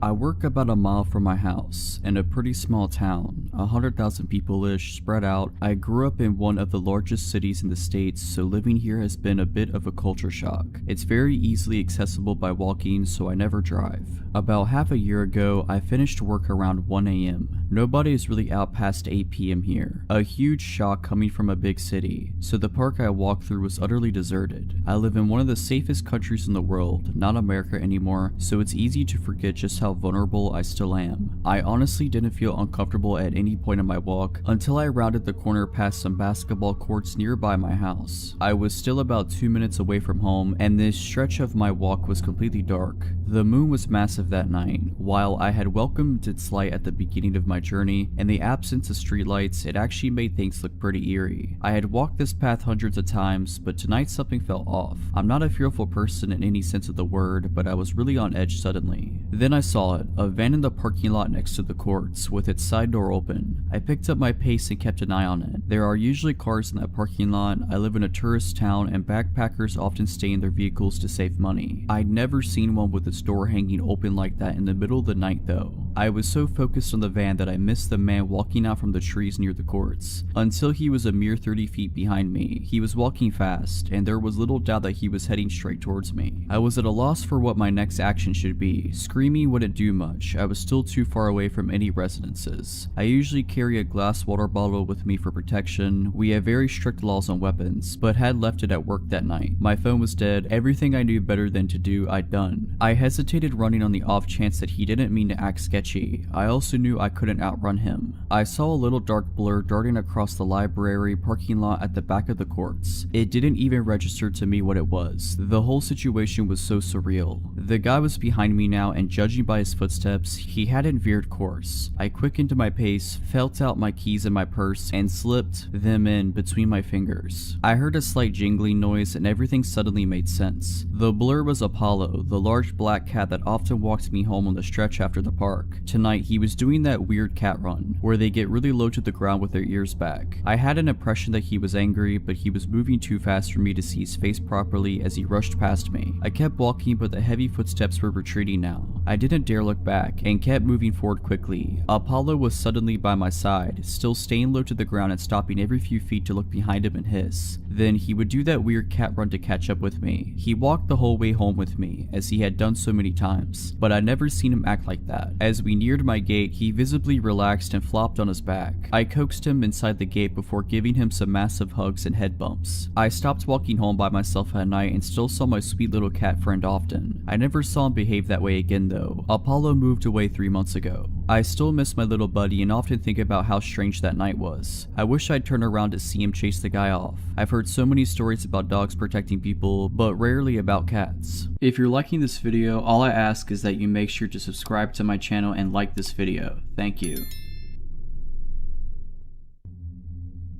I am 20 years old. I live in the suburbs in a small residence of 6 houses. My gate is very often broken, including today. That means 80% of the time it is wide open, so everyone can fit into the small courtyard. My house has 1 floor. There are 4 bedrooms, including mine, and downstairs there is a guest bedroom, which is used as a treatment room because I have big health concerns. This is where all the equipment, medicines are stored, like morphine in doses that could kill an average person, and this is where the care takes place. Also, I have a dog. I am very close to him. He is a little bit all of my life. He feels everything to the point of feeling my epileptic seizures before they happen. To recognize the nurses who are arriving, he recognizes by the sound of their tires when they arrive in the yard. He never barks except when there is a problem. And finally, a nurse spends 4 to 5 times a day to give me care at home, including infusions. This is important for the story. That morning, like every morning, my liberal nurse arrived at 8 a.m. For the rest of the story, I'll call her Sandra. She takes care of me as usual. That is to say, an infusion of a painkiller. She replaces the antibiotic diffusers, she makes me do blood tests, and remakes the cassette of my morphine pump. We usually chat about everything and nothing. She tells me stories with patients during the treatment. My nurses are an integral part of my life. They have looked after me for 6 years now. She leaves after 40 minutes and says, "See you later. I'm sure I'll be a little late, don't worry." That day, I have a medical appointment in the morning, and I'm alone all day because my parents are working, except the nurse's passage every 4 hours. Once back from my meeting, I sit on the sofa with my dog while waiting for my nurse. After a while, I hear the tire noises. I get up because I think it's the nurse, but my dog started to growl behind the door. I look at the time, 11:50 a.m. I tell myself that it is a bit early, but sometimes instead of going after, my nurse exchanges me with the patient from before. I hear a knock. Surprised, I go to open it. Usually the nurses come in like that, and I see a young woman standing, whom I have never seen. She said to me, "Hello, are you? My name. I'm Camille, a 3rd-year nursing student. Your nurse will be a little late, so she told me to come and start preparing and she will arrive." I'm not wary at all. I'm used to students coming, but I'm just a little surprised that Sandra didn't warn me, because usually she warns me in the morning or sends me a message, and then she never leaves a student alone when it's the first time we see each other. I tell myself she must have forgotten to tell me. I bring her in and show her the way to the treatment room. I take out the things for treatment while she washes her hands. My dog is weird. He growls at her as soon as she approaches me and he turns around me. I was embarrassed, so I left him in the living room and closed the door to be quiet. I don't really care what she does, so I let her do it. I'm on my phone at the moment. She begins to put the IV on the infusion stand and takes a syringe. Normally, we rinse my central catheter with a syringe of serum already made. You just have to open the packaging, and there I see it's not a pre-made syringe, but a syringe that she has prepared. I look up and see that the ampules for my treatments are intact and have not been opened, yet I did hear the sound of the ampules breaking. I'm starting to think it's weird, and there she starts to approach me to inject the syringe when I get a message from my nurse. I'll be there in 5 minutes. Can you start pulling out the material? My blood has only run for one spin. I got up and said, I'm just going to the toilet, I'll be right back. I ran and locked myself in the downstairs toilet. The whole time my dog was barking and growling. When I opened the door, he followed me straight up, so we were both in the toilet. So I sent a message to my nurse, Camille, your student is here, don't worry. And then she replied, who? I started crying in the toilet and was really scared. Camille came by and asked, is everything okay? I think she could see I was staying a long time. I said, yes, it's going to happen. Then I heard my front door slam. 2 minutes later, I hear it reopen, but I hear my nurse. I came out of the toilet crying. She asked me what happened. I told her about it and showed the treatment room. So we called the police, they came and they examined, took samples, and the syringe and the rest of what Camille had prepared. The test results were received a few days after receiving the products in the syringe and the infusion. In the syringe was a paralyzer. She had put a dose that could have paralyzed a man of 120 kilograms. I'm 40 kilograms. And in the IV it was medicine to lower the heart rate, but it was so concentrated it could have stopped anyone's heart. Today we still don't know who Camille is, and luckily I have never heard from her again. In retrospect, I realized that my dog had sensed that this person didn't want me well, and I tell myself that I should have watched her because she was just a student, and that my treatments are not paracetamol, and I keep wondering what could have happened if I hadn't looked at my phone. This happened about a year ago. There were so many terrible factors working against me that night. I am astounded I got away, at least physically. This all begins when I'm at my friend's apartment, who lives in a really rough part of town. In a series of poor decisions, that night I decided to get belligerently drunk and take a few pills of whatever knows what. I know, safe to say, after a solid night of partying, around 4 AM I was not in the right state of mind. My drugged brain decides that instead of staying the night at my friend's apartment like I normally would, I wanted to Uber back to my own apartment. My friend's apartment had 2 separate entrances / exits to the building, one in the back unlit parking lot of the building and one facing the street. They had 2 sets of keys for each door, and I only had keys to the one in the back of the apartment. Since my Uber would obviously arrive at the street and the door in the front of the building locks itself behind you, I exited this way when the driver was soon to arrive. I'm not paying attention to my surroundings at all in this state, despite the fact that there was literally a bullet hole in the front door I just came out of. Not good. I remember checking to see what car I was getting picked up in, and was only able to pick out the fact that it was a black sedan. Soon after stepping outside, a black sedan pulls up to the curb and starts rolling down the window. So I stepped forward. Before this man even spoke, I could feel something was wrong. He had an expression like he was tearing me apart with just his eyes. After seeing that look, it gave me a new meaning to the word predator, to describe a criminal, because I then knew what it felt like to be prey. He basically barks at me, I'm your Uber driver. This was the second red flag that somehow made its way through my brain. Normally Uber drivers just roll down the window and say your name. I think I just stared at him for a second, my brain slowly piecing together the situation I was potentially in, and I ask him, what's my name? He immediately is enraged and starts screaming about how he doesn't have time for this and just get in the car, etc. I don't think I've ever sobered up so fast in my life.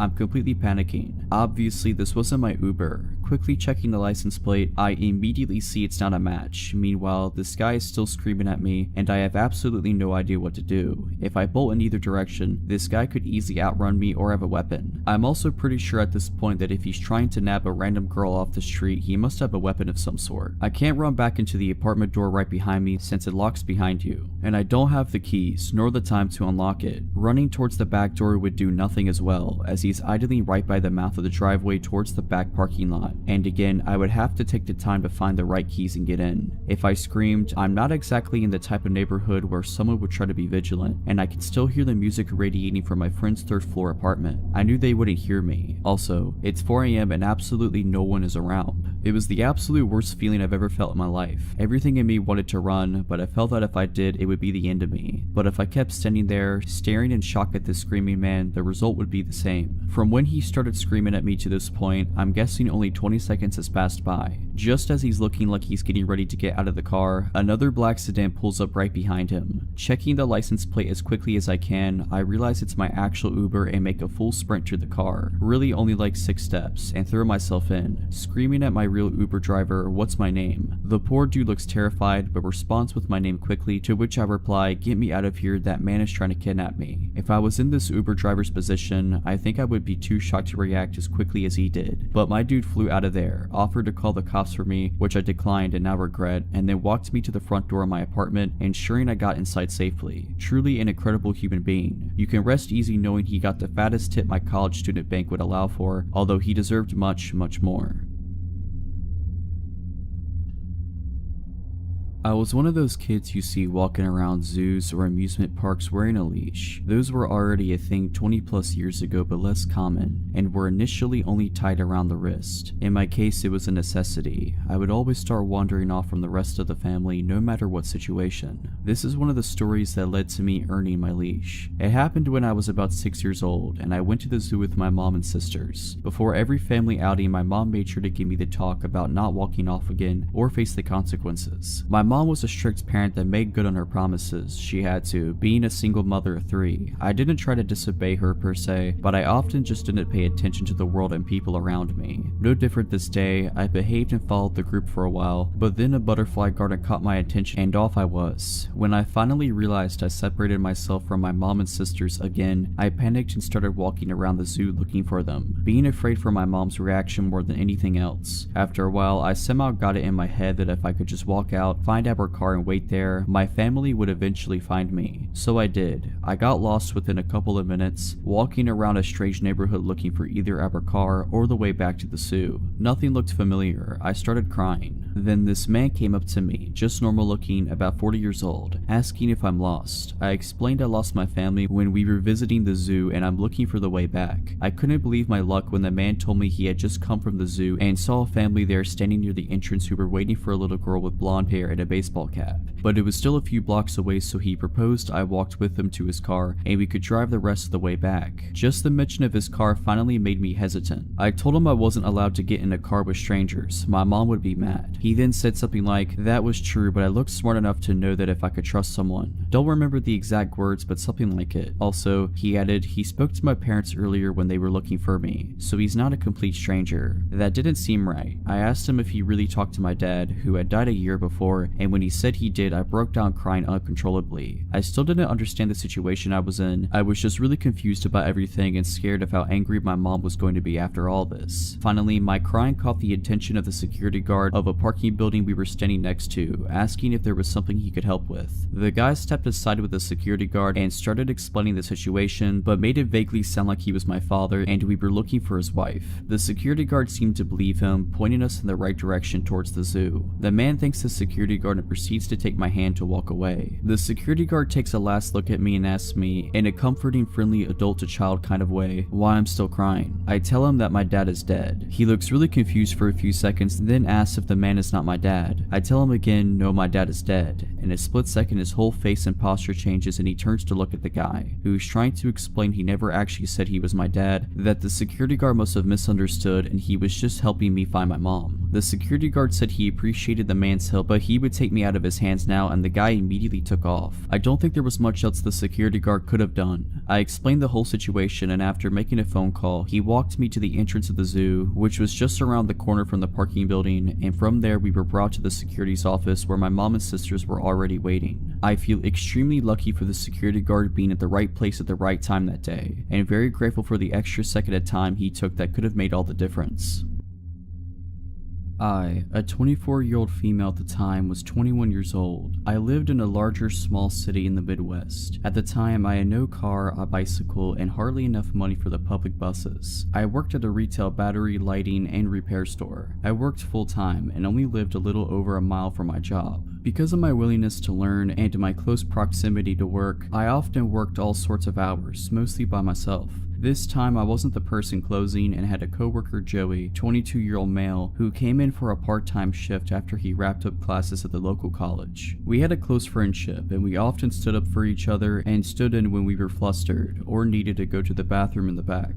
Joey received a phone call for a possible repair on a smartphone, possibly LG low-tier phone though, and he wasn't 100% sure if it was a phone that we could repair. He asked the young female caller to stop by for a consult. She had quickly agreed and said that she would stop by at around 5:30 p.m. This was a night that I was supposed to get done at 6 p.m. and catch the bus at 6:12. It was a windy, drizzly, early fall night. I remember this because I had my bike with, and it became my anchor that night. A little before 6 p.m. this frantic, terrified, bawling 19 to 20 something year old woman came into our tiny shop. I was at the counter switching out aging price tags and general store maintenance. I looked up at her confused and willing to help. She looked me deep in the eyes, asking if Joey was here. At the time, he was using the tiny bathroom in the back, so I had to step in and help out any customers. I told her that he was currently busy and that I was willing to help her. She handed me her smashed cheap phone very timidly. My customer service skills couldn't prepare me for what she was going to say next. She quietly told me that her boyfriend, who was out in his red mini truck in the small front parking lot, had gotten angry and smashed her phone when she tried to call her sister that afternoon. I took the backing off of the phone and tried to research the model for any possible screen repair. No results found. I tried to hand her back the destroyed phone and she pushed it back into my hands with a pleading look. Then the honking commenced. There was this light drizzle outside, so our front glass door was covered in beaded drops and was slightly fogged over. I couldn't see who was honking out there. I told her again that I couldn't help and for her to try our cell phone repair competitor down the road. The tears started to really flow down her cheeks and I was freaked out at this point. She kept throwing glances behind her and the honking would not stop.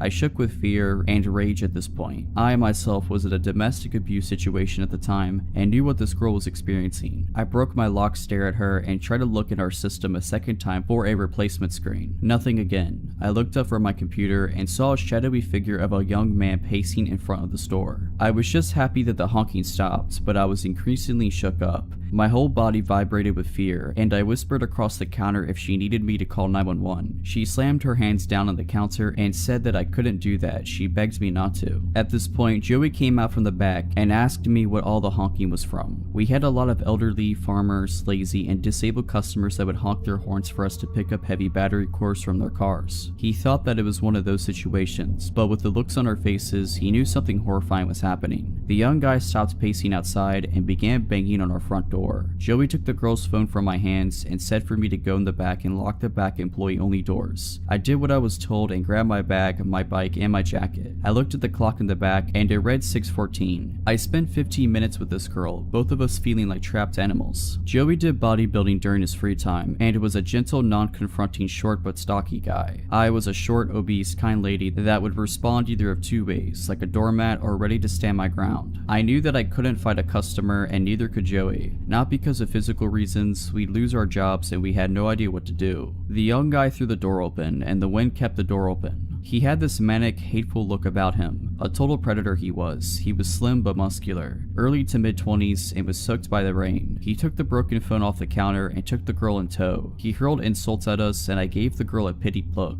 He slammed the door back shut and both Joey and I stood in absolute silence. He snapped out of it and ran to the front door and locked it. I told Joey to call our manager from our store landline and stood around while he did. I noticed that the guy had moved his truck to directly in front of our door. He was watching us from his truck, watching us behind the counter as we were on the phone with our manager. I had to leave to get home. The last possible bus came at 6:42, and I couldn't pedal my way home in the weather and all the circumstances that had just occurred. The time was around 6:18, and I just needed to cross the busy highway and down the sidewalk by 1/8 of a mile to the nearest bus stop. Joey, the guy, and I played the waiting game. It was 6:23 when the guy finally left our parking lot. I told Joey that I would leave at 6:25 so I could arrive at the stop safely. Joey opened the front door and I threw myself on top of my bike and pedaled harder than I could ever imagine. Now mind you, our store was in an industrial shopping area at the very edge of town. We worked next to a sub shop and worked across from a strip mall with a Bullseye store and a local chain grocery store with other retail stores and a bank all in that large lot. It started to downpour, and as I tried to pull out of our parking lot straddling my bicycle, I caught a glimpse of the red truck looping around the sub shop.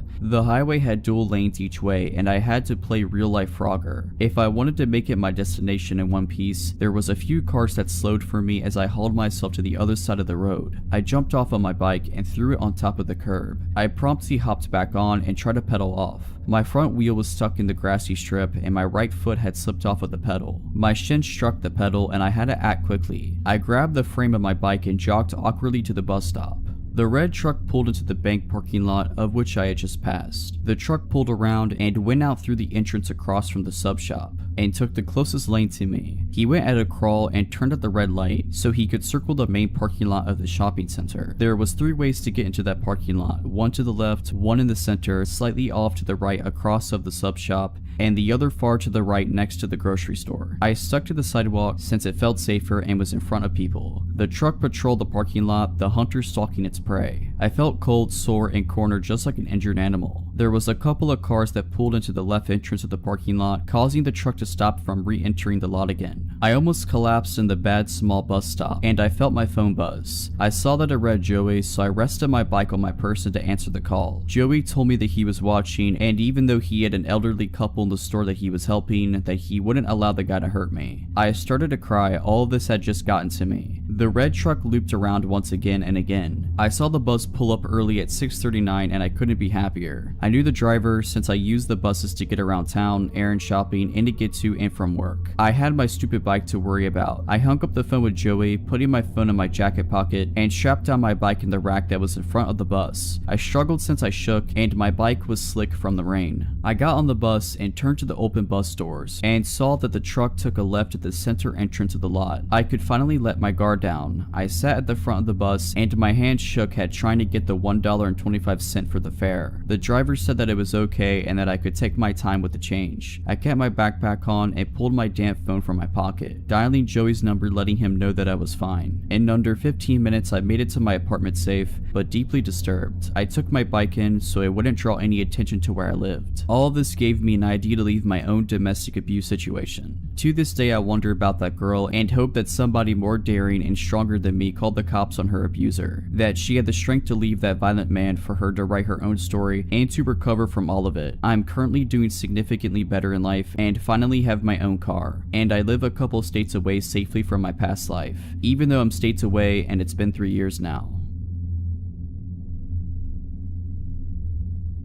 For a little background, I'm a 27-year-old female and I recently just moved into a nice apartment in a safe neighborhood with my 2 dogs, Charles and Wigwam. Charles is a Corgi/German Shepherd mix and is the most loving but overly obnoxious dog, while Wigwam is a Lhasa Apso who is quiet, sweet, and most definitely scared of his own shadow. I've only been in my new place for about a month, and after this experience, I highly doubt I'm gonna make it here for the duration of my year-long lease. The way these apartments are set up is that each floor has its own set of doors that lead to 4 apartments and a fire escape door that only opens from the inside. I'm on the back side of the building, which places my patio about 10-ish feet from the fire escape stairs. I take my dogs out 3 times a day, midnight being the latest I will go out by myself, and every time I leave my apartment, I put the bar lock on my patio door and lock my front door without fail. About a week ago, we had a snowstorm and I cracked my patio door because, well, I love cold weather and I'm an adult, and if I want to watch the snowfall, then I can do that. It was around 11 p.m. and I decided that since it was getting late, I should take the dogs out for the night, and since they both hate snow, this would be a quick trip.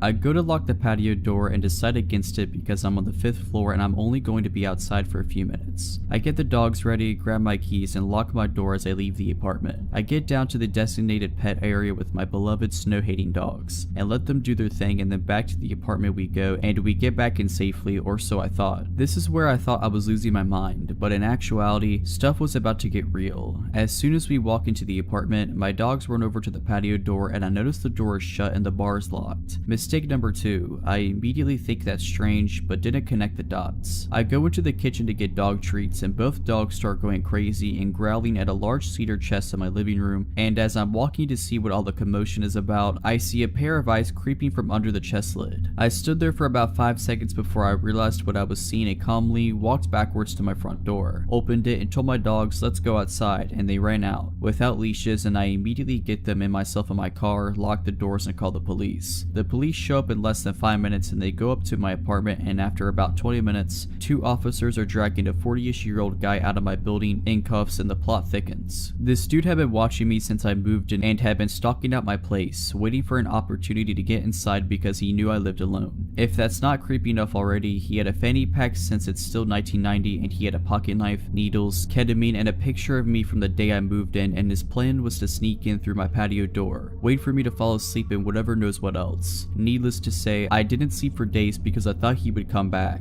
Luckily, the guy is still in jail, but I'll never forget those eyes.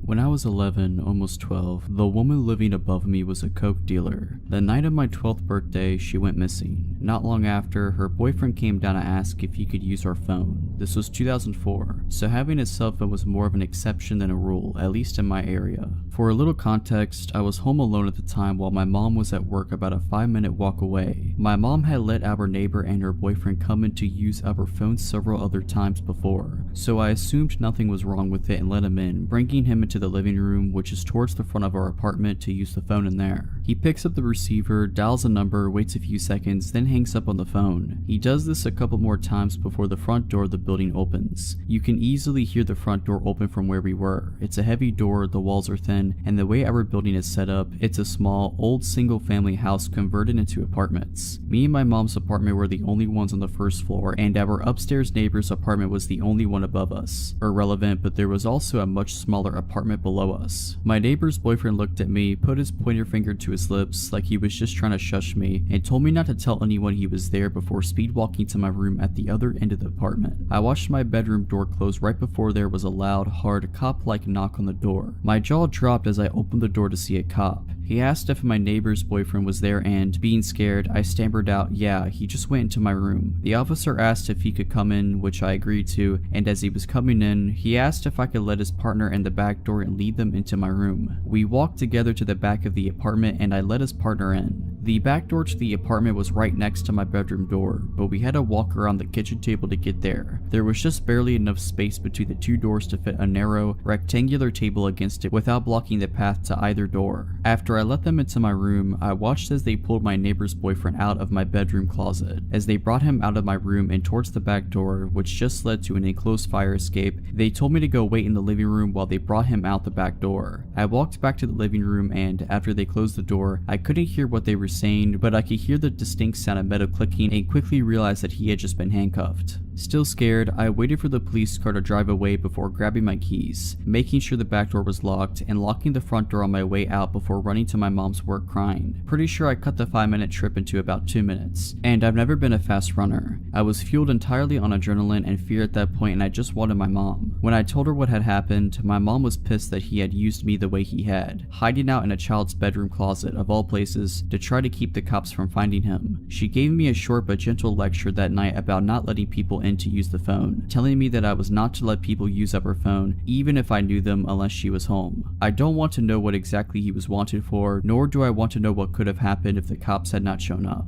I don't know if he had known that the cops were on their way and had to come to my apartment specifically to hide from them, or if he was up to something else and knew that the cops were at the front door of the building. This happened back while I was in college a couple years ago. Me and my roommate moved into a beautiful apartment our junior year of college. Our parents made it extremely clear that us living alone together was not ideal for some of the cheaper, shady neighborhoods close to our college. We attended a college in our state capital, so we were in a city environment, and had certain criteria we had to meet in order for us to live there, and for them to co-sign our leases. Lit sidewalks, keyed entry into the apartment building, lit parking lot, X amount of blocks from campus, etc., etc. So we finally found one that fit our parents' criteria. Our apartment building had a keyed entry for both the front of the building and the back gate that led to the fire escape. Our apartment was an end unit that led to the fire escape, so there was 2 deadbolt locks on it. We loved our apartment. We felt safe, we had fun, truly living the college experience. And then my roommate's boyfriend starts slowly moving his things into the apartment and staying there way more often than he should. I finally tell my roommate if he wants to stay here and use the water, electric, and food I help pay pay for, then he needs to pay for it too, including our rent. I tell her a three-way split, or I'm paying only my rent and he can pay the entire electric, water, and trash bill. I think I'm being pretty fair, and even though her boyfriend doesn't have a job, that's not my problem. I work and go to college. Your "I don't want to work at McDonald's, yes he actually said that" excuse is completely garbage. If you want a place to stay, then to the Golden Arches you shall go. So instead, my roommate starts sneaking him in really late at night after I go to sleep, and he leaves on days I'm home. While I'm in class he's there, then leaves before I come back. My schedule is extremely routine. Well, he can't have a key, so if my roommate is in class or at work, how is he getting in? He can't take my roommate's key because if he decides to leave halfway through the day, how will she get her key back? All good questions. The solution they came up with was to leave the back door unlocked that leads to the fire escape, and then he can just jump the fence at the bottom of the fire escape to get back on the fire escape when he's ready to come back, or stick a rock in between the door, whatever works for him. So I'm off of work and school one Thursday morning, and I decide I'm going to sleep in as long as I possibly can. My roommate and her boyfriend had already left for the day, so naturally they leave the door unlocked. I'm asleep and it's about 10 in the morning when I hear the back door open to the apartment. I come to just enough to recognize the noise, realize it's my neighbor or her boyfriend, and I brush it off and go try to drift back off.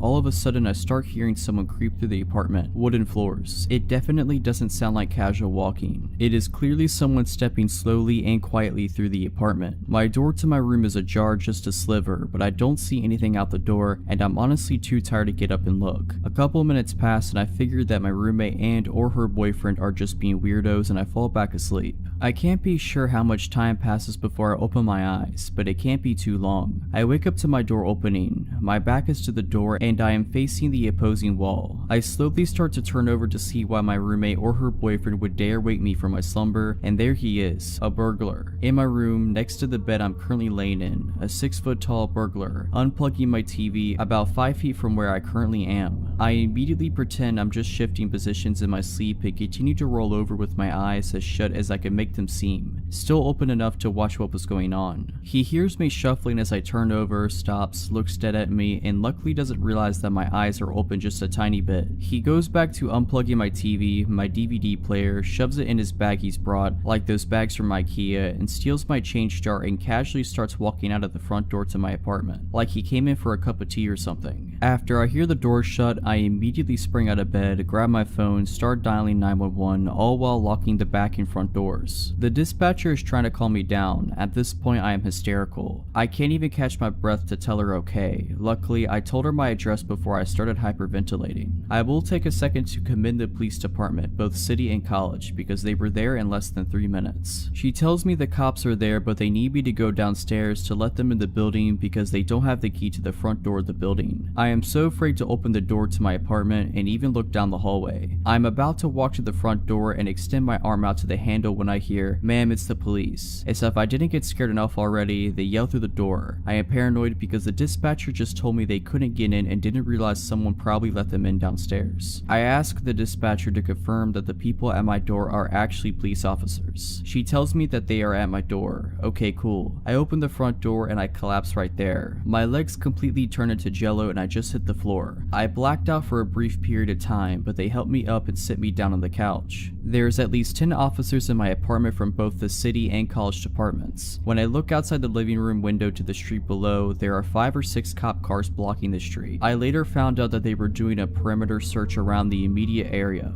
I'm being bombarded questions now. I have to try to find out what's missing besides the stuff from my room. I'm crying, I'm shaking. This is not at all how I saw my day off going. I tell them my roommate left the back door open for her boyfriend, they inspect the back door and blah blah. The next thing I know, my roommate and her boyfriend walk in and they both have the most dumbfounded looks on both of their faces. At this point now, there is a detective talking to me and I'm giving my statement, giving a description of the burglar, the stuff missing, looking at mugshots, etc. I immediately stop talking to the detective, look up at the both of them and blurt out, "Someone robbed us while I was asleep. He came into my room." 2 officers take her and her boyfriend aside and talk to them while I'm finishing up with the detective. I call my then boyfriend and he comes over to help me pack my stuff to stay over his house for a couple of days, which turned into staying until my lease at my place ended, around 4 months. After failing to recognize any suspects in a lineup, the cops slowly start leaving. After they all leave, I call my parents to tell them what had happened, gather my things, and head over to my boyfriend's house. My roommate and her boyfriend never once apologized. Not for leaving the door unlocked, but just a general "I'm sorry this happened to you" type of apology. They never asked me if I was okay, if I wanted to talk, nothing. The day my lease ended was the best day of that entire year. I couldn't wait to get away from my roommate, her boyfriend, and that apartment. They never found the guy who robbed me that day. I didn't even care about the materialistic things. He robbed me of my safety and security, and it took a good amount of counseling to get that back. I am also thankful he didn't try to attack me that morning. My friendship with my roommate was tarnished. I haven't spoken to her since. To this day, I don't sleep with my back to the door, and I always have a knife under my mattress. This happened to me 2 to 3 years ago. I was around 23 at the time. I am a female and I live in Romania. One night I was coming home from class, masters. Classes start after 6 p.m. and end at 10 p.m. At around 11 p.m. I had to take the subway for about 12 stops. The destination I have to get off at was the end of the line for the subway. At the time, there wouldn't be many people in the subway. All I need is my headset and my music and I am good to go. Said and done, I plug in my music. I pick the furthest chair in the subway, away from the only 2 people that were taking the subway with me at the time. So far so good, until I see, with the corner of my eye, a silhouette approaching me and sitting right next to me. It was a man, fairly built, dark hair, wearing glasses, a black shirt with a black hoodie, and a sickening smile. He doesn't engage in talking with me, but would just stare at my phone as I would browse through my music. I can hear him breathe heavily, not like painfully, but still like he was feeling something very strong. I feel uneasy, so I decide to change my seat and go even further behind, trying to avoid him. I pick a new chair, sit down, plug my headset again, and proceed with the remaining 6 to 12 stops on my way home. I see the silhouette growing bigger and bigger and a breeze running on my skin as I realize the guy is again sitting right next to me. Glancing in midair, dead eyes, a big smile, staring right into my phone. I panic. There are still 4 stops to go. I have nowhere to hide. I look after the other person in the subway trying to sit next to her, thinking that strength comes on numbers. She is no longer there. I start shaking a bit, but not allowing the creeper to notice me being vulnerable. I stand up, go to the door, and just decide to stand until my stop comes. This way he won't sit next to me, right? Wrong. He comes straight after me and sits on the chair right near the door because he couldn't see my phone, on which he was so focused so far from that angle. He fixates me right in my soul with his eyes and says, "Hi gorgeous, why are you avoiding me?" I am freaking out as I look at my phone trying to call my boyfriend or message him, and he stops me by saying, "I know no one will help you. You would have sent an SOS message by now. I know you didn't." That moment I realize I am cornered. He has been focusing on my phone to see who I was talking to, trying to figure out if I panicked, trying to see if I would ask someone for help. He cornered me bad. I had the luck to reach my stop as I would delay any reaction or ignore him so that he would repeat whatever he wanted to say. I drop off and run for the exit, not looking back.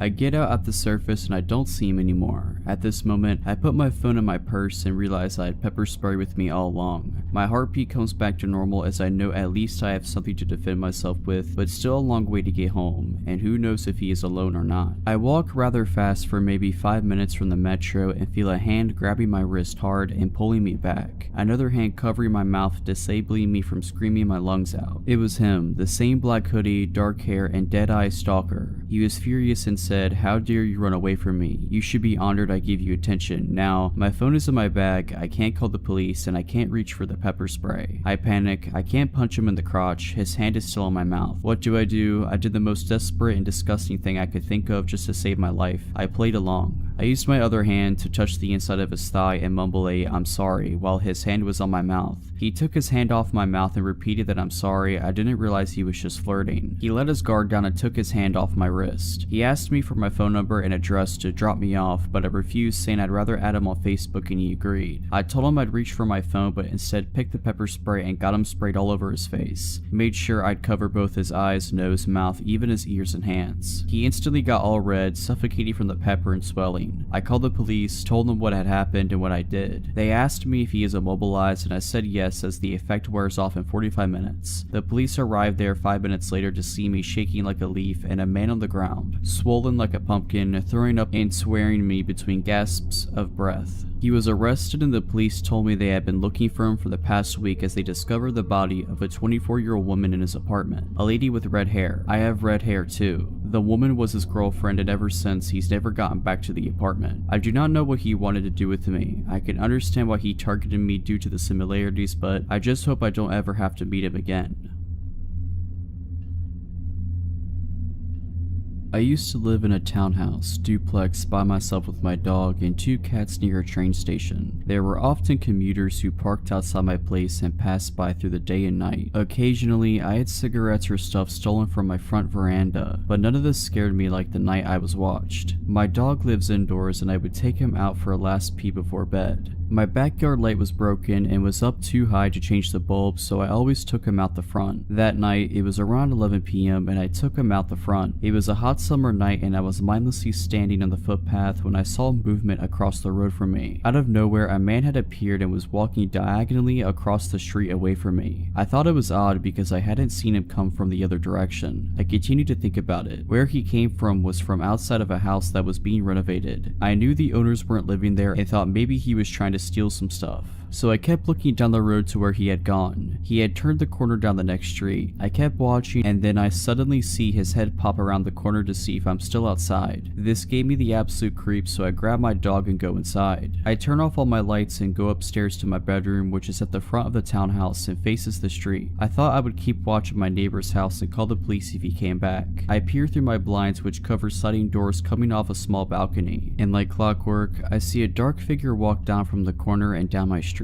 He's moving towards the house across the road and then I suddenly lose sight of him. A tree in front of my townhouse obscures my view for a moment and then he is there. He's not just there, he has stopped at the top of my driveway, just standing there. I kid you not, his arms were out by his sides and legs apart in an unnatural stance, like he was preparing for something, like he wanted to come kill me. My heart is racing so hard I can barely hear, and I'm standing there slack-jawed looking at this would-be assailant when one of my cats comes to see what's happening. My cat slides his body between the blinds and window, further opening it, and I see this person, this man looking up towards me. I'm thinking surely he sees me. If he does, this doesn't stop him. He starts walking down my driveway undeterred and fixated. I lose sight of him under the balcony and awning. By this time, my eyes are watering in fear and tears are streaming down my face. I don't know what to do. I go sit in my bed. I pick up my mobile and dial my dad, who lives in a suburb away. He answers. I whispered to him what was happening and he said he will be there as soon as he can. I lie down on my bed and lie as still as I can, tears rolling down my cheeks, pure fear, not knowing what this man was doing downstairs and if he could get in. What if I hadn't locked the doors? And then it dawned on me, why am I lying here in the dark crying? Turn a light on. So I did. What seemed like a lifetime but was probably just a couple minutes later, my dad arrived. He had an umbrella with him. I live in Australia, so no guns, but he could have at least brought a knife. I stayed on the phone with my dad while he searched outside for the man. The man was gone. Maybe me turning on the light scared him off. I called the police, who said I should have called sooner. Of course I should have, I don't know why I didn't. They came out with a sniffer dog and didn't find him either. I don't know what he wanted, but for a good year after that I was scared living there. Luckily that feeling faded away after a while. Alright, but that's it. I hope you enjoyed this video. If you did, make sure to subscribe to my channel, like this video, and comment something down below. But as always, Have a nice day.